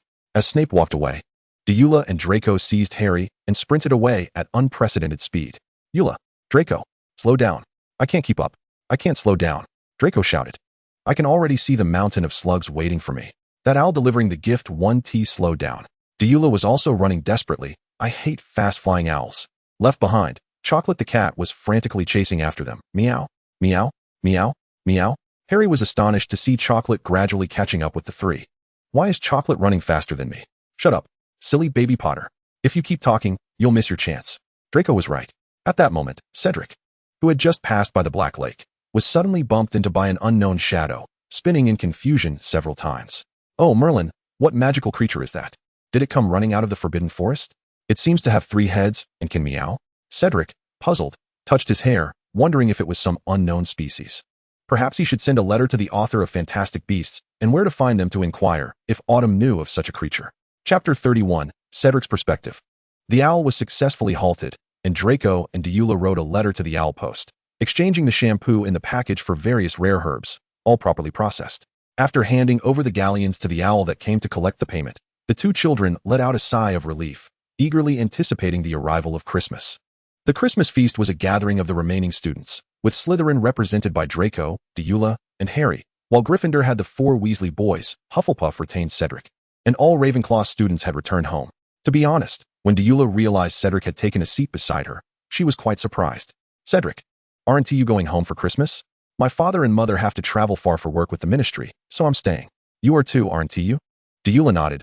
Uncle Lucius also has important matters to attend to. I see, Mr. Malfoy is quite busy, which is understandable.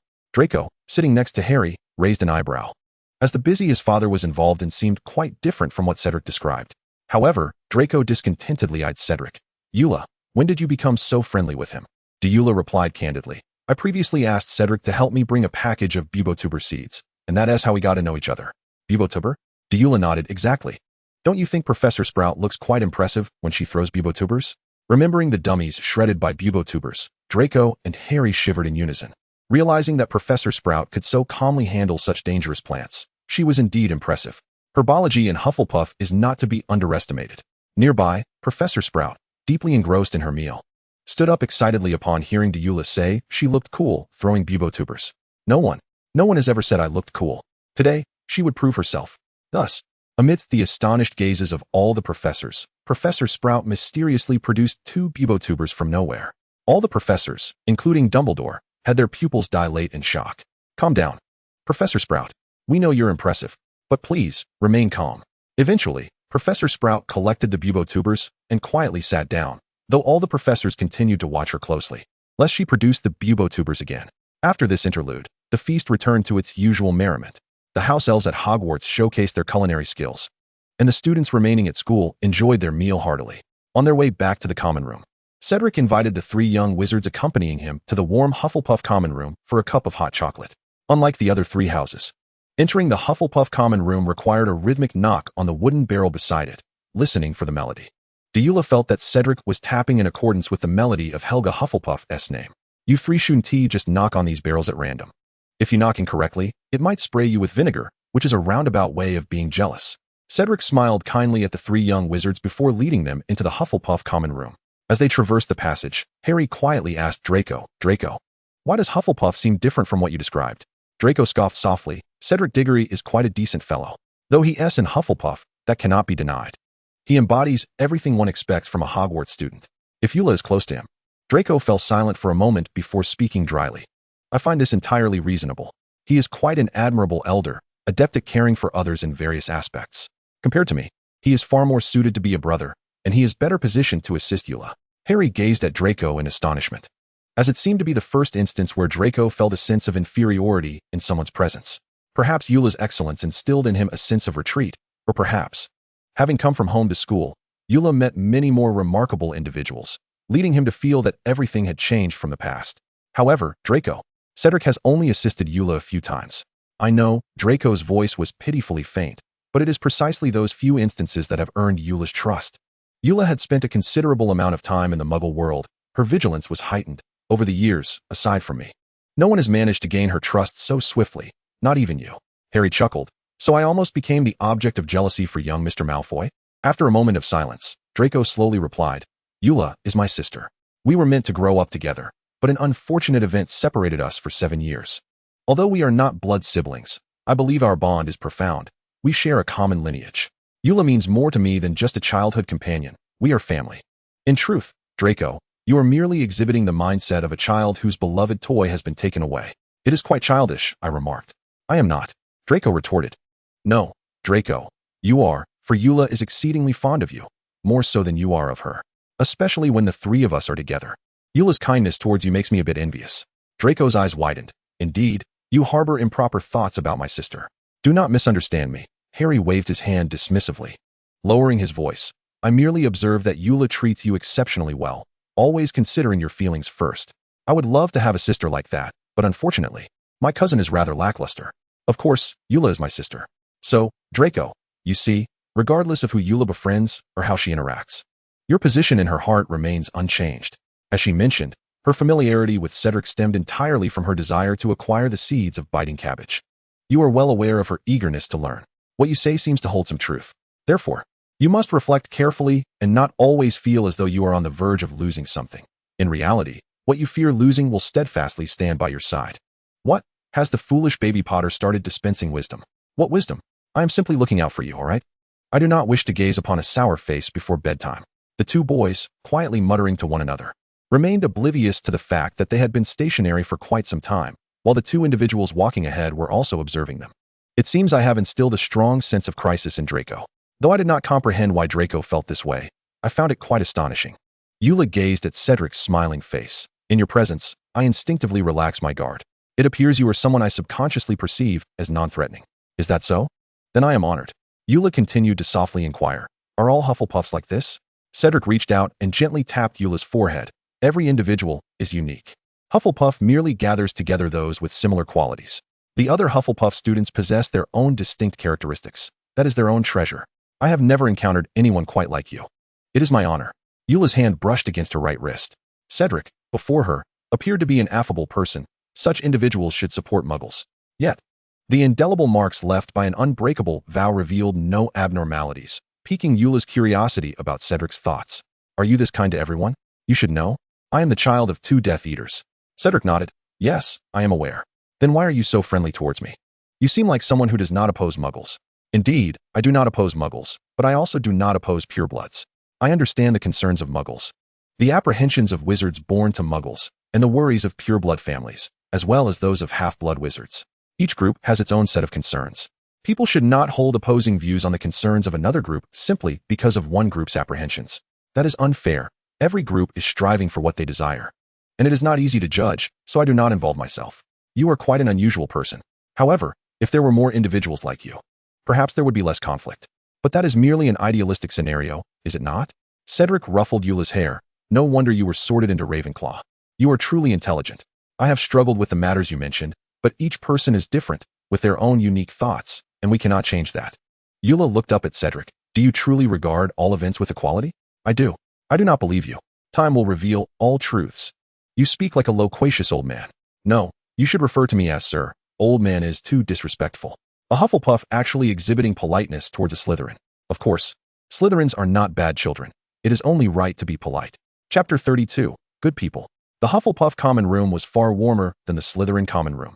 The comforting warmth of the milk tea enveloped 1's heart, and with a sip, the fatigue in 1's body dissipated in an instant. Cedric provided the 3 children with sweet little biscuits, which paired delightfully with the milk tea. Harry and Draco marveled at the layout of the Hufflepuff common room. Realizing that not all common rooms were as grim as Slytherin's, Draco, exasperated, tapped Harry on the head. Of course, the Slytherin common room is beneath the lake. You weren't unaware of what Farley had mentioned during the start of term. How could your memory be so poor? Why are you hitting me? Harry complained, clutching his head. I thought Farley was implying that all common rooms were like that. I had no idea only Slytherin's was so dreary. Draco retorted. What do you mean by dreary? Weren't you the one who said that falling asleep to the sound of waves crashing against the windows is one of life's greatest pleasures? How could you change your tune so quickly? I did not change my tune. Cedric poured Eula another cup of milk tea, smiling as he watched the 2 boys bicker. Eula, being with those 2 must make your days quite entertaining. Eula nodded, cradling her cup. Indeed, they always bicker over the smallest things, only to reconcile shortly after. Cedric laughed heartily. Then you must have plenty of amusement every day. Hey, we can hear you. Cedric waved his hand dismissively at Draco and Harry. Haha, sorry. It was unintentional. Observing Cedric's expression of mock apology, Draco felt a surge of irritation, but for Eula's sake, he chose to remain silent. To be honest, after entering the Hufflepuff common room, Eula felt a reluctance to return to the Slytherin common room. It wasn't a matter of preference. The Hufflepuff common room was simply too comfortable, warm and infused with a hint of sweetness in the air. Eula adored sweet things, which is why she cherished the Hufflepuff common room. Not only Deora, but Draco and Harry also seemed to share this sentiment. For the Slytherin common room undeniably left an impression akin to a breeding ground for rheumatism. By the way, Deora, may I inquire if you have an affinity for Ravenclaw? Ravenclaw? Cedric nodded. Indeed, Ravenclaw. You were sorted into Ravenclaw from the very beginning, were you not? Although you find yourself in Slytherin now. Since the sorting hat initially placed you in Ravenclaw, it suggests that you are well suited for that house. What are your thoughts on Ravenclaw? Deora shook her head, expressing, I possess no particular thoughts on it. Whether it be Ravenclaw or Slytherin, they are merely houses, after all, fundamentally serving as environments for students to learn and live. However, the atmosphere is likely distinct. The sorting hat indicated that I thirst for knowledge, thus assigning me to Ravenclaw, yet my entire family hails from Slytherin, which is why I now find myself here. One can easily discern that Mr. Malfoy is exceedingly eager for you to join Slytherin. I was quite startled to see him appear in the Great Hall, fearing something had gone awry, only to realize how swiftly Mr. Malfoy received the news. Arriving at Hogwarts less than an hour after the sorting, perhaps the outcome of my sorting is of paramount importance to Uncle Lucius's future personal safety. If you put it that way, Cedric chuckled, with your mother-esque disposition, Had you not entered Slytherin, Mr. Malfoy might indeed find himself in a precarious situation. Deora nodded, yet still gazed at Cedric with a hint of confusion. Are you not afraid of me? Other wizards at school exhibit fear upon hearing my name or my mother's, especially since I closely resemble her. Hence they often harbor fear towards me. Yet you seem unperturbed. Why should I fear you? Cedric countered, merely because of your lineage? To judge a person solely based on their origins is fundamentally erroneous. While one may be influenced by their family, the subjective imaginings of what you might do are non-existent. Mrs. Lestrange is indeed quite mad, but your mother is your mother, and you are you. You are not her mere reflection. Furthermore, Cedric's hand playfully ruffled Deora's hair. Smiling, you are so small. Why should I fear you? Besides, how old are you? To underestimate someone due to age and stature is misguided. Cedric's gestures became even more animated. Then you too are a child. You have just begun your schooling, hardly having emerged from the chrysalis. Where lies the danger?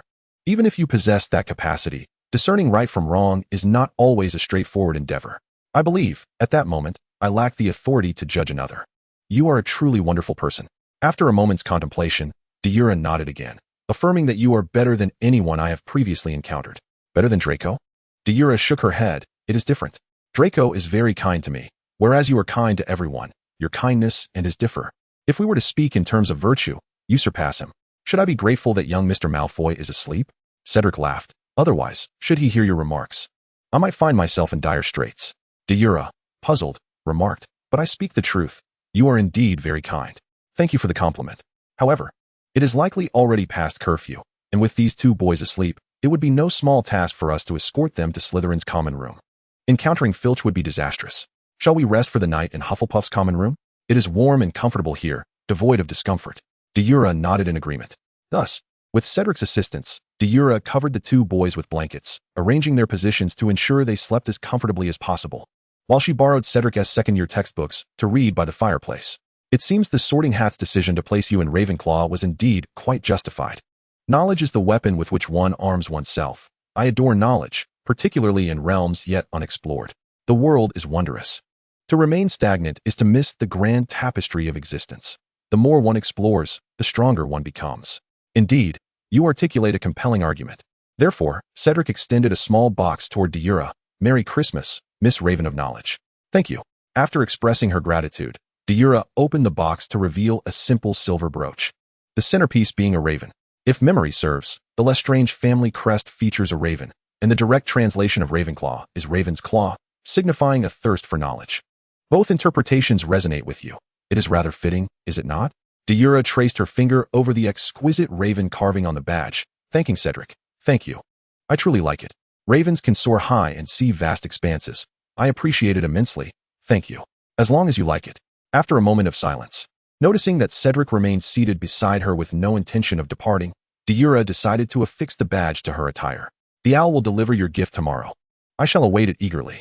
Cedric once more ruffled Deora's hair before moving to sit on the opposite side of the sofa, where Draco and Harry lay.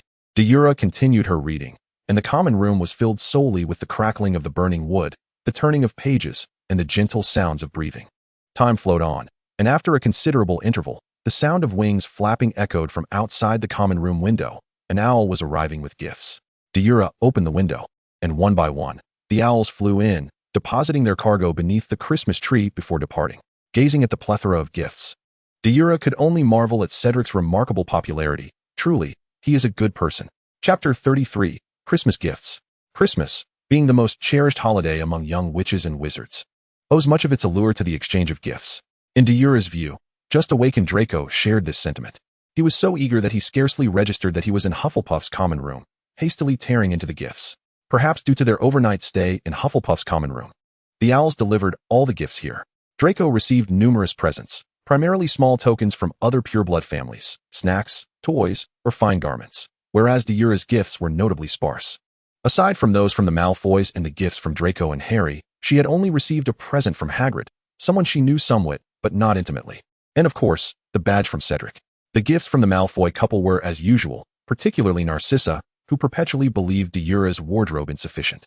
Most of her gifts comprised exquisite clothing, which Deora seldom wore, as they were far too extravagant, resembling gowns meant for galas rather than everyday attire. Lucius's gift was, as per custom, an ancient tome, which Deora found exceedingly satisfactory. believing only Uncle Lucius truly understood her tastes and gifts. Harry's gift was a large box of chocolates, featuring a variety of fillings. "I apologize, Deora," Harry said, a hint of embarrassment as he ruffled his hair. "This is my first time giving a gift, and I was unsure what to choose. I know you like chocolate, so I had someone procure some from Hogsmeade, hoping you would enjoy it." However, before Deora could express her gratitude, Draco's accusatory voice arrived first. To Harry, Draco appeared as a colossal monster ensnared by dark mist, glaring at him with an unfriendly demeanor. "What's the matter, Draco?"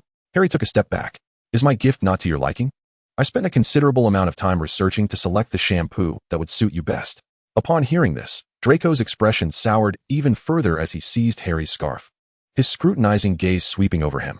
"Harry, do you realize what it signifies to gift someone chocolates during Christmas?" Harry felt a cold sweat break out due to Draco's serious demeanor. "Is it not acceptable for friends to exchange food? Can chocolates not be given during Christmas? Do you not know?" Draco raised his voice. Christmas is also referred to as the second Valentine's Day.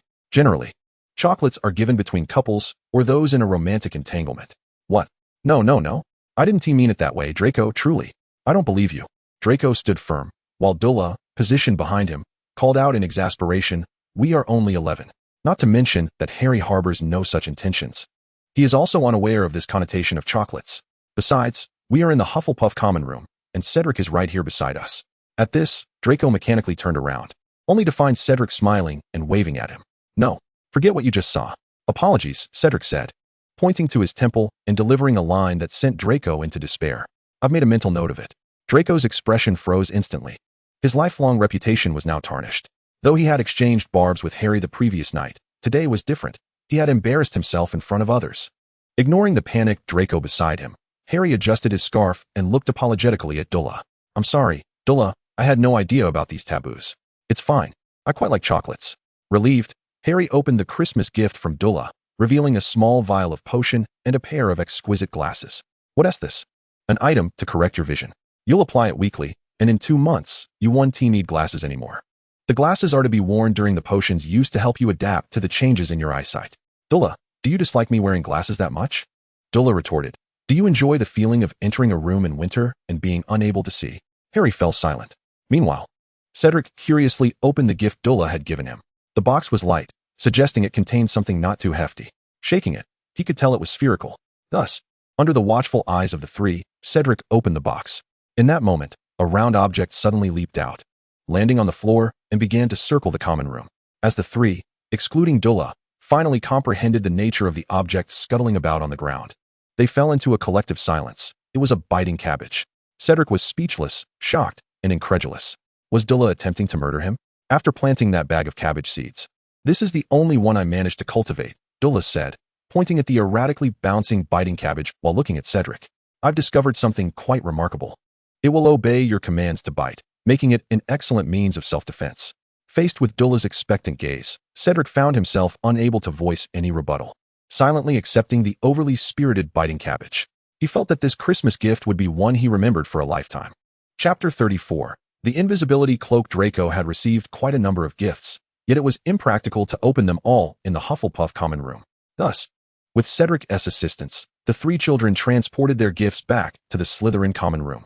"I must say, Draco, you truly have an abundance of gifts," Harry remarked as he observed Draco struggling to unwrap his presents.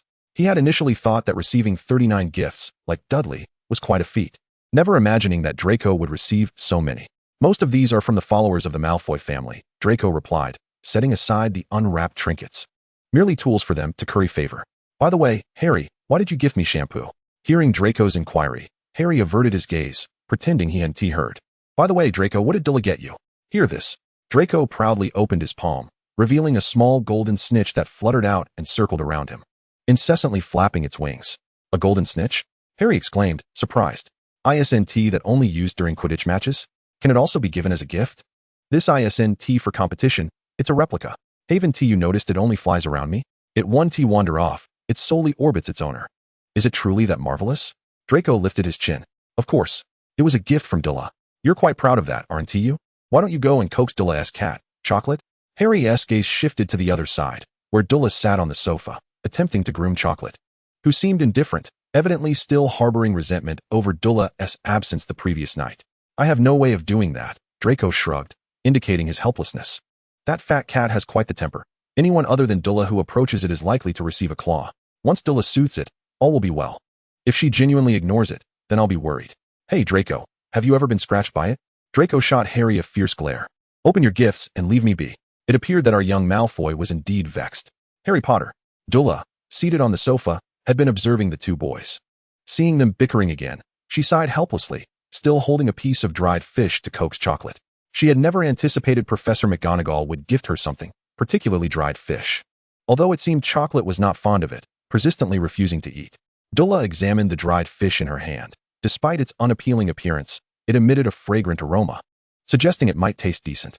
Contemplating this, Dula popped the dried fish into her mouth, chewing it and confirming its pleasant flavor, though she remained puzzled as to why Chocolate was disinclined to partake. When Chocolate, sprawled across Dula's lap, saw his owner consume his food, he was quite bewildered. He had intended to lower his head first. Why was his owner eating his provisions? He could not comprehend. Why would anyone eat what a cat eats? This left him at a loss for how to lower his head. Meow? Chocolate resolved to remain aloof from his owner for another minute. Dula looked quizzically at her cat.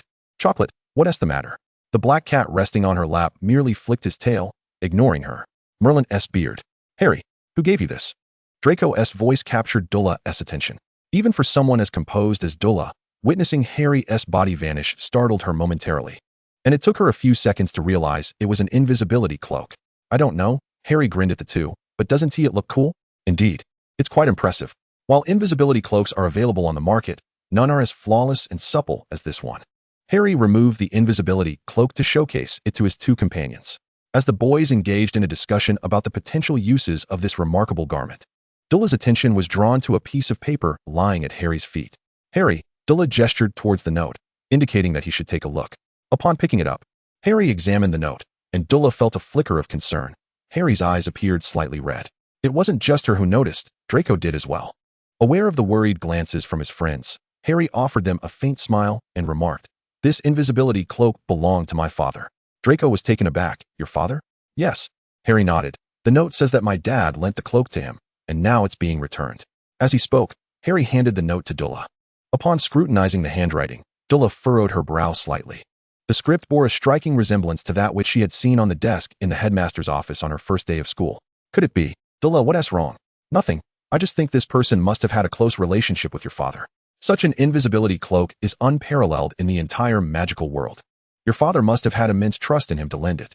Dula refrained from voicing her suspicions to Harry, revealing that she had deduced the identity of the borrower based solely on handwriting would likely yield little positive effect.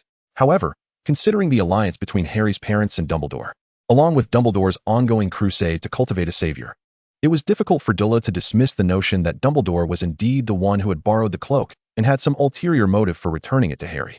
Did he wish for Harry to indulge his curiosity and venture out at night, entering the fourth-floor corridor? Although she had learned from Hagrid about the three-headed dog's weakness, it would be exceedingly challenging to access the trapdoor alone without assistance. Assistance?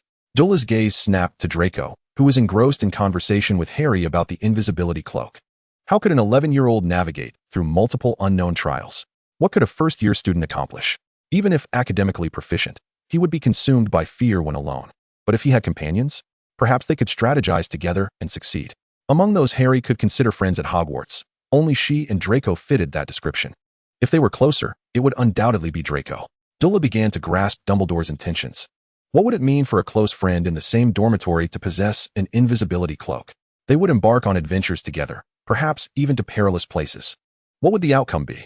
Two children, seasoned by many adventures, would forge an unbreakable bond, and if one faced hardship, the other would surely come to his aid. Dumbledore was effectively selecting companions for Harry to confront the Dark Lord in the future, and the most probable choice was Draco. Dula did not perceive herself as indulging in fanciful thoughts. This was indeed perilous, for Draco's association with Harry could lead to danger. Yet, how could she distance Draco from Harry? It seemed there was no justification. She had no legitimate reason to keep Draco away from Harry. Forming a friendship with the Chosen One was a notion Draco had often contemplated since childhood. Dula felt her insignificant words would hardly sway him. Dula? Dula? A hand waved in front of her, jolting her back to reality, revealing Harry's concerned expression.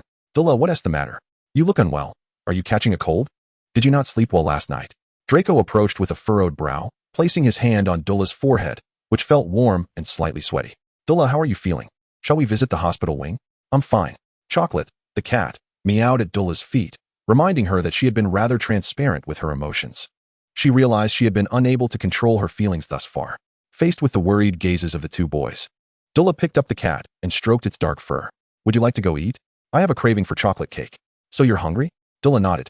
You two were rather restless last night, and Cedric and I had quite a struggle. Plus, we woke up a bit early this morning. So I'm feeling a bit peckish. Upon hearing Dulla mention their sleeping positions, Draco's cheeks flushed with embarrassment, and Harry appeared similarly awkward. Let us hurry then. Draco chuckled, pulling Dulla and Harry along, while Chocolate leaped from Dulla's arms to follow beside them. Dulla glanced at her left hand and then her right. Both were being held, one by Draco and the other by Harry. She seemed to have forgotten herself in that moment, realizing that while Draco and Harry shared a deeper bond, she was also part of this trio. The future remained uncertain, but presently, they were united. The prospect of leading Draco into an unknown realm was something Dulla wished to avoid. Yet the only way to mitigate that risk was to create a rift between him and Harry. And that method, sensing the warmth of their hands intertwined, Dulla lowered her gaze, contemplating further. Solutions that satisfy all parties are rare, yet she could attempt to seek one out. If unsuccessful, Dulla was someone who could make sacrifices. Moreover, aside from her family and kin, Dulla detested being manipulated by others. Her family was her responsibility, but if others sought to exploit her, she would not remain passive. Being in a vulnerable position was unacceptable. She needed to seize control. With that thought, Dulla's tense nerves began to ease. She sought to gather more information, to safely uncover useful insights. Upon arriving in the Great Hall, the trio was immediately met with the displeased visage of their head of house. Severus Snape, clad in black, fixed his piercing gaze upon them, lingering longest on Harry. Just as Dulla anticipated that Professor Snape might unleash a curse upon them, he finally spoke. It seems that the three of you are dissatisfied with the Sorting Hat's decisions, preferring to linger in the common rooms of other houses rather than return to your own dormitory. Snape emphasized the words your house. Wouldn't you agree, Miss Lestrange? Dulla flinched, carefully lifting her gaze to meet Snape's. Professor, we didn't bring you any shampoo. Why are you so angry? Snape, initially. Snape had been quite pleased to receive a Christmas gift from the two offspring of Lucius Malfoy, delivered by owl post. Especially since the potion's master could hardly refuse the allure of rare herbs. He had been satisfied with this present. Thus, in an unusually good mood, Snape intended to check on the two young Malfoys in their Slytherin common room and also assess Harry's condition. However, upon arriving at the common room, he found it eerily empty. Initially, he assumed the trio had merely returned late, but after waiting until curfew without their return, Snape's temper flared. The consequences were severe. Thus, he deducted points from the Weasley twins for their nighttime escapades, giving them each a 10-point penalty, resulting in Gryffindor losing 20 points that day. Maintaining such a standard daily could render Gryffindor's precious hourglass empty in no time. However, this was not sufficient. Upon learning from Professor Sprout that 3 serpent hatchlings had spent the night in the Hufflepuff common room, Severus Snape encountered Cedric Diggory from Hufflepuff. Unable to find a valid reason to deduct points from Cedric, he instead penalized the bewildered Ron Weasley, who was wandering aimlessly nearby, deducting 10 points for disrespecting a professor.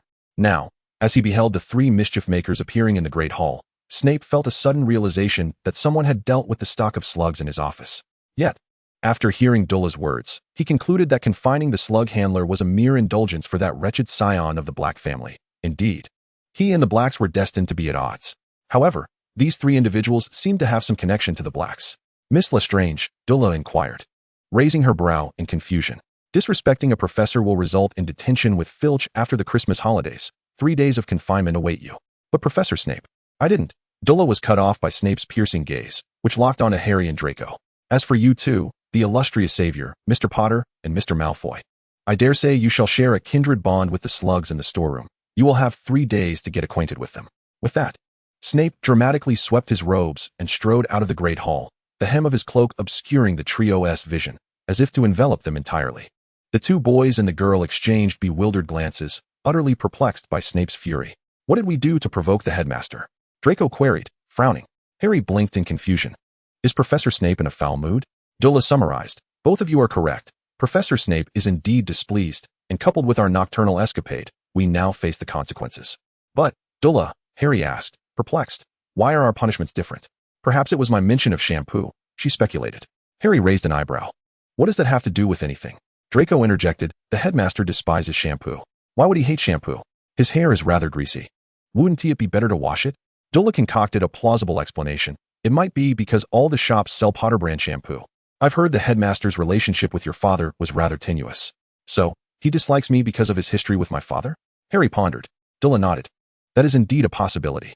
The relationship between Slytherin and Gryffindor is exceedingly complex. It is rumored that your godfather, who is also my and Draco's long-lost relative, does not have a favorable rapport with Professor Snape. My godfather? I have a godfather? Or is he your relative? Dilla and Draco exchanged glances, observing Harry's astonished expression. You didn't know? I had no idea. If I have a godfather, why have I never met him? On this matter, Harry, I implore you to remain calm. Draco placed a reassuring hand on Harry's shoulder. Your godfather betrayed your father. He is now in Azkaban. What? The revelation of his godfather's betrayal left Harry's emotions awash with turmoil. Just as he learned of this newfound familial connection, he was confronted with the bitter truth of betrayal. His spirits plummeted, and he found it difficult to breathe, until a cool hand brought him back to his senses, allowing him to regain his breath. Dilla, Draco voiced his concern, is very worried about you. Harry blinked in surprise, feeling as though the clouds darkening his heart had been dispersed. Why do you always bring Draco into this? Can't you just say you're concerned about me? Dilla remained silent, while Draco playfully tapped Harry on the head. Isn't it a tad foolish, Potter, to think that a simple name would suffice? Your head is not filled with biting cabbages, is it? Get off. Your head is filled with biting cabbages. Chapter 35, A Nocturnal Adventure. In the Slytherin common room. The night was so quiet that only the gentle lapping of water and the crackling of the fire could be heard, alongside a faint rustling sound. Harry, why must we be so clandestine? Dilla has surely fallen asleep by now. Shoo, keep your voice down. Harry hissed. If Dilla finds out I've taken you out for a nighttime adventure, we'll both be in serious trouble. But it's so late. There's no way she could come out. Could she possibly foresee our actions and wait for us in the common room? One could certainly argue that. Harry retorted with gritted teeth. Dilla wouldn't be angry at you. I'm the one in trouble. And besides, you insisted on following me. I was merely concerned you might incur points for Slytherin. Harry countered. Professor Snape wouldn't deduct points. He would merely confine us. Don't forget, Draco. We already have 3 days of detention. Then why venture out? I simply wanted to test the waters. Well, I can't just let you face the music alone. We are, after all, good roommates. Harry rolled his eyes. But you mustn't tell Dilla. I wish to live to see another day. Draco, perplexed by Harry's inexplicable fear of Dilla, mused. Has she ever reprimanded you? Not exactly, but with you involved, it's different. Dilla likes you so much. If she discovers we snuck out, she will undoubtedly be furious. Why are you so timid? If need be, I shall take the blame. Dilla wouldn't be angry with me. Wouldn't she? Draco's words trailed off as the two boys, cloaked in invisibility with only their heads visible, turned stiffly to find Dilla seated on the sofa by the fireplace, a book in hand, illuminated by the flickering flames. How had they failed to notice her? Their alertness had truly waned. Dilla, Harry stammered, offering an awkward smile. You're still awake? Dilla snapped her book shut with a pronounced sound that sent shivers down both Draco and Harry's spines. I'm not asleep. I've been waiting for you. Dilla regarded Harry. I said, I've been waiting for you. With a flick of her wand, the common room brightened, and she crossed her arms, observing the peculiar boys before her. When you acquired the invisibility cloak, I anticipated you would venture to some forbidden places in Hogwarts tonight. And the likelihood of Draco accompanying you was over 90%. Hence, I awaited your return. My apologies, Dilla, Harry admitted, carefully removing the cloak and lowering his head. I was wrong. It shan't happen again. No, Dilla replied firmly. You will dare to try again. Absolutely not, I promise. Harry hastily raised his head. Dilla, please don't be angry. I want to take Draco on any more escapades. Dilla motioned for silence, indicating for Harry to cease speaking. I am not angry. It is only natural for one to possess curiosity, especially when one holds a rare treasure, she remarked, gesturing towards the invisibility cloak in Harry's hands. I understand your concerns and your inquisitiveness. Thus, I had no intention of stopping you. And you? Deora gazed into Harry's eyes, declaring, I will accompany you. She was eager to observe the workings of Dumbledore's so-called savior training program, what it entailed, and its underlying purpose. Furthermore, she sought to discern how both she and Draco were perceived in Dumbledore's eyes. She needed to comprehend everything. The more she knew, the greater her chances of seizing control of the situation, a truth she understood all too well. You wish to join us? Deora nodded. Your invisibility cloak should be able to conceal 3 individuals. That is certainly not an issue, she continued. But Deora, do you truly consent? Why not? If I were to prevent you from going, the consequences could be dire. The rebellious nature of individuals can be quite formidable. What if you both seized an opportunity to sneak out and encountered danger? You cannot say such things, Deora. Draco puffed out his chest, appearing exceedingly proud. We are men. Deora cast a nonchalant glance at Draco. Two men who are not even as tall as I am? After a brief silence, Draco turned to Harry. So, Harry, you are simply too short. You should heed your older sibling's advice. Harry retorted. Wasn't it you who first insisted on following me? Moreover, Deora was referring to both of us. Why did you subtly single me out? Ignoring Harry's dismayed expression, Draco smiled at Deora. Deora, I believe you are absolutely correct. Deora nodded. I too believe my assertion holds merit. Harry felt he might be a mere pawn in the enhancement of sibling bonds. Yet, since Deora had acquiesced, he seized the invisibility cloak and draped it over the three of them, their forms perfectly concealed. Once they departed the common room, Deora inquired softly. Where do you intend to go? Well, I merely wish to test the invisibility cloak and explore other areas of the school. Deora, where would you like to go? After a moment's contemplation, Deora slowly replied. The corridor on the 4th floor. I wish to take a look. No. Draco was the first to object, his expression rife with disapproval as he admonished her in a lowered voice. Deora, you have heard Harry describe it. There is a three-headed dog there. It is perilous. Can you guarantee your safety if you approach that harp? I am aware. However, the fact that the three-headed dog did not burst forth upon hearing noise indicates it is restrained and cannot reach the door. I merely wish to take a glance. Nothing will happen. Absolutely not. It is far too dangerous. Then I shall go alone, Deora asserted with unwavering determination. Marking the first quarrel between Draco and Deora in their interactions thus far. Observing the sudden tension between his two close friends, Harry felt somewhat at a loss. Deora, you should listen to Draco. It truly is dangerous, and there is nothing worthwhile to see. Deora lowered her gaze, remaining silent. Just as the atmosphere grew heavy with silence, Deora abruptly lifted her head, her gaze fixed on a point in the corridor. After confirming something, she swiftly covered the three of them with the invisibility cloak and grasped their hands, urging them to move quickly.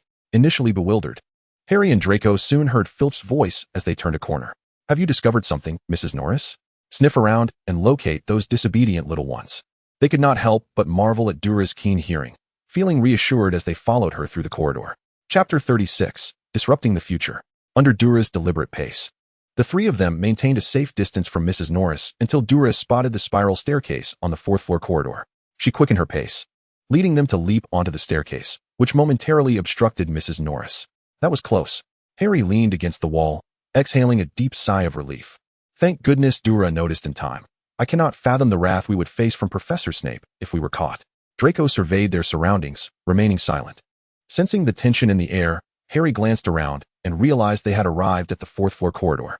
How do we end up here? Draco ignored Harry's bewilderment, abruptly grabbing Deora's arm and pulling her in another direction. We must return. Deora did not budge. Deora. Draco was at a loss for how to express his feelings toward his younger sister. She had never behaved this way before. What was going on today? Do you truly need to see that three-headed dog? What is so fascinating about it? Are you not aware of the danger? I want to see it. The simplicity of her response left Draco speechless. He understood how stubborn Deora could be. Yet, she had always been a rational person, often reminding herself of what was wise to pursue and what was not. What was compelling her today to seek out that three-headed dog? Why must you see that three-headed dog? Can you share your reasoning? To validate a hypothesis I possess. What hypothesis compels you to take such a risk? Deora met Draco's gaze. Our future. Future? Deora, what are you talking about? It is merely a hypothesis. Deora strode purposefully toward the locked door. But I must confirm my hypothesis. I require the truth, and there must be no unforeseen events. With that, Deora tapped her wand against the door lock, uttering, Alohomora. With a click, the lock sprang open, and Deora positioned herself to shield her companions before swinging the door wide. A pungent odor, reminiscent of an animal long overdue for grooming, assaulted their senses, revealing a massive, three-headed black dog with a formidable chain around its neck. Is this the three-headed dog? The disturbed creature glared menacingly, its mouth salivating as it advanced toward Deora. Draco's pupils dilated as he hurriedly stepped forward to shield Deora. However, the anticipated pain never arrived. Instead, he was met with a foul stench. Slowly opening his eyes, he beheld the enormous, drooling heads of the three-headed dog. Draco stumbled backward, losing his balance and collapsing against Deora. As Deora had indicated, the three-headed dog was indeed restrained by chains, unable to reach them. Yet its struggles caused the chains to emit a mournful creaking sound, ominously close to breaking. Just as Draco and Harry prepared to close the door, a melodious tune began to play, causing the three-headed dog's heads to sway uncontrollably until it finally collapsed to the ground, falling into a deep slumber. Yet the music continued, and it was only then that Draco and Harry realized Deora was the source, playing a harmonica. As she played, Deora stepped into the room, where she spotted a harp standing in the corner. She approached and plucked a few strings, causing the harp to begin playing by itself, just as she had surmised. This was indeed a challenge. If the goal was to safeguard the concealed Philosopher's Stone from theft, there was no need for a harp. Merely placing the three-headed dog there would suffice. After strumming a few more strings to prolong the music, Deora moved toward the trapdoor hidden beneath the three-headed dog. Draco and Harry approached, their eyes fixed on the slumbering three-headed dog. Draco exhaled in relief, gently tapping Deora on the head, softly admonishing her, "You mustn't do that again. You nearly scared me to death." Harry nodded vigorously in agreement. However, Deora's attention was entirely captured by the trapdoor, which she pried open, revealing an abyss of darkness. Nothing was visible within. "Lumos," she incanted, and the wand's glow illuminated the scene beneath the trapdoor, revealing a tangle of vines interwoven with one another. Some of these vines stirred sluggishly upon being bathed in light. Deora extended her wand further into the depths, amplifying her magical energy, which increased both the area and intensity of the illumination. The vines, now exposed to the light, recoiled in a frenzy. Deora recognized them as Devil's Snare. Draco and Harry appeared to share her recognition, both perplexed as to why the three-headed dog was guarding a trapdoor concealing such a massive Devil's Snare. Yet, Deora had begun to piece together the puzzle. Devil's Snare was foundational knowledge taught in first-year herbology. With attentive listening during lessons, one could learn how to counter it. But what lay beneath the Devil's Snare? Deora recalled the troll incident from Halloween and could not fathom that such a creature would appear in the castle without intention. She knew Professor Snape had tasked Quirrell with handling the defeated troll. Professor Snape was aware of the troll's presence, and it was Quirrell who bore the responsibility for it. The Devil's Snare was likely the handiwork of Professor Sprout, while the three-headed dog had been lent to Dumbledore by Hagrid. Thus, the first challenge had been set by Dumbledore himself. Therefore, the troll that had been dealt with must be lurking beneath one of the challenges, specifically one overseen by Professor Quirrell. The troll had been released by Quirrell to incite chaos, allowing him to infiltrate the fourth-floor corridor. However, Snape had intervened, sustaining a bite from the three-headed dog in the process. He too was in the know, for one of the challenges he had devised likely pertained to potions, designed to poison those unqualified to reach the final trial. This aligned perfectly with Professor Snape's usual demeanor. The music continued to play, and Deora slowly straightened. "Let us return," she suggested.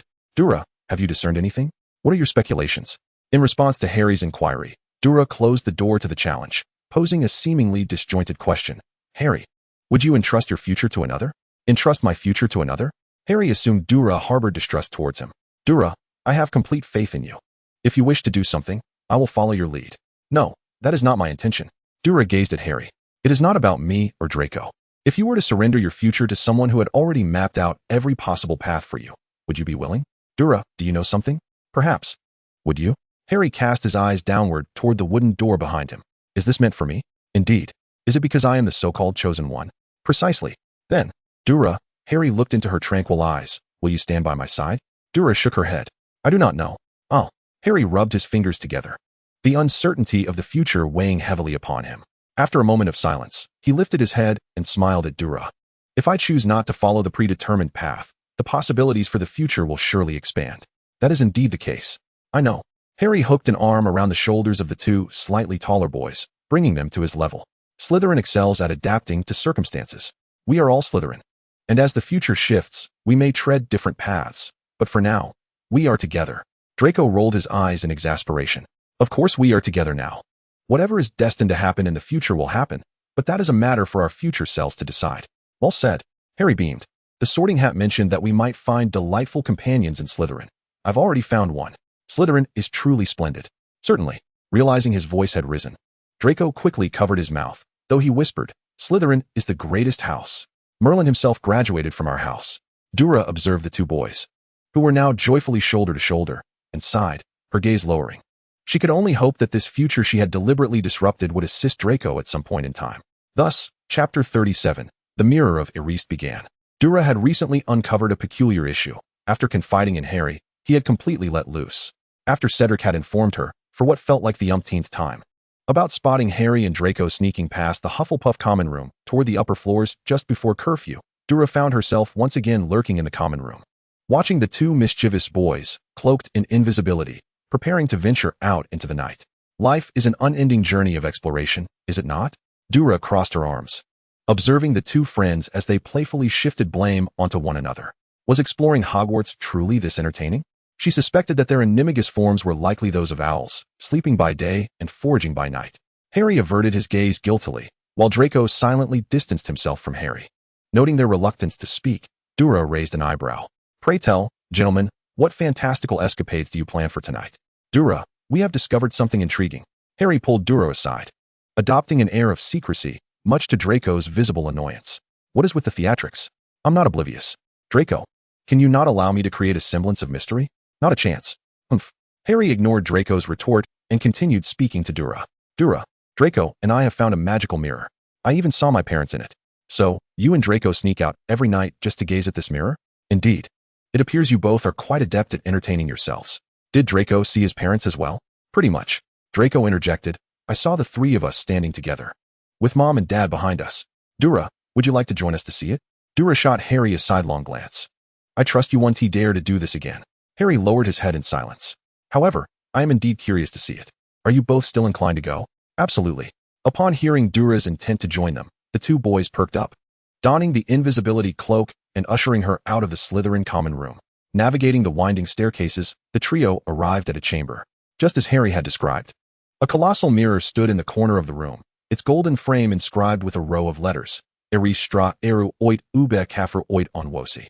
Deora stepped forward, and as her reflection appeared in the mirror, several figures emerged from behind her. She beheld Draco, the Malfoys, and two individuals both unfamiliar yet familiar, her parents.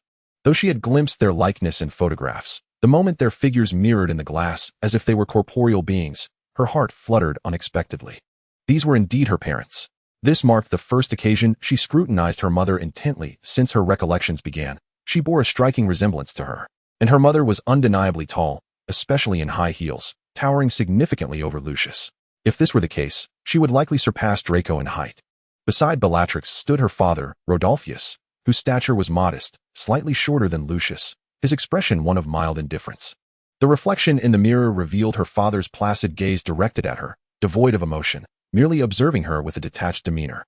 In stark contrast, her mother's eyes radiated a frenzied affection, reminiscent of what she had witnessed in her dreams.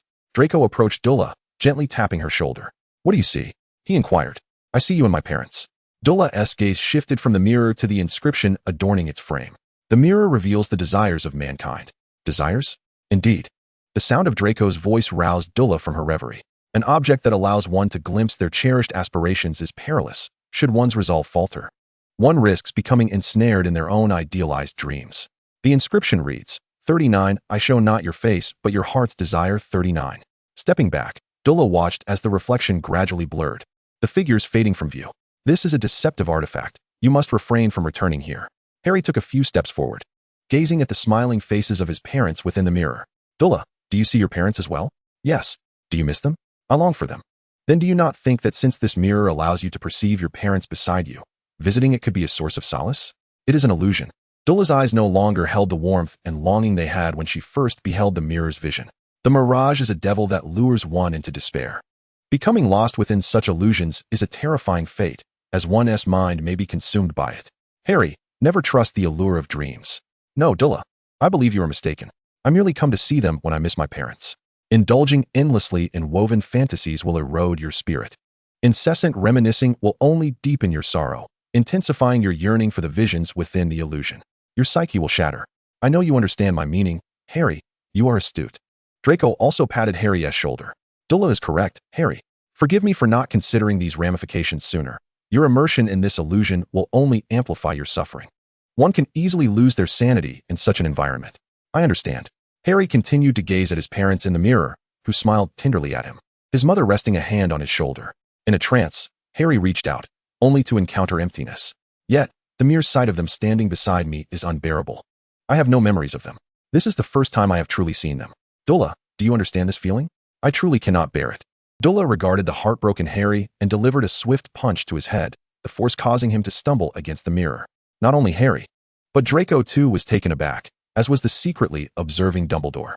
Dazed, Harry clutched his throbbing head, incredulously staring at Deora. Why did you hit me? You deserved it. Deora regarded him with an expressionless face. You are foolish. Those who live solely in their deluded dreams cannot survive in the real world. Without a steadfast heart, the only fate that awaits you is being consumed by stronger predators. What does living in an illusion offer you? The resurrection of your parents? The self-destruction of your enemies? Or a life in reality that mirrors your dreams?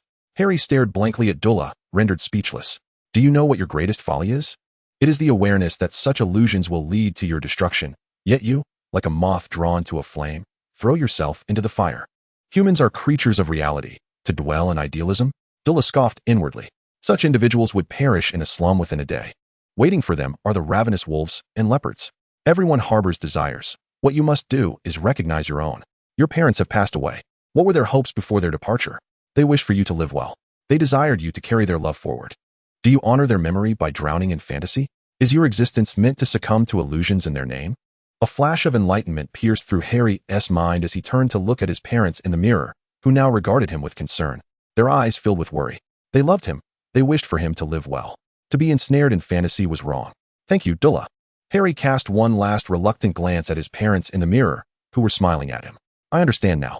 Dula did not meet Harry's gaze, but focused on the reliefs adorning the mirror's frame. To be unable to control one's desires can lead to destruction. Demons entice individuals through the allure of their desires. Desire can be both a boon and a bane, depending on your mindset. As she spoke, Dula turned her attention to Draco. Therefore, should you venture out with this foolish Potter without a shred of caution again, placing yourself in unknown peril, I shall write to Aunt Lucius and have him revoke your Quidditch privileges for all your free time henceforth. Dula, I didn't tea. Draco interjected. Dula ignored him, continuing her threat. I shall also inform Aunt Narcissa, and you can forget about enjoying her treats. They will all be mine. Dula, Draco exclaimed, alarmed. You cannot tell Mother. I can. No, you mustn't tea. Disregarding Draco's protests, Dula turned her attention back to Harry. And you? If you continue to roam the school after curfew wrapped in an invisibility cloak like a reckless lion, I shall have chocolate lure misses. Lure us over so that Filch can capture you, allowing you to experience the exquisite marvels of medieval torture. Harry cautiously regarded Dula. It can't be that serious. I shall also report you anonymously to Professor Snape. Dula, that is crossing a line. I will handle the slime ball until he is dead. If you misstep again, I will report you. And you, Draco. Dula narrowed her eyes at the quietly inching Draco. What if I had not been on watch tonight? You should be thankful Cedric informed me that you two were always sneaking out. What? Cedric told you? Draco was astonished. That Hufflepuff actually backstabbed me? Were it not for Cedric, I would have thought that the two of you had turned over a new leaf. Cedric is a truly wonderful person, and thus, both of you shall accompany me tomorrow to express our gratitude. Thank you to a Hufflepuff? You must be jesting. Eula, I cannot agree. Eula's icy gaze swept over, causing Draco to flinch as if he had glimpsed the shadow of the headmaster. Such a terrifying notion. I concur. We shall accompany you to convey our thanks tomorrow. Eula's gaze then shifted to Harry, who, under the weight of her deathly stare, was suddenly covered in goosebumps, nodding like a chick pecking at grain. Eula spoke wisely. We shall go together, for Cedric has indeed rendered us significant assistance. After reprimanding the two, Eula cast a glance at the enormous mirror. Who had placed this perilous mirror here, which forces one to confront their deepest desires? Eula was certain she could deduce the answer with but a moment's thought. Perhaps the operator was watching them even now, unbeknownst to them. Let us depart. It is time to return. Eula glanced at Draco before fixing her gaze on Harry. You would do well to retire early. Be wary of the consequences of inadequate sleep on your growth. Harry's face flushed crimson as he muttered a discontented protest. I will grow taller, I assure you. This matter would be deliberated further. Draco nodded in agreement. Hey, you two. Cloaked in invisibility, the trio exited the room. And after a moment, a figure materialized from within. Dumbledore stood at the door, observing the direction in which the three children had departed, before turning his attention back to the mirror left in the room. The mirror of Ariste reveals the most fervent and profound desires of the heart. Gazing at the reflections of himself and several others in the mirror, Dumbledore sighed, his hand brushing the image of a golden-haired girl. Beside her, a red-haired youth glared with discontent at the golden-haired man standing next to Dumbledore, while a couple behind the four watched them with gentle expressions. Indeed, desire has the power to drown one. Initially, Dumbledore had intended to enlighten Harry himself, observing how the boy was ensnared in illusions daily. Wishing to find an opportune moment to enlighten Harry about the perils involved. Yet he had not anticipated that Miss Lestrange would so bluntly awaken Harry. Nor did he expect her to be so acutely aware of the stakes involved. The child bore a striking resemblance to her mother, yet her temperament was entirely different. Rational and astute, Dumbledore had heard of Eula's childhood experiences, her environment shaping her growth. It was no wonder the Sorting Hat initially sought to place her in Ravenclaw. Rowena adored clever little witches. However, that child and Harry were not of the same ilk. With the Dark Lord's resurrection, this child was destined to become a Death Eater. perhaps even more thoroughly than the Malfoy heir. Dumbledore was not unaware of their venture to the fourth-floor corridor, and it was evident that this child had already gleaned something significant. Her intelligence was astonishing. The thought of such a child becoming a Death Eater left Dumbledore feeling a sense of loss. What a remarkable child she was. Nevertheless, her existence should foster Harry's growth, aiding him in becoming an exceptional wizard. These children would be crucial in shaping the future. Dumbledore stroked his beard, reflecting on the brilliance of youth. There is always something splendid about being young. Glancing at the scene within the Mirror of Erist, Dumbledore smiled. This mirror ought to be removed, left here. It could pose a danger if other young witches and wizards were to wander in. The Mirror of Erist should be housed in a place where it is genuinely needed. Chapter 38, Coincidence. After the Christmas holidays, Deora visited that classroom once more, only to find the mirror had been relocated. She lingered in the empty classroom for a moment before departing without delay. Quirrell had been notably inactive lately, and Deora did not wish to devote all her thoughts to monitoring him. Taking advantage of the easier course schedule of the first-year students, she roamed freely through the library's various corners. Harry's academic progress had gradually regained its footing, and Deora no longer needed to force him to study alongside Draco. Though Deora had grown indifferent to Quirrell, he seemed increasingly concerned about her, particularly during class, where he called upon her more frequently than even his most favored student. Harry. However, the questions posed were mostly mundane. Nevertheless, Quirrell's behavior heightened Deora's vigilance. Occasional guidance during lessons, unintentional gifts of passes to the restricted section, and certain notes purportedly from his youth puzzled her. What were Quirrell's intentions? Or rather, what did the Dark Lord desire? Was he grooming a subordinate? Or hinting at something? Regardless, Deora naturally handed over the pass to the restricted section to Madame Pants, and, under the curious gazes of others, entered the restricted area. She was far too weak, and she could not escape the Dark Lord's grasp in the future. Thus, she might as well seize this opportunity to enrich herself, to strengthen her abilities. The knowledge she acquired would belong to her, without question. Days passed in this manner, with Deora, Draco, and Harry attending classes and visiting the library at set times, living in remarkable comfort. The only discomfort for Deora was Harry's apparent inheritance of his parents' Gryffindor genes. Although he was willing to study, he had an insatiable thirst for adventure, often wandering to various places or caring for a dangerous magical creature alongside his oblivious friends. Upon witnessing Harry and his cousin encircling Hagrid with a dragon he had acquired from who knows where, she felt a vein in her forehead throb. As the only sensible child among the four present, Deora rapped her knuckles on the table, drawing the three's attention away from the creature named Norbert. Mr. Rubius Hagrid, do you recall your position? If my memory serves me correctly, you are the keeper of keys and grounds at Hogwarts. What does that entail? Hagrid rubbed his hands together, his eyes sparkling with excitement as he looked at Deora. But Norbert is a dragon. Draco gazed at Deora with eager anticipation. Deora, my name is Draco, the dragon. Harry nodded in agreement. Indeed, Deora, Hogwarts is a place where dragons should not be disturbed. Deora scanned the trio before fixing her gaze on the newly hatched dragon. Do not conflate Draco's need for sleep with this dragon. Let us not stray from the topic. Harry paused, entirely unprepared for such a reading of Hogwarts' motto. This is a dragon. Indeed, it is a dragon. Deora tapped her fingers on the table.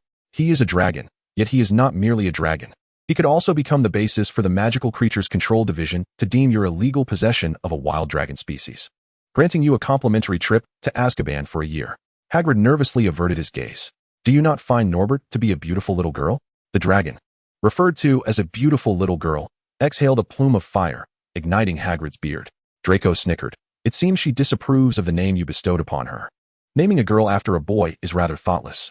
Deora pondered. Is this merely a matter of nomenclature? You would do well to send her away, Hagrid. Gently. She touched the scales atop the Norwegian Ridgeback's head. This child will grow taller than you in just 2 weeks.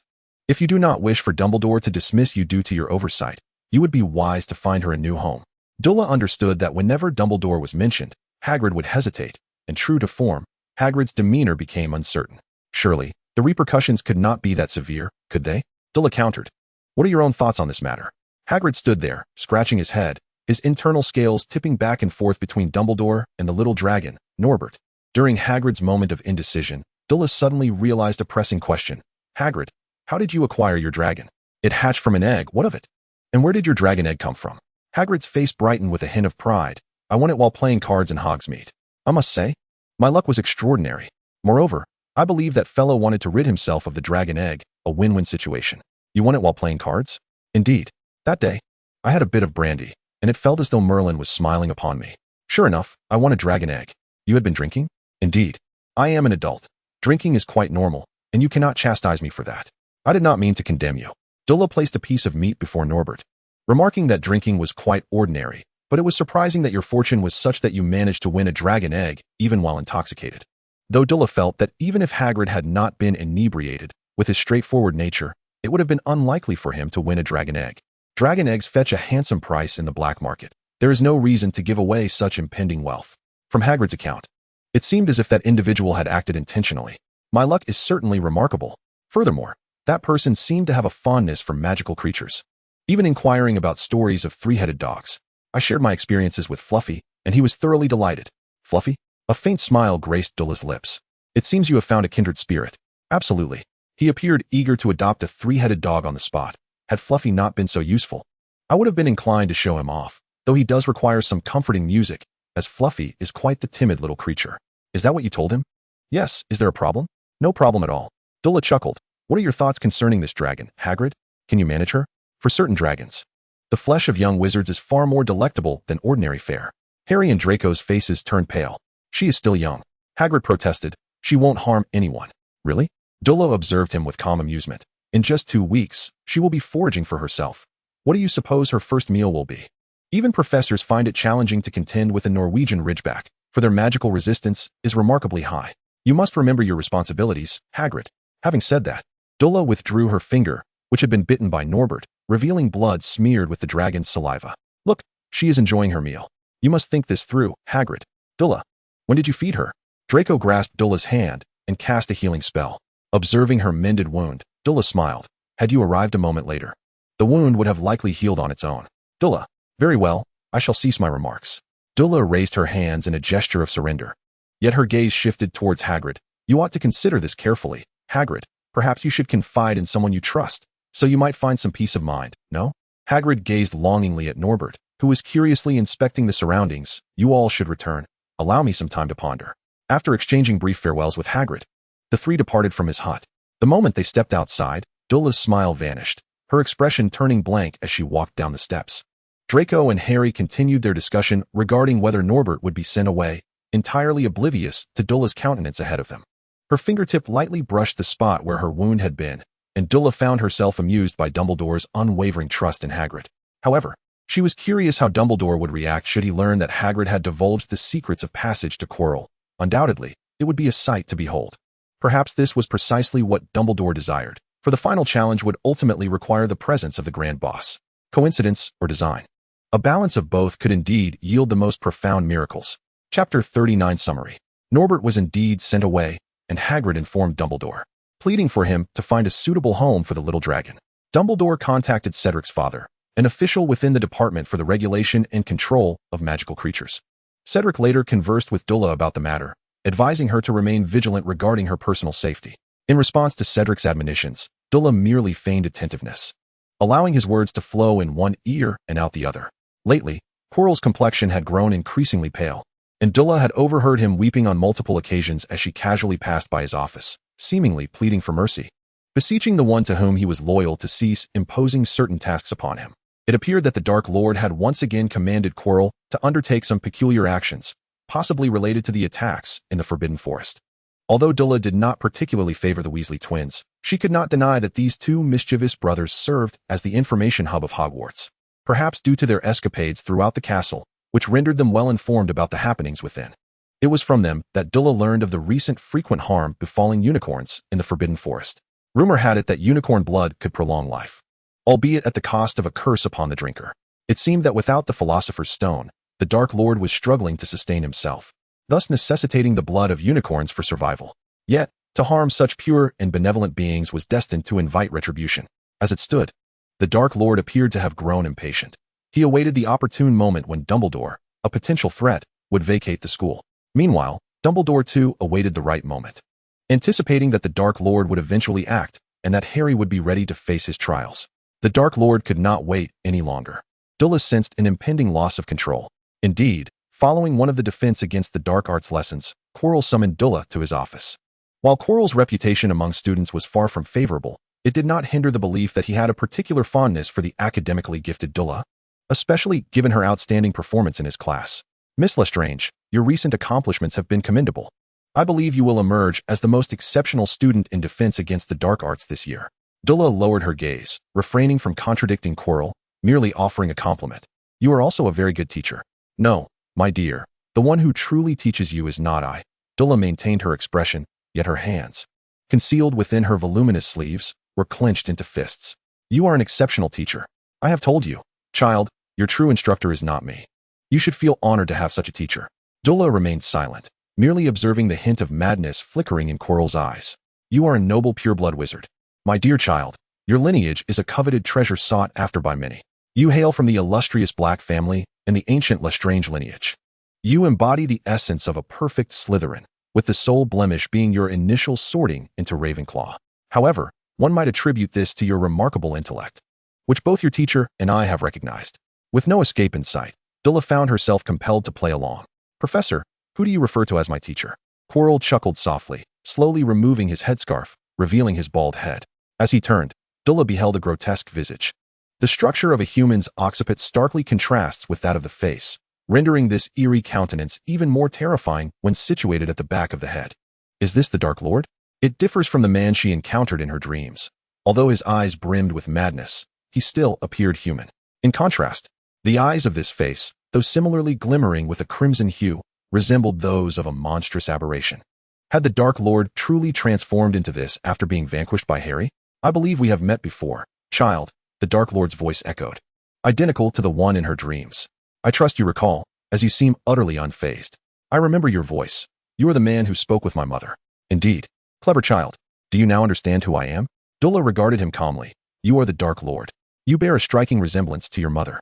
As he spoke, a sinister smile crept across the Dark Lord's twisted face. She was my most loyal servant. I recall her once beseeching me to mark you with the Dark Mark. But you were too young. The sensation she felt upon dreaming of the Dark Lord at the beginning of the school year was vastly different. Back then, Dula had been filled with dread, yet now, an eerie calm enveloped her. Do you require anything from me? She was acutely aware that she could not challenge the Dark Lord, at least not at this moment, for Quirrell possessed the capacity to end her life. A peculiar smile graced the Dark Lord's lips. You are as obedient and loyal as your mother, child. Initially, I deemed you unworthy of the Lestrange name, being sorted into Ravenclaw and associating with unnecessary companions. All of it seemed rather unbelievable. Yet you have proven to me that you are a worthy Lestrange and a competent Slytherin. Dula, you are astute. You have never concerned yourself with the so-called savior. He is merely a pastime for you, yet you have never entirely relinquished him, for he offers you a different value. As for the extent of your attachment, I believe only you are privy to that knowledge. Of course, I am indifferent to the clever tricks you play. The Dark Lord's tone was remarkably relaxed. I permit perceptive children to engage in a little exploratory play. It is a privilege. Well then, good child, Voldemort revealed a distorted smile. How about we partake in another game? Observing the frenzied expression of the Dark Lord, Dula averted her gaze, quietly listening to his words. She realized her lack of regard for the Dark Lord was still insufficient. She remained unaware of the repercussions her negligence might entail. Chapter 40, Avada Kedavra. Find a way to bring Harry Potter to the deepest recesses of the fourth-floor corridor. This is both Dumbledore's desire and mine. I require that, boy. Certainly, child. I allow you to partake in this grand ceremony. I believe your friends would be quite eager to witness your entrance at the conclusion of the game. This is a game of wits between Dumbledore and myself, and you shall be the most pivotal piece upon the chessboard. A piece. Yet Dula had no intention of being a mere pawn. The thought of her fate resting in another's hands was a lamentable notion. It would be one thing to accept it willingly, but the current scenario was not what Dula had envisioned. Do you understand, Dula? Dula gazed steadily at Voldemort's twisted face, unable to muster a rebuttal. The unbreakable vow, which burned upon her wrist, served as a stark reminder, comply or perish. Was following Voldemort truly a mark of honor for the Black family? Merely adhering to Voldemort's will suffice to uphold the dignity of the Black name? It sounded absurd. Yet the reins of power lay beyond her grasp. The searing golden-red mark pulsed on her wrist as she lowered her gaze, bowing her head to the disheveled Dark Lord. I comprehend. Such a good child. Voldemort's delighted tone betrayed his mood. You shall surpass your parents and become the most exceptional wizard. Thank you for your praise. In recognition of your abilities, good child, I believe it is time I present you with a gift. Quirrell slowly turned, offering his wand to Dula. Dula regarded the wand before her, a sense of foreboding welling within her. Yet, she could not refuse. She accepted Quirrell's wand. Although first-year students typically struggled to wield powerful spells effectively, I recall you possess the capability to employ advanced charms. your magical prowess significantly surpassing that of your peers. You are a child hungry for power. This I am certain. You yearn for formidable strength. Voldemort's voice echoed in her ears as she contemplated the wand in her hand. Her mind beginning to formulate thoughts. Quirrell retrieved a small vial from the corner of the office, within which resided 2 enormous spiders. He placed the vial before Dulla and opened the lid, allowing the spiders to scuttle forth. I trust in your capacity for learning, child. Pay close attention. No sooner had he spoken than Quirrell produced another wand from seemingly nowhere, pointing its tip at one of the spiders. Avada Kedavra! A flash of green light illuminated the room, and the struck spider fell lifelessly to the side, its body twitching momentarily due to residual energy. The remaining spider, startled, scurried away, but after a spell of silence, it cautiously approached the corpse of its deceased companion, oblivious to any danger as it began to feed. Dulla observed the spider's actions, and under Voldemort's gaze, she lifted her wand, aiming it at the creature. The execution of the killing curse necessitates a profound intent to kill and formidable magical energy, perhaps with your current power. You may not be capable of slaying an adult wizard, but a spider should be well within your grasp. Do not disappoint me, child. Master the gestures Quirrell demonstrated. And of course, consider the scar upon your savior friend's forehead. That is the mark of the killing curse. Give it a try. Quirrell stepped aside, granting Dulla the stage. Dulla focused on the spider voraciously consuming its kin, her emotions swirling before settling into tranquility. Avada Kedavra! The green curse struck the spider mid-feeding, rendering it lifeless. Such a good child, Dulla. No first-year wizard has ever cast the killing curse, even against a spider. You truly astound me. I had anticipated you would require several attempts to succeed. You will become the most formidable dark wizard in the future. Dulla lowered her wand. Thank you for your commendation. My lord. No, child, you ought to adopt a different title. Yes, great Lord Voldemort. Child, your sincerity is lacking. I assure you, I am not without sincerity, my lord. Deora cast her gaze downward, fixating on the tips of her shoes. I do not believe that Mr. Chilo can substitute for you in accepting my bent knee and lowered head, even if he has rendered you service. Yet, I shall surpass him in the future. The air fell silent for a few seconds before an eruption of manic laughter filled the quiet office. Ha! Excellent. Truly a good child. Deora, I assure you. You shall attain the highest honor, and you will become the most distinguished Death Eater. Thank you for your generosity. Concealing her palm, pierced by her own fingertips, Deora obediently bowed her head before this deranged Dark Lord. After returning the wand to Chilo, and armed with a multitude of passes bestowed upon her by him, Deora departed from the office of the Defense Against the Dark Arts professor. Draco and Harry had already been dispatched to the Great Hall for lunch during class. Leaving the third-floor corridor desolate, Deora entered an abandoned restroom and turned on the faucet, fashioned into the shape of a serpent's head, to wash her face. The icy water splashed against her skin, restoring her sanity. Gazing into the mirror, she meticulously cleaned the bloodstains from her palms. Water droplets cascaded down onto the basin. Yet Deora paid them no heed. Engrossed in cleansing her hands, the minor wounds had long ceased to bleed, yet she continued to rinse. What was she to do next? Hey, what are you doing in my restroom? An irate female voice pierced her ears, but Deora failed to hear any approaching footsteps. Clearly, the voice belonged to her. Turning around, she found the weeping, moaning Myrtle glaring at her with fury. This is my domain. If you wish to wash your hands, go elsewhere. Which house are you from? Slytherin? Why do you seem vaguely familiar? You remind me of that impolite black I encountered many years ago. Moaning Myrtle's spectral eyes widened in shock, and she suddenly drifted backward, exclaiming, Are you that black's child? That dangerous and cunning Lestrange? What are you doing here? Get out. This is my restroom. Wiping her face, Deora regarded the shrieking ghost impassively. Her voice was absurdly loud, piercing through the air despite her being merely a spirit. Are you afraid of death? Deola's abrupt inquiry momentarily stunned the wailing Myrtle, who struggled to comprehend why such a notoriously ill-reputed Lestrange would pose such a question. Before Myrtle could respond, Deora turned and exited, saying, Apologies, I had forgotten that those who return to the real world in spirit form are all afraid of death. Hey, what do you mean by that? Are you calling me a coward? Come back. No matter how frantically Myrtle screamed, Deora did not look back, leaving the furious ghost to glare at her retreating figure. Just like her mother, she was indeed quite the impolite individual. With a huff, Myrtle turned and leapt into her toilet. Chapter 41. The Formation of Worldview. Upon leaving the third floor, Deora did not venture to the Great Hall. Instead, she found solace by the Black Lake, basking in the warm embrace of the sun. The giant squid surfaced to sunbathe, a rare delight on such a splendid day. After a brief moment, Deora heard the sound of flapping wings and looked up to see a Malfoy owl, not Draco's. but the one often sent by Narcissa with letters and treats for her and Draco. The owl landed gracefully before her, dropping a box onto her lap before settling on the ground. It was then that Deora noticed the owl also clutched a letter in its beak. It was from Narcissa, the delicate fragrance of hyacinth and jasmine wafting from the parchment, Narcissa's signature scent. The letter was simple, penned by Narcissa herself. Dear Deora, are you still enjoying yourself? I heard from Lucius that Severus praised your potion-making skills. Our little Eula is the best. Of course, amidst your studies. Do take care of your health. Do not always heed Lucius's advice on how to study. Your well-being and spirits are of utmost importance. By the way, I have learned a new type of chocolate cake, your favorite. A little secret. I tested it on Lucius, and it turned out quite well, so you can indulge without worry. Feel free to share some with Draco, though this is a special treat made just for you. And it wouldn't hurt if Draco doesn't get any, given that he never seems to take his dental potion seriously. If you find it delectable, we shall feast on it together when you return. Lucius and I will pick you up at the station on the day of your holiday. I eagerly await your reply. Love, Narcissa. The brief missive, less than half a page long, overflowed with Narcissa's concern and affection.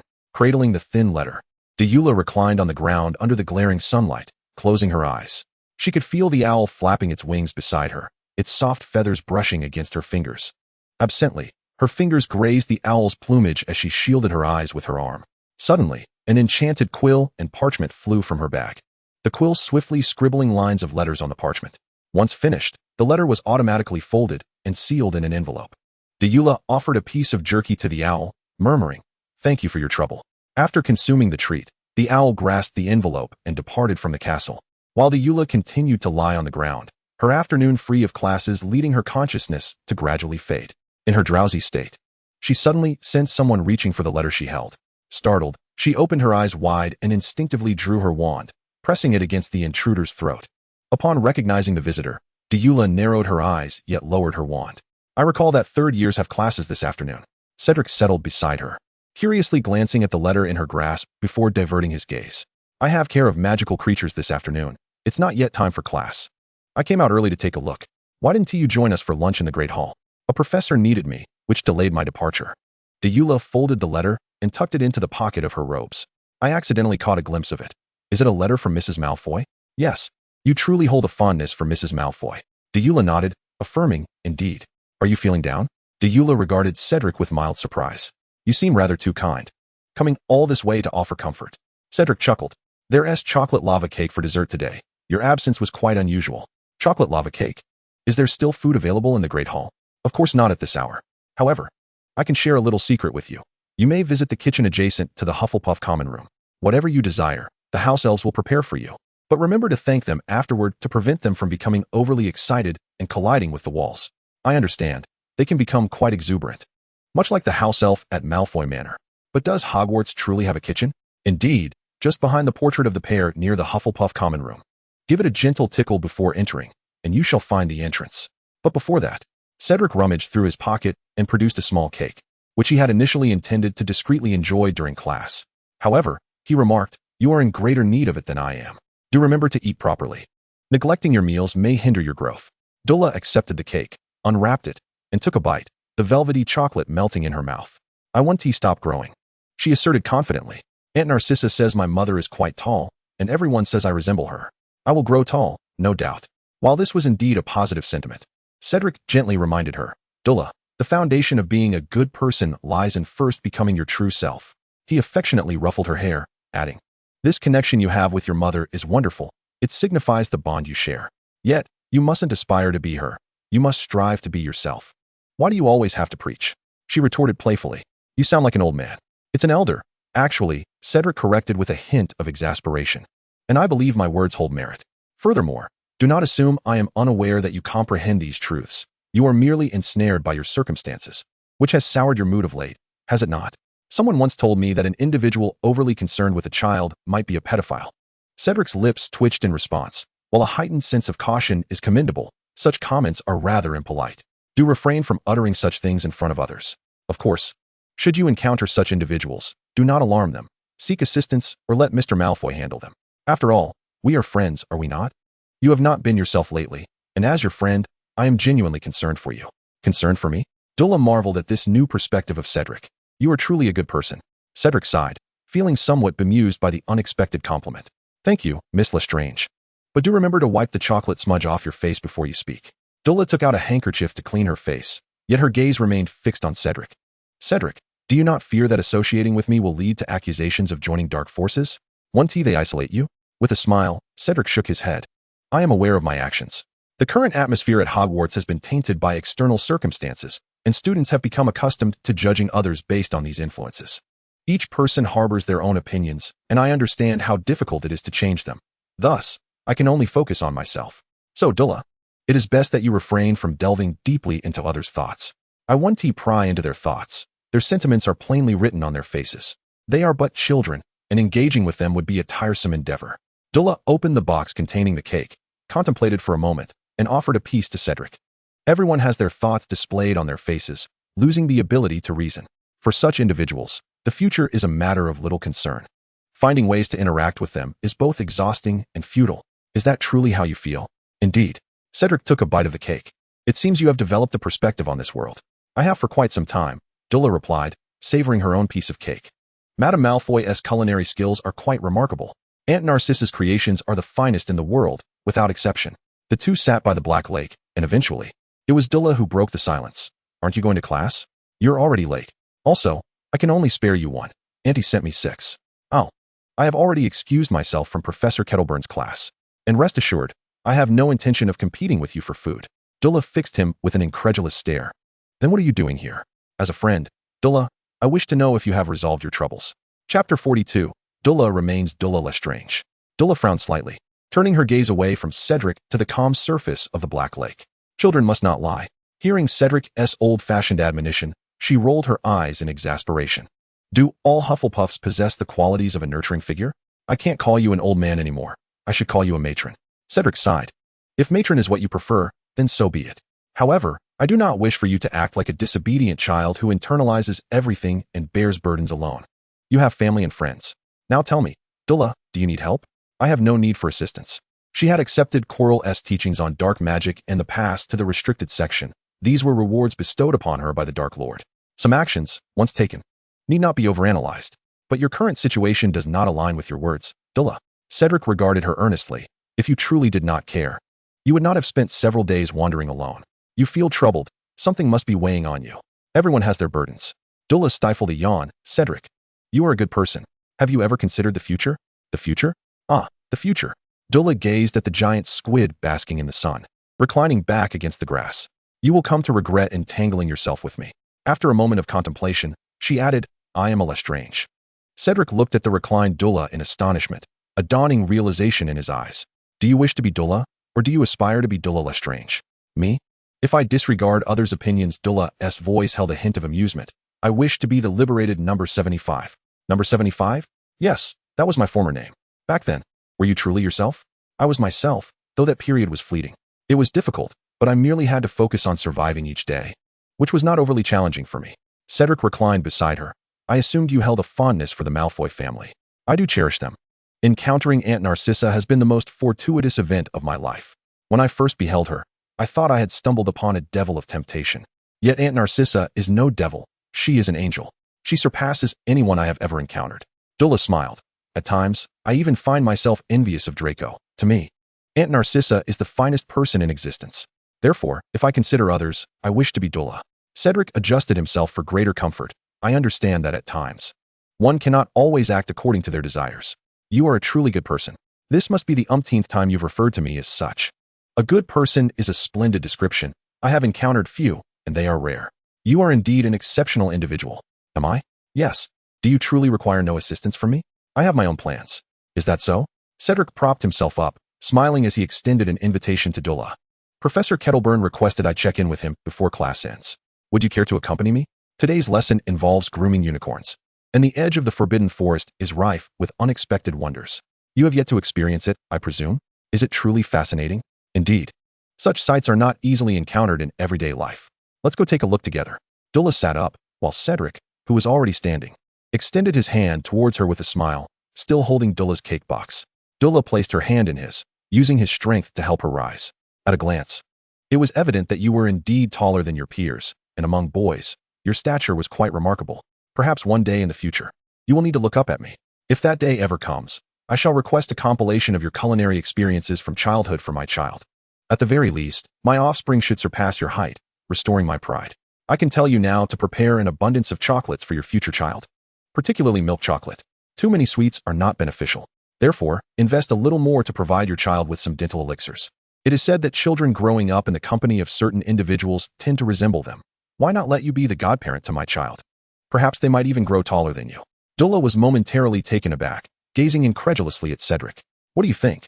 Cedric continued to smile gently, inquiring about Dula's thoughts with apparent sincerity. He was not jesting. These were genuine sentiments blossoming within Dula. You are indeed quite harsh regarding your own child. Dula awkwardly averted her gaze, unable to meet Cedric's earnest eyes. She had never encountered such overt kindness from a stranger.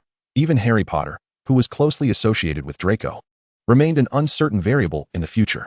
Yet this individual was openly expressing his goodwill towards her, a remarkable rarity in the world. Cedric, you will come to regret this. What would I regret? Cedric replied.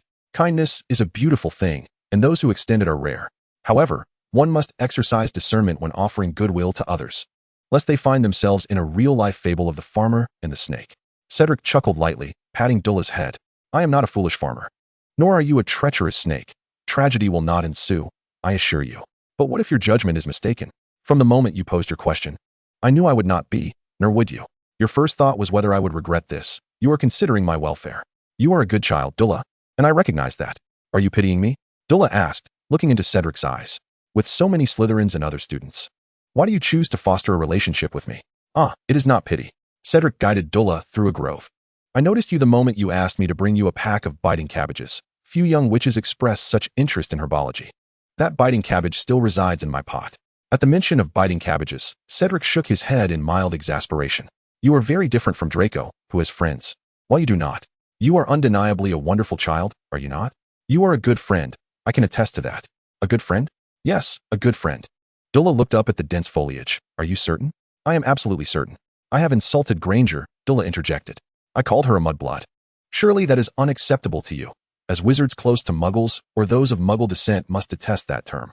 You were unaware of this, were you? No, I was aware. I have shared my views with you, Dula. Do you not recall? Does that include this? Not this. Cedric sighed. Dula, I possess eyes, ears, and my own thoughts. I will perceive the world through my own lens, and the true nature of the world lies within my perspective. Dula fell silent, merely following Cedric to the location of the Care of Magical Creatures class. Professor Kettleburn was a most approachable instructor, and before Cedric could lead Dula over, he enthusiastically waved to the two visitors attending his class. Just before they arrived, Dula turned to Cedric and spoke. I shall do my utmost to ensure you do not regret your decision. Chapter 43, The Chocolate Thief. Cedric was taken aback by Dula's remark, but quickly regained his composure. I shall await the outcome with anticipation. Professor Kettleburn welcomed visitors to his class, and even as the lesson approached its conclusion, he warmly introduced Dula to the habits of unicorns, their fur's significance, and grooming techniques, even encouraging her to touch a unicorn at the lesson's end. Dula gazed at the unicorn lying not far away, and at Cedric's encouraging glance, cautiously approached it, sensing the presence of a stranger. The silvery unicorn raised its head warily to regard Dula, but upon discerning she was merely a child, it relaxed its guard. Dula carefully drew nearer, tentatively extending her hand. However, the unicorn suddenly stood up, seemingly rejecting Dula's approach, circling around her repeatedly, as if assessing this unfamiliar child. Professor Kettleburn gestured for Cedric to be patient, watching the interaction between the unicorn and Dula with calm anticipation. This was Dula's first encounter with a genuine unicorn, a creature of extraordinary beauty, its coat a shimmering silver, radiating purity. After circling Dula a few times, the unicorn sniffed her, and Dula sensed it had become somewhat more at ease. Yet in the next moment, the unicorn thrust its mouth into Dula's pocket, extracting the chocolate biscuit she had stashed away, and began to feast upon it with delight.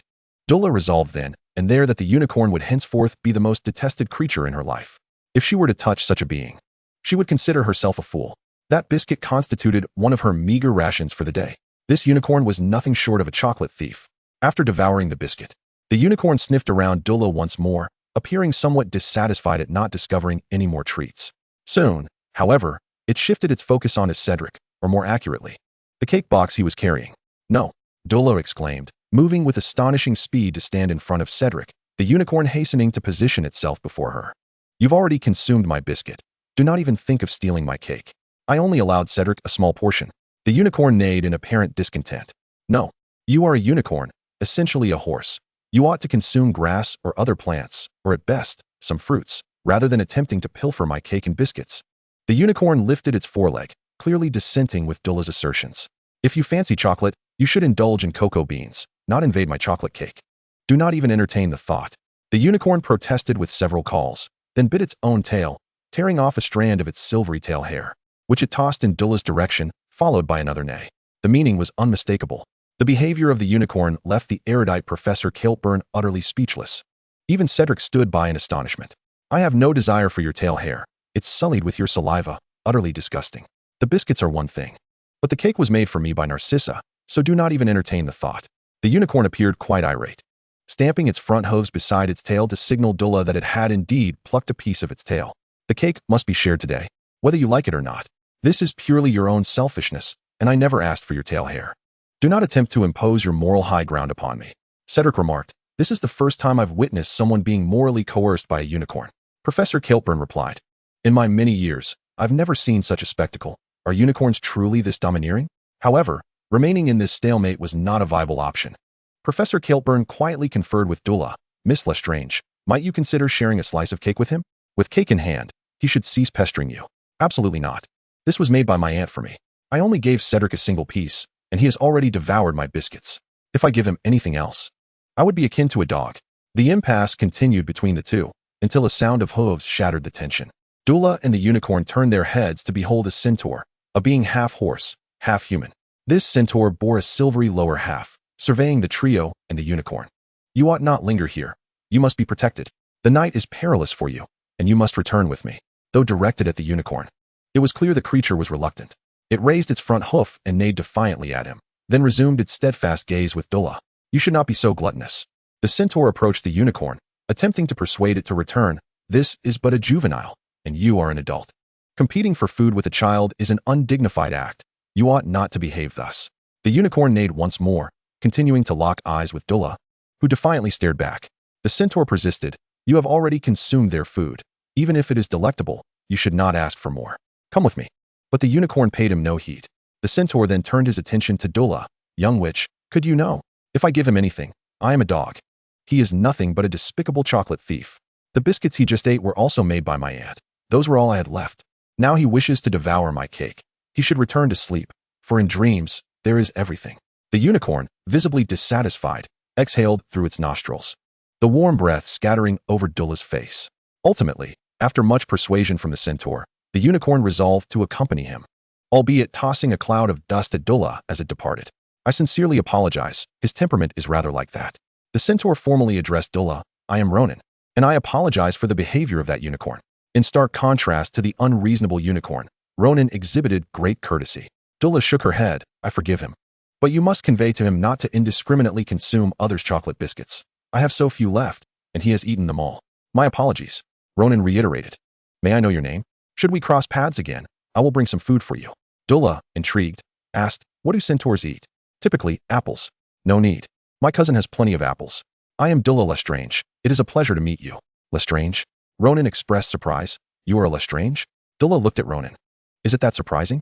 Somewhat, Ronan replied, studying Dulla intently. You are the future brilliance of Mars. Mars? Am I to become the brilliance of Mars? That does not bode well. Ronan cast a surprised glance at Dulla. Do you understand astrology? I've read a few books. A clever child. The ones who suffer first are always the innocent and the weak.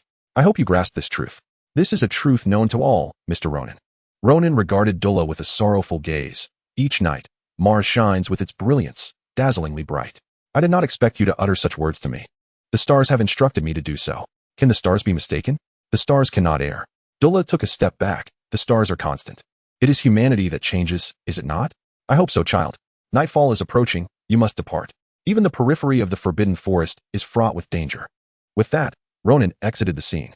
After Cedric exchanged pleasantries with Professor Kilburn, he patted Dulla on the shoulder. Mars signifies war. It seems I shall be the vanguard. You still have time to reconsider. Cedric guided Dulla towards the outskirts. I have faith in myself, and in you. Chapter 44. 3 individuals, 3 perspectives. Chilo received word that Dumbledore would be departing for London at the behest of the Ministry of Magic following the conclusion of the final examinations, prompting Voldemort to schedule his actions for after the exams. Upon receiving this news, Dula felt a wave of sympathy for Harry. To emerge from his exams only to confront the Dark Lord, all while being an oblivious child, ensnared unwittingly by two individuals. Was this misfortune or tragedy? When Harry noticed Dula regarding him with a look akin to that reserved for simpletons, he was perplexed. Although finals were looming, he felt optimistic about his preparations. Moreover, he was not some dim-witted fool. Why did Dula regard him with such disdain? Dula, why do you look at me with such a peculiar expression? Dula averted her gaze and replied quietly, It's nothing, merely sensing a certain aesthetic of cerebral absence about you. Harry's expression turned pained. It was likely that a wizard raised in the magical realm could not comprehend her words. But Dula, I too was raised in the Muggle world. I know you are insulting my intelligence. Not an insult. Dula shook her head. I am merely stating a fact. Draco interjected. Harry pressed on. Dula, this will cause you to lose me. That matters not. Generally, wherever Draco is, Harry Potter is sure to follow, so I can find you. You must be truthful with me, Dula. Harry crossed his arms and scrutinized her seriously. Do you know something? I understand your mind operates differently from ours. So for certain matters, you need to be explicit with me. Draco can be disregarded. He is not particularly bright. Draco, displeased, chimed in, Hey Harry, I'm still sitting right next to you. Do not interrupt. Harry continued to gaze at Dula, offering no regard to Draco. You are indulged by Dula. She has considered everything for you. You are like a pampered heir, merely reaping the benefits. Therefore, I believe you do not belong in our conversation of intellect. Draco ruthlessly exposed Harry's carefully constructed persona. Harry Potter, have you forgotten that you copied my history of magic homework a few days ago? So soon to turn your back? Harry, embarrassed and furious, shot back. You were the one who looked at my defense against the dark arts assignment. Do not presume that I am unaware of your borrowing from Eula, silly baby Potter. I suggest you retract your previous remarks and rephrase your words before addressing me again. Deula popped a piece of chocolate into her mouth, watching with keen interest as the two engaged in their playful banter. You two share quite the camaraderie. Surprisingly, Draco paused upon hearing her words, then glanced at her nervously. Eula, are you upset because I haven't spent much time with you and Harry lately? We haven't. Deula replied in a nonchalant tone. No one dictates who must spend time with whom. You both have your own pursuits, and I understand that. However, I would advise against frequenting the Quidditch practices, especially with exams approaching. Time is rather precious. Eula, aren't you angry? Why would I be angry? She found Draco's anxious demeanor rather amusing. No one mandates that you must devote all your time to me, Draco. You need to forge new friendships and meet new people. After all, you are destined to become the head of the Malfoy family. It is always beneficial to broaden your acquaintance. Moreover, maintaining some distance from her would also reduce his visibility, thereby drawing less attention from the Dark Lord. Draco remained silent, sensing that his sister seemed somewhat different. All right, Draco, you two needn't sulk any longer. Harry broke the silence, turning to Eula. Eula, are you aware of something regarding me? Perhaps our dear savior, Mr. Potter, has begun to grasp the peculiarities surrounding recent events. Are you referring to the Philosopher's Stone, the three-headed dog, or those obstacles? Do you recall Norbert? Deula reminded, referring to the dragon Hagrid had won. Of course, I remember. You mean? Harry's eyes widened as he looked to Deula for assistance. Deula nodded. You should remember Hagrid's words. The individual who gave him the dragon egg was quite interested in the three-headed dog and learned from Hagrid that Fluffy falls asleep to music. That person desires the Philosopher's Stone. Draco furrowed his brow. But who would wish to steal the Philosopher's Stone? Its purpose is to transmute stone into gold and produce the elixir of life. Who craves immortality? The Dark Lord seeks immortality. Deula answered them calmly. He is on the verge of madness. Harry instinctively touched the lightning bolt scar on his forehead. Of course, he longs for immortality. He fears death. He must be terrified of it, which is why he attempted to kill me when I was merely an infant, only to be rebuffed. But the Dark Lord is already dead, isn't he? A melodious tune began to play, causing the three-headed dog's heads to sway uncontrollably until it finally collapsed to the ground, falling into a deep slumber. Draco questioned, yet the music continued. Puzzled, he was vanquished by Harry 11 years ago. If he were truly dead. Harry's gaze fixed intensely onto Eula. Then I suppose my affairs are of no consequence. Are they? Wouldn't you agree, Eula? Deula shrugged slightly, a hint of exasperation on her face. You have your own thoughts. I shall not interject. Indeed, you refrain from interference. But what of Draco? Harry's gaze shifted to Draco, and Deula followed suit. Different emotions flickered in their eyes, and ultimately, it was Harry who spoke first. I think this matter may not be far off, or it might take some time yet. Who knows what the future holds? However, Draco is unlike me. Deula smiled at her cousin. Draco is indecisive. But whatever path you choose, I shall support you. Draco's complexion paled. Are you two planning my future? No. They both shook their heads in unison. Harry smiled at Draco. Not at all. Eula would never do that. She has always respected your decisions. I wouldn't either. I have no right to dictate another's future. Your future belongs to you. Draco scoffed. I am a Slytherin. Of course I have my own plans. You two cannot leave. But we are together now, aren't we? Harry patted Draco's shoulder. This is a matter to consider later. For now, we must focus on the challenges ahead. Then Eula. Harry looked at Deora, his eyes filled with curiosity. Will you be with me this time? Absolutely. With Deola's affirmation, Harry beamed with joy. That is splendid. You have chosen me first this time. What about the timing? Surely it will be when Dumbledore is not present. Draco crossed his arms, eyeing Harry up and down. I thought you would want to inform Dumbledore. I believe Eula made a very valid point. This is directed at me. Since it targets me, how could Professor Dumbledore possibly be around? Draco gazed at Harry in astonishment. Harry, you are increasingly resembling a Slytherin. What do you mean I am becoming more like a Slytherin? The Sorting Hat stated that I possess qualities of both Slytherin and Gryffindor. Besides, I am a Slytherin now. Eula, wouldn't you agree? Deora chuckled softly. Indeed. You are a Slytherin now. Yet, how unfortunate for me. Just after finishing exams, I must face these obstacles. Eula, you weren't looking at me with that expression out of pity for my unfortunate plight, were you? Deora nodded. Yes. It turns out you are not as Snape had depicted, consumed by thoughts of the devil's snare. My mind is devoid of any such thoughts. Furthermore, the headmaster mentioned that anyone could be compared to the devil's snare. I am not the only target. Now, clever Mr. Potter, care to guess who awaits you in the end? Harry pondered for a moment. It must be one of the professors at the school. Indeed. Professor Flitwick, Professor Sprout, Professor McGonagall, they are all seasoned educators, having taught at Hogwarts for many years without any prior infractions.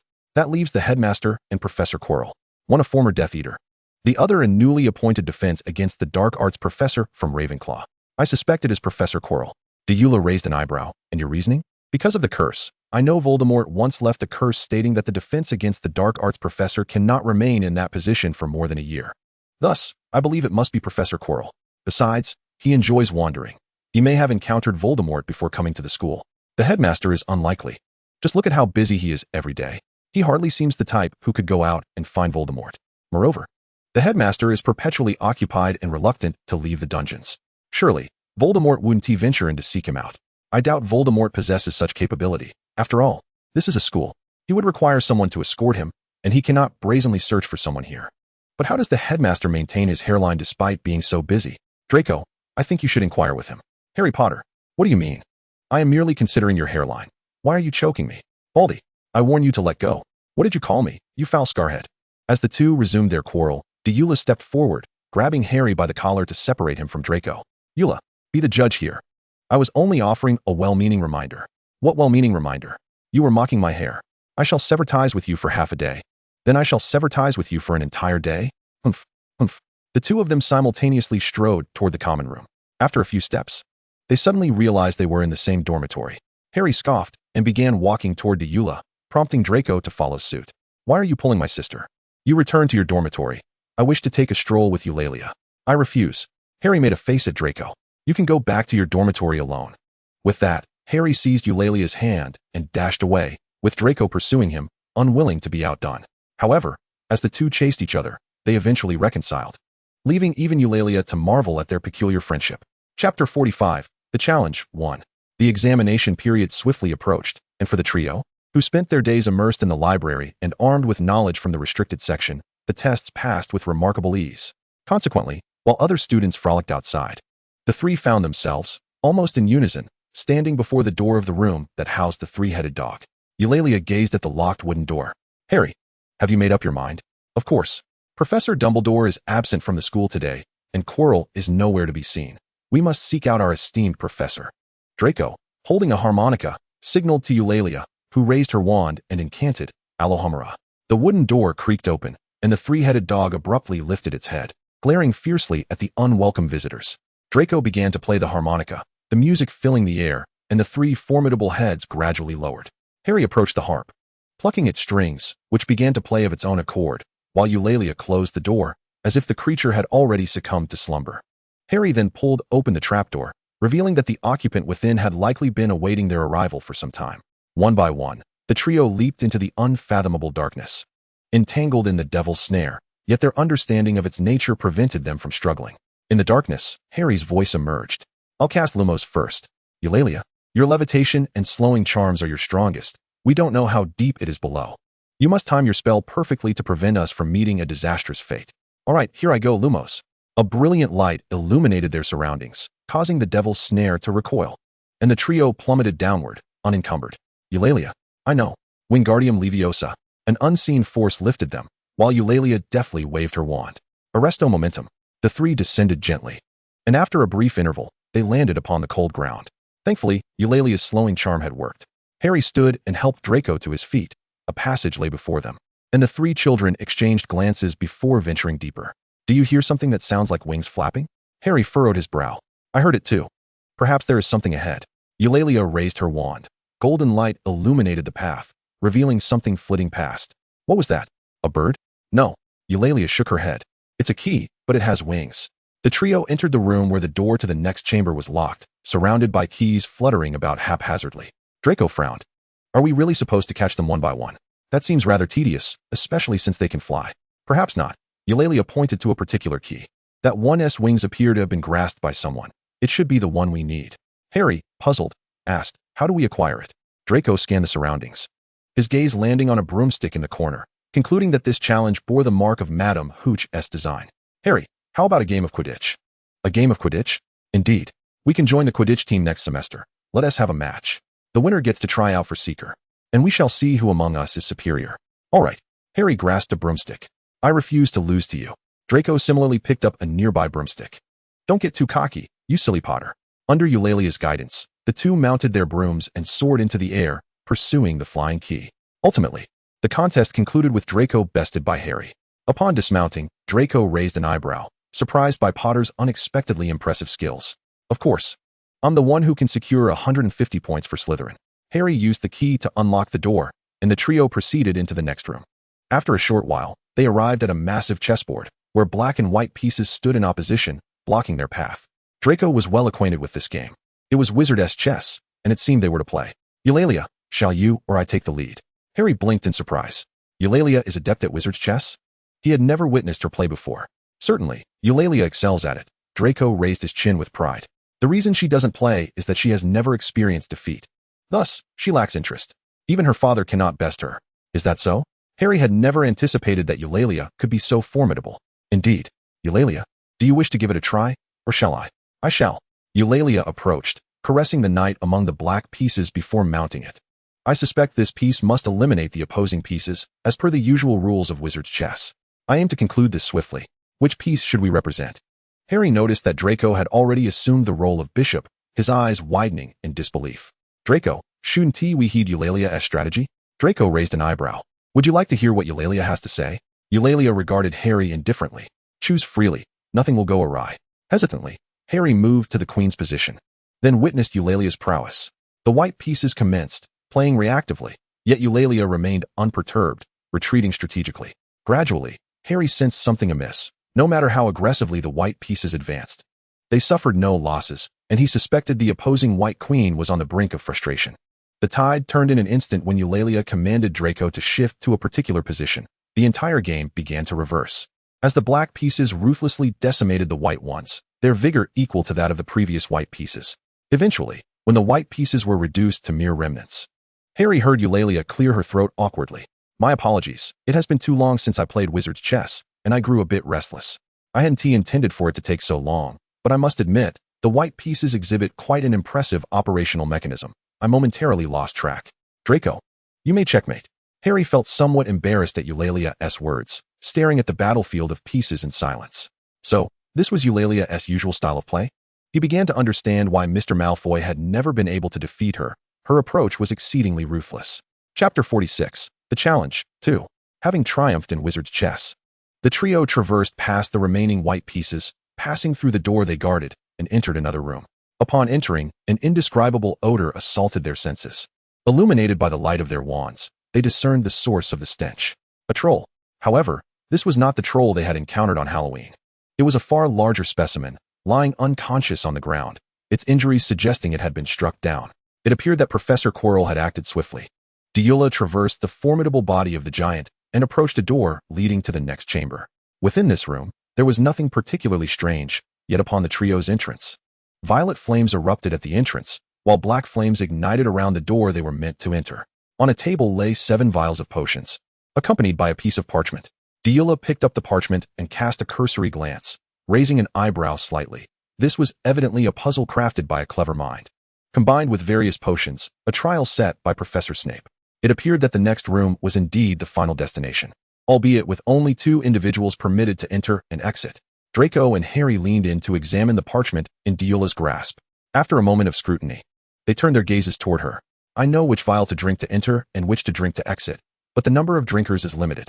Deora pointed to the smallest vial, indicating that this one was for entry. Then, she gestured towards a round vial, signifying that this was for returning. Now, a question arose. Who would enter and who would remain?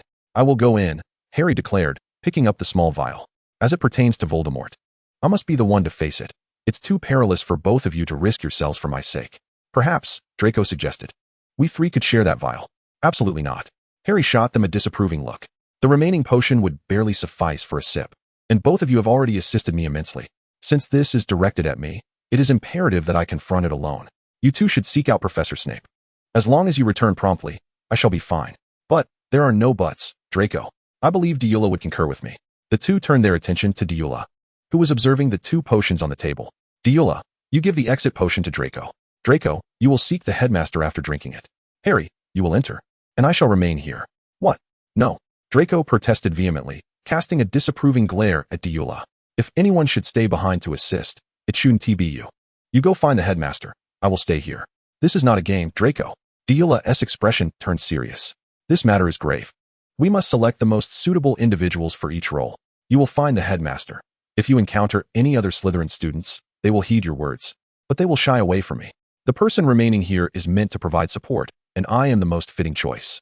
But, you must trust me, Draco. Your faith in me is all that is required. Meeting Deola's earnest gaze, Draco clenched his jaw, finally relenting with a reluctant all right. I shall return swiftly. You both await my return. Yes, go ahead. The 2 watched as Draco consumed the potion from the round vial, then bade him farewell. Deora, are you certain you want to stay here? Harry queried, shaking the round vial, which still contained a considerable amount of potion.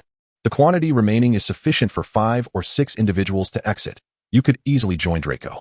Deora gazed at the small vial on the table and shook her head. I have compelling reasons to remain here. What reasons? In response to Harry's question, Deora remained silent, simply shaking her head. I will wait for you here. Unwilling to press her further, Harry picked up the small vial and drank it in one swift motion. The potion was indeed dreadful. Deora, I'm going in. Please stay safe. All right. Watching Harry plunge into the black flames, Deora lowered her gaze, her fingers tracing the marks on her wrist. Compared to Voldemort, she fervently wished for Harry to emerge alive from within. Despite Harry's occasionally erratic judgment, he was fundamentally a good child, and Draco held him in high regard, infinitely preferable to Voldemort. Naturally, she wished for Harry Potter to be the one to survive. However, the Centaur's prophecy cast a shadow of concern over Harry's safety. The sparks of war shimmered ominously. Thus, Voldemort would not perish but rather instigate conflict. Nevertheless, as the opposing force, Harry was unlikely to come to harm. Today's outcome would likely result in mutual destruction. As the main combatant, much of the brilliance of the sparks emanated from her, indicating that her future would not be peaceful. If she were to be the principal combatant, did that imply her focus would shift away from her studies? Perhaps she would become a blade wielded by Voldemort, sharper than her mother's.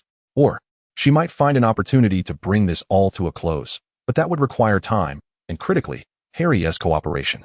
Considering that the great savior was gradually evolving from a half-hearted Slytherin into a genuine one, Deora believed that in the future, Harry would indeed assist her. After all, this would not be detrimental to him. Yet, explaining this was a complex endeavor. She was uncertain whether Harry would be willing to shoulder the pressure and lend her a hand. As long as Harry could navigate this challenge, Deora felt confident that no unforeseen calamities would arise. However, she was not a seer. She could only infer from the present circumstances, and the true nature of the future remained elusive. The stars would not remain stationary. They would shift, and the future would alter. Everything hinged on finding the right opportunity. In times of war, the first to suffer are invariably the innocent and vulnerable. The Centaur was not mistaken. Where there is conflict, there will be a loss of life. For war has never known a victor. Yet differing ideologies will always incite strife. This is beyond the capacity of any individual to resolve, as it represents a clash of beliefs, each ideology embodying a collective. Deora suddenly found herself envious of Cedric. He was lucid, aware of his actions, and understood the rules governing this world. In his realm, everything appeared to flow so naturally. She yearned for that clarity. but she could not attain it. Deola's gaze returned to the door engulfed in black flames, pondering whether Voldemort might brainwash Harry and wondering how he fared at that moment. Yet, as long as the Centaur's prophecy held true, Harry would not come to harm this time. Chapter 47. The Life-Threatening Curse. Time ticked away, and Deola suddenly sensed a disturbance at the door leading to the final chamber. Subsequently, a cloud of unknown black mist surged forth from within. Deola's instincts informed her that this mist was Voldemort. The mist recognized her presence. Though Deola was aware that Voldemort had failed, she could not voice this at that moment. Merely offering a symbolic greeting, "Master." Before she could finish, the black mist surged into her body, a chilling sensation coursing through her limbs. At that instant, Deola felt as if she were facing death. "Deola, go to Malfoy Manor and retrieve a black diary. Have the one within go to Albania to find me." Voldemort's voice resonated within Deola's mind, followed by a sharp pain radiating from her left arm, akin to a knife piercing flesh. "You will offer me everything, won't you? Good child. When I return, I shall bestow upon you the highest honor. You must find him, locate Tom Riddle, and bring him to me. You shall not betray me." "You cannot betray me. Betrayal means death. I await his arrival. Dear child, do not disappoint me."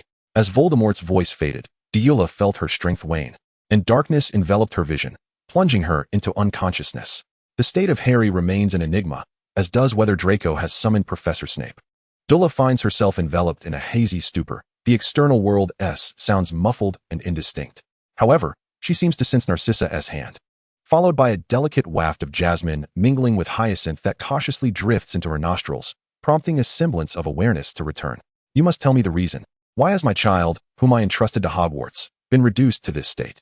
She was a healthy child before coming to this school. I deeply regret, Mrs. Malfoy. But our immediate priority does not lie here. This child's magical essence has been depleted. Her body is frail. She must be transferred to St. Mungo's without delay. This is why we summoned you and Mr. Malfoy. I shall hold you accountable, Dumbledore. You are a negligent headmaster. Did Narcissa manifest anger?" This revelation dawns upon Deola, who now realizes that Narcissa is capable of such emotions. Depleted magic? Are they speaking of her? It appears that Voldemort indeed siphoned her power at that moment, which explains her profound exhaustion. At the time, she believed her very soul was being extracted. "Deola? Deola? Are you awake? Deola?" Narcissa's voice echoes faintly as Deola strives to respond, yet the overwhelming weakness engulfs her once more, plunging her consciousness back into chaos. When Deola finally opens her eyes, she is greeted by darkness. Before her stands Voldemort, but unlike before, this version boasts a handsome visage reminiscent of her first dream of him, clad in a tailored suit. He stands nearby, observing her. Upon locking gazes with those crimson eyes, a wave of helplessness washes over Deola, accompanied by an indescribable fatigue. Uncontrollably, her body moves towards Voldemort, kneeling on one knee at his feet. All she can perceive is the hem of his robe, embroidered with silver serpents, and then, to her shock, her own hand seems to betray her, gently lifting the robe's hem to press a kiss to her lips. "Great Master Voldemort." This is her voice, yet it feels foreign, tinged with a quality that is distinctly different from her own. Deola realizes that she has matured significantly, her present self standing before Voldemort, the most perilous dark wizard of the century. She dares not indulge in further thoughts, bowing her head obediently, allowing her dark hair to cascade down her shoulders, patiently awaiting Voldemort's command. "You are a good child, Deola. Though you are still quite young, you are more than capable. I have promised you the utmost glory, and I shall fulfill my promise." A wand, resembling bone, extends before Deola, lifting her chin so she meets the gaze of its master. Those eyes, as red as blood, pierce through her. "I admire your gaze, Deola. Unlike your mother's madness or your father's dullness, you are flawless. Your eyes remain unperturbed, even when directed at me. I anticipate your actions." Voldemort's gaze is filled with intrigue. "Good child, tell me what I am to do next. You will grant me the dark mark." Astute child. A flicker of appreciation dances in Voldemort's eyes. "I favor clever children, Deola. Do not disappoint me." In the next moment, Voldemort seizes her left wrist, thrusting the bone wand deep into her flesh. A black skull emerges on her left arm, a serpent slithering forth from its mouth. The searing pain causes Deola to widen her eyes in shock, the figure before her gradually fading, replaced by Narcissa's worried visage. "Deola, you are awake." Deola blinks in confusion, gazing at Narcissa. "Auntie?" "Yes, Deola, I am here. Stay put. I will summon the healer." Surveying her surroundings, Deola realizes she is in a St. Mungo's ward, a place she visited once in her childhood. She props herself up, instinctively inspecting her left arm, where she discovers a black line extending from her arm to her shoulder. A sense of foreboding washes over her as she pulls back her clothing. confirming that the black line connects her left arm to her heart. She begins to understand the implications of Voldemort's words, that should she betray him, death would follow. The healer arrives promptly, examining Dula and sighing in relief upon confirming her stability. Miss Lestrange is no longer in danger. Additionally, I regret to inform you, Mrs. Malfoy, that the curse upon Miss Lestrange is exceedingly potent, and we cannot remove it. Concern etches itself across Narcissa's face. Is there truly no way? I am profoundly sorry, Mrs. Malfoy. This curse cannot be lifted solely by our efforts. I understand. Thank you. I will speak with Dula. Then I shall refrain from intruding further. The healer departs, leaving Dula and Narcissa alone. Dula, do you still feel unwell? Dula shakes her head, signaling that she is fine. That is a relief. Narcissa exhales, tenderly stroking Dula's hair. As long as you are well. By the way, Draco and Lucius have gone to the Ministry of Magic. They should return this afternoon. Is there anything you wish to eat? Chocolate cake. I knew you would desire that, but it is not an option right now. You have slept for 10 days. You cannot indulge in such treats just yet. 10 days? Indeed. Narcissa sighs, gently grasping Dula's hand. Dula, please speak honestly with your aunt. Do you know something? I do know. You have always said I was clever. Many things adults may not consider, you are aware of. Please tell me, were you informed about this incident? I was. Narcissa lowers her voice. What occurred? He has returned. What? Dula lifts her gaze to meet Narcissa's, enunciating each word. He has returned. The Dark Lord has come back. He found me. Auntie, he has returned. Chapter 48. I do not hate him. Dula, what are you saying? Narcissa's face displays shock. She cannot fathom Dula's words. Who has returned? Voldemort, he has come back. Dula's expression remains calm. But do not worry, Auntie, we will be fine. How can you say we will be fine? Narcissa grips Dula's left arm, trembling as she cautiously touches it. Is it the curse he left upon you? Dumbledore was unwilling to disclose what transpired, and Draco knows little. Lucius and I only know that you and Mr. Potter were injured simultaneously. The healer has now informed me that you were cursed. How can this possibly be fine? It will be fine, Auntie. Dula clasps Narcissa's hand in reassurance. This is akin to the unbreakable vow I made with grandfather. As long as I fulfill my agreement, nothing will happen. It will be fine. Hearing Dula compare her curse to the unbreakable vow evokes a tumult of emotions within Narcissa. In Dula's eyes, the oath with Cygnus bears no distinction from a threat. Her father's obsession has tainted them all, including Bella. After all, they are family, are they not? Dula, do you hate your grandfather? Dula, perplexed, replies. Why would I hate him? He deceived you into making an unbreakable vow. I am aware that you grew up in the Muggle world, harboring little animosity towards Muggles or wizards of Muggle descent.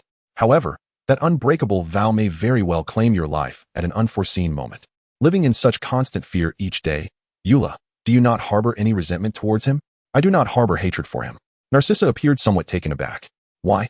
Because my middle name is Black, and moreover, Eula's vacant gaze fell upon the 2 marks on her right wrist. My mother undoubtedly supported my grandfather's decision. Eula was involuntarily reminded of a scene she had witnessed in a dream, murmuring, if she knew the Dark Lord sought me out, she would surely be elated. I believe she would take pride in me. Narcissa's expression soured. She knew Bella would indeed be thrilled. To Eula, these matters were a source of pain. While for Bella, they were a mark of honor for Eula, something she ought to be proud of. Yet, if such matters were to befall Draco, Narcissa mused, she would surely go mad. Fear not, dear aunt. Eula discerned Narcissa's thoughts and gently reassured her, Draco will be fine. I shall manage everything. Upon hearing Eula's words, Narcissa was at a loss whether to laugh or cry, for to her ears, Eula's comforting words sounded like the naive reassurances of a child. Nonetheless, Narcissa enveloped Eula in a hug. I believe in you. Our little Eula is simply the best.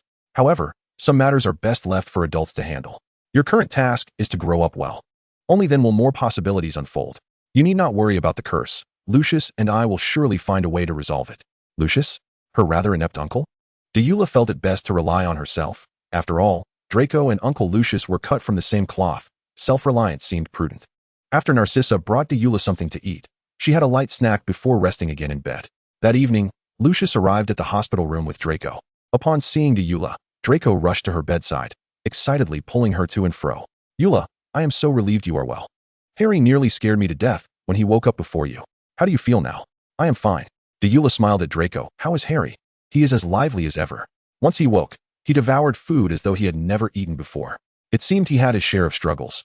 The summer holiday must have commenced. It began 3 days ago. Draco picked up an apple and began peeling it. Harry returned on the train long ago. By the way, our house won the House Cup this year.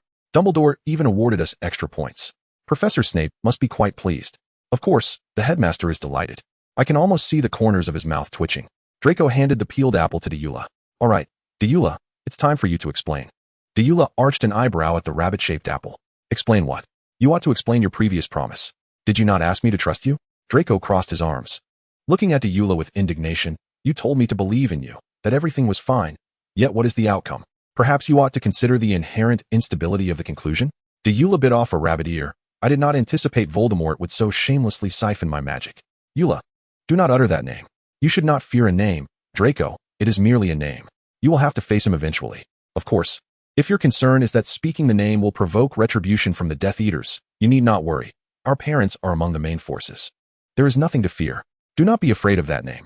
It is simply a name. Draco fell silent, meticulously crafting the apple into shapes. Before long, a row of neatly formed rabbit apples lay before Deora. Your knife skills remain impressive, Draco. Deora picked up one of the rabbit apples for inspection. No wonder Aunt always asks you to help her with the carving. I learned this from my father. Draco's voice sounded subdued. Previously, he was too busy. So he taught me these skills to assist my mother. Despite having magic, Father always insists that handcrafted items possess more charm. It is rather redundant. Perhaps for Uncle Lucius. It indeed holds charm. At that moment, the door swung open, and Deora spotted the Malfoy couple entering, though Draco seemed oblivious, letting out a huff. Humph. Father is merely Mother's little follower, and what charm is he even trying to deceive anyone with? He must be envious that Mother favors me more. Deora, let me tell you, you have no idea. When I was younger, Father. Deora could not quite catch what Draco was about to say, but she heard Lucius grinding his molars, and there was Narcissa, her attempts to stifle laughter too conspicuous. Draco Malfoy. A slow, discontented voice resonated, and for reasons unknown. Deora detected a hint of embarrassment in Lucius's tone. Was Draco's remark indeed true? Upon hearing his father's voice, Draco froze, slowly turning around to behold Lucius's face, which appeared dark enough to dip a quill in ink. Father, when did you arrive? Just when you referred to me as a little follower. Draco, have we not gone too long without nurturing our father-son bond? I believe it is time for us to reconnect. Now tell me, do you feel confident about securing first place in this exam? Lucius pulled Draco away, leaving Narcissa, who was chuckling behind her hand. Their father-son relationship seemed quite splendid. Deora refrained from commenting further. Chapter 49, Privet Drive. Deora was soon discharged from the hospital. Although Narcissa worried about the marks on her arm, Deora remained unperturbed, even offering her aunt comfort. It is nothing, dear aunt. See, I am perfectly well now. Despite Deora's assurances, Narcissa insisted on seeking a solution with Lucius. Meanwhile, Deora occupied her time, spending the majority of her hours in the study of Malfoy Manor, aside from eating and sleeping. Consequently, Draco became the only one without a task within the manor. Deora, how long will you be reading? Deora placed the black-covered book back on the shelf after a long search, having failed to locate the black notebook Voldemort had instructed her to find. Are you terribly bored? Did you not correspond with Harry during this time? What brings you to seek me? That wretched Scarhead has not responded to my letters. Frustration etched on her face. Deora sighed, returning the book to the shelf. What? Did you two have a falling out before the break? Just the other day? You were all eager to write to him. We did not have a falling out. Although I wrote to him consistently, he has yet to reply. That wretched Scarhead must be deliberately ignoring me. Deora furrowed her brow. He has not replied at all. Indeed. Draco huffed indignantly. When we return to school, I shall sever ties with him for a month. If memory serves, Harry's Muggle relatives have not treated him kindly, have they? Indeed. Could it be that his relatives are forbidding him from writing? This should not be the case. Hedwig is indeed free and capable of delivering messages, regardless of the situation. Harry must have access to paper and a quill. Something must have transpired. After all, he is the chosen one. Trouble does not seek him out, yet it finds him nonetheless. You make a valid point, but we are still in the dark regarding the circumstances. Deora adjusted her collar. Shall we go see him? I am quite familiar with Harry's residence. To the Muggle world? Let Nari guide us there.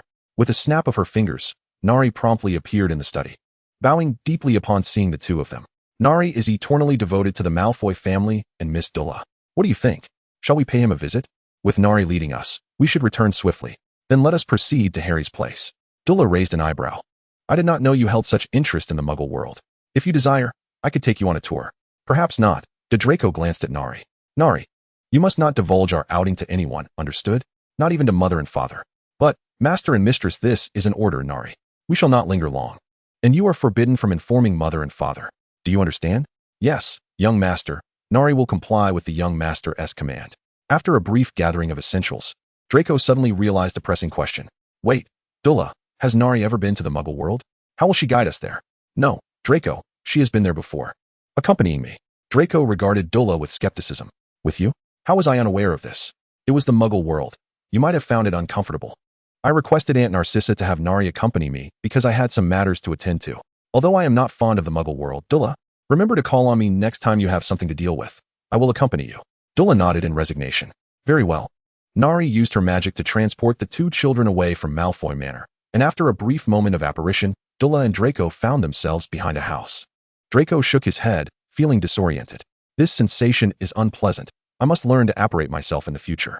You may have to wait a while for that. Apparition is restricted to those 17 and older. Not necessarily. Draco tapped Dula's forehead lightly. Do not forget, Dula, you were able to apparate at the age of 8. A talent that others could only dream of possessing. Please do not say such things. Dula glanced at the building beside them and instructed Nari to make herself invisible before leading Draco in a particular direction.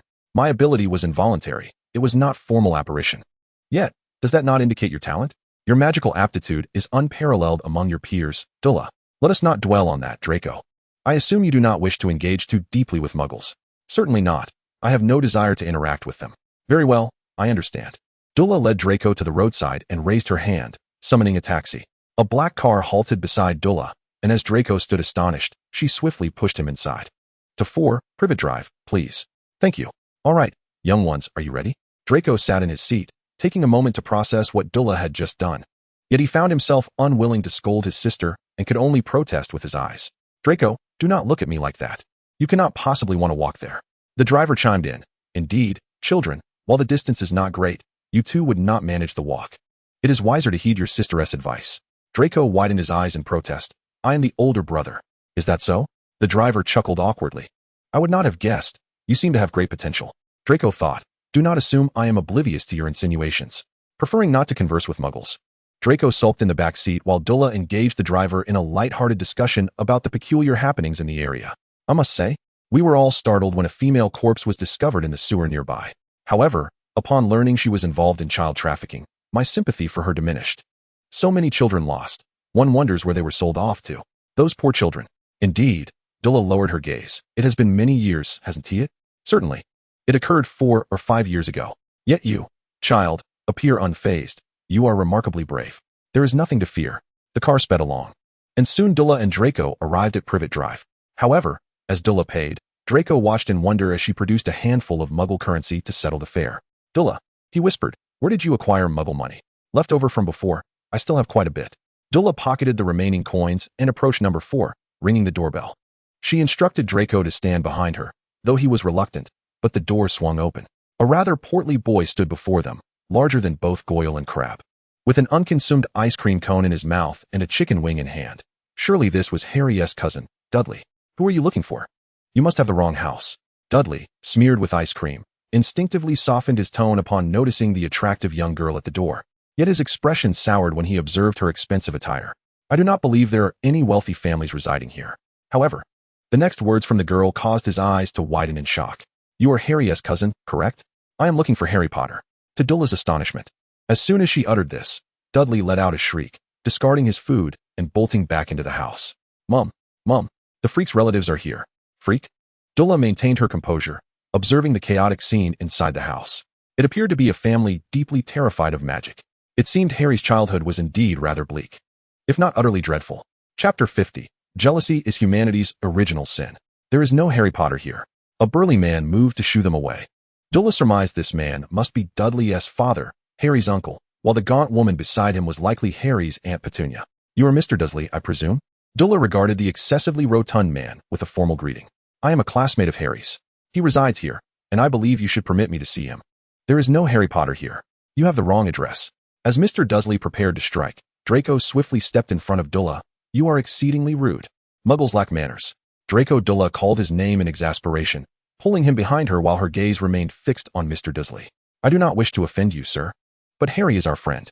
He has not responded to our letters, and we are quite concerned. I trust you are aware of his unique circumstances. Clutching her burning wrist, Dula's gaze shifted to Petunia, suppressing her pain as she spoke. You must be aware, madam. Penny's lips quivered as she cast a fearful glance towards Dula. We have not received a single letter during this time, and that boy has not received any correspondence either. This is your issue, not ours. May I see Harry? Absolutely not. When Dula proposed to meet Harry Potter, the woman let out a sharp scream, yet her gaze remained unexpectedly resolute. There is no need for so-called magic here. We do not require it, and you should not come seeking us. He certainly does not need it. You are sisters with Harry's mother, are you not? Dula uttered this to Penny, momentarily leaving her stunned. Before she could process this, Dula continued with a remark that left those present bewildered. Jealousy can indeed distort a person's visage, though not always. After all, jealousy is humanity's original sin. No one is flawless. No one possesses a truly impeccable character. Yet the continuation of suffering through jealousy is undeniably true. While others might not grasp the meaning behind Dula's words, Harry's aunt understood all too well. Jealousy. She was indeed envious. Who wouldn't be? Why, when they are all children of their parents, is she so different from her sister? Why did she strive to distance herself from that world, only for it to encroach upon her? Why was Lily's child entrusted to her? Why, indeed, all of this? Perceiving Penny's inner turmoil, Dula responded. The world loves to play tricks on us, madam, yet indeed, the jest it plays can be too grand for one to bear. It is entirely normal to find oneself overwhelmed. Penny was taken aback. If that were the case, the world had indeed played a cruel joke on her. Madam, may we meet Harry? Dula gazed at the Muggle woman who had been swayed by her words, knowing she would acquiesce. He is upstairs. Penny's voice revealed her exhaustion. You may go see him, but I do not wish for you to linger here. Upon receiving permission, Dula released her grip on Penny's right wrist. Fortunately, she wore long sleeves today, feeling the indelible marks of the unbreakable vow etched into her flesh. She vowed that if Harry failed to assist her in the future, she would give his wrist a good smack. Unlike Dula's composure, Draco ascended the stairs with a distinct disdain for the Dursley residence, occasionally offering scathing remarks.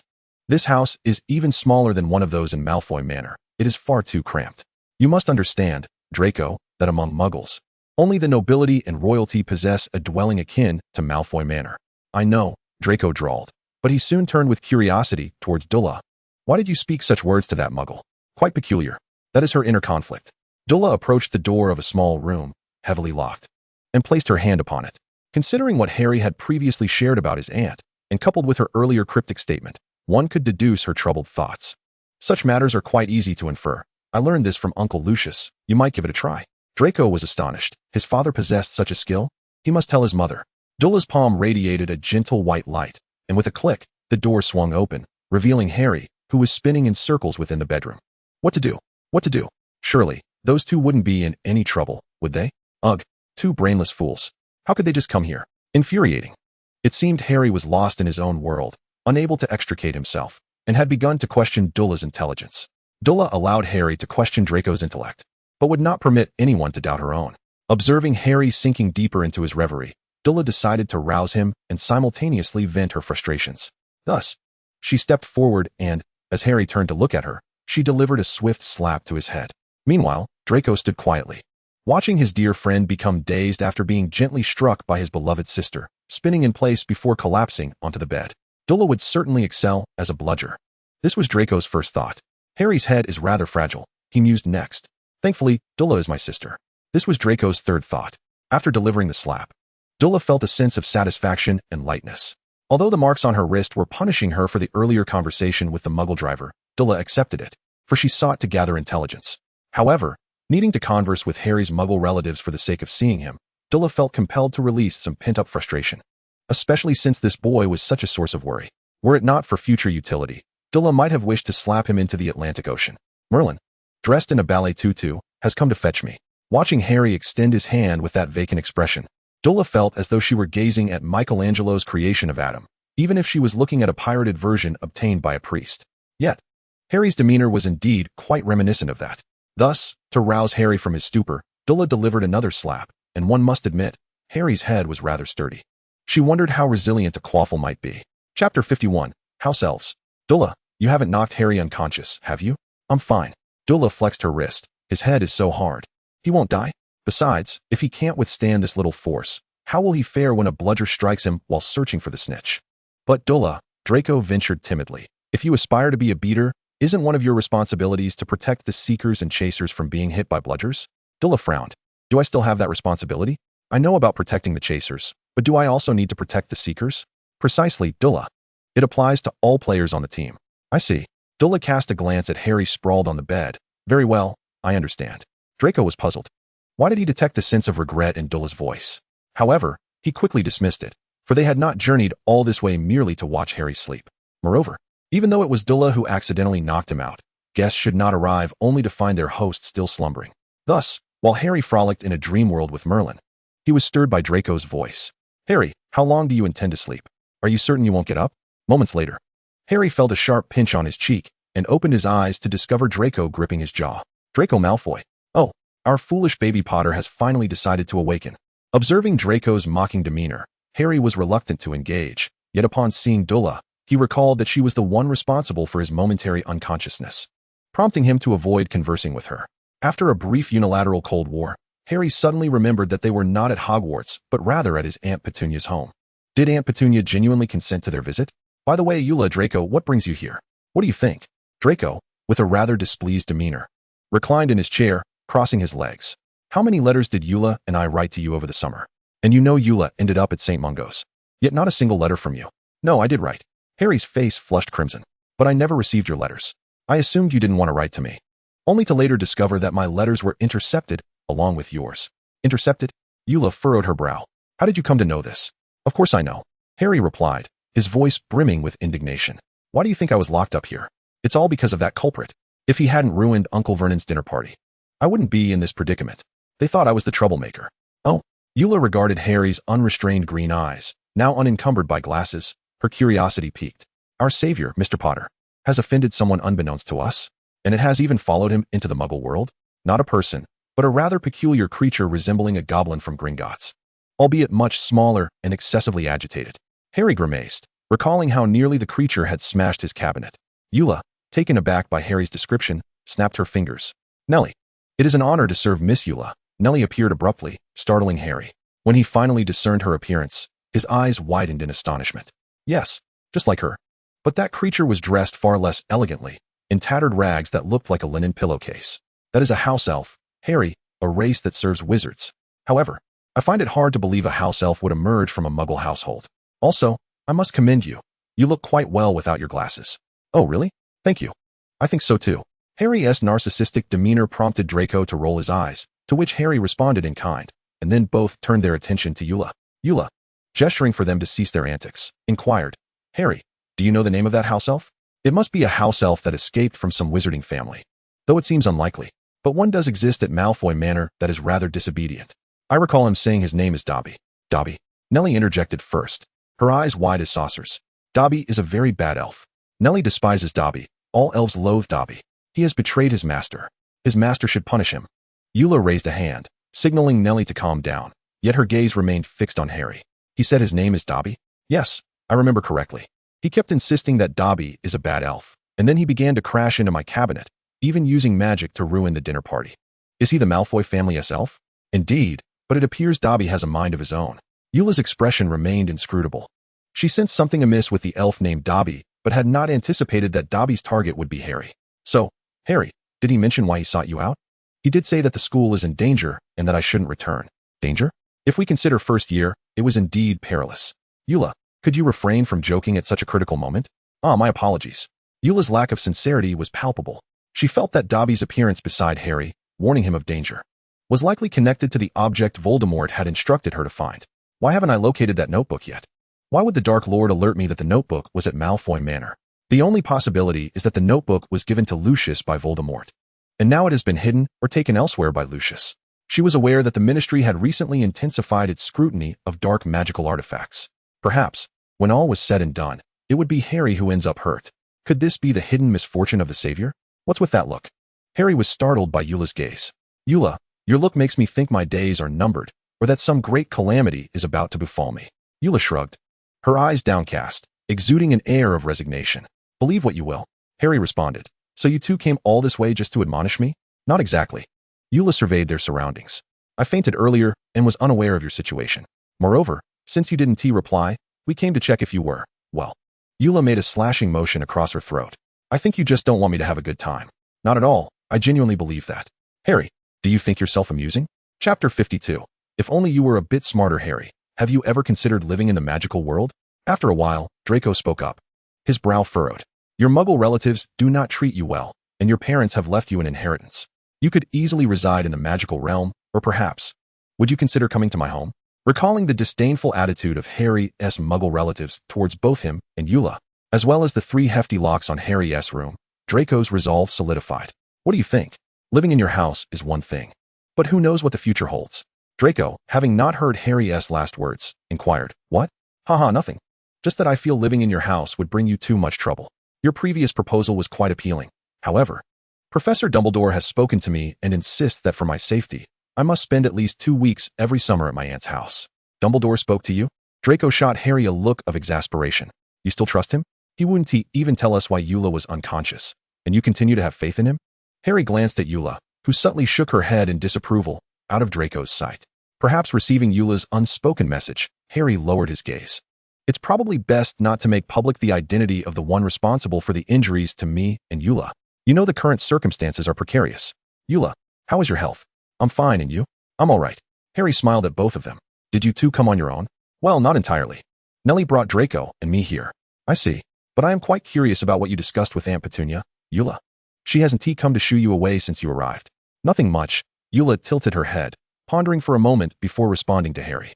We explored the nature of humanity, a most fascinating topic. Is that so? Yes. You don't seem too fond of Draco's suggestion? Indeed. Harry raked his fingers through his hair. After all, I do have this rather cursed savior identity, don't I? True. Many reasons compel you to remain at your aunt's house. However, since you must stay here for a while, I can assist you a little. Harry paused, then asked, How can you help? I know someone here who might be able to assist you, but I need to ask you one thing. What matter? When the denizens of the magical realm entrusted you to your aunt's care, did they provide her with any form of financial support? This was a question that had never crossed Harry's mind. It was likely that no such arrangement existed. How disgraceful it was to impose a child upon someone without so much as a word of acknowledgement. Harry felt a twinge of embarrassment. Considering the years he had spent at his aunt's home, receiving board and lodging without recompense, perhaps contributing a little labor did not seem so unreasonable after all. Perhaps he ought to exchange some Muggle currency at Gringotts for Aunt Petunia. After all, she had raised him. As Deora observed Harry's expression, a thought struck her. The notion of child support was of little concern to her, for she possessed her mother's dowry and the key to the Lestrange family vault. Additionally, Lucius Malfoy did not regard her expenditures at Malfoy Manor as significant. To him, they were mere trifles. However, Deora's preoccupation was not with the Malfoys, but with Madame Mary. Her feelings toward Madame Mary were rather complex. Yet, upon reflection, it seemed that Madame Mary had raised her, and once she achieved self-sufficiency, she had given all her earnings to her. Human nature is inherently intricate, and Deora harbored no desire to perish. Thus, when faced with a choice between her life and Madame Mary's, she chose to preserve her own existence. It seemed that Harry's situation had rendered her somewhat unhinged. Or perhaps, when Voldemort departed, he had not only drained her magical prowess, but also her intellect. Deora detested the sensation of diminished intelligence. So she resolved that upon returning to Malfoy Manor, she would immerse herself in her studies. Well then, Deora, what do you intend to do? Harry's voice snapped Deora back to reality. She gestured in a particular direction. I know someone who can assist you. If, after 2 weeks at your aunt's, you wish to avoid the magical realm, you may stay with him. However, residing in the magical world would undoubtedly be the wisest course of action. Have you considered it? Let it be, Harry replied, pointing at the scar on his forehead. I fear that if I linger in Diagon Alley or elsewhere, I might be gawked at like a circus performer. That mark is quite the spectacle to them. True enough. Do you have anything to pack? Now would be the time to gather your belongings. I can take you. Now. Harry's face was a canvas of astonishment. Deora, you mustn't have come prepared for this. Have you? Draco, equally astonished, echoed her sentiments. Deora, surely this is not part of your grand design? While I wish I could claim to be that prescient, alas. Deora tapped her temple. I do not possess such brilliance. Harry, perplexed, queried, Then why do you wish to take me away so soon? Deora appeared lost in thought. He will not refuse. I know he will not. Harry felt as though Deora had orchestrated everything, even foreseeing whether that person would decline. Draco shared this incredulity. Both boys gazed at her in wonder. Why do you both look at me so? Nothing. Harry stared at Nellie, who was already beginning to gather his belongings, swallowing hard. I just think, Deora, you are exceedingly clever. Deora's expression shifted to one of conflict. She realized Harry's thoughts. In truth, I wish I were as astute as you envision. If only she were a tad wiser, perhaps she would not find herself at a disadvantage in her encounters with Voldemort. She needed to broaden her considerations, to think more comprehensively. Perhaps then, she could compensate for her lack of power and ensure that her anticipated future unfolded flawlessly. As Harry observed Deora's sudden despondency, he involuntarily twitched his lips, If only he possessed her intellect, he would be laughing aloud in his sleep, the kind of laughter that would rouse Draco from his slumber. Yet, he dismissed the thought. Firstly, he lacked that intellect, a matter of nature beyond his control, and secondly, he must remember Hogwarts' motto, Draco dormiens nunquam titilandus, never tickle a sleeping dragon. The implication was clear, he must not disturb Draco's rest. It must be said that Mr. and Mrs. Malfoy certainly had a knack for naming. Harry felt he could indulge in that jest for a lifetime. Chapter 53, The Priest. After instructing Harry to inform Petunia, Deora surveyed the modestly furnished room, which was simple yet small. On the bedside table lay a photograph. Dark-haired and red-haired figures. This must be Harry's parents, James and Lily Potter. Indeed, Lily was a strikingly beautiful woman, with her vibrant red hair and bright green eyes. She was undeniably a beauty. If Harry were a girl, he would likely resemble Lily. If so, Deora would gladly cast her vote for him as Slytherin's houseflower. Deora, what are you staring at? Harry asked upon entering and noticing Deora lost in contemplation over the photograph. His inquiry nearly provoked his ire. I believe if you were a girl, you would undoubtedly be Slytherin's houseflower. Of course, you look quite lovely without your glasses as well. The election takes place in your second year. Have you considered running? I would cast my vote for you. Harry was incensed by Deora's remarks. He decided unilaterally to cease communication with her and, when Naley arrived with their companions, he grasped Draco's hand instead of Deora's. Draco observed Harry's recurrent silent treatment and mused that Deora had indeed been too lenient with her earlier slap. It should have been more forceful. A flash of apparition transported them, and when their vision cleared, Draco was astonished to find themselves in the very spot they had departed from Malfoy Manor. Let us proceed. After ensuring Naley was concealed, Deora grasped one of Harry's suitcases and led the way. Harry and Draco exchanged glances before hastily following her. Upon rounding the outer wall, Harry was astonished to discover that Deora had brought them to a grand church. Standing before the church's imposing entrance, he felt an overwhelming sense of pressure. Deora had already ascended the steps, turning back to the two boys who were still processing their surroundings. Are you not coming? Oh, Harry and Draco hurried to catch up, during which Harry ended his silent treatment, nervously tugging at Deora's hem. Deora, you aren't suggesting I become a parishioner, are you? Deora remained silent, merely making a shushing gesture, which only heightened Harry's anxiety. Draco, equally perplexed, observed Deora's serious demeanor but chose not to question her further, simply following her lead. In a short while, they spotted a man clad in a flowing black robe. His long hair was meticulously pulled back, secured with a black ribbon. He appeared somewhat frail, his gaunt face adorned with a gentle smile. Who would have thought I would see you again, my child? Harry and Draco paused, momentarily stunned, before realizing the man was addressing Deora. After all, you bid me farewell with until we meet again, father. The man was momentarily taken aback, then burst into laughter. Indeed, number 75. You remain my favorite child. Among all those before you, you are the one who resonates with me the most. Alas, you seem reluctant to follow me. What is your name now? Deora. Deora? That is not a particularly bright name, number 75. I did not come here to reminisce, father. You should know the purpose of my visit. The priest glanced at the two boys standing behind Deora and, with a smile, extended his hand to Harry. It must be this child, who also appears to be a good boy. Anyone can be labeled a good child by you. The priest's eyes radiated kindness. Everyone is a good child, for there is goodwill in every heart. 75. I do not believe you will forget what I have told you. What on earth are you talking about? Why do you always refer to Deora as 75? Her name is Deora. She is my sister. Draco stepped forward, glaring fiercely at the priest, whose gentle smile remained unwavering as his attention shifted to Draco. Sister? You two do not resemble each other at all. Do not misunderstand. I do not refer to appearances, but to character. I can hardly imagine number 75 having an elder brother. However, it is true that you do not look alike. Draco furrowed his brow. What do you mean by that? Do not take it the wrong way. Child, you are a well-protected and rare good child. But you still pale in comparison to number 75. I have told you, her name is Deora, not 75. No, the priest's smile remained, for to me, she will forever be number 75, a little raven yearning for freedom. How can you liken a person to a raven? Ravens are good children, just like number 75. She is a little raven destined to fly away from the tower. Do you refer to every species as a child? To God. All things in the world are his children, and so they are to me. Draco wished to say more, but was interrupted by Deora. Enough, Draco, your worldviews differ. Let us cease this discussion. Deora then looked at the priest. Harry is my friend. For certain necessary reasons, he will be staying here for a period every summer. Deora emphasized the word friend, and the priest nodded in agreement.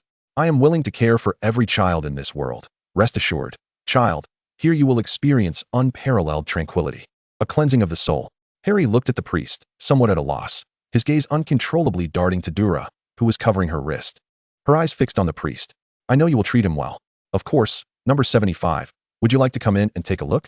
Deora's gaze shifted between Harry and the priest. Upon catching Harry's somewhat anxious expression, she nodded and then turned to Draco. Draco, I will accompany you. The priest smiled broadly and clapped his hands. In that case, young Mr. Harry, I shall have my sister show you to your room. You will love it here. There are many books, and number 75's favorite thing was the books here. You will come to love them as well. The other one. Malfoy. Draco looked disdainfully at the priest. Draco Malfoy. Ah, young Mr. Malfoy. The priest remained unfazed by Draco's attitude, still wearing a smile. You may go with the other child to take a look. I have some matters to discuss with number 75. Draco frowned, about to speak, but Deora interjected first. I would also like to talk with you. Deora. Despite Draco's disapproval, Deora paid it no mind, merely smiling at him and encouraging him to join Harry in exploring the room. A nun had quietly approached Harry from behind. Seeing Deora's resolute demeanor, the two boys, recognizing her good rapport with the priest, left reluctantly, looking back 3 times. Come, my child. After the 3 figures disappeared, the priest accurately seized Deora's right wrist, red marks creeping up the white lining of her sleeve. Pray with me, for God will wash away the marks left by the devil upon you. You shall ultimately be forgiven, and the harmful demon shall be expelled.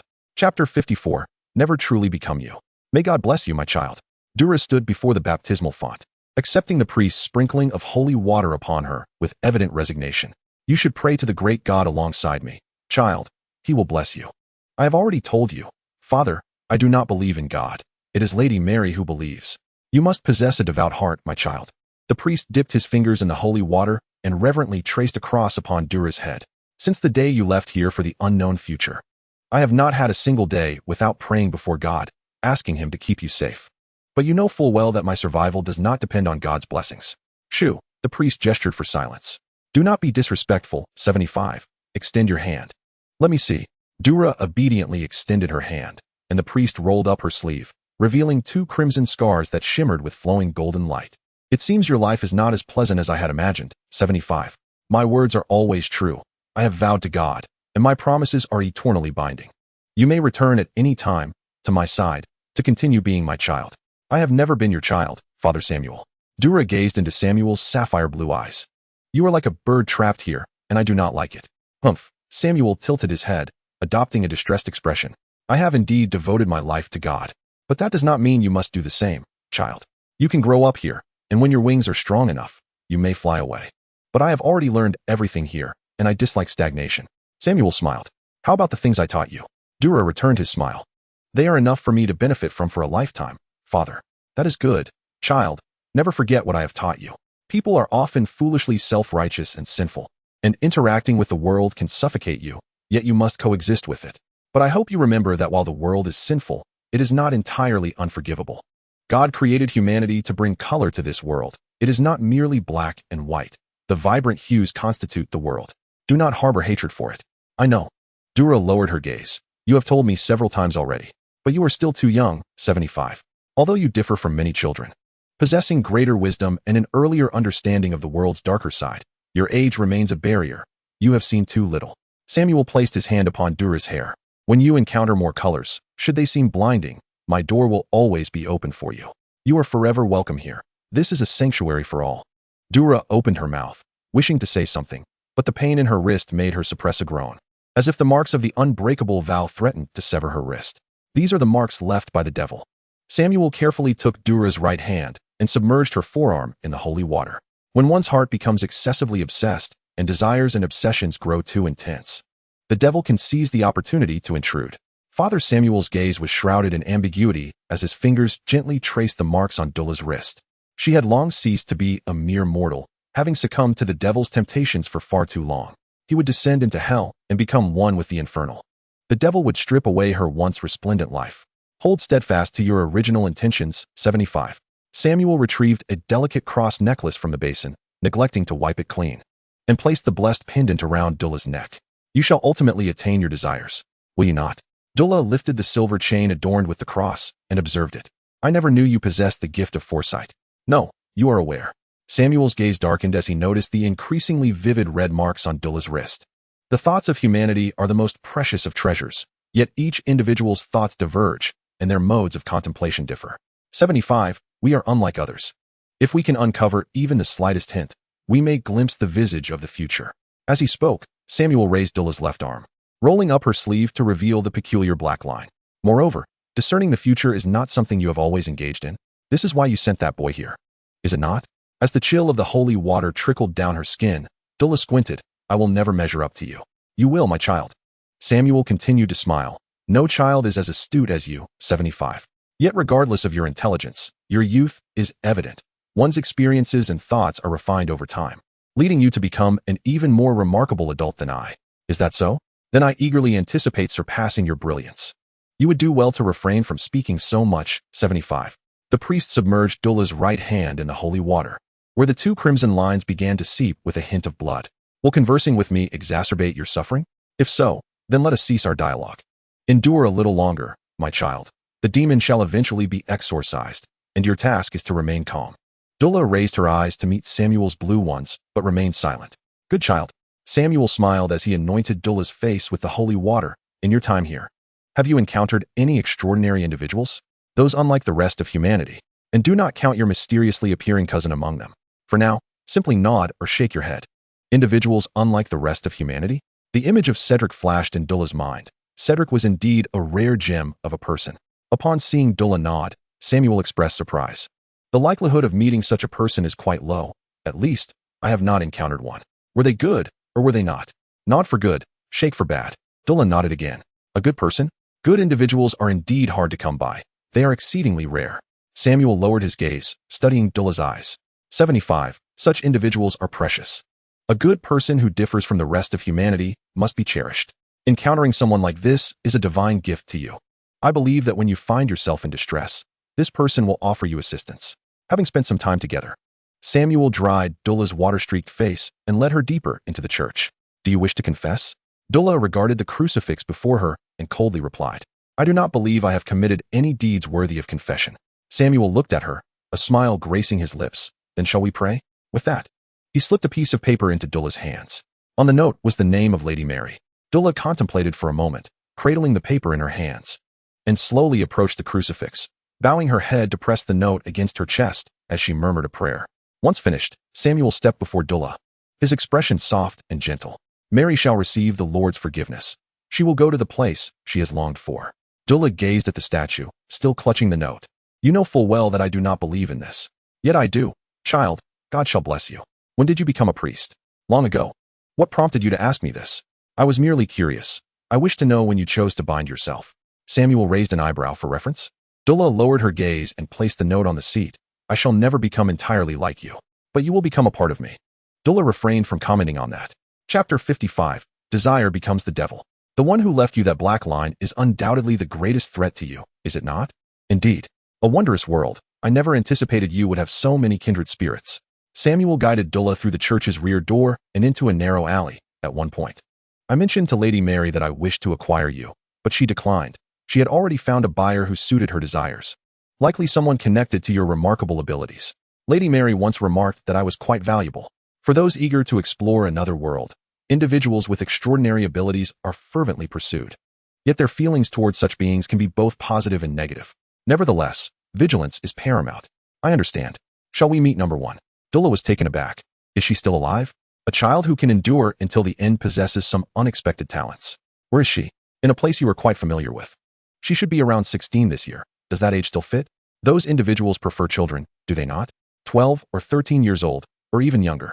As you know, only a few fancy that age group. Is that so? Dulla's gaze wandered, yet I have no desire to meet her. I hold no opinions or intentions to intervene in her current life. She possesses no value that warrants my attention. Then let it be. Samuel chuckled as he began to walk back with Dulla. After all, compared to you, that child is far too unstable. Those who cannot find inner peace are easily preyed upon by demons. Will you not cleanse her? Dulla inquired, her tone laced with curiosity. Isn't that one of a priest's duties?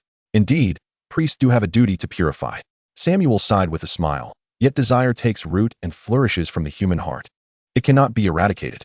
Moreover, once desire is uprooted, that individual ceases to be human. Every species harbors desire. Without it, life ceases to exist. However, should desire run rampant, order will crumble. Thus, there exists a switch within every being that regulates desire. They must learn to control it. Those with wavering willpower are prone to allow desire to spill forth, and in such moments, they are no longer human but demons. The switch is controlled by themselves. I merely serve as a guide, unable to exert complete control over them. If they cannot manage it, desire morphs into a devil, and at that point, the individual is beyond saving. 75. This is the essence of humanity. Samuel ruffled Dulla's hair. I hope you never become a slave to desire, no matter what. You need not tell me. Dulla covered her wrist. I am fully aware. Samuel smiled. That is good. Come, let us go meet your companions. While Dulla and Father Samuel shared a harmonious rapport, on the other side, Harry and Draco were experiencing quite the opposite. The two had thoroughly searched the church, but found no sign of Dulla or the priest. I knew it. That priest is certainly no good. He must have abducted Dulla. Draco, do not be so agitated. Perhaps they have simply gone elsewhere. Did not Euro wish to converse with that priest? Let us wait a while longer. What is there to wait for? Nayli. With a resounding pop, the house elf Nayli appeared before Draco, her eyes filled with trepidation as she gazed up at him. Does my young master require something of Nayli? I ask you, where has Yura gone? Nayli does not know. Miss Yura forbade Nayli from accompanying her. Nayli has failed to fulfill my young master's command. Nayli is a bad elf. A bad elf. Seeing Nayli begin her customary lamentations, Draco clicked his tongue in annoyance. I command you to cease, Nayli. And Nayli promptly obeyed. Draco rubbed his temples, a headache brewing, as the search for Yura seemed to pull at his very hairline, which was already sparse. Harry, observing Draco's distressed demeanor, placed a reassuring hand on his shoulder. Fear not, Draco. The likelihood of Yura being abducted is far less than us starving on the streets. We could not possibly lose her. Draco shot Harry a sidelong glance. You dare suggest that a Malfoy could die of starvation on the streets? Harry Potter, has your mind been steeped in troll saliva? My mind has not been tainted by troll saliva. I merely made a metaphor. Well, I too was merely making a metaphor. What metaphor? A voice from behind startled both Draco and Harry, and they turned to find Yura, accompanied by the priest they had been searching for. I called for you earlier. Why did you not respond? Noticing the silence from Draco and Harry, Yura furrowed her brow. Why are you two not speaking? Draco cast a curious glance at the priest standing beside Yura, having never seen his little sister so relaxed in the presence of another. Except for their family. And that Cedric fellow, who was an anomaly. That chap was just a genuinely good person, without much to be wary of. Harry, too, felt a tinge of confusion. His acquaintance with Yura was neither extensive nor brief, yet over the past year in Slytherin, he had come to understand her character quite well. Primarily, Yura was astoundingly intelligent. Often, when she spoke, he had to ponder deeply to grasp her meaning, as her words could hold significant relevance to him, and indeed, not a single utterance of hers was frivolous. Naturally, aside from her comments about him being the Slytherin flower, Yura sometimes indulged in mischief alongside Draco, or vice versa.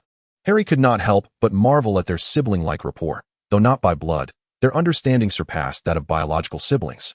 Though it seemed Draco's intellect struggled to keep pace with Yura's. Setting that aside, Harry recalled Yura as a remarkably cautious individual. Her interaction with the priest bore no resemblance to the demeanor one would expect after 5 years apart. She appeared quite at ease with him. Could it be due to his status as a priest? Harry was aware that some individuals harbored an inexplicable trust and reverence for such clergy. Yet he did not perceive Yura as one to possess such peculiar sentiments. How odd. Harry, what do you think of this place? Oh, quite lovely, very tranquil. And the room is splendid as well. The nun just took me to the library, and it is filled with an abundance of books. Samuel nodded with a smile. 75 spent considerable time here reading. I wonder how many you might surpass her in reading. Harry, taken aback, looked at the priest. Are you implying that Yura lived here for an extended period? Not quite. Samuel shook his head. She survived here for a time. Survived? Harry paused, astonished. Is it what I think it is? Indeed. Survived? Samuel chuckled. But now her living conditions are quite satisfactory. She need not concern herself with such matters anymore. Of course. Draco huffed proudly. Our family will provide Yura with the utmost care. Is that so? Samuel's gaze became inscrutable. I hope so. As it is not easy for this child to open her heart. Draco narrowed his eyes. What do you mean? Every individual harbors their own thoughts. I believe you do not require my guidance at this moment. Humph, I never required it. I hope you mature swiftly, young sir. It would ease the burden on that child. Chapter 56. Harry and his connection to books. Upon hearing Draco declare himself as Yura's brother, Samuel's first reaction was to find the boy's claim utterly amusing. Brother? Even as a cousin, the notion nearly provoked laughter, but the priest's decorum restrained him. That child does not need a brother. Perhaps if he were a younger sibling, Samuel might entertain the idea. But a brother? Forgive Samuel for indulging in silent mirth. Indeed, he observed that the child he favored not only outshone his peers in intellect, but also towered over them. Despite being two boys, none could match Ura's height. Moreover, what was the reason behind this boy's insistence on being the elder brother? Was it to assert his capability to care for others? That child hardly needed such guardianship. Perhaps it was merely his conjecture. It remained uncertain, but he sensed that the marks upon that child might bear some connection to this boy. Perhaps that child had sacrificed something, unbeknownst to him. Samuel wished for his growth, as that would alleviate the burden on the child, though it might also lead to significant losses. He understood that the child had chosen a difficult path, one fraught with hardship, likely to be misunderstood by others, and scorned by society. Samuel believed this boy would too, for he valued family highly. But was Ura truly his family? Their blood relation was shrouded in ambiguity. Yet Samuel could not intervene. The intricacies were too complex. He could only beseech the divine, not for smooth sailing or easy success, but merely that this child might find some comfort in life. As Ura and Draco had stealthily left without informing Narcissa and Lucius, they were compelled to return before twilight. Before departing, Ura imparted some instructions to Harry.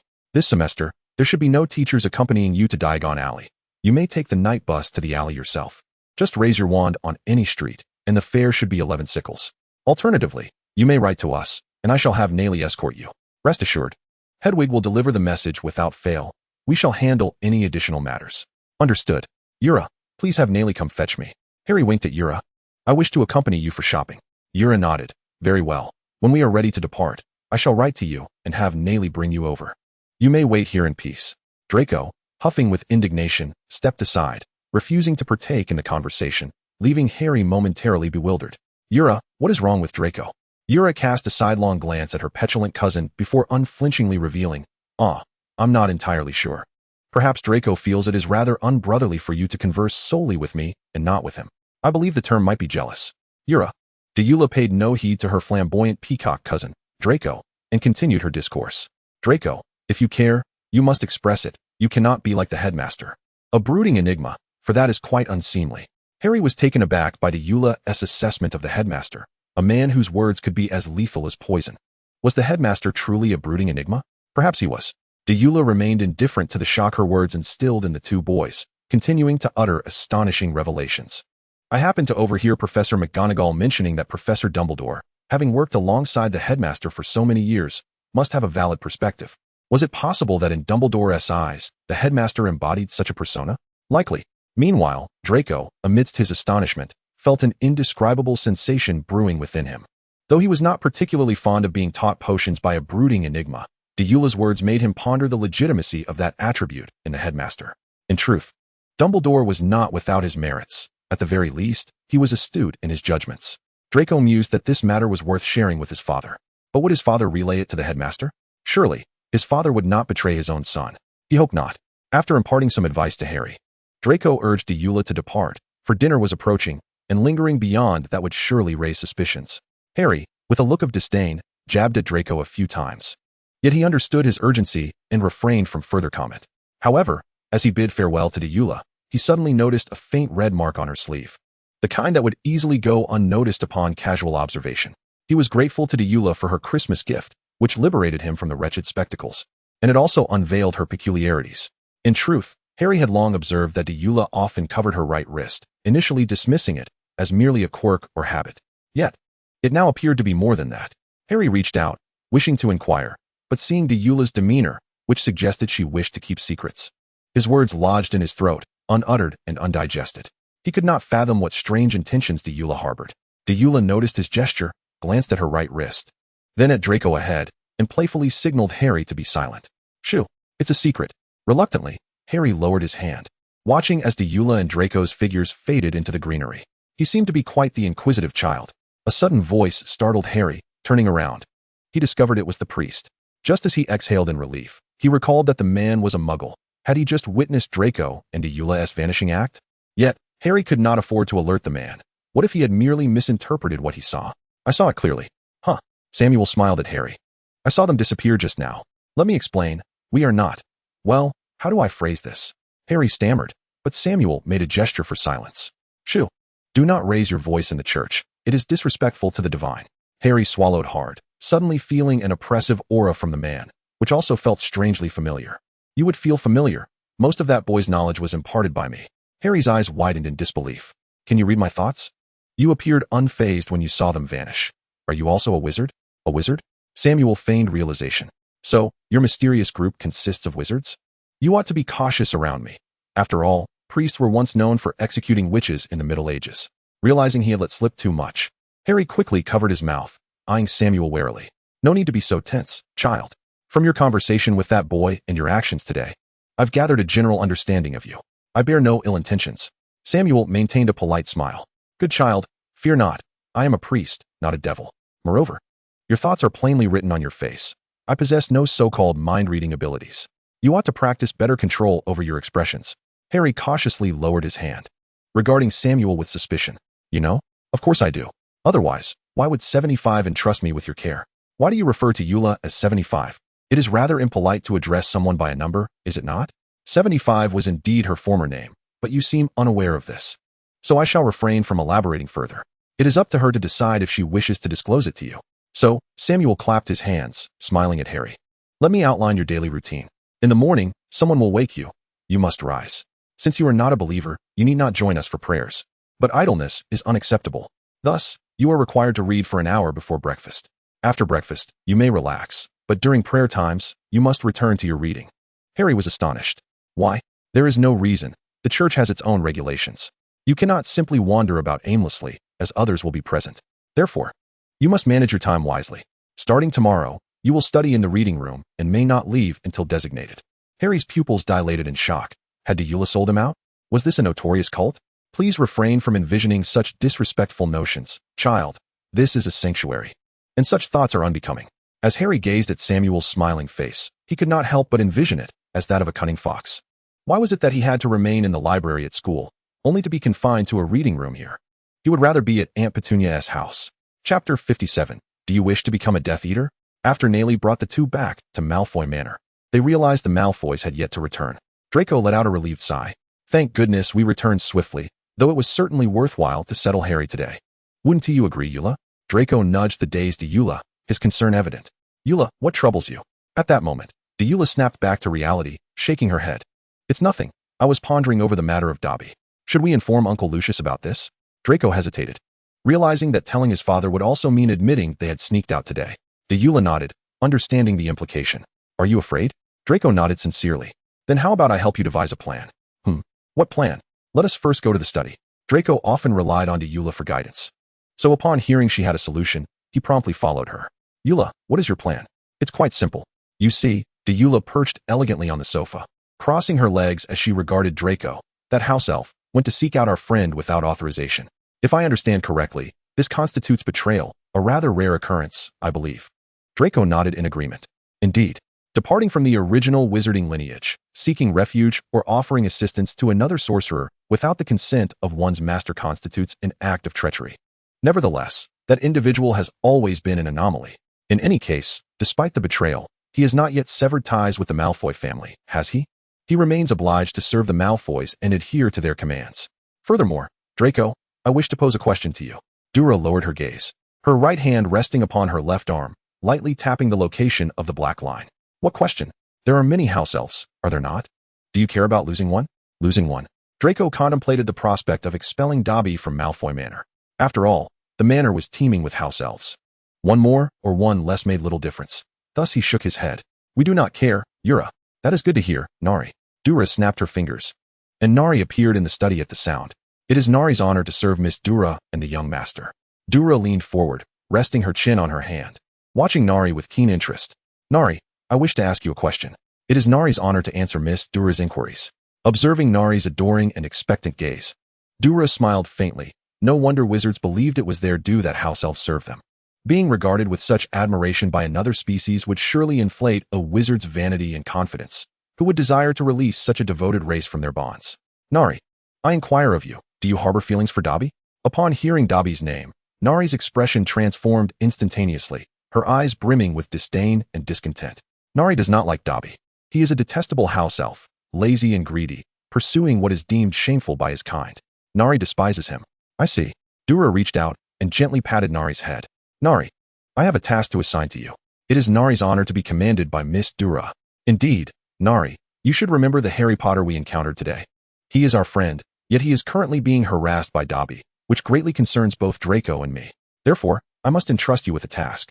I need you to stay close to Harry Potter, and if you detect any signs of Dobby approaching him, you must drive him away. By the way, who possesses greater magical power, you or Dobby? Of course, it is Nari, Miss Deora. When Nari worked at Malfoy Manor, Dobby had not yet appeared. Must Nari attend to Harry Potter? Not quite attending to him.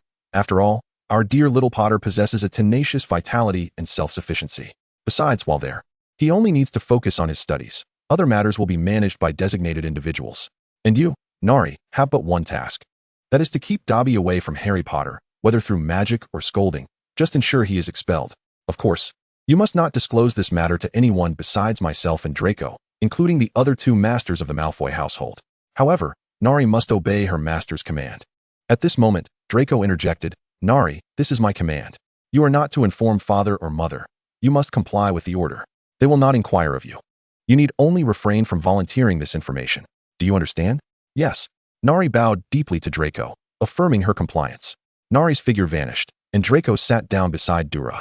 Deora, is this sufficient? It will suffice, more or less. Dobby will seek Harry, informing him that Hogwarts is in danger, revealing what he knows.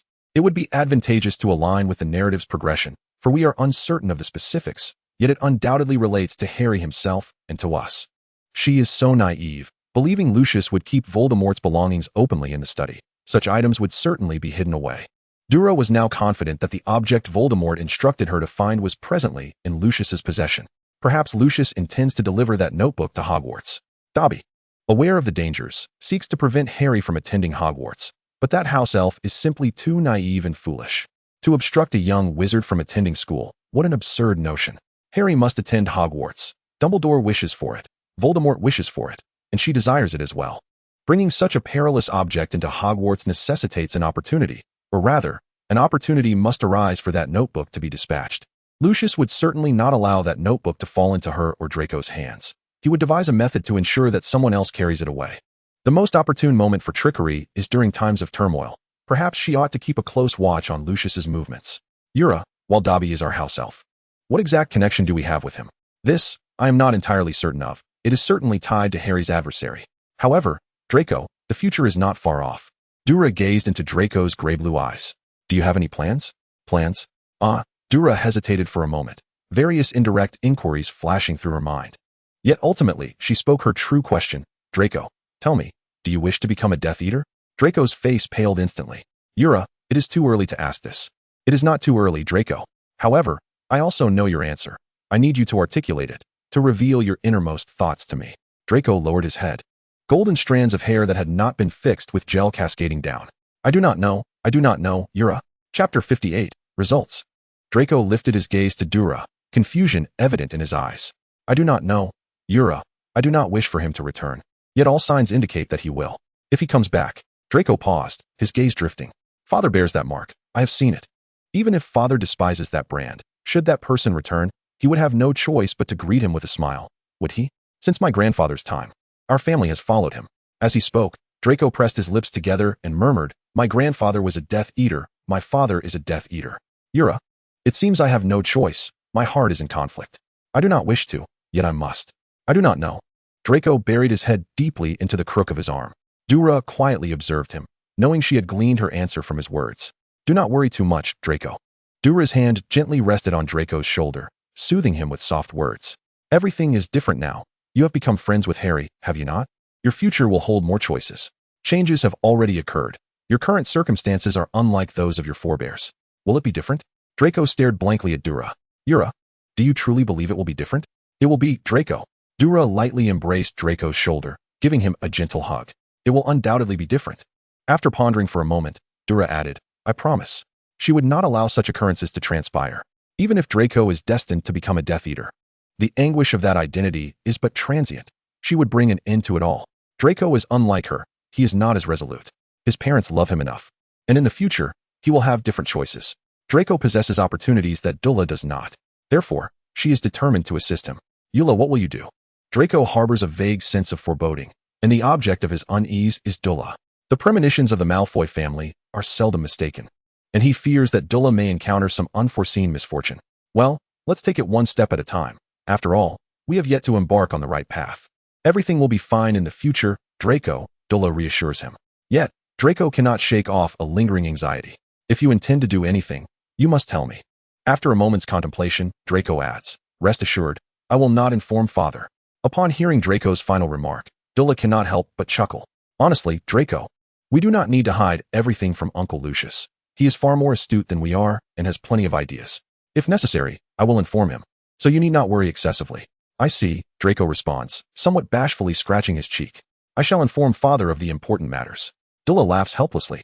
As summer continues, Dula no longer seeks out the notebook that Voldemort had entrusted to her. She understands that she cannot access such a thing, as Lucius is unwilling to allow her and Draco to have extensive contact with dark magical artifacts. However, Dula continues to read about dark magic. Snape also visits Malfoy Manor to tutor Dula and Draco. Initially, he had only agreed to meet before the commencement of the school year and during the Christmas holidays, but the arrival of the report cards proved to be too compelling. That day, the atmosphere in Malfoy Manor was tense. Lucius sat on the sofa, holding Draco's report card, his brow furrowed to the point of being able to crush a fly.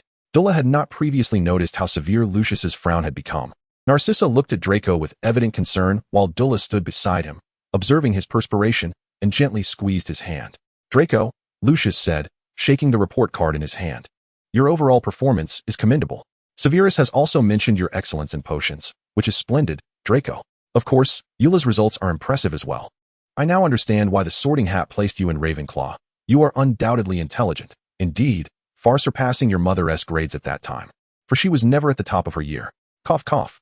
Narcissa cleared her throat twice, causing Lucius to abruptly cease speaking, also coughing to mask his embarrassment. Your parents will be proud of you, Eula. Naturally, you are also our pride. See, Sissy, I told you that Eula's spending time with me in the study every day would be beneficial. The influence of adults and environment on children is immense. At the conclusion of his statement, Lucius raised his head high, displaying his cleverness to Narcissa, but she remained unimpressed. I believe little Eula is inherently bright, as is Draco. They both share an eagerness to learn. It's merely that Draco's defense against the dark arts is somewhat inferior to Eula's. You are aware of the professor's level of expertise in that subject, and given the recent events, it is quite remarkable that Draco and Eula have achieved such results. You cannot say that, Sissy. Lucius attempted to steer the conversation back, noting that Draco's overall performance was surprisingly inferior to that of a Muggle-born. Which was the truly shocking aspect. A disgrace, Sissy. Draco, you need to reflect on this. Lucius tapped the table in front of him, his gaze laden with reproach. You have studied for several more years than she has. How is it that you fell short in the examinations?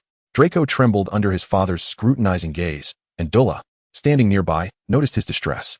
Yet, she remained unperturbed, for she had already seen Aunt Narcissa approach with a beaming smile behind Uncle Lucius. Lucius jolted, and his turn of head seemed to slow to a crawl. Sissy, what is it? Darling, are you perhaps being too harsh on little Draco? Narcissa's smile remained radiant as her hand rested on Lucius's shoulder. I seem to recall that you never ranked in the top 5 during your school years. Why then do you reproach little Draco today? Sissy, have some consideration for my dignity. Dignity? Lucius Malfoy, who taught you to scold children?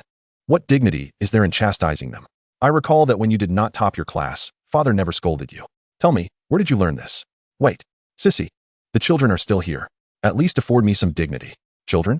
Narcissa smiled at Lucius. Where are the children? Aren't they right here? As Lucius cast a desperate glance towards where the 2 children had been standing, he discovered that the spot was now empty. The 2 who had sensed the impending awkwardness had already fled. Meanwhile, Draco had obtained a plate of chocolate cookies from the house elf and was sharing them with Dula. As they munched on the cookies, Dula silently mused that Aunt Narcissa was indeed the highest-ranking member of the Malfoy family. In the end, while Draco evaded punishment from his father, he could not refuse Lucius's demands, nor could he afford to be lazy, as their beloved headmaster was the one teaching them.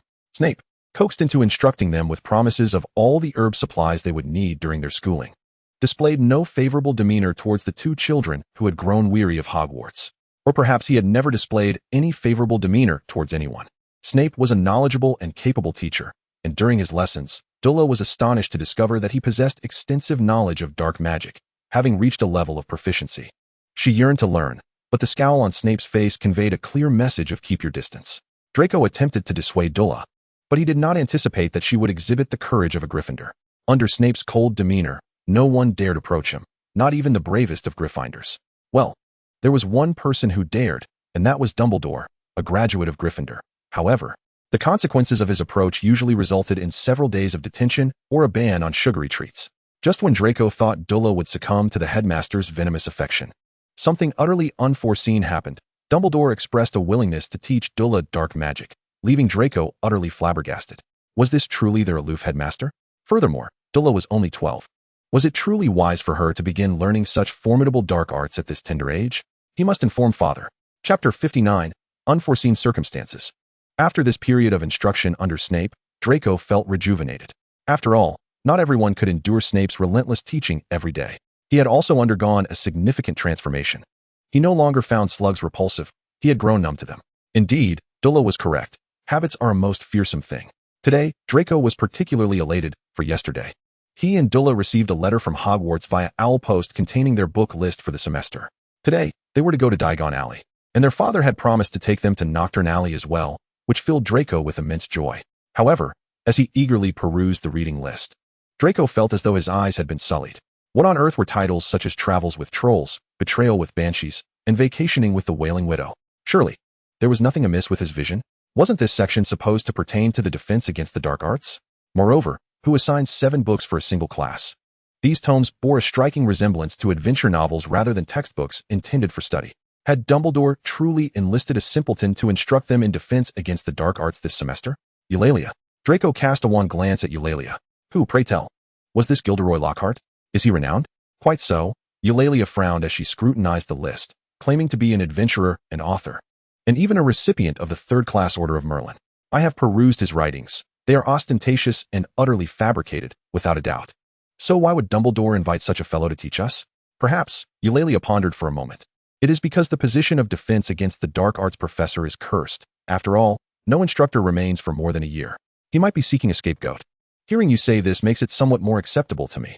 By the way, Eulalia, have you written to Harry? I have. Nellie will take him there. Then the 3 of us can explore together.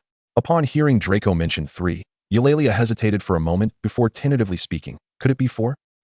Cedric wrote to me, asking if we could meet in Diagon Alley. Draco's face immediately contorted into an expression reminiscent of someone who had just swallowed a slug. Eulalia, are you truly on such amicable terms with Cedric? Eulalia nodded. He is a friend. Draco wrestled internally for a moment. He couldn't judge Eulalia's circle of friends, given that she had so few, but yet another Hufflepuff. Ultimately, Draco raised his head, only to find himself met with the earnest gaze of Eulalia, leaving him momentarily bereft of words. Very well. After all, that chap is merely a good-natured fellow. Eulalia, if you like him, I have no objection to him accompanying us. Eulalia beamed. Thank you, Draco. There is no need for thanks. Draco crossed his arms and raised his chin defiantly. I am your brother, by the way, Eulalia. It seems you have never referred to me as such. Eulalia clearly hadn't anticipated Draco would bring this up.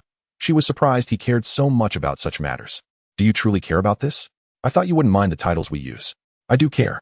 Draco silently lamented. After all, being shorter than his sister was a significant blow to his pride. He could only seek solace in the nomenclature. Draco brother, do you prefer this title? Or should I simply call you Draco? For some reason, Draco suddenly turned away, covering his mouth and nose, leaving Eulalia utterly perplexed. What is wrong? Nothing. Draco's voice was muffled, and Eulalia wondered what had caused this sudden shift in demeanor. A knock at the door interrupted their conversation, and in walked Lucius, impeccably dressed. Are you ready? We must depart. Eulalia nodded, but Draco remained unresponsive. Lucius, puzzled, inquired, What is the matter with you today, Draco? Lost in his own thoughts, Draco ignored him. Lucius called again, Draco. At last, Draco emerged from his reverie, startled to see his father before him. Father, when did you arrive? Just a short while ago. Lucius regarded his son with concern. Draco, why do you seem so distracted lately? Is your academic load too heavy? I could have severest lighten your burden. Recalling his headmaster's sour expression, Draco shuddered and immediately shook his head. Perhaps not. He certainly did not wish to incur the ire of his headmaster due to changes in the curriculum. Since there are no issues, let us proceed. Draco nodded eagerly and hurriedly followed suit. Lucius led them, accompanied by their entourage, to Nocturne Alley. The atmosphere here was far less savory than that of Diagon Alley. With disheveled wizards wandering about, it was indeed a rarity for individuals like them to be seen in such a locale. Their destination was Borgin and Berks, and Eulalia understood that Lucius had come to handle some dark artifacts, particularly given the recent scrutiny from the Ministry of Magic. However, to Draco and Eulalia's utter astonishment, they encountered Harry there as well. Chapter 60. Is she annoying? Inside Borgin and Berks, the 3 stood in wide-eyed silence. You two can't look at me like that. It was Nellie who brought me here. Nellie brought you here? Wasn't I supposed to have her take you to Flourish and Blots? Was it? Harry raked a hand through his nest of hair, offering a sheepish chuckle. I thought you would be at Flourish and Blots. So I asked Nellie to take me directly to where you were going. Eulalia silently shifted her gaze to Draco. I don't recall telling Nellie we were coming here. I merely mentioned it in passing, just in passing, Eulalia, but it doesn't matter, does it? Draco awkwardly changed the subject. Look, we've saved time by not having to meet up. Isn't that splendid? How did you two manage to get here so quickly? A bell chimed as Lucius entered, and even he paused momentarily upon spotting Harry. Mr. Potter, what brings you here? Mr. Malfoy, would you believe me if I said it was a coincidence? Lucius appeared disinclined to accept that. Truly, I had no intention of being here. Harry desperately defended his presence, but Lucius waved him off, indicating he needn't elaborate further. Very well, Mr. Potter, no need to explain. Conveniently, Draco and Eulalia mentioned they were looking for you. You haven't purchased your books yet, so why not join us? Thank you, Mr. Malfoy. Harry silently positioned himself next to Draco at the entrance, engaging in a playful game of bumping shoulders. The shopkeeper finally emerged from the back room, his eyes brightening upon seeing Lucius, as though he had encountered gold. Mr. Malfoy, welcome. What may I assist you in procuring today? Borgin greeted Lucius with exaggerated flattery. But Lucius remained unimpressed, merely waving him off. The usual, Borgin. Draco? The boy at the door promptly placed the box he had been holding on the counter before returning to his playful antics with Harry. Lucius observed the two boys jostling each other, then glanced at the quietly standing Eulalia, and couldn't help but reflect on the peculiarities of the world. Sometimes, he wished he could swap children with Rodolphus, truly. Borgin had evidently noticed Harry standing beside Draco, his shrewd eyes narrowing with a sly grin, clearly aware that young Mr. Malfoy had made quite the remarkable friend at school. Lucius impatiently tapped the table, signaling Borgin to attend to business. My time is quite precious, Borgin. Very well, Mr. Malfoy. Bach opened the box, only to discover it contained several gold galleons. He lifted his gaze and shared a brief, sheepish smile with Lucius. Lucius, however, showed no leniency, instructing him, please pack it up. Of course, Mr. Malfoy, Bach replied. At that moment, Draco chimed in. Father, let us buy this. He pointed excitedly at the honorary hand displayed on the table, evidently intrigued by the peculiar object. Harry, unable to resist, stepped forward to touch it. But before he could fully explore, the honorary hand seized him, rendering him immobile despite his frantic struggles. Is this the savior? Lucius pondered, beginning to doubt Harry's identity. Why did this supposed hero appear less than astute? He recalled how normal Harry seemed upon their last encounter. Suddenly, Lucius realized a troubling observation. Whenever his son and the savior were together, their intellect appeared diminished, while his niece stood out like a matronly figure. Why were the composed ones always other people's children? How could Rodolphus and Bella, two utterly inept individuals, produce a child who adeptly resolved problems? He felt a pang of jealousy. Yet, Harry Potter's offspring embodied his own traits, clumsy and reckless. It baffled him why the Sorting Hat had placed him in Slytherin. Cunning? Ambitious? Honorable? Adaptable? Perhaps the savior valued honor? Lucius found himself perplexed, convinced that the Sorting Hat had lost its discernment. Meanwhile, taking advantage of Lucius's distraction with the two boys, Bach stealthily slid a galleon beneath the counter. However, when he looked up, he met Dulla's cold, emotionless gaze, causing him to flinch. Not only was he startled by Dulla's stare, but her resemblance to Bellatrix also unnerved him. She was eerily similar to her mother, albeit quieter, yet not entirely so. Or perhaps she resembled a predator eyeing its prey, scrutinizing the soon-to-be captured target. Yet, that was not the crux of the issue. The real trouble was that the girl had witnessed his earlier act of thievery, and Bach felt a wave of panic wash over him. Dulla's gaze remained fixed. Bach, positioned beside the counter, felt beads of cold sweat trickling down his brow. To his surprise, Dulla pressed her hand against the counter, her attention drawn to a particular object within the glass display. It was a wand. Bach found himself puzzled. He saw nothing remarkable about the wand in the cabinet. Dulla, too, perceived nothing extraordinary about the wand, yet her own wand seemed intrigued by it. The wand made of larch wood and dragon heartstring appeared to resonate with something within the cabinet. This suggested a connection between the materials, perhaps indicating a shared core. Observing Lucius reprimanding Draco and the latter's companion standing obediently, Dulla silently redirected her focus. Truth be told, she did not quite comprehend why Harry felt the need to join Draco during his scolding. Perhaps this reflected their friendship. Nevertheless, since they had created an opportunity for her, she could not squander it. Even if she did not understand its relevance to wands, it was prudent to purchase one her wand favored.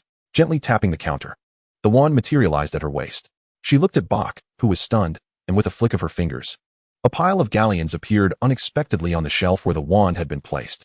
The implication was unmistakable. Bach hesitated momentarily, but upon seeing the galleons beside the shelf, his eyes lit up with delight. He appreciated customers who paid without questions. This little girl was savvy in business, and he felt an obligation to protect her privacy. He promptly pocketed the coins and handed Lucius's original galleons, now in a small pouch, to Dula. "Here you go, Mississippi." Bach's voice drew the attention of the three individuals at the door. Dula raised the pouch of coins, signaling to Lucius that the matter was settled, and they were free to leave. For reasons unknown, a thought suddenly flickered in Lucius's mind. Could he possibly refrain from returning Dula to the Lestrange couple? After all, her life in the magical community was largely overseen by him and Narcissa. She could be considered their half-child, were it not for the close blood ties. Lucius might have even entertained the notion of raising her as a childhood bride for Draco. However, he knew that this idea must remain concealed from Bella. Her extraordinary thought processes could lead to misunderstandings that might jeopardize his well-being. Dula, following Lucius, observed her rather peculiar uncle, who alternated between smiles and frowns, and she sensed he was contemplating something strange. Although she possessed a modicum of legitimacy, she felt it prudent not to employ it on family and friends. Yet, she recalled Professor Snape mentioning that mastering legitimacy could allow one to surreptitiously probe others' thoughts. While somewhat unethical, Dula found it oddly appealing. She wondered if she would be cast out from the dungeons by her kindly headmaster should she seek his guidance. For reasons unknown, Snape had remarked that she was noisy. Was she? She was uncertain. Yet, she knew Aunt Narcissa had called her a quiet little angel. Whatever Aunt Narcissa said was always right. Chapter 61. The Secret to Growing Taller. Diagon Alley was adjacent to Nocturne Alley, and it wasn't long before they arrived. Lucius first led the three children to Flourish and Blots, but upon reaching the entrance, he hesitated to enter. The bookstore was teeming with people, and he had no desire to navigate through such a crowded scene. After all, jostling amidst a throng was hardly befitting of a Malfoy. Why are there so many people at Flourish and Blots today? Harry stood on tiptoe, unable to see inside, and felt a twinge of disappointment. Draco, standing beside him, smirked and, with a sigh, ruffled Harry's hair. "Oh, silly baby Potter, your height just isn't enough. Allow me to show you what it means to be taller." Thus, under the watchful gaze of Harry's deadpan expression, the oldest of the three, Draco, also stood on tiptoe, straining his neck to catch a glimpse inside, only to see nothing at all. Nearby, Harry quipped, "What's this? Our esteemed elder can't see inside either?" He emphasized the word esteemed with exaggerated intonation. Draco's face turned an amusing shade of purple. Today marked Gilderoy Lockhart's book signing for his new release, titled Me, the Wizard, which seemed quite peculiar. Ultimately, it was Dula, having merely lifted herself on her toes, who informed the two boys of the happenings within, leading to a shared sense of frustration between them. "Draco, what does Dula eat every day?" Harry lamented, gesturing to the height difference between himself and Dula. During his time at the church, he had indeed grown taller. Father Samuel was practically feeding him like a pig. Yet, why could he not surpass Dula and Draco in height? Was it because he didn't eat enough? Every day, Ura and I consume the same fare. If one were to pinpoint a distinction, it would be that Ura indulges in a greater quantity of chocolate than I do. Harry was astonished. Does chocolate truly possess such effects? I cannot say, but you might wish to experiment. After a moment's contemplation, Draco added, "There is indeed one other difference. Ura has a peculiar habit of consuming chocolate in a rather unconventional manner." Consume chocolate? Harry found himself struggling to comprehend Draco's meaning. Were they truly inhabiting the same reality? Can chocolate even be consumed in that fashion? Indeed, it can be. Draco appeared nonchalant, asking, "Do you not also relish the act of consuming chocolate?" Harry, perplexed, was unaware of such an affinity. The ever-observant Ura interjected, "My cat." "Oh," Harry exclaimed, suddenly recalling that it was, in fact, a matter of cat consumption. He understood that spending time with cats was beneficial for one's health. But could it also contribute to height growth? "Ura, once the school term commences, might you allow me to borrow some chocolate for consumption? As long as you can manage to prevent it from scratching you, feel free." Draco recalled the temperament of his feline companion. Aside from her and Narcissa, it seemed that chocolate was rather disinclined to engage with anyone else. Lucius, who had been silently listening to the trio's bizarre conversation, surveyed the bustling Flourish and Blots, but remained disinclined to enter. "Draco, Ura, I shall arrange for the proprietor of Flourish and Blots to deliver your books to Malfoy Manor. As for Mr. Potter," Lucius cast a discreet glance at Harry, "if you wish, I can have Draco assist you. Naturally, you are also welcome to visit Malfoy Manor. We would gladly host you for the final moments of your holiday." Draco looked at Harry with anticipation, urging, "Harry, do come over to my house. We possess the latest model of a broomstick, and we can play Quidditch." Harry glanced at Ura, who nodded in agreement, then turned his gaze to Lucius, genuinely inquiring, "Is that truly permissible, Mr. Malfoy?" Indeed, Lucius affirmed with a nod, recognizing that Draco's exuberance required moderation. He also sought an opportunity to observe this so-called savior. Noticing Lucius's thoughts, Deora refrained from alerting Harry. She too was curious to see what changes had transpired in Harry during his time with the priest. In that case, Lucius's gaze fell upon something of interest. His finger tapping the head of his serpent staff. I find myself somewhat intrigued by the individual hosting the book launch. Realizing Lucius had spotted something, Deora followed his line of sight, but regrettably, her current stature did not afford her the vantage to discern what Lucius was observing. Nonetheless, Deora was certain of one thing. Lucius had indeed identified the unfortunate soul tasked with managing that ill-fated notebook. Come along, little dragon, Deora, and Mr. Potter. Perhaps you will uncover some fascinating books here. An abundance of reading aids in the broadening of one's intellectual horizons. With that, Lucius entered the store, and the three children exchanged glances before trailing behind him. It must be said, the interior was quite crowded, and Deora was eager to discover who Lucius had chosen as the unfortunate victim, so she quickened her pace, distancing herself from Harry and Draco. However, navigating through the throng proved quite challenging. Deora felt as though she were being swept along without effort. Was that novelist truly so renowned? She despised the ornate and insincere prose of talentless individuals. One day, she vowed to incinerate every novel penned by that man named Gilderoy Lockhart. Just as Deora felt herself on the verge of being engulfed by the crowd, a hand grasped her arm, and a familiar scent wafted into her nostrils, the fragrance of fresh grass and sweet pastries. It was Cedric. As anticipated, upon turning around, Deora was met with the concerned visage of Cedric. Why did you come alone? Did Draco and Mr. Malfoy not accompany you? Cedric pulled Deora behind him, guiding her through the throng, and Deora clutched his sleeve to keep pace. Uncle Lucius is ahead. I walked quickly, while Draco and Harry lagged behind. I see. Cedric's laughter echoed from the front. Did you come here because you adore Mr. Lockhart? I do not fancy him. I merely came to observe the commotion. And you, do you fancy him? No, my mother enjoys his books. I am here to purchase them for her. Yet, I am curious about what excitement you seek. The future commotion. However, I suspect Aunt Narcissa may be displeased, thus I must not only observe the spectacle, but also keep an eye on the parties involved. Cedric chuckled. So you are here to witness Mr. Malfoy's antics? Deora tilted her head. While there were other spectacles to behold, such matters could not be disclosed. Cedric shook his head with a smile. Very well. Chapter 62. The Bookstore Turmoil.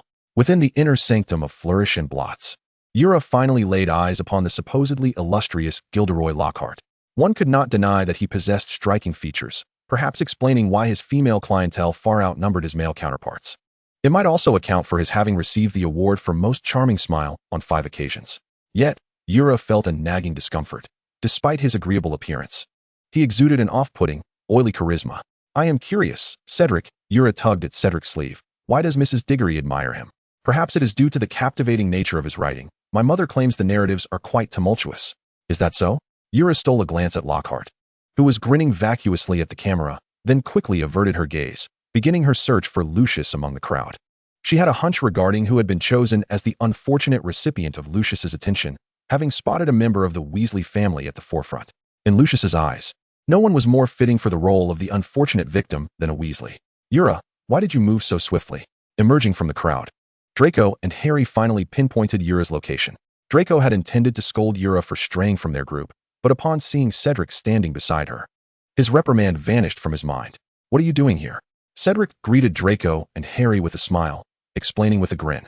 I came to buy some books and happened to encounter Deora, so I brought her along. You two appear to have grown quite a bit. Draco and Harry simultaneously lifted their chins, responding in unison, of course. However, Cedric's next remark caused their expressions to sour. Yet, you both still need to exert a bit more effort. I've noticed that your heights remain unchanged in comparison to Deora. Consequently, Deora looked at Draco, who was a notch shorter than she, and Draco glanced at Harry, who was a notch shorter than him. Harry, on the other hand, simply stared into space. Are you truly a Hufflepuff? Harry mused that he had increasingly adopted a deadpan expression lately. Ever since residing in the church, the frequency of such displays had risen, largely due to the shameless antics of Father Samuel. I am indeed a Hufflepuff. Sometimes, speaking the truth is not a virtue. Your unwavering honesty embodies the spirit of your house rather excessively. Do you not understand the concept of a white lie? Harry was exceedingly dissatisfied with Cedric's honesty and voiced his protest, yet received no response. You know, Harry, I must say that Cedric makes a valid point. When will you grow to my height? Draco's expression was smugly mocking, prompting Harry to roll his eyes in exasperation. Meanwhile, at the forefront of the crowd, The astute Gilderoy Lockhart swiftly fixed his gaze on the rear of the gathering. Lockhart possessed an acute sensitivity to factors that could enhance his fame. And he could not have misheard. The renowned Harry Potter was here, presenting a splendid opportunity for publicity. Thus, Lockhart signaled to the photographer, snapping his picture, and turned towards the direction from which the voice had emanated, donning a perplexed expression. Harry Potter? The photographer, comprehending the cue, immediately focused on that direction, navigating through the throngs to locate the boy marked by a lightning-shaped scar upon his forehead. Harry, who had been engrossed in a debate with Cedric, found himself utterly bewildered. Had he not been conversing with Cedric just moments ago? Moreover, he still had a chocolate biscuit in his mouth that Deora had just given him. How had he suddenly arrived at the front of the crowd? What had transpired? Why was the individual, whom Deora and Draco had disparagingly labeled as a fool, now grinning broadly beside him? Come on, Harry, smile for the camera. We'll be on the front page of the Daily Prophet. Front page? Fame. Being on the front page equated to fame. So after this photograph, he would be renowned? With newfound notoriety, more people would scrutinize him, leading him back to the life where he was treated like a spectacle when not in the company of Draco and Deora. Furthermore, if he erred once school commenced, the headmaster would undoubtedly use this experience to ridicule him incessantly, perhaps even assigning him to deal with snails. The terror of being dominated by snails loomed large. Harry gazed fearfully at the oily man beside him, who was grinning like a blooming flower. This man was the very devil that Father Samuel had warned about, the one who would drag souls to hell.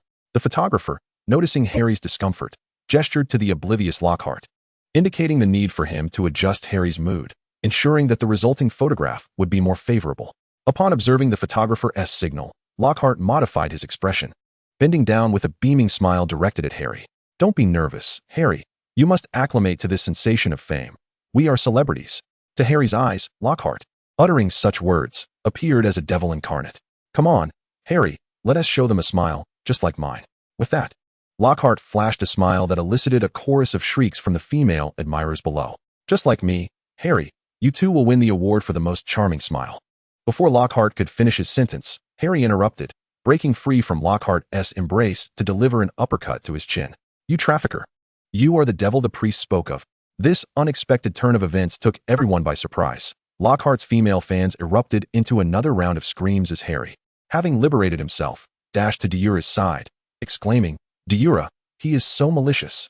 He wanted to make me famous. Deora cast a glance at Harry, smoothing his tousled hair before finally directing her attention to Lockhart. Having been struck by Harry, Lockhart lay unconscious, surrounded by concerned fans. Regrettably, his unconsciousness meant he could not offer his admirers a victorious smile or assure them of his well-being. Well done, Harry, Deora commended, finding merit in Harry's actions. Draco, standing nearby, patted Harry's shoulder in agreement. I think you did splendidly. Cedric, observing Harry's reaction as merely a reflex, offered him a few words of consolation, advising him to be more cautious in the future. In the crowd, Deora spotted many familiar faces, including Hermione, several Weasley children, and Lucius, who was in a heated argument with Arthur Weasley. Diverting her gaze, Deora suddenly felt something was amiss. Had she just seen someone? Redirecting her attention, she once again caught sight of Lucius bickering with Arthur. Had her so-called uncle already resorted to violence? She needed to investigate, to ascertain the state of that notebook and to whom it had been bequeathed. Unperturbed by the commotion on the other side, Deora engaged in her own tumult, noticing a striking red-haired girl beside Arthur. She must be the youngest Weasley daughter. Deora observed that the girl's gaze frequently lingered on Harry, her cheeks suspiciously flushed. Could it be? Was she smitten with Harry? Love at first sight? Your romantic prospects seem promising, Harry. Harry was utterly perplexed. Huh? Before he could voice his confusion, Lucius's voice cut through the air. I wonder if your recent detentions have earned you any overtime pay, Weasley. Lucius disdainfully extracted a tattered textbook from the girl's cauldron, remarking, It appears not. Being different has not brought you any advantages, has it? Arthur's face turned crimson with indignation. I hold a different interpretation of being unique, Lucius. Of course, Weasley, our philosophies diverge.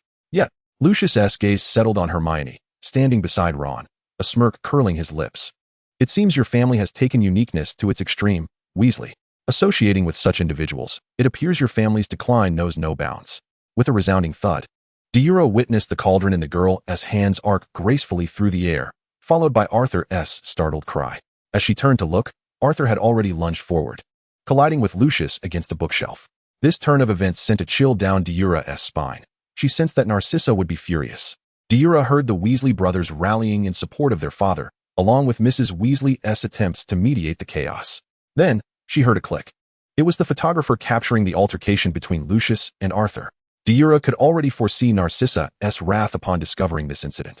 To prevent Draco from experiencing the loss of his father at a young age, Deora flicked her fingers, causing the camera that recorded Lucius's dark history to disintegrate naturally. Given the bookstore's crowd, the camera's owner had no chance to collect the fragments before they were trampled by passersby. Relieved to have averted Lucius's impending headline, Deora exhaled. Meanwhile, Lucius and Arthur were assisted back to their feet by their respective children. Lucius scoffed, covering his injured eye with a hand, glaring furiously at Arthur, and spitefully thrust the textbook into the girl's arms, his eyes gleaming with malice. I hope your father can afford to buy you better things in the future, child. Good luck. With that, Lucius strode towards the exit, declaring, Xiaolong, Yura, Harry, let us go. Draco hurriedly tugged at Harry to follow, while Deora cast a glance at the book in Ginny's possession, noticing a black-covered tome beneath the textbook, upon which she vaguely discerned a name, Tom. That must be the object the Dark Lord instructed her to seek.